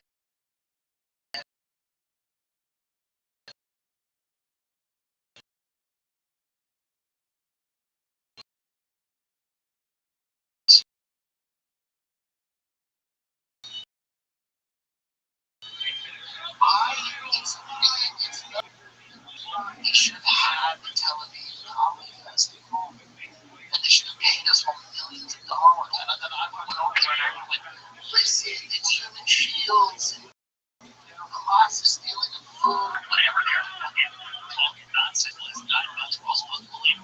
Whatever, I go, release them. And this is what it's about. The hostages. It's not about the other raiders.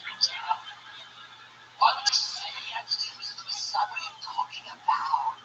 You have no connection with anybody. He's just a pervert. But $2 billion. What do you want? Israel thought this was all going to happen with no money. Nuts. I'm sad about what's happening. If it's happening, I don't see it. I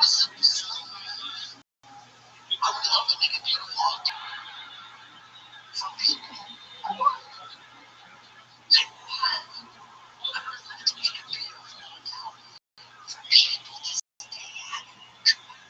Jesus, like that stuff. But if I was a slave, if I was a slave, and I needed to be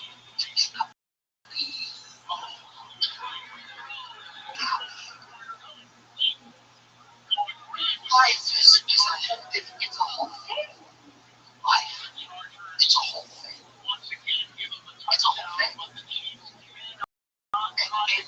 And we're called to be, I believe, this is complicated. But I believe, but if you ask me about how that's going to say, there's all these problems. I go, listen, hey, life is a big conflict. You guys are the dream, and that's my conflict. I'm telling you right now, cozy earth, and real comfort is order everywhere, perhaps next level. I cut this off visible and temperature. It doesn't matter where you are or what you do. We're going to love the everywhere pan. It is my go-to for everywhere. Chasing the kids are doing the clean cut stretch with you and so comfortable. Everyone I know who's tried this is completely hooked. Guys, there's a risk-free trial, 100-night sleep trial. Take your warranty, try it, wear a love, or send it back with trust.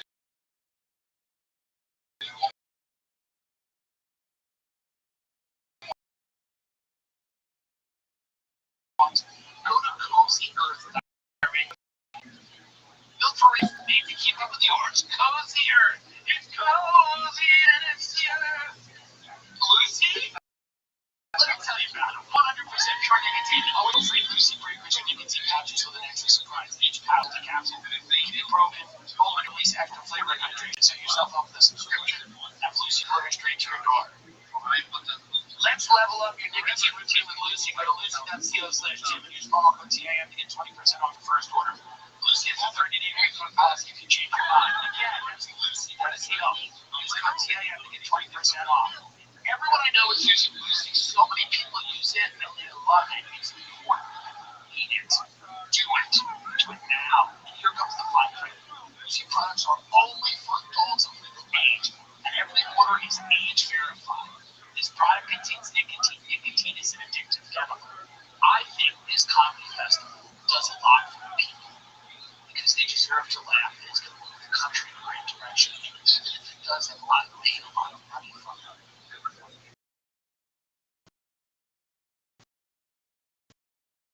Even if it doesn't, even if actually something's even worse, which is very possible, if we reverse the progress that country's made and we actually take it back, very possible, actually probable.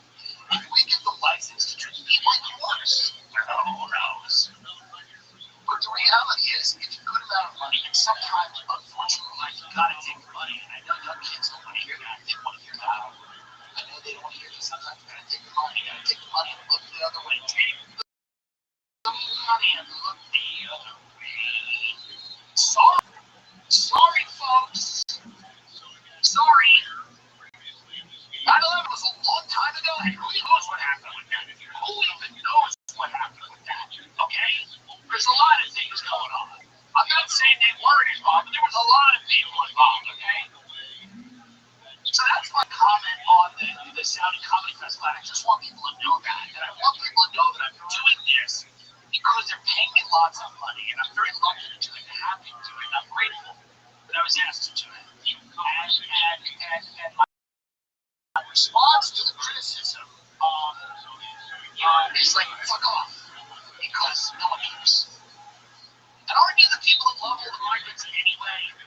The same people criticizing me for the people that like love all these migrants and want them in our country and want like the borders open and they want the doors flung open so that everyone from all cultures, all world can go fucking, join a Somali gang in Minneapolis or something. They almost elected them Phillips. But the Democrats do whatever they do. They always do. They fucking invented some scam to get that guy out of race. I'm no fan of that guy, but it was clearly some sham. My point is this. Omar the cow or whatever. My point is this. So you're okay with all these people coming into America, but we can't go entertain them where they live? Does that make any sense to anyone? Does that make any sense to anyone? That we're supposed to just open the borders for everyone in the world, but we can't go entertain them where they live, especially if they live in a luxurious place? Why would I subscribe to that whack? Or you're just jealous that we're getting money? Sorry, Papa. It's Taylor Swift.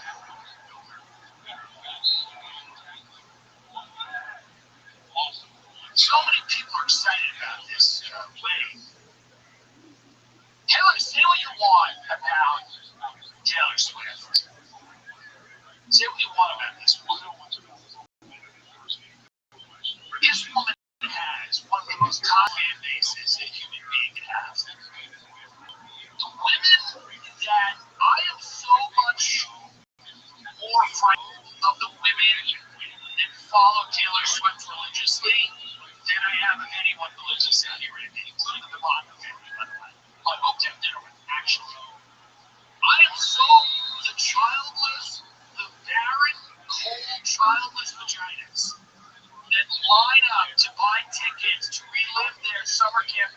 The 43-year-old women who have crushes on Harry Styles, okay? The sick, cat mommy, wine mom, crazy psychopaths who follow this woman terrify me more than anyone who lives in Saudi Arabia. I'm sorry. The disease that inspires these women to live vicariously through Taylor Swift, a nice gal, probably not. I've actually heard she's not as nice as come to believe, but by the way, no one who gets to that level is nice. I have no hate. No one who gets to Taylor Swift's level, if anything, is nice. How dumb are you all? Get to that level and be nice. What I'm saying is this. The people that have chosen to make this woman's life her engagement is their engagement. Her success. The soundtrack of her life is the soundtrack to their life. Those women need to have workers on them now.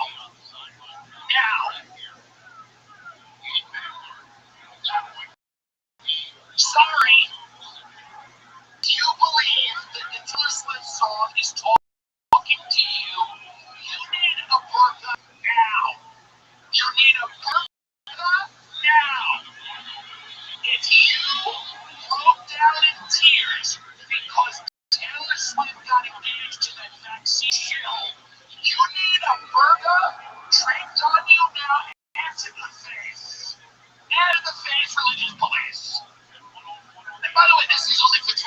5, and back then they gave me 5. I tried to get 5. My fat agent tried to get 5. Imagine what it would be. But let's be serious for a minute. Are any of these women that are following Taylor Swift and going to 20 or 30 of her concerts, are any of them better off because there isn't a religious police in this country? How many of them are better off? If Captain Phillips, that emaciated migrant who they're about to elect in Minnesota, whatever his name is, Omar Fattah, I mean, get this guy up. I mean, what is going on? If he's going to hand out burgers as they leave Taylor Swift support him or him a check, I'm very scared. Can we watch this news anchor who reacted to Taylor Swift being engaged? These people need help. They need help. I'm telling you. Taylor Swift, and I don't think we're gonna like this, is an incredibly mediocre talent. Sorry.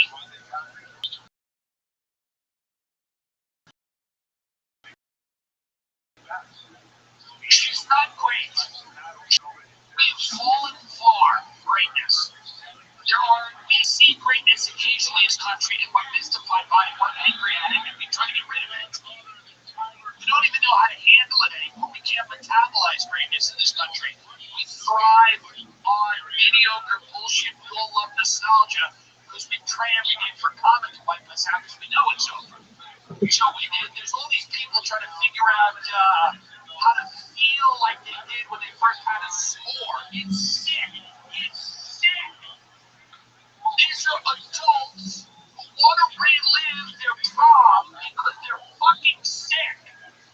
You're supposed to actually get older. You're not supposed to be running around in your mid-30s at my party.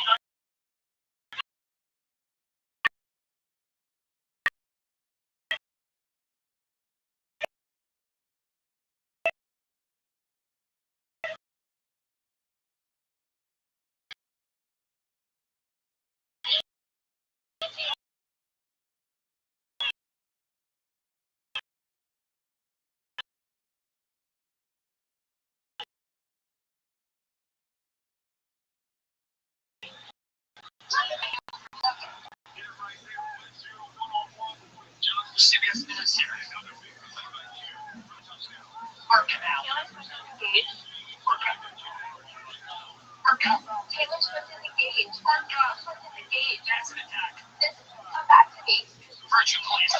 Get Oh up. my god. Oh my god. Virtue police. In the house. In the house. Out of the house. Oh my god. In the house now. Oh my god. Out of the house. Jail. To jail. Okay. Oh my god. Oh my god. Oh my god. Oh my god. Honor killing. I feel like Paul was here right now. Stoner. Honor killing. Honor killing in the town square.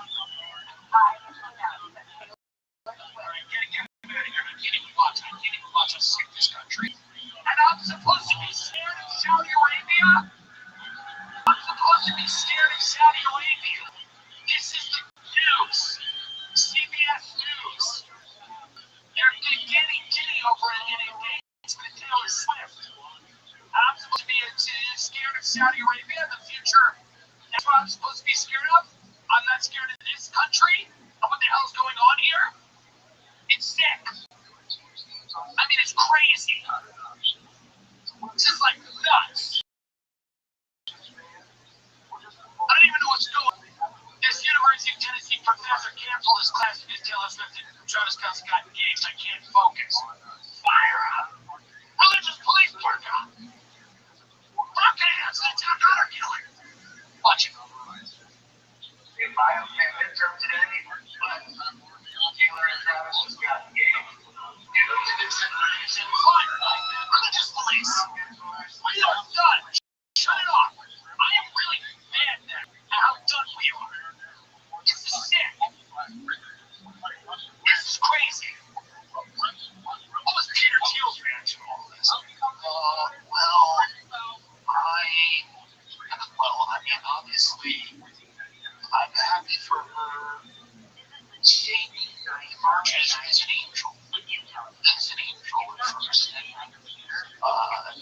So we have to think at Palantir, what we try to do is look at all the angels and see who's a little saint.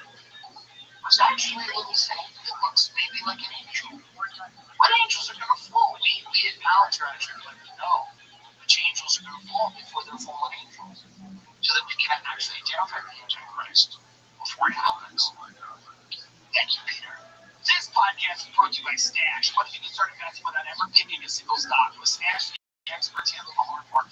Stash isn't just another investing app. Registered investment advisor that provides automated investing with your expert guidance, so you don't have to worry about figuring it out on your own. You can choose a personalized investment, so let Stash make smart portfolio do the work here. With Stash, investing doesn't feel like gambling. It's simple, smart, stress-free.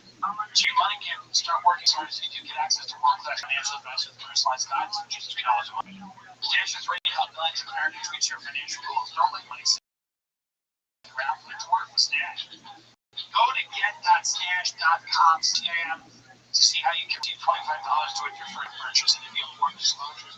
That's get.stash.com. A non-client endorsement, not representative of all clients, not guaranteed. Investment advisory services offered by Stash Investments LLC, an SEC registered investment advisor. Investing involved risks. Offer subject to terms and conditions. Probably $1 million for hair growth products and ensure that actually works. I'm into it until I found out the Nutrafol isn't like the rest of the Nutrafol is physician formulated, clinically tested, and dermatologist recommended. Nutrafol is the #1 dermatologist recommended hair growth supplement brand trusted by over 1.5 million. You feel great about what you're putting into your body since Nutrafol hair growth supplement backed by peer-reviewed studies and have context certified gold standard and third-party certification. Some supplements rely solely on ingredient studies. Nutrafol clinically test final formulas to ensure their efficacy using a variety of hair measurement tools and hair counts and pull tests to assess growth quality, shedding and texture. See thicker, stronger, faster growing hair with less shedding in just 3 to 6 months. Nutrafol for a limited time. Nutrafol is offering our listeners $10 off your first. I know what Nutrafol is the best-selling hair growth supplement at Nutrafol.com, spelled Nutrafol.com, promo code TikTok. That's Nutrafol.com, promo code TikTok. But I just think there's something deeply rotted and wrong. Pop culture has gotten to the point where it's so boring, and this is why people are mad at the Cracker Barrel logo, because there's truly nothing interesting culturally anymore in our country, because everything has become so bland and corporate that our only gods are the chain restaurants and places that poison us. So we actually only have ownership over the poison slop that we put in our body, and we make sure that the values of the house align with ours, because that's all we have left. Because there's nothing culturally interesting in this country anymore. Done away with it, destroyed it. It's gotten to the point where this woman, again, I know the question idiot for success. Nothing makes more sense than her success in our country. There's not one thing that makes more sense. Audrey McDonald, who I've seen do Jim season 5 or 6 times on Broadway. Who no one really knows who this woman is. Does something on stage every night, 8 times a week that cannot be replicated. Absolutely amazing. Shows clothes if you miss it in the same zone. She does something so spectacular. But, again, the show closes early because, people they want to see Trisha Paytas and Jimmy Nugget. I'm not taking anything away from Trisha Paytas. But this is not what people want in our country. They don't want greatness. They want mediocrity. And Trisha Paytas says this sort of mediocre. And I respect Trisha. I'm happy for her success. And I Trisha compare herself to much McDonald. Or I compare myself to a lot of people that I feel are much greater than me. But I'm like, we've really made a decision culturally in this country to completely abandon the idea of excellence and reward familiarity and comfort. So I see someone who's really good at something, we're like almost mad at them. Like it, and we don't like it, and we don't feel like we can do it, and it's not relatable to us. Because in our rotted culture, We want everything to be relatable. And go, whoa, what's that like? That's new and good. Everything's got to be relatable, and that's what it does. It's all relatable stuff.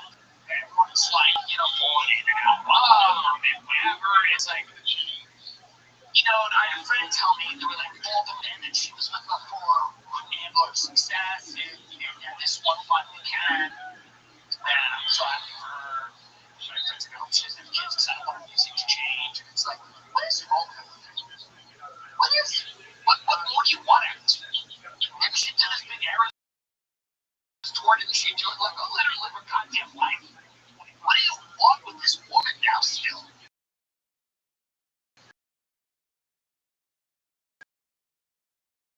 What do you want?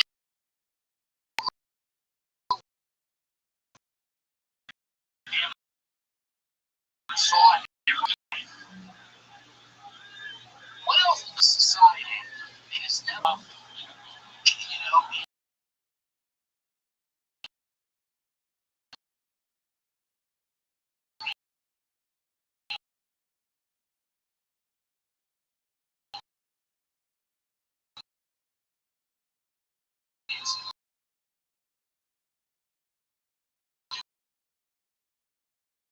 when she now does an album, people are freaking out. Creepy obsession with their celebrity. People that are good at things are talented. I'm not saying Taylor's not talented. I'm not saying she's clearly talented. She's very talented. Is she my favorite? Probably not. But it doesn't matter. She's talented, but that's not what we care about. We care about the spectrum, how big it is, how many people are there. We love that. And we're so obsessed with celebrity. It drives us this weird way. We live vicariously. We need their accomplishments or our accomplishments, and there are failures and their trials and tribulations. It is weird. It's something I never understood. I had friends who know that it's not for me. I'm not saying better than them. I have a little. What I'm saying is that I never understood it. But couldn't understand the obsession with someone while you just don't ever try to define yourself in any way. Or maybe care a little bit. That's why I'm not a Saudi Arabian. I'm coming to fucking care about me. I really care about me. I was on my phone begging the House of Saudi for money when you were all talking about Taylor Swift. You know why? I'm focused on daddy. You're all focused on some other shit. And make no mistake, this is one of those things where didn't Israel slaughter a calf recently to get ready for the temple being built? Because this is the next one. This is the next moment of the end. This is in the book of Revelation or something. There's got to be a paragraph in the book of Revelation that speaks to this. One of my sicko followers. There's got to be something in the book of Revelation that speaks to this. When Judas and the calf slaughtered and the sea turns red. But that's the whole thing. I'm just saying, we need as a society. I mean, her best album, by the way, They Get Married and Die Immediately is her best album. Then I'll listen. And in a hard heinous accident, where it was a closed casting, it's your name. That's her best album. It was God, he's God. He was mangled in an accident. My husband was mangled in an accident.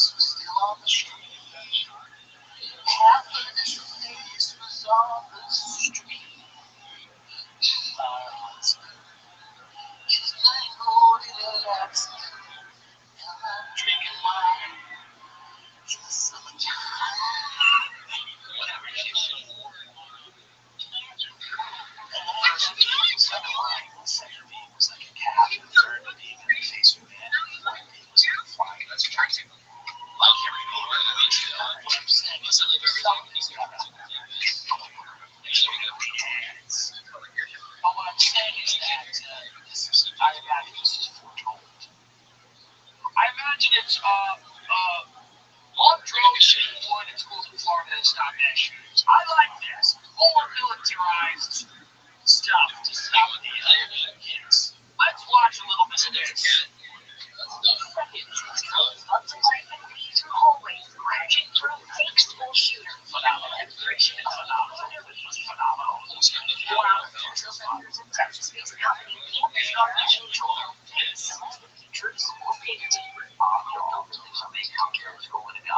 We responded in 5 seconds.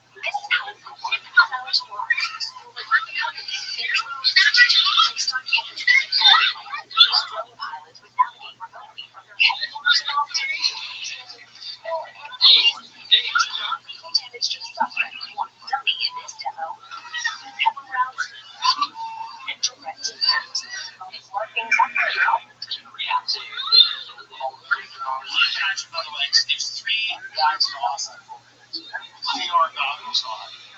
Renting drones to kill a school shooter in Florida.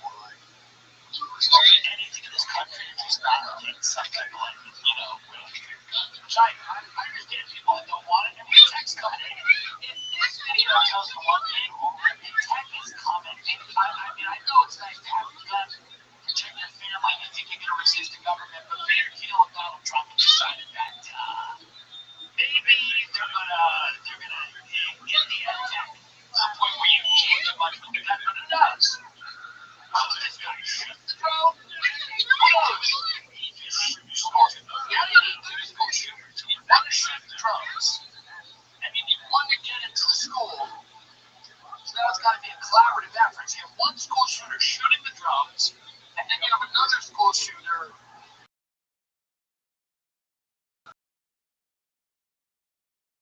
who's actually. And by the way, it's horrible what happened in Minneapolis. This guy's away here. Probably this, right? I imagine this. This is what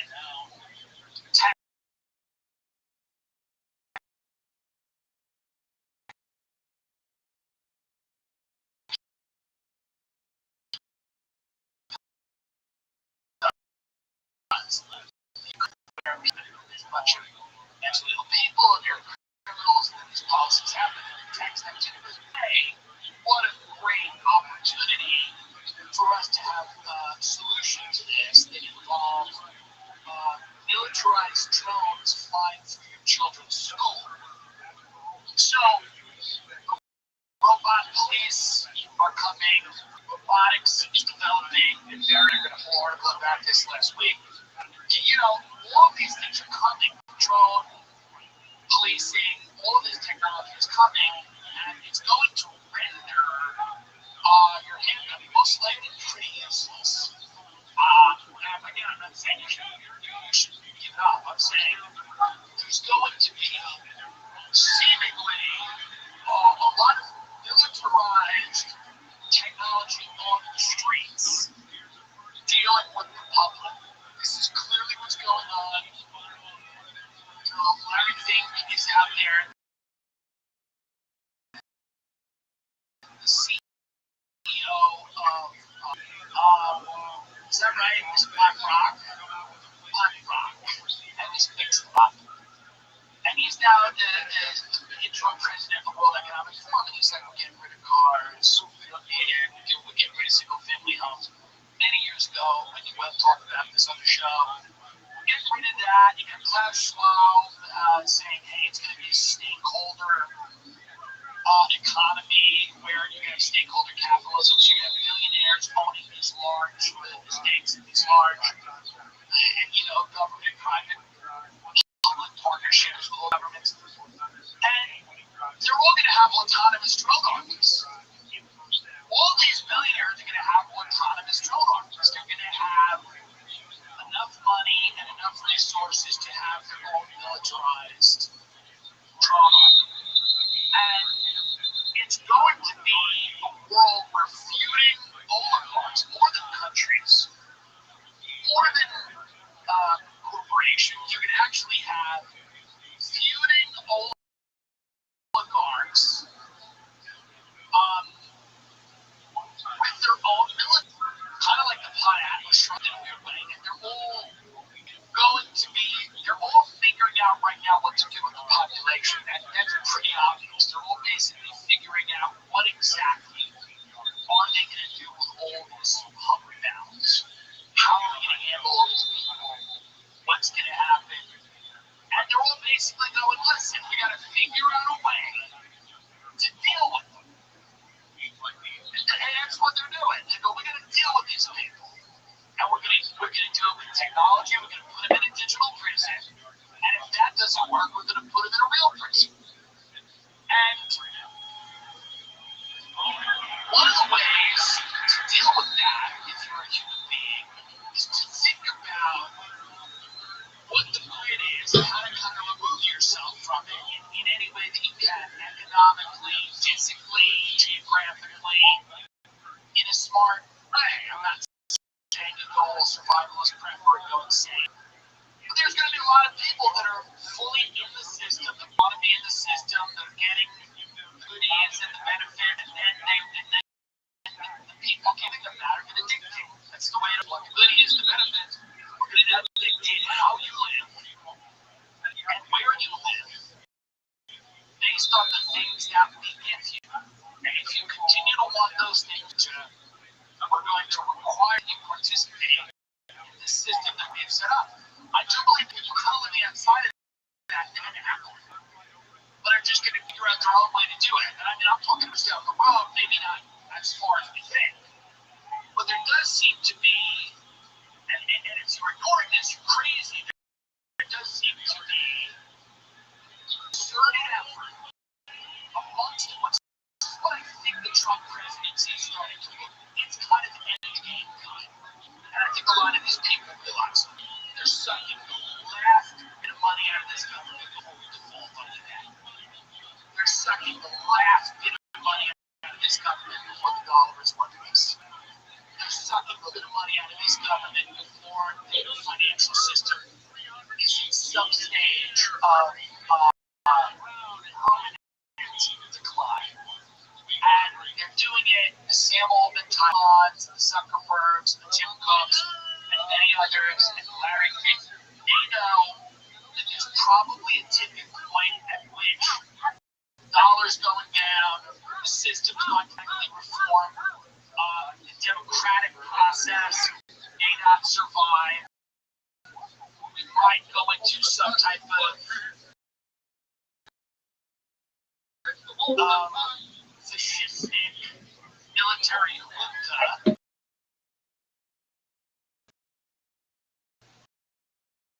But before all Are you ready? Yeah, you're gonna do it now. You ready? You wanna be your night? Let's go. This Aquarius, it's my night. Don't you dare let me win, though. I'm not gonna. No. Come on. I want you to play harder than you've ever played this game in your entire life. Let's go. All right. How was your caramel pie It was good. or caramel cake? It was delicious. Excellent to hear.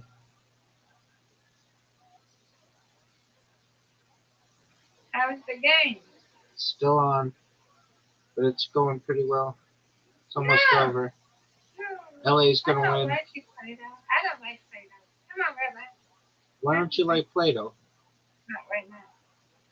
I don't like Play-Doh right now. Give it to me. Yeah.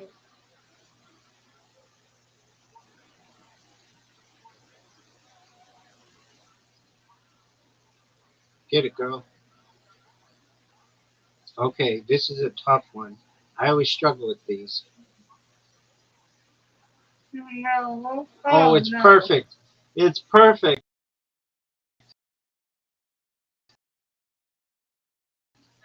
It's perfect. Let her do it. It's perfect. Yeah. That was amazing.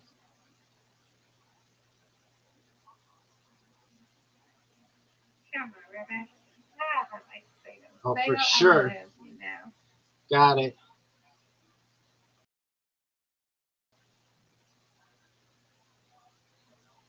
Let's go. Good job. Thank you, ma'am.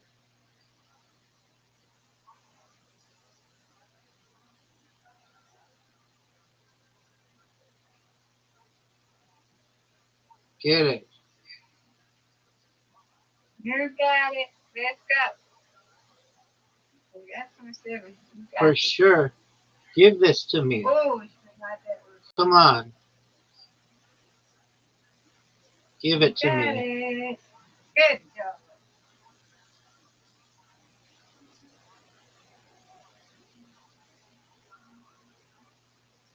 Get it.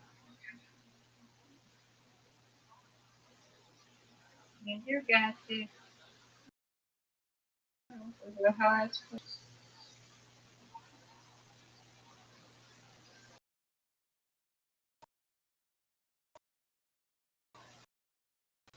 Come on, Rabbi.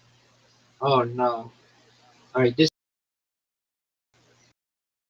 but I'm gonna try to get it. Oh, I got it. Hey, good step. That was beautiful. If I do say so myself. That was What was it like that one? Yeah. beautiful. Get it, Miss Aquarius. Okay, I ain't got it. Come on, I ain't got it, Rabbi. Let's go. I got a spare Come on, you got this. on every single shot. Yes, let's go. 300. 300. Let's go. 300. Let's go. 300. 300. Let's go. Let's go. Let's go. 300. You got this. 300. Yay! I got a spare. Yes, one more. Yes. 300. Let's go. I got a Let's go, spare Rabbi.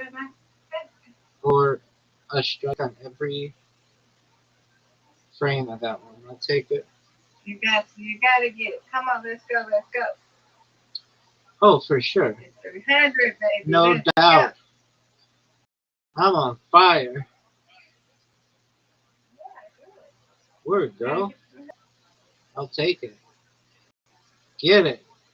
You gotta get the 300. Let's go. No doubt. Come on, Rabbi. You gotta get Easy. Lemon squeezy. I'm going to get this one. Let's go. Got it. Got it. Go, Steve. Go, go, go. Good job. Get this. Oh, man. This is going to be a tough split, Miss Aquarius. That's okay. We'll get this one. Nope. It's okay. Rabbi, you got this. I wanted to get the 300. Let's go. Pull up. Get it. Right. All right. I'm going to get this. You got this. Let's go. Easy peasy.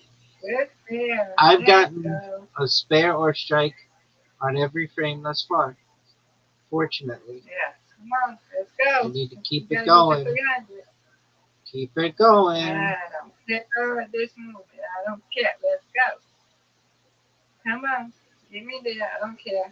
Just give me one. Let's go. You win, I win. I'd be more than happy. Let's go, let's go, let's go. Let's go, let's go, let's go. It's over. Let's go, Rabbi. It's over. Yeah, I'm happy for you. Let's go. Yeah.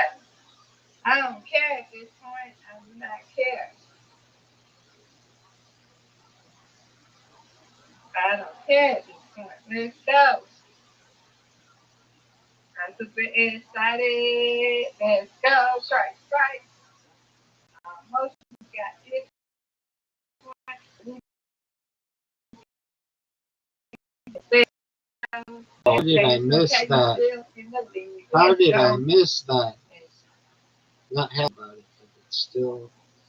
Yeah, I'm happy. You did it. You did it. I don't care. I don't care. I don't care. I don't care. You win, I win. Let's go. Let's go. Let's go. Let's go. Go, Rabbi. Go, Rabbi. Let's go. Run the 300. Let's go. Let's go. Get this one. Get this one. Let's go. Let's get a strike. Oh, hey, let's go. Get it. Let's go. Let's go. Let's go. I'll take it. Yeah. 300. 300. We did How you like it. that? You win, I win. Yeah, you did You And win, I'm I at win. 120. I got it. You win, I win. Let's go. LFG, good job. All right, Good job. now you got to get. See? Now we're on the road to you getting 200. Yeah. Do you think I will get 400 or you get 200 first? You may get 300 before me because you couldn't I do. I have 300. 400, you know what I mean. Okay. We'll see. Yeah, if not, I'm at 120, so hey, I'm happy for you. Thank you, ma'am. If I don't practice or play, I don't play with nobody else but you, Rabbi. I know. I practice with you, okay? Okie dokie. Okay, it's not fair, Rabbi. What is It's not it? fair. I don't play with nobody but you and Adi. I played with one person one time. Zoot and I played one time.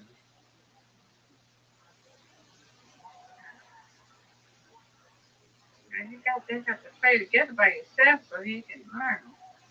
You got to practice now. Is he getting better? No. He's getting better a little bit. No, he's not. He's terrible. You know it. I know it. Everybody knows it. Don't do that. Do that. You know it. I know it. If he were here right now, I would tell him.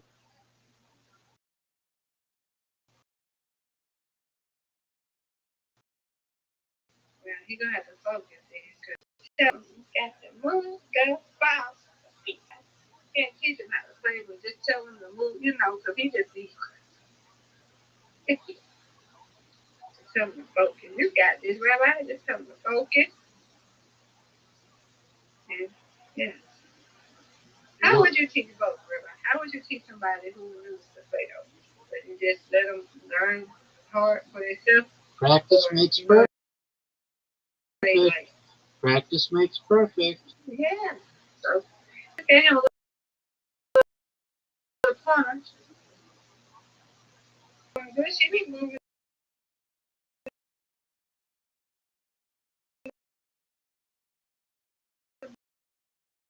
Him a little punch, and I don't give nothing else. I'm muting myself. Hopefully, See you in the morning. Sweet dreams. Dream, God's willing. Bird watching bird.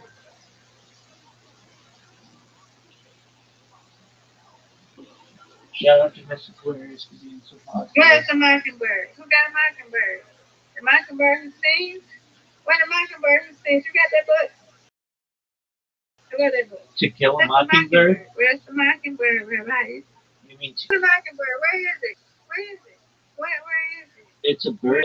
Where's the mockingbird? It's a bird that mimics other birds' calls.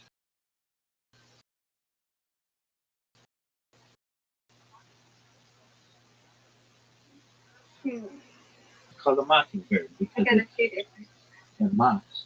I love that book as well. Yeah. You know what I mean? I ain't seen that book in a minute. I love that book. I love that book and I love that movie too. I love the book. I love the movie. Boo Radley. I love the book and I love the movie. You know, I've seen the movie, Rabbi. They have a movie. Oh, it's classic. It's got Gregory Peck. Can you find it on that site? Oh, YouTube, yeah. It's on YouTube. Okay. Okay. See you in the morning. Sweet dreams, Miss Aquarius. Great dreams.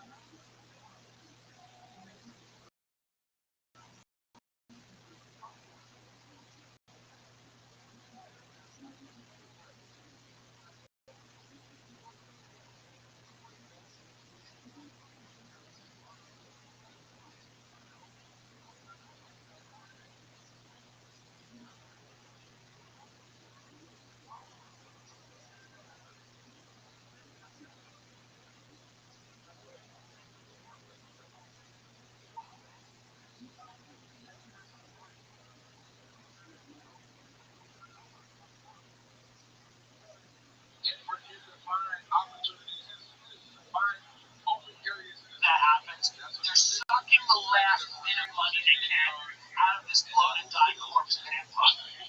And they are strengthening their position for an inevitable period of chaos. This is my guess. It's well informed. And if you say this to people, I live out in the Hamptons, I'll say things like this to people, and they go, oh, you don't say no. Meaning like, 90% of rich people have no idea what's going on. They're just born, they're rich, things are good, life's good. You go to the beach, you go on a boat, you jump off the boat, you get married, you drink wine, you die, it doesn't matter. 10% of them, and those are the ones I don't really have access to because they don't enjoy me. But those are the people that are really behind the scenes getting ready for something. You can feel it. It's in the air. The media doesn't matter anymore. They know that. They've lost control of the narrative. They are never getting it back. So the only thing left for them to do at this point is the raw power grab. The raw power grab. The niceties are gone. The pleasantries are gone. Israel's not disguising what they want to do. The motives are not. They don't matter.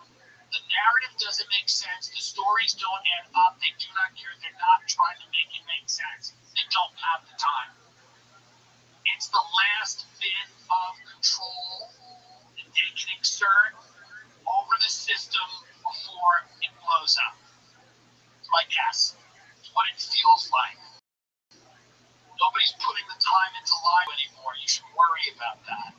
You should worry about the fact that nobody's trying to make the lies good. They know it doesn't matter if you believe them. They're going to try to dispose of you. I'll be in Riyadh. I'll be in Riyadh where my bread is buttered. Go find where your bread is buttered. Go get your bread buttered. Go get your toast buttered. Go get your jelly. Go jelly your jam. Because the world is ending. But it's true, and it sounds rough. It sounds rough.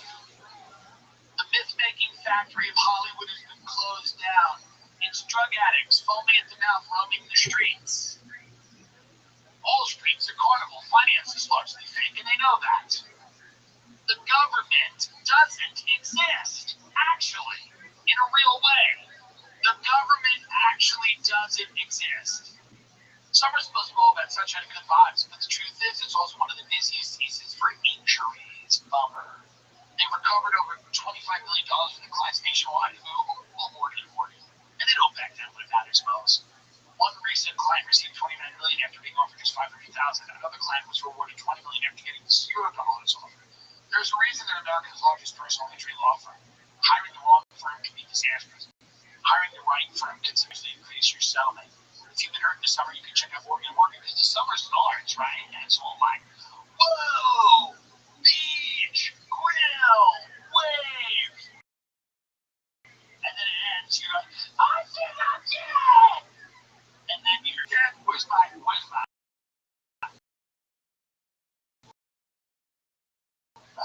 summer, you can check out Morgan & Morgan. It's free unless they win. How cool is that? ForThePeople.com/Jim. That's ForThePeople.com/Jim. Click the link in the description below. This is a paid advertisement.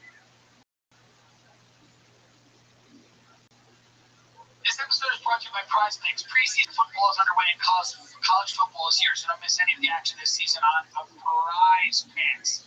These are some players we're excited about this season. Okay, Saquon Barkley, Joe Burrow, Josh Allen, Aaron Rodgers. I mean, we've been making so much. We've been winning. We've been really enjoying our time on this app. Prize Picks is simple to play. Just pick more or less on a 2 to 6.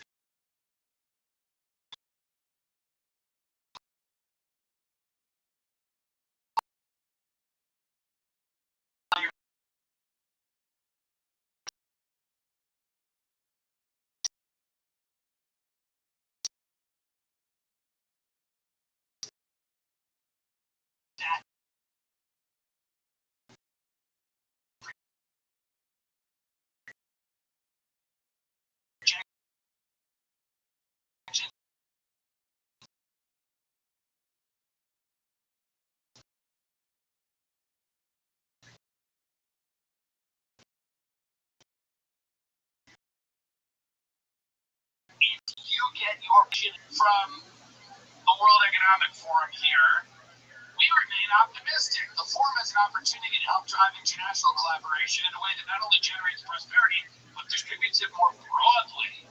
This renewed vision can promote open markets and national priorities side by side, while advancing the interests of workers and stakeholders. Globally, that's the term. We look forward to helping shape a more resilient and prosperous future, reinventing and strengthening the forum as an indispensable institution for public-private cooperation. Larry Fink. They know what's coming. They're engineering it.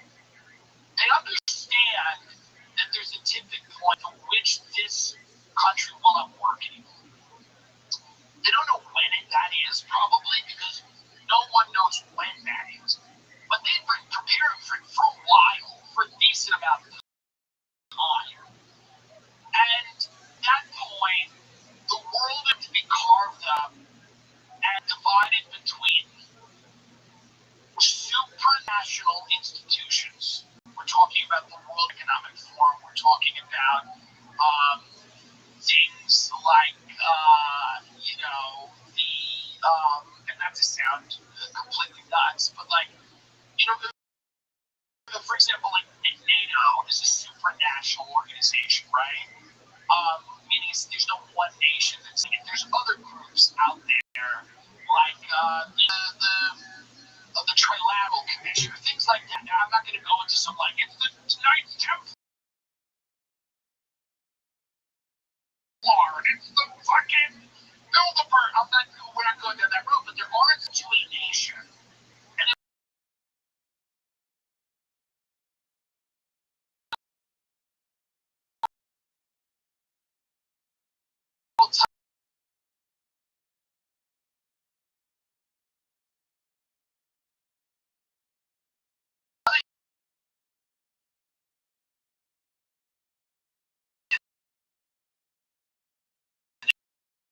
they're primarily loyal to preserve IMF, the International Monetary Fund, European Union. All of these organizations, are going to define a lot of what happens. They are preparing for their societies to fail. They know that immigration is a very sticky issue. Nigel Farage is going to win in the UK, probably. He might come close. We're going to go over there and see him soon. And he's promising to restore sovereignty and deport people. It's the biggest issue in the world. The massive migration of people from one area to another is the biggest issue in the world. Climate is out there as well, but nowhere near as big as migration. Climate causing some of the migration, war causing most of it. Instability in the region causing most of it. Mad dash for natural resources fueling a lot of that instability. That instability resulting in migration. Migration destabilizing societies, pushing people to the extremes. All of these international, supranational organizations figure out a plan. What happens when our societies fail? What happens? Oh, we need the Peter Thiel types. This is, again, I'm not saying this. This is what they're saying. We need the security infrastructure that's going to be built to keep our populations in check. This is when they bring in digital prisons. We need to bring in certain stuff. So the Taylor Swifts of the world, they're going to be doing great. They're going to be fine. This is the primary thing. She's getting married. It's straight up the Hunger Games, right? Katniss Everdeen. I mean, this is what they're going to do. There's going to be, right, that's your ring. That's your ring. That's your ring in your hand. And your fucking Cartier watch. And your love and your life. And aren't you happy to participate in it? Aren't you happy for her? Her life is yours. You don't get a life anymore. You get her life. And isn't her life nice? That's one part of it. And the second and the third and final part of it is going to be the inevitable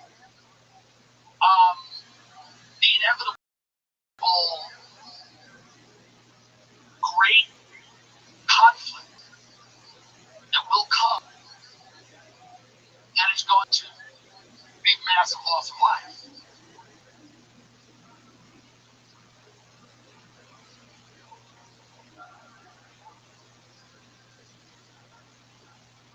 But I'm going to go to the Riyadh Comedy Festival. Why? They're buttering my bread.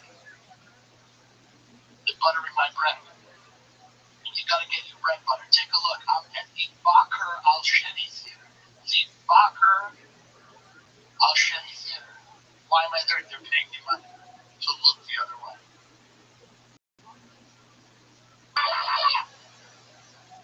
What a lovely sunset. I will do my set in the blood of someone who just got the headache. And I will go there with the mic. Good to be here. Where are you from? What do you do for a living?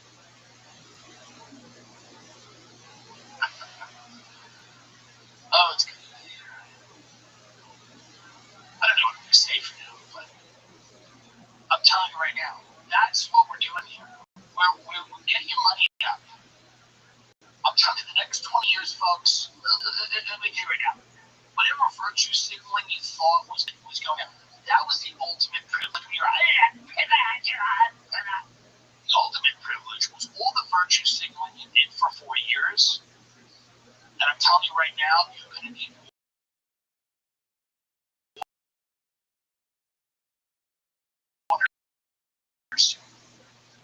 All the bullshit is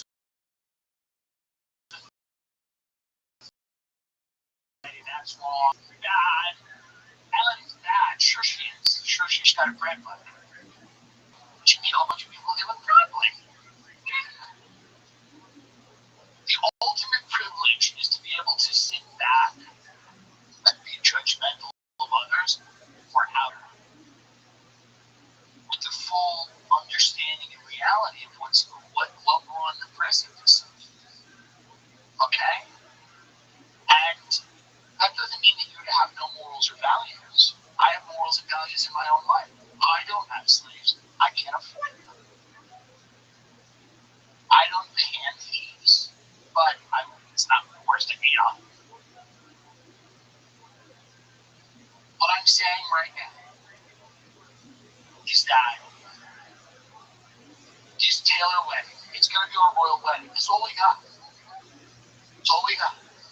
It might be the last thing before the president. It might be the final thing you see as a free person in our society. The last tear that rolls down your cheek might be watching Taylor walk down the aisle and get married. It might be this is the final story that they're going to tell you before they put you in jail. Peter Thiel talks to you every day about the Antichrist. This is the final story before Peter Thiel talks to you about the Antichrist every day. And you're going to look at the other people and you're telling them, it's so obvious he's the Antichrist. It's like obvious. And they're going to go, I know. So, that's the update. Summer ends, we replace the lobster with a pumpkin. We have the pumpkin, not yet. Gotta get a plush pumpkin.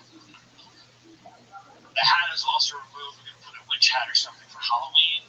The pumpkin, and then the fall background starts in October. Happy for Taylor Travis. I hope this episode hasn't made people think otherwise. I am actually happy. I am happy.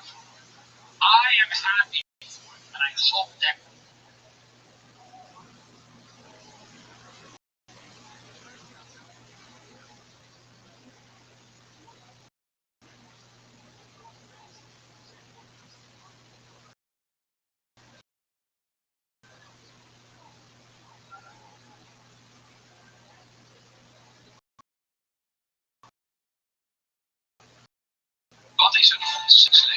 Yeah. Where is this change?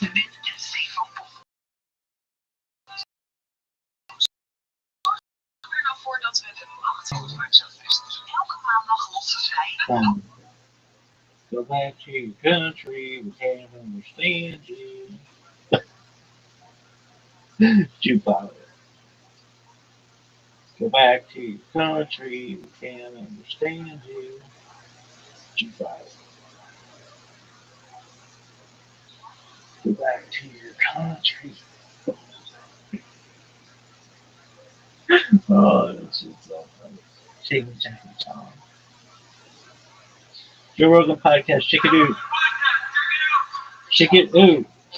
You. Joe Rogan podcast by night, all day.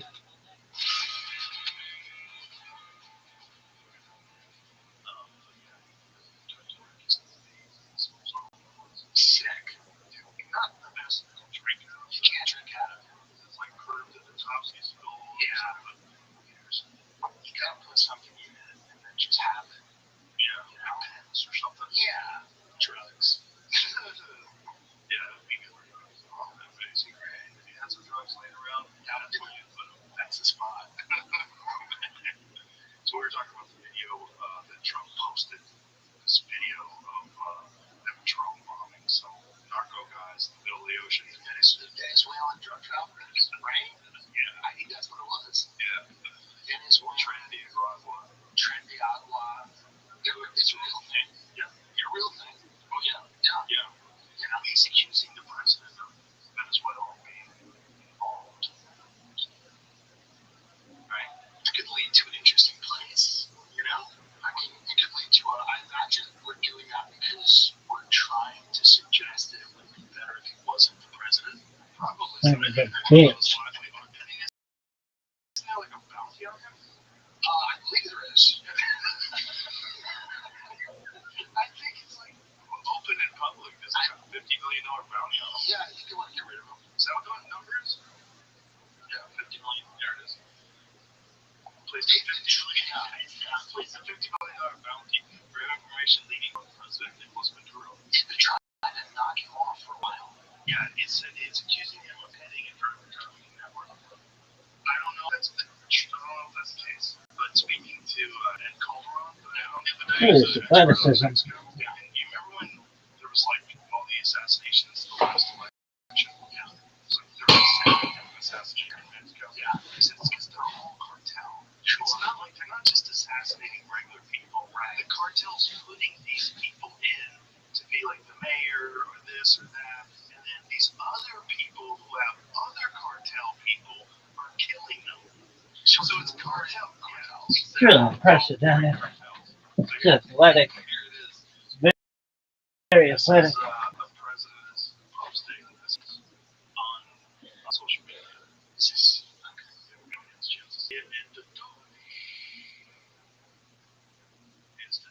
pretty accurate. Pretty fucking accurate. Very impressive. Pretty impressive. Why wasted drugs? Yeah. Well, probably a lot of wasted drugs. Like bad drugs. Well, this is the big problem is that the drugs now are worse than the bad.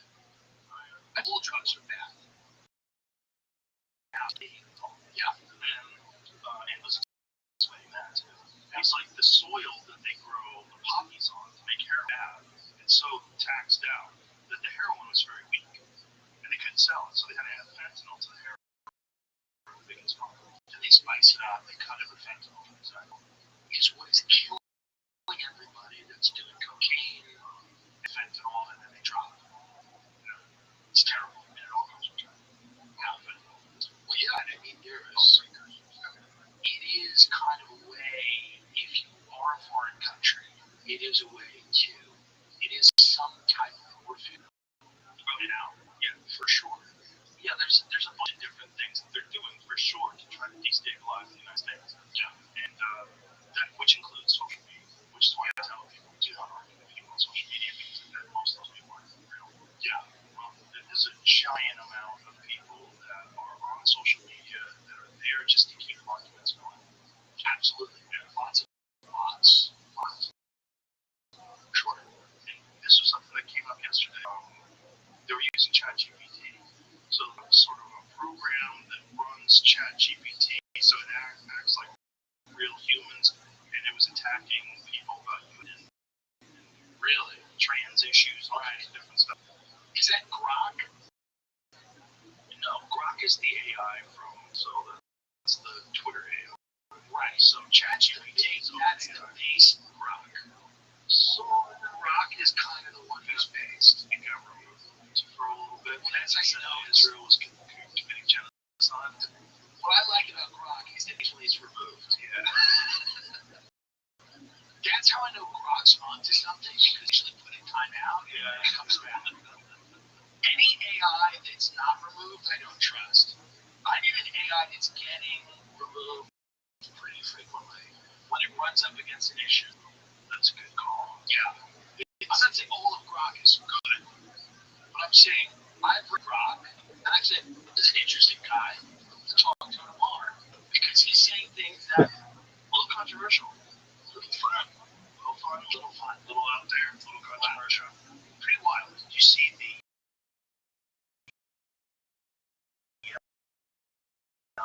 German right-wing party on the last couple of days? And this is the AMT or something. I saw that. That seems a bit spooky. That's going on. That's very interesting. How did they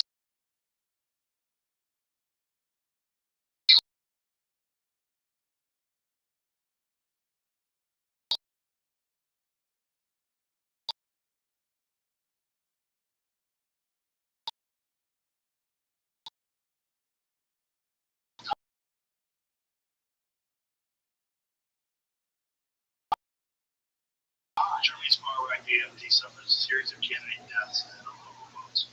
Well, maybe they're doing something. 7 seems like a really inconvenient number of people to die before an election. That seems to be quite suspect. Right up there with the Mexican suspect. Yeah. Well, Europe right now has become, we had our election. So that the UK right now is kind of the most interesting place to watch because of everything that's taking place. And Germany is not far behind. But this is where a lot of the tumult in the world is coming to a head in Europe, UK, things with migration, things with speech that we talked about. Yeah, the Grand Millennium stuff. Crazy. He left this podcast, and I was telling him why he gotta go back. It seems crazy to go back because he's living in America now. Right. Why are you gonna go back? He's like, well, I have to. I have a court case. He's getting sued by some crazy trans person, and goes back and was arrested for 3 tweets. And what were do we know what the tweets were? Oh yeah. I mean, look, one of them is a photo of a trans rally. It says a photo that you can smell. I mean, it's so wild that you would be put in handcuffs for that tweet. The other one, none of them are is a photo of these trans people where he commented homophobes and misogynists all on them. Right. Imagine. Do you think that would put you in the clear? Imagine. Yeah, that's one of the posts that they cited as being the reason for arresting. Interesting. And then the other one is saying that if a man who identifies as a woman enters a woman's bathroom, he's committing we should pull it up just like so I don't misquote it.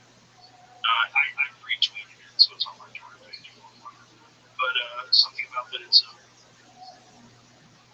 forget how he described the act, but the problem was that he said you should call authorities, yell, that doesn't work, punch him in the balls. Right. Fine. Yeah, fine. So here it is. If a trans-identified male is in a female-only space, he is committing a violent, abusive act. Make a scene, call the cops. Balls, punch him in the balls. There's something he belong in a locked-up cage for that. Yeah.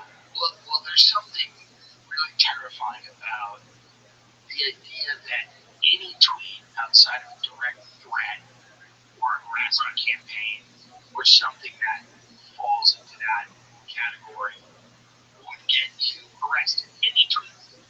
This is so innocuous and silly and not at all what you would think would rise to the level. Not that anything should rise to the level.